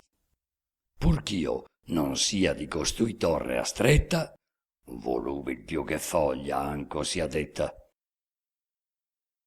Queste parole ed altre, che interrotte da sospiri e da pianti erano spesso, seguì dicendo tutta quella notte ch'all'infelice giorno venne appresso. Ma poi che dentro le cimmerie grotte con l'ombre sue notturno fu rimesso, il ciel, che eternamente aveva voluto farla di Rugger moglie, le die aiuto. Fe la mattina la donzella altiera Marfisa innanzi a Carlo comparire, dicendo ch'al fratel suo Rugger era fatto gran torto e non volea patire, che gli fosse levata la mogliera, neppure una parola gliene dire, e contra chi si vuol di provar toglie che Bradamante di Ruggero è moglie. E innanzi agli altri, a lei provarlo vuole, quando pur di negarlo fosse ardita, chi in sua presenzia ella a quelle parole dette a Rugger, che fa che si marita. E con la cerimonia che si suole, già sì tra lor la cosa è stabilita, che più di sé non possono disporre, né l'un l'altro lasciar, per altri torre. Marfisa, o il vero o il falso che dicesse, pur lo dicea, ben credo, con pensiero perché Leon piuttosto interrompesse a dritto e a torto, che per dire il vero, e che di volontade lo facesse di Bradamante, che a riaver Ruggero ed escluder Leon, né la più onesta né la più breve via vedea di questa. Turbato il re di questa cosa molto, Bradamante chiamar fa immantinente, e quanto di provar Marfisa ha tolto le fa sapere, ed è Ciamon presente. Tien Bradamante chino a terra il volto, e confusa non niega né consente. In guisa che comprender di leggero si può che Marfisa abbia detto il vero. Piace a Rinaldo e piace a quel d'Anglante tal cosa udir, che esser potrà cagione che il parentado non andrà più inante, che già conchiuso aver crede a Leone, e pur Rugger la bella Bradamante malgrado avrà dell'ostinato Amone, e potran senza lite e senza trarla di man per forza al padre a Rugger darla. Che se tra lor queste parole stanno, la cosa è ferma e non andrà per terra. Così atterran quel che promesso gli hanno, più onestamente e senza nuova guerra. Questo è, diceva Mon, questo è un inganno contra me ordito, ma il pensier vostro erra, ch'ancor che fosse ver quanto voi finto tra voi v'avete, io non son però vinto. Che prosupposto, che ne ancor confesso, ne vo credere ancora, ch'abbia costei scioccamente a Rugger così promesso come voi dite, e Ruggero abbia a lei. Quando e dove fu questo? Che più espresso, più chiaro e piano intenderlo vorrei. Stato so che non è, se non è stato prima che Rugger fosse battezzato. Ma se gli è stato innanzi che cristiano fosse Rugger, non vo che me ne caglia, che essendo ella fedele egli pagano, non crederò che il matrimonio vaglia. Non si debbe per questo essere invano posto a risco leon della battaglia. Né il nostro imperator, credo voglianco, venir del detto suo per questo manco. Quel cor, mi dite, era da dirmi quando era intera la cosa, né ancor fatto ai prieghi di costei, Carlo avea il bando che qui Leone alla battaglia ha tratto. Così contra Rinaldo e contra Orlando Amon dicea per rompere il contratto fra quei due amanti. E Carlo stava a udire, né per l'un né per l'altro volea dire. Come si senton s'austro bore aspira per l'alte selve mormorar le fronde, o come soglion se oro s'adira contra Nettuno al lito fremer l'onde. Così un rumor che corre e che s'aggira e che per tutta Francia si diffonde, di questo dà da dire e da udir tanto, ch'ogni altra cosa è muta in ogni canto. Chi parla per Rugger, chi per Leone, ma la più parte è con Rugger in lega. Son 10 e più per un che n'abbia Amone. L'imperatore né qua né là si piega, ma la causa rimette alla ragione e al suo Parlamento la delega. Or vien Marfisa, poi che è diferito lo sponsalizio, e pon nuovo partito, e dice: concio sia che esser non possa d'altri costei, finché il fratel mio vive, se Leon la vuol pur, su ardire possa dopri sì che lui di vita prive. E chi manda di lor l'altro alla fossa, senza rivale al suo contento arrive. Tosto Carlo a Leon fa intender questo, come anco intender gli avea fatto il resto. Leon, che quando seco il cavaliero del Diocorno sia, si tien sicuro di riportar vittoria di Ruggero, né gli abbia alcun assunto a parer duro, non sapiendo che l'abbia il dolor fiero tratto nel bosco solitario oscuro, ma che per tornar tosto 1 o 2 miglia sia andato a spasso, e il mal partito piglia. Ben se ne pente in breve che colui del qual più del dover si promettea non comparve quel dì, né gli altri due che lo seguir, né nuova se n'avea.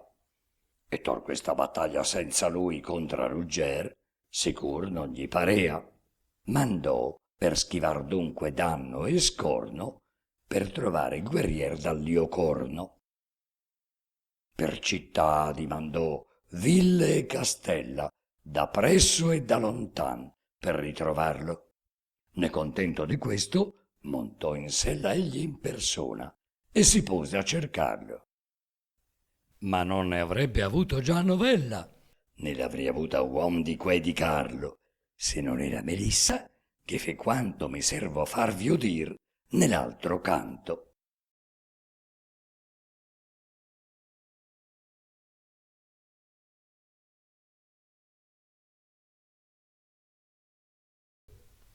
Canto 46 ed ultimo. L'ultimo numero del giornalino dell'Ariosto è un'edizione festiva. La nave del poeta sta per entrare in porto. Le banchine si affollano di bella gente che applaude e si congratula. In prima fila c'è la sua mamma e poi belle signore, importanti signori ed esponenti della Repubblica delle Lettere. Niccolò Machiavelli, non menzionato, si mette in lista da sé nel suo modo brusco, scrivendo a Ludovico Alamanni. Io ho letto a questi dì Orlando Furioso dello Ariosto e veramente il poema è bello tutto ed in di molti luoghi è mirabile. Se si trova costì raccomandatemi a lui e ditegli che io mi dolgo solo che, avendo ricordato tanti poeti, che m'abbi lasciato indreto come un cazzo. Z. Scempia nell'originale. Leone scova Ruggero nel bosco, si è condannato a morir di fame e già si regge a stento. Solo allora scopre il suo nome e la sua storia e si dice tanto commosso dalle sue peripezie e sacrifici e tanto magnanimo da accedergli ogni pretesa su Bradamante. È l'ultimo episodio, a parte i finali, e l'ultima aggiunta all'ultima edizione del poema. Può darsi che sia passato meno di altri all'assiduo vaglio dell'autore. La lettura corrente prende per oro colato le parole di Leone. Così fa Italo Calvino, che lo liquida con qualche insofferenza. Ben ha ragione, se non ci fossero alternative. Sarebbe l'unico caso in cui Ariosto demolisce un personaggio con un tratto incongruo e si sbarazza di un episodio con una scorciatoia sempliciotta. Ma sembra lecito dubitare della schiettezza di Leone e spostare la sua vera reazione da commozione più magnanimità a sconcerto più apprensione. Egli appartiene a ben 3 categorie poco spontanee. È bizantino, regnante, giornalino del canto 44esimo e in più, come presto vedremo, grande virtuoso della scena, regista e mattatore, non un banale amoroso di fila. Come si fa a crederlo sincero? In un romanzo d'azione è l'azione a dar valore ai discorsi e non viceversa, e qui l'autore, prima che Leone apra bocca, si è preso la briga di chiuderlo in un vicolo cieco, in cui può solo dir così o finir male. Il giovanotto pensava di soddisfare senza rischio il suo capriccio. Ora vede che il rischio c'è e gliene passa la voglia. Badate al linguaggio non verbale. Quando Leone scopre che il suo campione e Ruggero sono una persona sola, impietrisce per un'ottava intera. Un turbine di nobili sentimenti uscirebbe di slancio. Invece la reazione di Leone è adatta ad una brutta sorpresa. Marfisa mi ha incastrato, adesso che faccio? Seguita da calcoli inconfessabili, ma ovvi. Non può mica mandare in campo Ruggero a combattere contro se stesso. Dovrebbe andarci lui, di persona. Ma anche se Ruggero gli garantisce di lasciarsi vincere dai suoi colpi maldestri senza fargli male, il pericolo incomberebbe. Il pubblico esperto e manesco conosce Ruggero, tifa per lui e ha già assistito allo scontro precedente.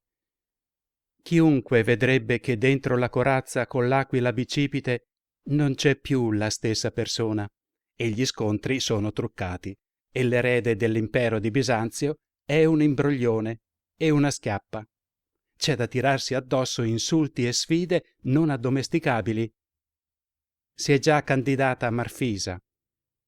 A dirla senza garbo, l'unica scappatoia sicura è fingersi ancor più magnanimo e balordo di quello zuccone contorto e far buon viso a cattivo gioco. Che se la tenga lui, la sua ragazza del malanno. Intanto a Parigi è arrivata una basceria dei bulgari che hanno perduto il proprio re nella battaglia di Belgrado. Giusto il prode Leone aveva mirato al cavallo, fellonia bella e buona, e 1000 spade avevano fatto il resto, e chiedono a Ruggero di prenderne il posto. Da uomo accorto, Leone cerca gratificazioni nel manipolare i suoi simili, con i talenti che possiede, senza accanirsi a inseguire quelli che non ha.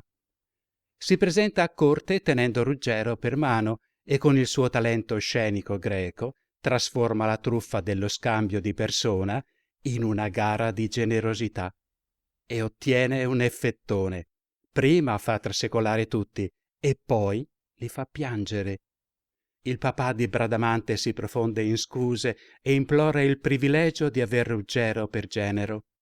La mamma quantomeno si consola perché una figlia regina di Bulgaria, in mancanza di meglio, fa pur la sua figura. Così si conclude anche il poema sentimentale con il sontuoso matrimonio fra Ruggero e Bradamante, organizzato da Carlo Magno in persona. Lieto fine classico, salvo un particolare. Il letto nuziale è ospitato in una storica gran tenda da campo, in cui fin dai tempi della guerra di Troia, Cassandra, profetessa di sciagure, aveva ricamato, a edificazione del fratello Ettore, il muso grifagno del cardinale Ippolito d'Este. Difendere Ariosto da una querela per diffamazione del suo padrone sarebbe proibitivo. Incontestabile la gravità dell'oltraggio. Quel vaticinio del peggior menagramo della letteratura universale non può raffigurare altro che disgrazia conseguente al casto connubio. Incongrue le proteste di buone intenzioni, altrove nel poema bastano fole innocue per agganciare gli Esti ai Troiani. All'epoca una nobiltà risalente solo alle crociate era roba da parvenu. Improbabili le attenuanti, un momento di distrazione oppure una lacuna nel senso del ridicolo, in un uomo che al contrario mostra memorabili talenti di placida accuratezza narrativa e di arguzia, e incorre persino nella recidiva. Nel canto 35 si trova un'altra sorniona botta sarcastica a spese della stessa vittima. Non resta che invocare la prescrizione del reato. Segue il finale dei finali. Il Furioso, il romanzo più bello e intricato della letteratura italiana, si mette in maschera da poema epico, emulando il duello fra Enea e Turno che chiude l'Eneide. Nel bel mezzo delle feste nuziali piomba Rodomonte, proveniente dalla grotta oscura in cui si era chiuso fin dal canto 35. Egli accusa Ruggero di aver tradito il re Agramante, si batte con lui e viene ucciso. Ma si vede quanto sono cambiati tempi e clima. Il pio Enea uccideva Turno in un impeto d'ira pietosa, vedendogli indosso il balteo d'oro strappato al suo caro Pallante. Invece qui la scena è arruffata, Rodomonte è finito a terra lungo disteso, Ruggero inginocchiato sulla sua pancia gli punta il pugnale al volto e gli intima di arrendersi. Ma poi lo spaccia, per prudenza, quando si accorge che quello fa il furbo, ha liberato un braccio e sta cercando di pugnalarlo alla schiena. Chi doveva morire è morto. Gli altri sono giovani, belli e in pace con se stessi. La storia non ci vuole intristire portandoli oltre. E come si conclude la celebrazione della casa d'Este? Ora ci arriviamo. L'anima orgogliosa di Rodomonte ha abbandonato il corpo bestemmiando. Si spengono le luci della ribalta e cala il sipario finis. Poi segue un motto: pro bono malum. Han ripagato male per bene. O in italiano lapidario: mi hanno fregato. Chi mai, se non i celebrati committenti?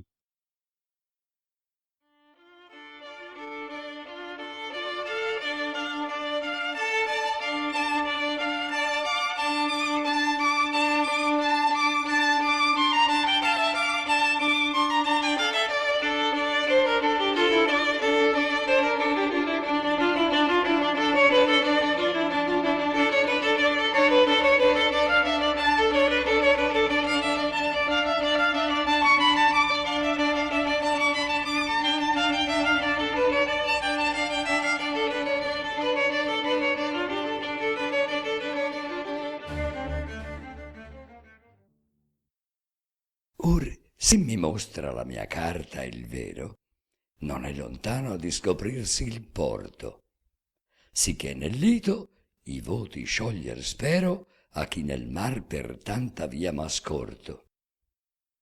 Ove ho di non tornar col legno intero, o terrar sempre, ebbi già il viso smorto. Ma mi par di veder, ma veggo certo, veggo la terra, e veggo il lito aperto. Sento venir per allegrezza un tuono che fremer l'arghia e rimbombar fa l'onde.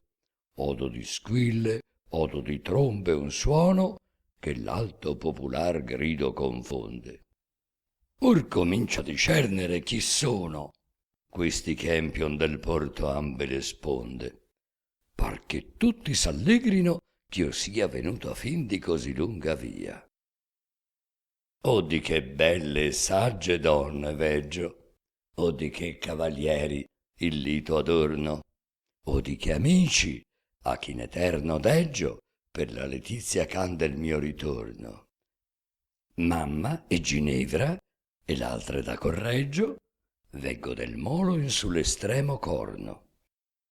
Veronica da Gambera e con loro si grata a Febo e al santo Onio coro. Veggo un'altra Ginevra pur uscita del medesimo sangue e Giulia seco. Veggo Ippolita Sforza e la nutrita damigella Trivulzia al sacro speco. Veggo te, Emilia Pia, te, Margherita, ch'Angela Borgia e graziosa Iteco. Con Ricciarda da Este, ecco le belle Bianca e Diana, e l'altre lor sorelle. Ecco la bella, ma più saggia e onesta, Barbara Turca, e la compagna è Laura. Non vede il sol di più bontà di questa coppia da Lindo all'estremo onda Maura. Ecco Ginevra che la malatesta casa col suo valor si ingemma e inaura, che mai palagi imperiali o regi non ebbon più onorati e degni fregi. Sa quella etade e l'enarimino era, quando, superbo della Gallia Doma, Cesar fu in dubbio, s'oltre alla riviera dovea, passando, inimicarsi Roma? Crederò che piegata ogni bandiera e scarca di trofei la ricca soma, tolto avria leggi e patti a voglia d'essa, né forse mai la libertade oppressa. Del mio signor di Bozzolo la moglie, la madre, le sirocchie e le cugine, e le torelle con le bentivoglie, e le visconte e le palavigine. Ecco chi, a quanti oggi ne sono, toglie, e a quante o greche o barbere o latine ne furon mai, di qua è la fama soda, di grazia e di beltà la prima loda, Giulia Gonzaga, che dovunque il piede volge e dovunque i sereni occhi gira, non pur ogni altra di beltà le cede, ma come scesa dal ciel Deo l'ammira. La cognata è con lei, che di sua fede non mosse mai, perché l'avesse in ira fortuna, che le fe lungo contrasto. Ecco Anna d'Aragon, luce del vasto. Anna, bella, gentil, cortese e saggia, di castità, di fede, d'amor tempio. La sorella è con lei, cove ne raggia l'alta beltà, ne pate ogni altra scempio. Ecco chi tolto ad alla scura spiaggia di Stige e fa con non più visto esempio, malgrado delle parche e della morte, splender nel ciel l'invito suo consorte. Le ferrarese mie qui sono e quelle della corte d'Urbino, e riconosco quelle di Mantua, e quante donne belle a Lombardia, quante il paese tosco. Il cavalier che tra lor viene, e che le onoran sì, siano l'occhio losco, dalla luce offuscato dai bei volti, e il gran lume aretin, l'unico accolti. Benedetto il nipote, ecco l'avveggio, c'ha purpureo il cappel, purpureo il manto, col cardinal di Mantua e col campeggio, gloria e splendor del consistorio santo, e ciascun d'essi noto, o ch'io vaneggio, al viso, ai gesti, rallegrarsi tanto del mio ritorno, che non facil parmi ch'io possa mai di tanto obbligo trarmi.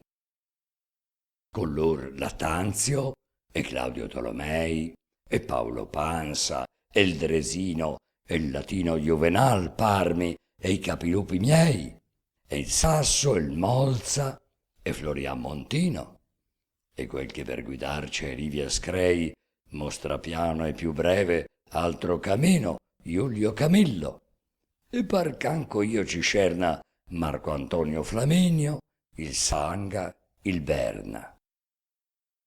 Ecco Alessandro, il mio signor Farnese, o dotta compagnia che secomena, Fedro Capella, Porzio, il bolognese Filippo, il Volterrano, il Maddalena, Blosio, Pierio, il Vida Cremonese, d'Altafacondi e Nessicabil Vena, e Lascari, e Mussuro, e Navagero, e Andrea Marone, e il Monaco Severo.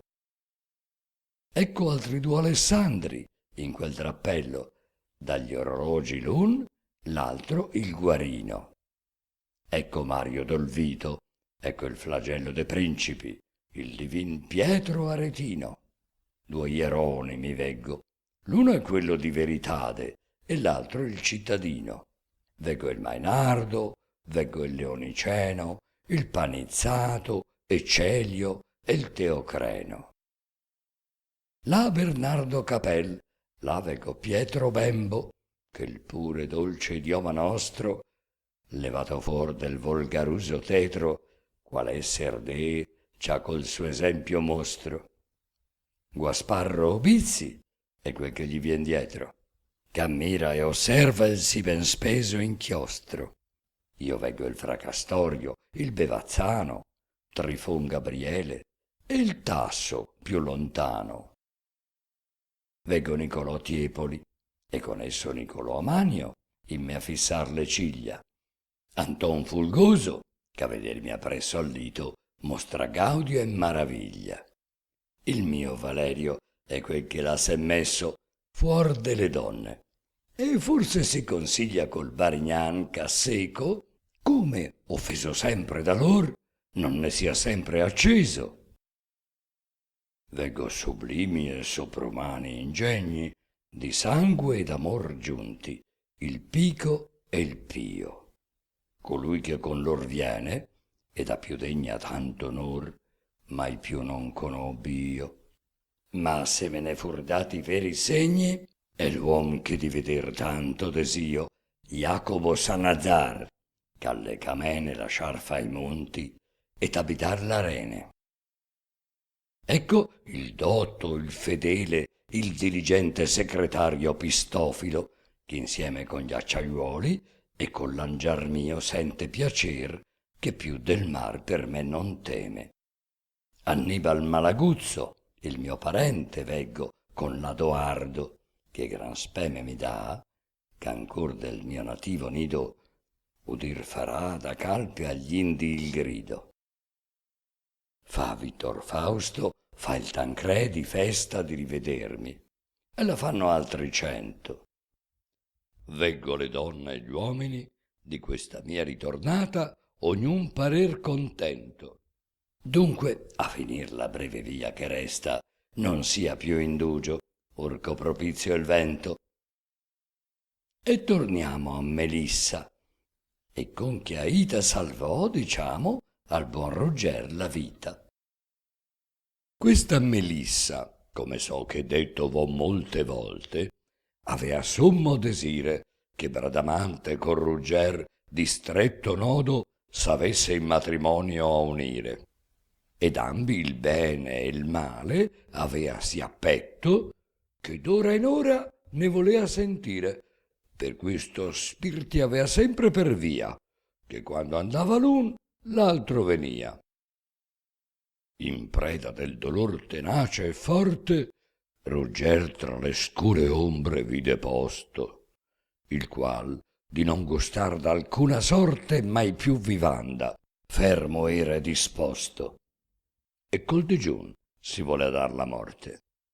Ma fu l'aiuto di Melissa tosto, che del suo albergo uscita la via tenne ove in leone ad incontrarsi venne, il qual, mandato l'un all'altro appresso, sua gente avea per tutti i luoghi intorno, e poscia era in persona andato anch'esso per trovare il guerrier dal Leocorno. La saggia incantatrice, la qual messo freno e sella uno spirito avea quel giorno e l'avea sotto in forma di ronzino, trovò questo figliuol di Costantino. Se dell'animo è tal la nobiltate, qual fuor, signor, diss'ella, il viso mostra, se la cortesia dentro e la bontate ben corrisponde alla presenzia vostra, qualche conforto, qualche aiuto date al miglior cavalier dell'età nostra, che se aiuto non ha tosto e conforto, non è molto lontano a restar morto. Il miglior cavalier che spada al lato o scudo in braccio mai portassi a opporti, il più bello e gentil che al mondo stato mai sia, di quanti ne son vivi o morti. Sul per un'alta cortesia causato sta per morir, se non ha chi il conforti.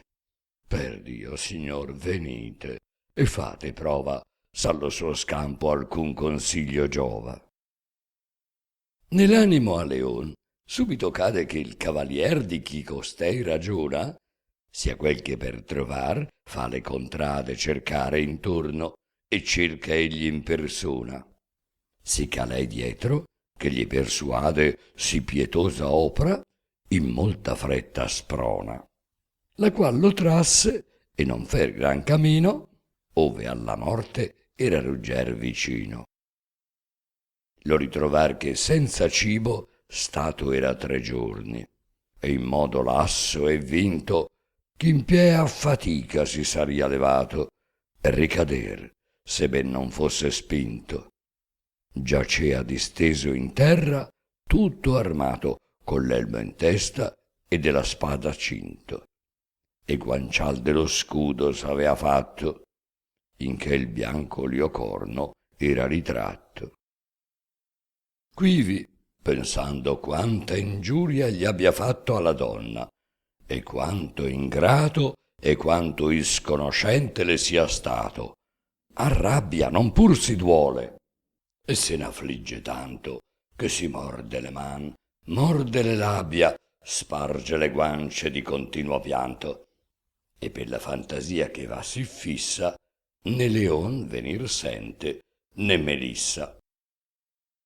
Né per questo interrompe il suo lamento, né cessano i sospir, né il pianto cessa, Leon si ferma e sta ad udire intento.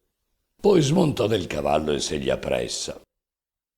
Amore, esser cagion di quel tormento, conosce ben, ma la persona espressa non gli è, per cui sostien tanto martire, ch'anco Rugger non gliel'ha fatto udire. Più innanzi e poi più innanzi i passi muta, tanto che se gli accosta a faccia, e con fraterno affetto lo saluta, e se gli china a lato e al collo abbraccia. Io non so quanto ben questa venuta di Leone improvvisa a Rugger piaccia, che teme che lo turbi e gli dia noia, e se gli voglia oppur perché non muoia.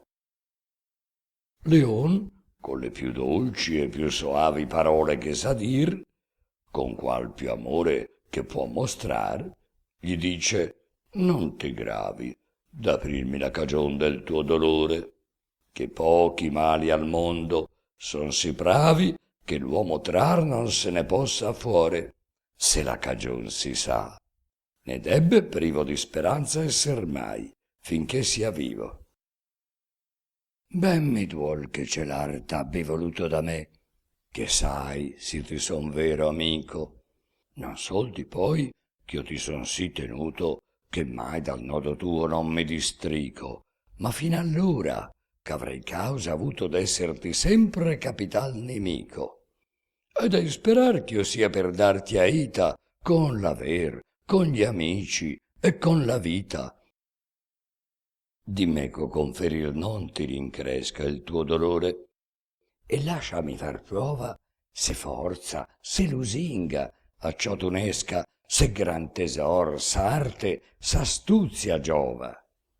Poi, quando l'opra mia non ti riesca, la morte sia ch'al fin te ne rimuova. Ma non voler venir prima a quest'atto, che ciò che si può far non abbi fatto. E seguitò con sì efficaci prieghi e con parlar sì umano e sì benigno, che non può far Rugger che non si pieghi, che né di ferro è il cor né di macigno, e vede quando la risposta nieghi che farà discortese atto e maligno. Risponde, ma 2 volte o 3 si incocca prima il parlar c'uscir voglia di bocca. Signor mio, disse alfin, quando saprai colui ch'io son, che son per dirtelo ora, mi rendo certo che di me sarai non men contento e forse più ch'io muora.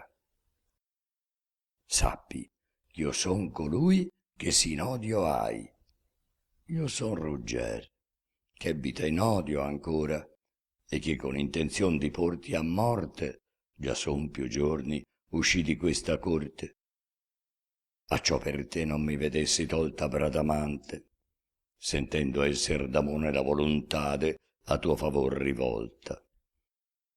Ma perché ordina l'uomo e Dio dispone, venne il bisogno, ove mi fe la molta tua cortesia, mutar d'opinione, e non pur l'odio che t'avea deposi, ma fe che esser tuo sempre io mi disposi. Tu mi pregasti, non sapendo ch'io fossi Rugger, ch'io ti facessi avere la donna, ch'altrettanto saria il mio cor fuor del corpo o l'anima volere.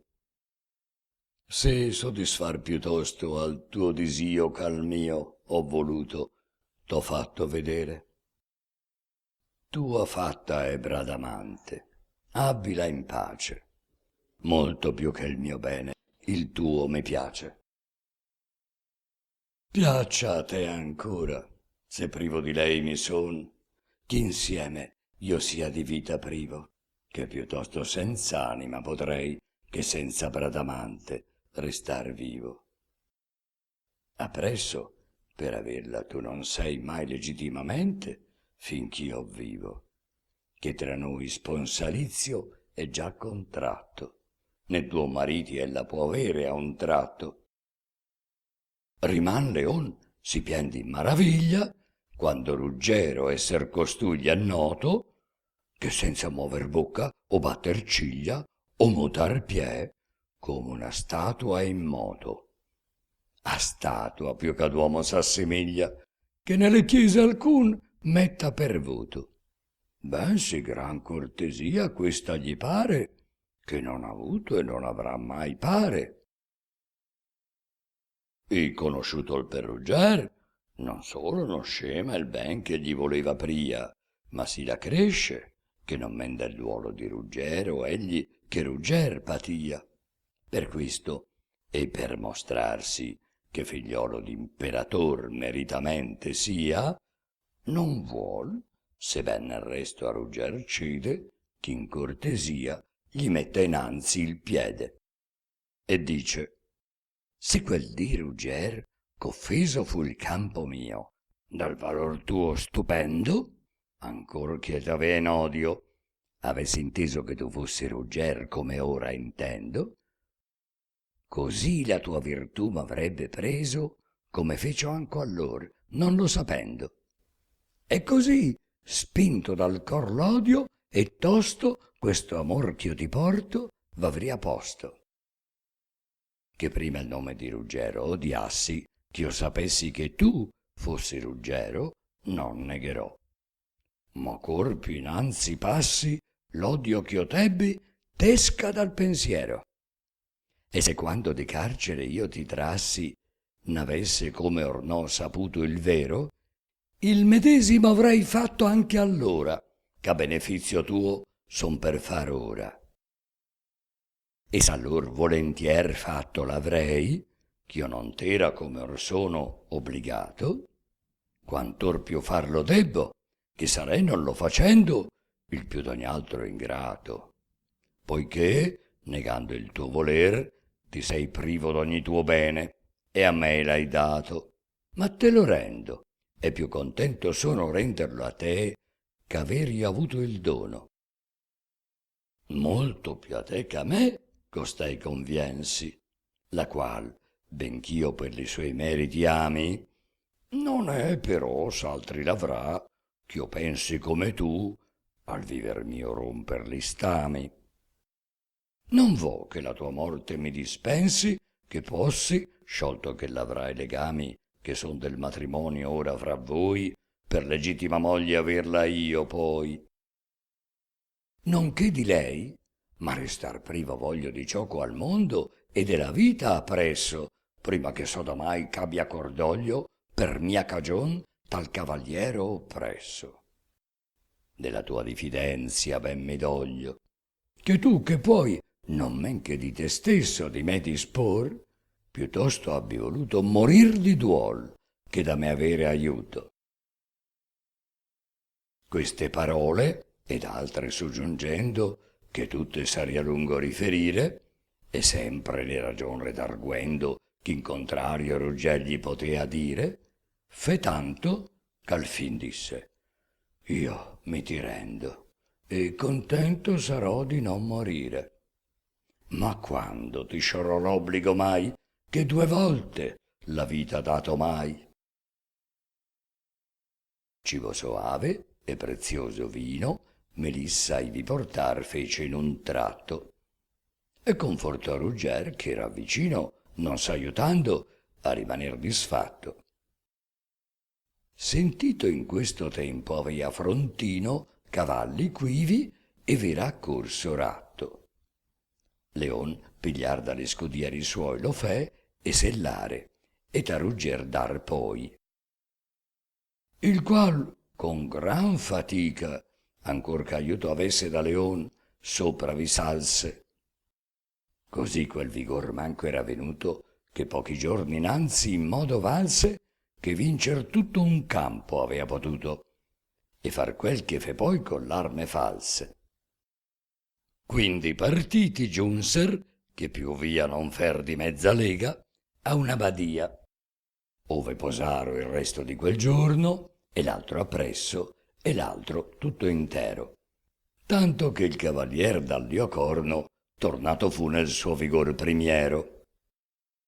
Poi con Melissa e con Leon ritorno alla città real fece Ruggero, e vi trovò che la passata sera l'imbasciaria de bulgari giuntera.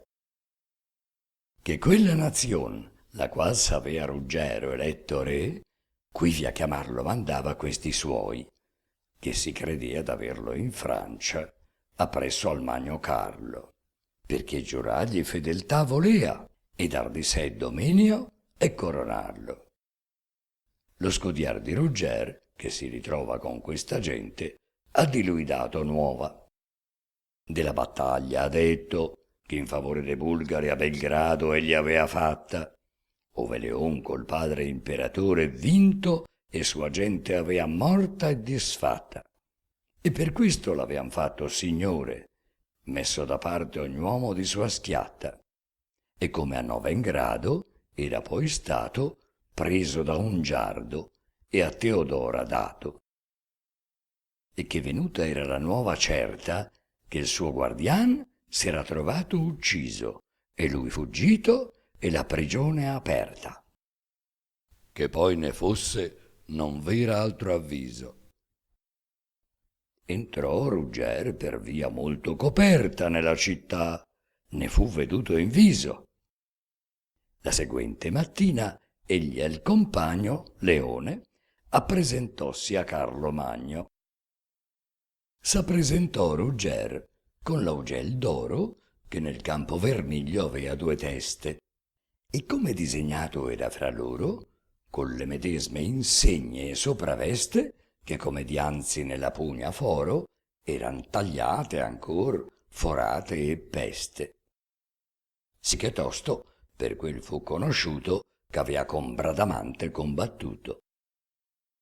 Con ricche vesti e regalmente ornato, Leon senz'arme a par con lui venia, e dinanzi e di dietro e d'ogni lato avea onorata e degna compagnia.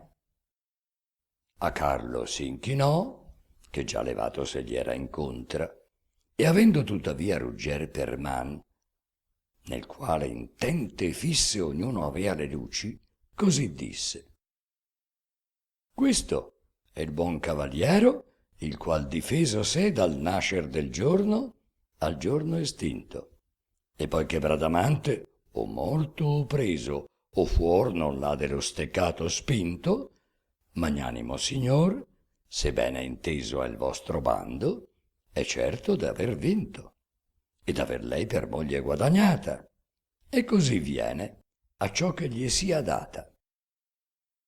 Oltre che di ragion, per lo tenore del bando, non v'altruom da far disegno.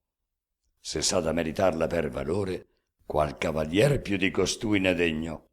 Saverla de chi più le porta amore, non è chi il passi o ch'arrivi al suo segno, ed è qui presto contra chi s'oppone per difender con l'arme sua ragione. Carlo e tutta la corte stupefatta questo udendo restò, ch'avea creduto che Leon la battaglia avesse fatta, non questo cavalier non conosciuto.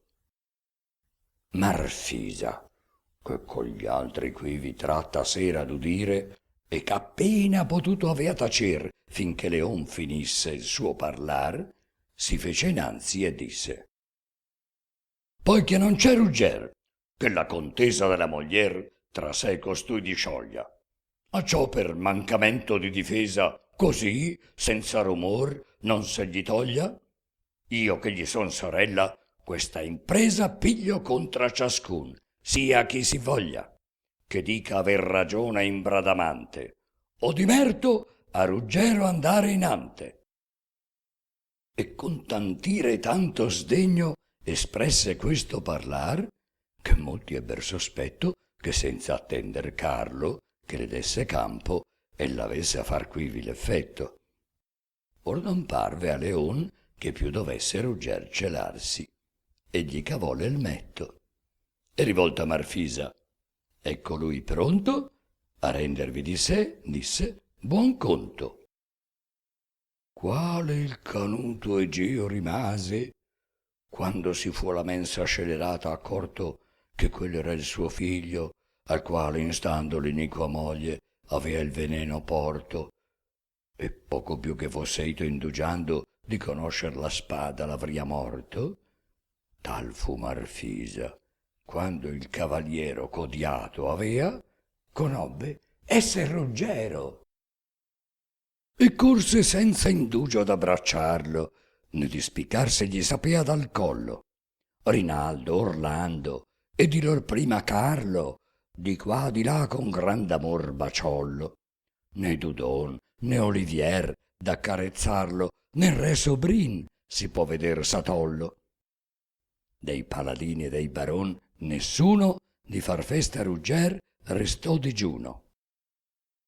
Leone, il qual sapea molto ben dire, finiti che si fu gli abbracciamenti, cominciò innanzi a Carlo a riferire, udendo tutti quei che eran presenti, come la gagliardia, come l'ardire, ancor che con gran danno di sue genti, di Rugger, ch'a Belgrado avea veduto, più d'ogni offesa avea di sé potuto. Sì, che essendo di poi preso e condotto a colei ch'ogni strazio n'avria fatto, di prigione egli, malgrado di tutto il parentado suo, l'aveva tratto. E come il buon Rugger, per render frutto e mercede a Leon del suo riscatto, fe l'alta cortesia, che sempre, a quante ne furo sarà mai, passerà inante. E seguendo narrò di punto in punto ciò che per lui fatto Ruggero avea, e come poi, da gran dolor compunto, che di lasciar la moglie gli premea, s'era disposto di morire. E giunto v'era vicin, se non si soccorrea, e con sì dolci affetti il tutto espresse, che quivi occhio non fu che asciutto stesse. Rivolse poi con sì efficaci preghi le sue parole all'ostinato Amone, che non sol che lo muova, che lo pieghi, che lo faccia mutar d'opinione, ma fa ch'egli in persona andar non nieghi a supplicar Rugger che gli perdone e per padre e per suocero l'accette, e così Bradamante gli promette.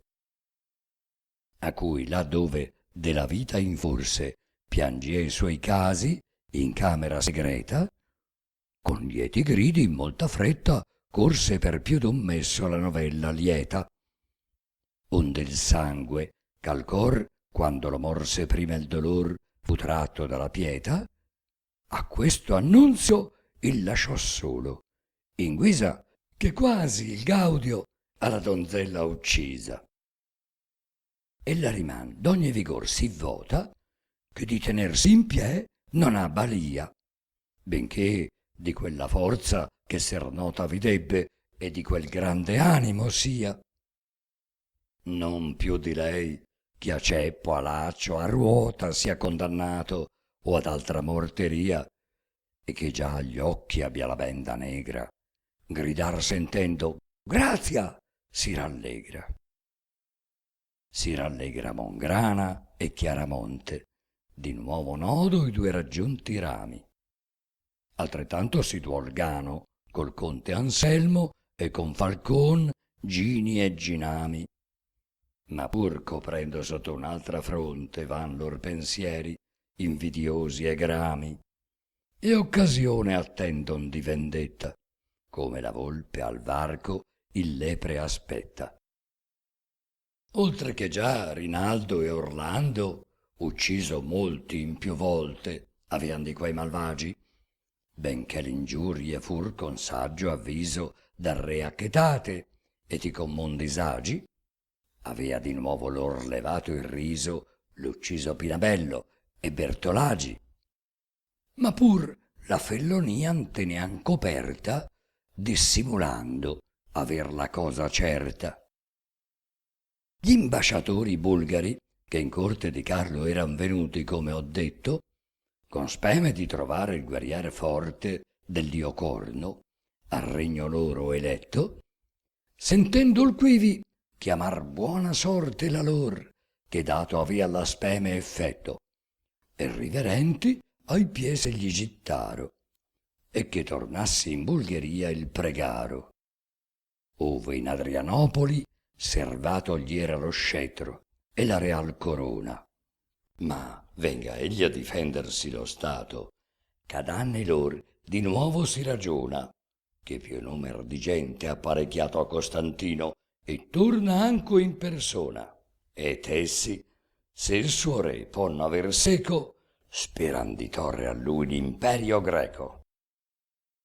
Ruggero accettò il regno e non contese ai pieghi loro, e in Bulgaria promesse di ritrovarsi dopo il terzo mese, quando fortuna altro di lui non fesse.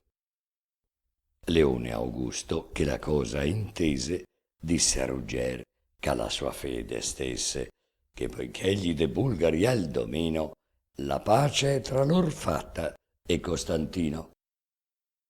Né da partir di Francia s'avrà in fretta per esser capitan delle sue squadre, che d'ogni terra ch'abbiano suggetta far la rinunzia gli farà dal padre.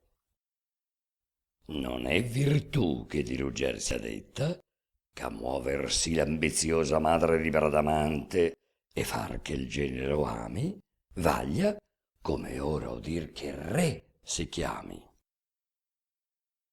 Fansi le nozze splendide e reali, convenienti a chi cura ne piglia.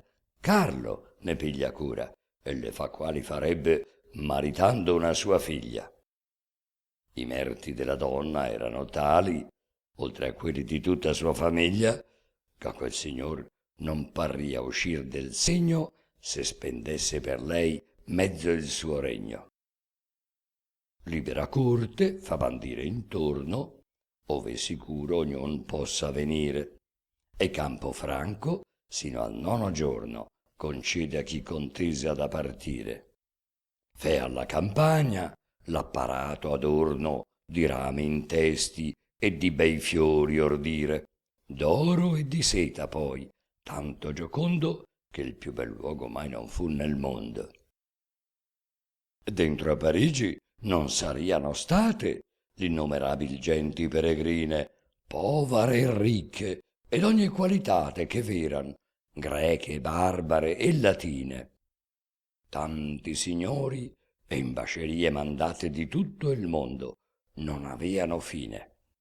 Erano in padiglion, tende e frascati, con gran comodità, tutti alloggiati. Con eccellente e singolare ornato, la notte innanzi, avea Melissa maga il maritale albergo apparecchiato, di che era stata già a gran tempo vaga. Già molto tempo innanzi desiata questa copula avea quella presaga. Della venir presaga sapea quanta bontade uscir dovea dalla lor pianta. Posto avea il genial letto fecondo in mezzo a un padiglione amplo e capace, il più ricco, il più ornato, il più giocondo che giammai fosse o per guerra o per pace, o prima o dopo, teso in tutto il mondo. E tolto ella l'avea dal lito Trace, l'avea di sopra a Costantin levato, che di porto sul mar s'era attendato. Melissa, di consenso di Leone, o piuttosto per dargli maraviglia e mostrargli dell'arte paragone, ch'al gran vermo infernal mette la briglia, e che di lui, come lei par, dispone, e della dio nemica empia famiglia, fe da Costantinopoli a Parigi portare il padiglion dai messi stigi. Di sopra Costantin, ch'avea l'impero di Grecia, lo levò da mezzogiorno, con le corde, col fusto e con l'intero guernimento ch'avea dentro e d'intorno. Lo fe portar per l'aria e di Ruggero quivi lo fece alloggiamento adorno. Poi, finite le nozze, anco tornollo miracolosamente onde levollo. Iran degli anni appresso che 2 milia, che fu quel ricco padiglion trapunto, una donzella della terra d'Ilia, ch'avea il furor profetico congiunto con studio di gran tempo e con vigilia, l'uffici di sua man di tutto punto. Cassandra fu nomata, ed al fratello Inglito e Tor fece un bel don di quello. Il più cortese cavalier che mai dovea del ceppo uscir del suo germano, benché sapea dalla radice assai che quel per molti rami era lontano, ritratto avea nei veri camigai, d'oro e di varia seta, di sua mano. L'ebbe mentre che visse e torre in pregio per chi lo fece e per lavoro egregio. Ma poi che a tradimento ebbe la morte, e fu il popol troian da Grecia afflitto, che si non falso aperse lor le porte, e peggio seguitò che non è scritto. Menelao ebbe il padiglione in sorte, col quale a capitar venne in Egitto, ove al re Proteo lo lasciò, se volse la moglie aver, che quel tiran gli tolse. Elena nominata era colei, per cui lo padiglione a Proteo diede, che poi successe in man de Tolomei, tanto che Cleopatra ne fu erede. Dalle genti d'Agrippa, tolto a lei nel mar Leucadio, fu con altre prede. In man d'Augusto e di Tiberio venne, e in Roma sino a Costantin si tenne. Quel Costantin, di cui doler si debbe la bella Italia finché giri il cielo. Costantin, poiché il Tevero gli increbbe, portò in Bisanzio il prezioso velo. Da un altro Costantin Melissa l'ebbe. Oro le corde, avorio era lo stelo, tutto trapunto con figure belle, più che mai con pennel facesse a pelle. Quivi le grazie in abito giocondo una regina aiutavano al parto. Sì bello e infante n'apparia che il mondo non ebbe un tal dal secol primo al quarto. Vedesi Iove e Mercurio facondo, Venere e Marte, che l'avevano sparto a man piene e spargean d'eterei fiori, di dolce ambrosia e di celesti odori. Ippolito, diceva una scrittura sopra le fasce, in lettere minunte. In età poi più ferma, la ventura l'avea per mano, e innanzi era virtute. Mostrava 9 genti la pittura, con vesti e chiome lunghe, che venute a domandar da parte di Corvino, erano al padre il tenero bambino. Da Ercole partirsi riverente si vede, e dalla madre Leonora, e venir sul Danubio, ove la gente corre a vederlo e come un dio l'adora. Vedesi il re degli Ungari prudente, che il maturo sapere ammira e onora in non matura età, tenera e molle, e sopra tutti i suoi baron le stolle. Ve che negli infantili e teneri anni lo scettro di Stregonia in man gli pone. Sempre il fanciullo se gli veda panni, sia nel palagio sia nel padiglione, o contra turchi o contra gli alemanni. Quel re possente faccia espedizione, Ippolito gli appresso, e fiso attende ai magnanimi gesti, e virtù apprende. Qui vi si vede come il fior dispensi dei suoi primi anni in disciplina ed arte. Fusco gli appresso, che gli occulti sensi chiari gli espone delle antiche carte. Questo schivar, questo seguir conviensi, se immortal brami e glorioso farte, par che gli dica, così avea ben finti gesti lor, chi già gli avea dipinti. Poi cardinale appar, ma giovinetto, sedere in Vaticano a consistoro, e con facondia aprir l'alto intelletto e far di sé stupir tutto quel coro. Qual fia dunque costui d'età perfetto, parean con maraviglia dir tra loro. Oh, se di Pietro ma gli tocca il manto, che fortunata età, che sei col santo. In altra parte i liberali spassi erano e giuochi del giovane illustre. Orglior si affronta sugli alpini sassi, ora i cingiali in valle ima e palustre. Or sun gianetto par che il vento passi, seguendo o capri o cerva multilustre, che giunta par che bipartita cada in parti uguali a un sol colpo di spada. Di filosofi altrove e di poeti si vede in mezzo un'onorata squadra. Quelli dipinge il corso dei pianeti, questi la terra, quello il ciel gli squadra. Questi meste elegie, quel versi lieti, quel canta eroici o qualche oda leggiadra. Musici ascolta e vari suoni altrove, né senza somma grazia un passo muove. In questa prima parte era dipinta del sublime Garzon la puerizia, Cassandra l'altra avea tutta distinta di gesti di prudenzia, di giustizia, di valor, di modestia, e della quinta che tien con lor strettissima amicizia, dico della virtù che dona e spende, della qual tutto illuminato splende. In questa parte il giovane si vede col duca sfortunato degli insubri, ch'ora in pace a consiglio con lui siede, ora armato con lui spiega i colubri. E sempre par d'una medesma fede, o ne felici tempi o ne lugubri. Nella fuga lo segue, lo conforta nell'afflizion, gli è nel periglio scorta. Si vede altrove, a gran pensieri intento, per salute d'Alfonso e di Ferrara, che va cercando per strano argomento e trova e fa veder per cosa chiara al giustissimo frate il tradimento che gli usa la famiglia sua più cara, e per questo si fa del nome erede che Roma a Ciceron libera diede.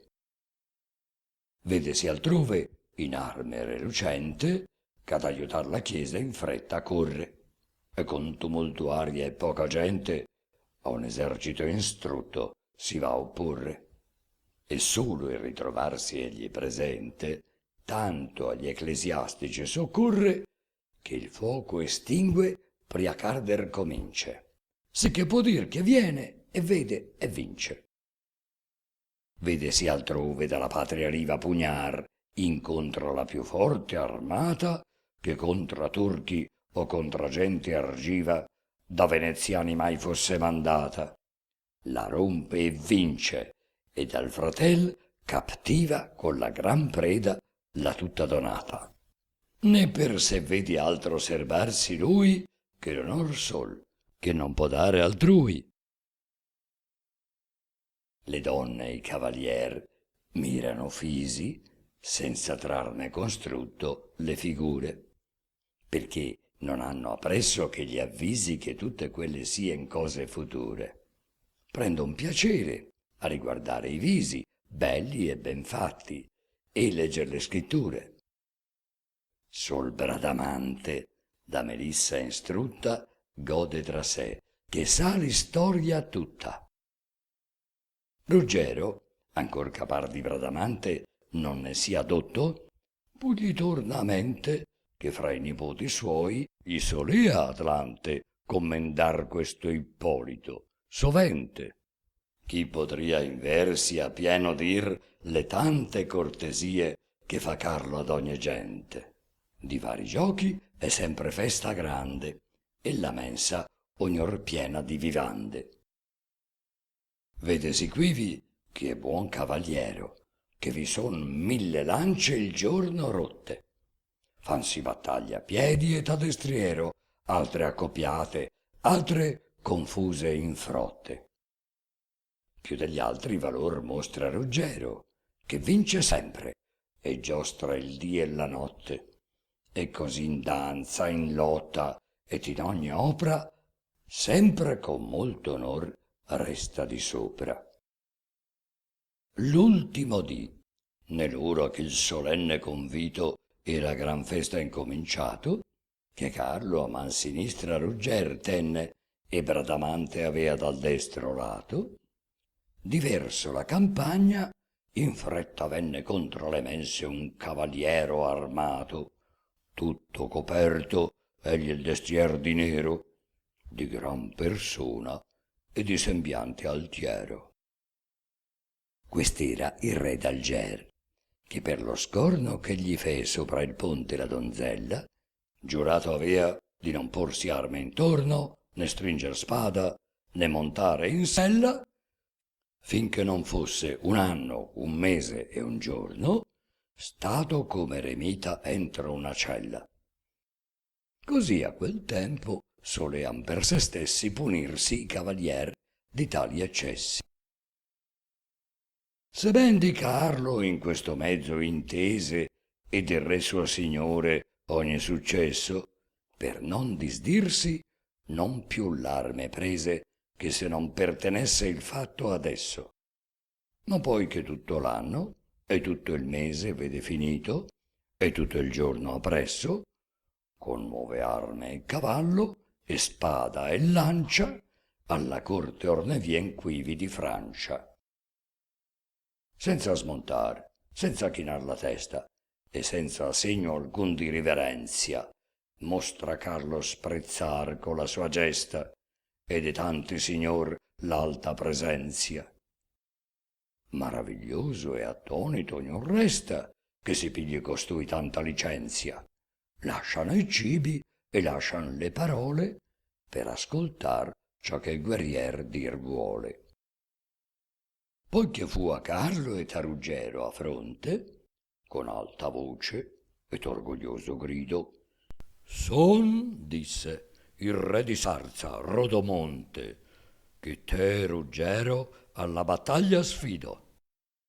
E qui ti vo, prima che il sol tramonte, provar ch'al tuo signor sei stato infido, e che non merti, che sei traditore, tra questi cavalieri alcuno onore.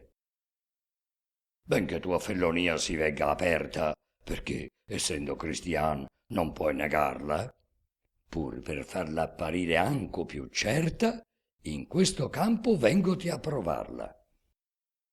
E se persona hai qui che faccia offerta di combatter per te, voglio accettarla.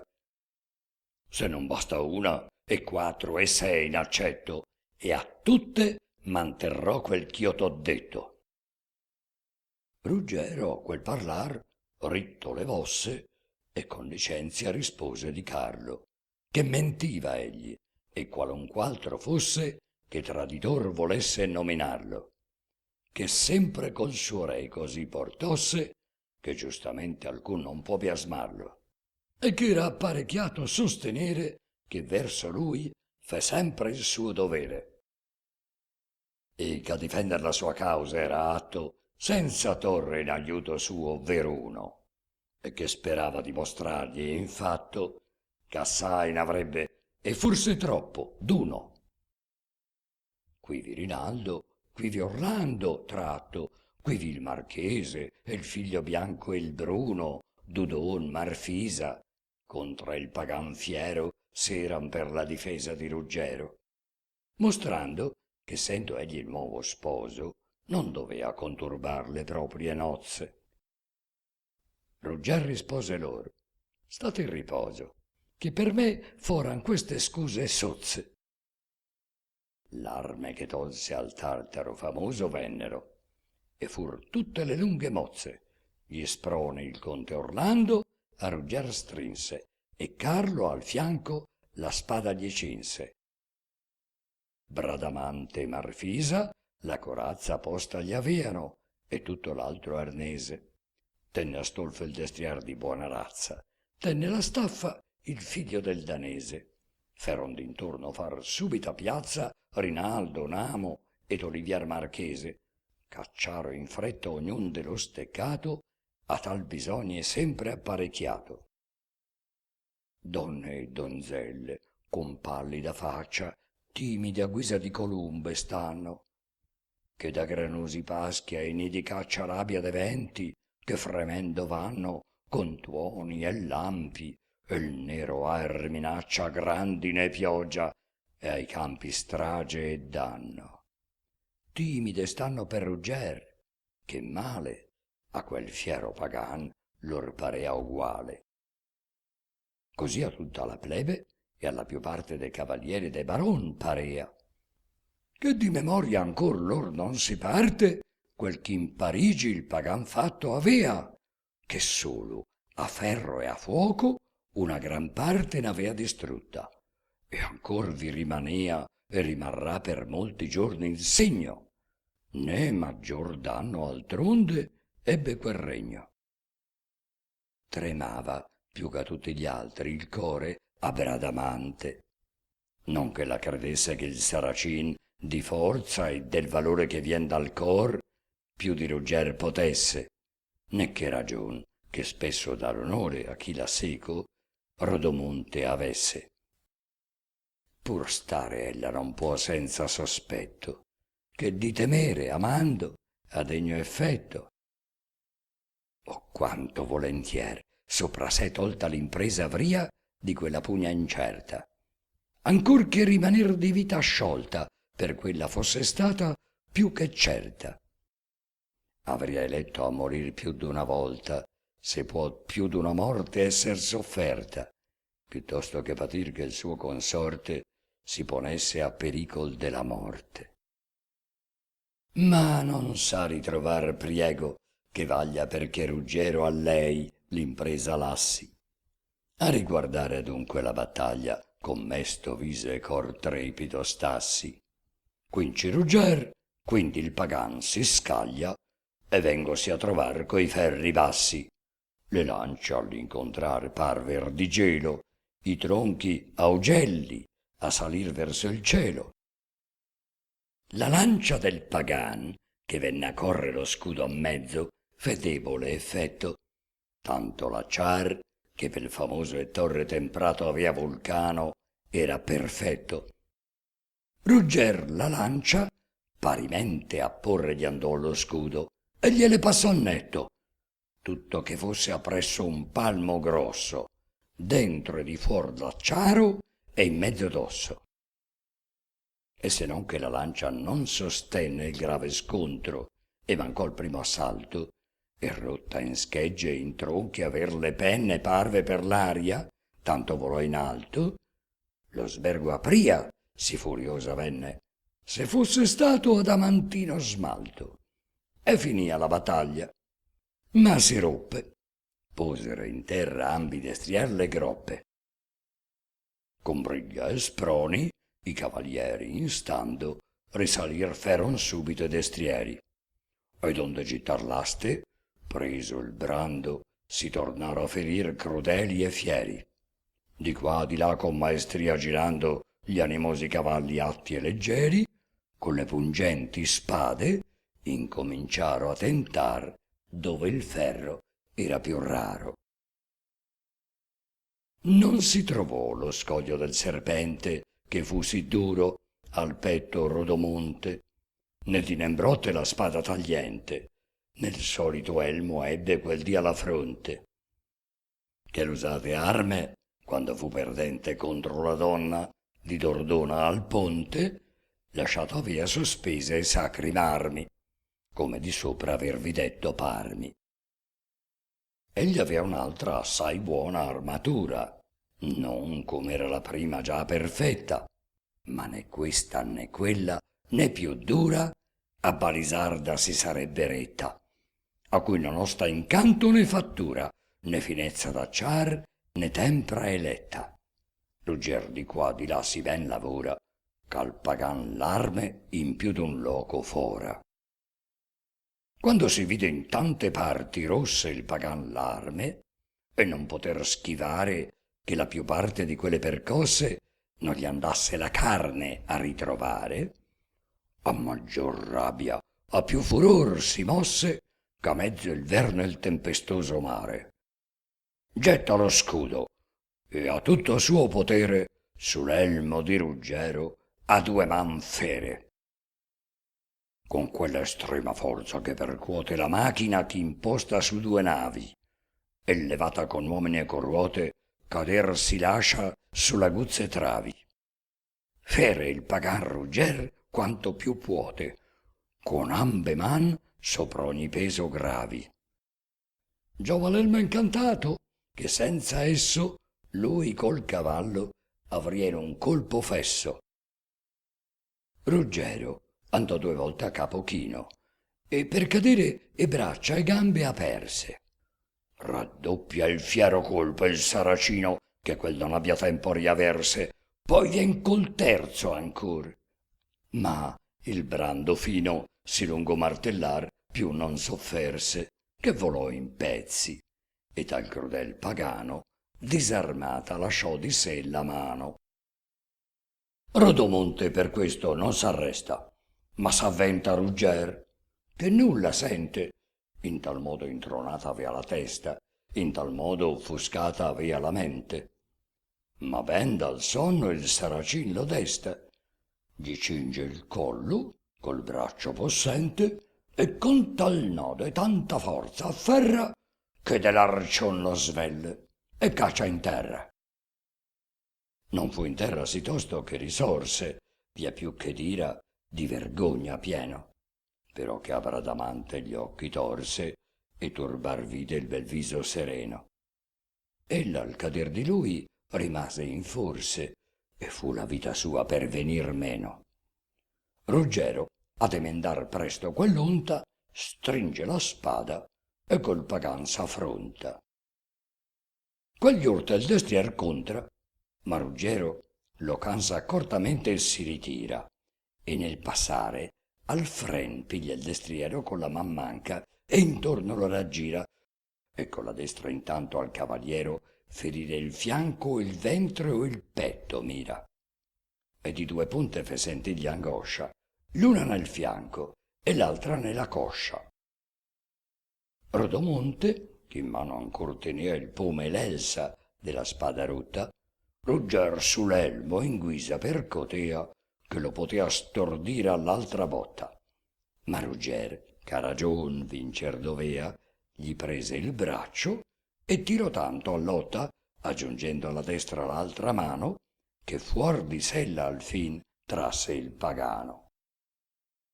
Sua forza o sua destrezza vuol che cada il pagan sì, che Rugger resti al paro, vuol dir che cadde in pie, che per la spada Ruggero averne il meglio giudicaro. Rugger cerca il pagan tenere a bada, lungi da sé, né di accostarsi a caro.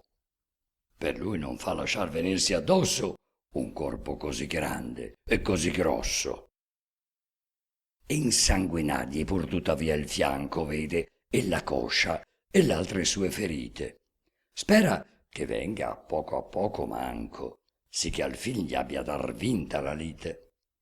L'elsa e il pome avea in mano il pagano anco, e con tutte le forze insieme unite da sé scagliolli, e sì Rugger percosse, che stordito ne fu più che mai fosse. Nella guancia dell'elmo e nella spalla fu Rugger colto, e sì quel colpo sente che tutto ne vacilla e ne traballa, e rito si sostien difficilmente.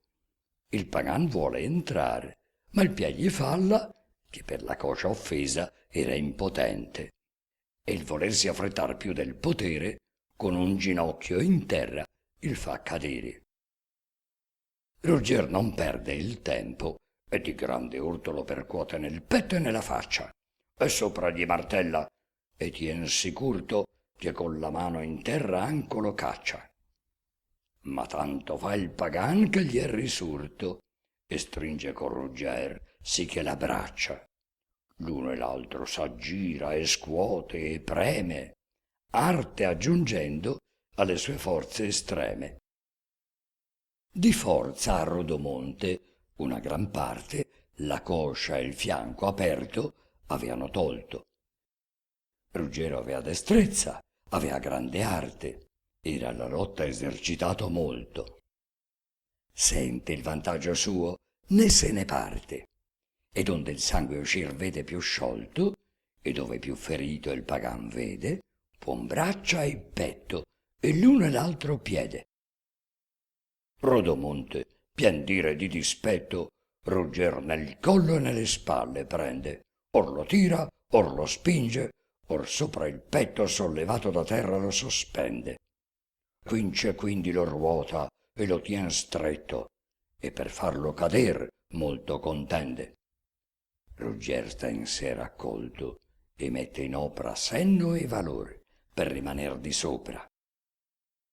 Tanto le prese andò mutando il franco e buon Rugger, che Rodomonte cinse, calcogli il petto sul sinistro fianco e con tutta sua forza ivi lo strinse. La gamba destra un tempo innanzi al manco ginocchio e all'altro attraversogli e spinse, e dalla terra in alto sollevollo, e con la testa in giù steso tornollo. Del capo e delle schene Rodomonte la terra impresse, e tal fu la percossa che dalle piaghe sue come da fonte lungi andò il sangue a far la terra rossa. Rugger, c'ha la fortuna per la fronte, perché levarsi il saracin non possa, l'una man col pugnal gli ha sopra gli occhi, l'altra alla gola, al ventre gli ha i ginocchi. Come talvolta, ove si cava l'oro, là tra i pannoni o nelle mine ibere, se improvvisa ruina su coloro che vi condusse empia avarizia fere, ne restano sì oppressi che può il loro spirito a pena onde uscire adito avere. Così fu il saracin non meno oppresso dal vincitor, tosto che in terra messo. Alla vista dell'elmo gli appresenta la punta del pugnal ch'avea già tratto, e che si renda minacciando tenta, e di lasciarlo vivo gli fa patto. Ma quel che di morir manco paventa, che di mostrar viltà a un minimo atto, si torce e scuote, e per por lui di sotto mette ogni suo vigor, né gli fa motto. Come mastin sotto il feroce alano, che fissi i denti nella gola gli abbia, molto s'affanna e si dibatte invano, con occhi ardenti e con spumose labbia, e non può uscire al predator di mano, che vince di vigor, non già di rabbia. Così falla al pagano ogni pensiero d'uscir di sotto al vincitor ruggero. Pur si torce e dibatte sì, che viene ad espedirsi col braccio migliore, e con la destra man che il pugnal tiene, che trasse anch'egli in quel contrasto fuori, tenta ferir Rugger sotto le rene. Ma il giovane s'accorse dell'errore in che potea cader per differire di far quell'empio saracin morire. E 2 e 3 volte nell'orribil fronte, alzando più ch'alzarsi possa il braccio, il ferro del pugnale a Rodomonte tutto nascose, e si levò d'impaccio. Alle squallide ripe d'Acheronte, sciolta dal corpo, più freddo che giaccio, bestemmiando fuggì l'alma sdegnosa, che fu sì altiera al mondo e sì orgogliosa. Finis. Pro bono malum.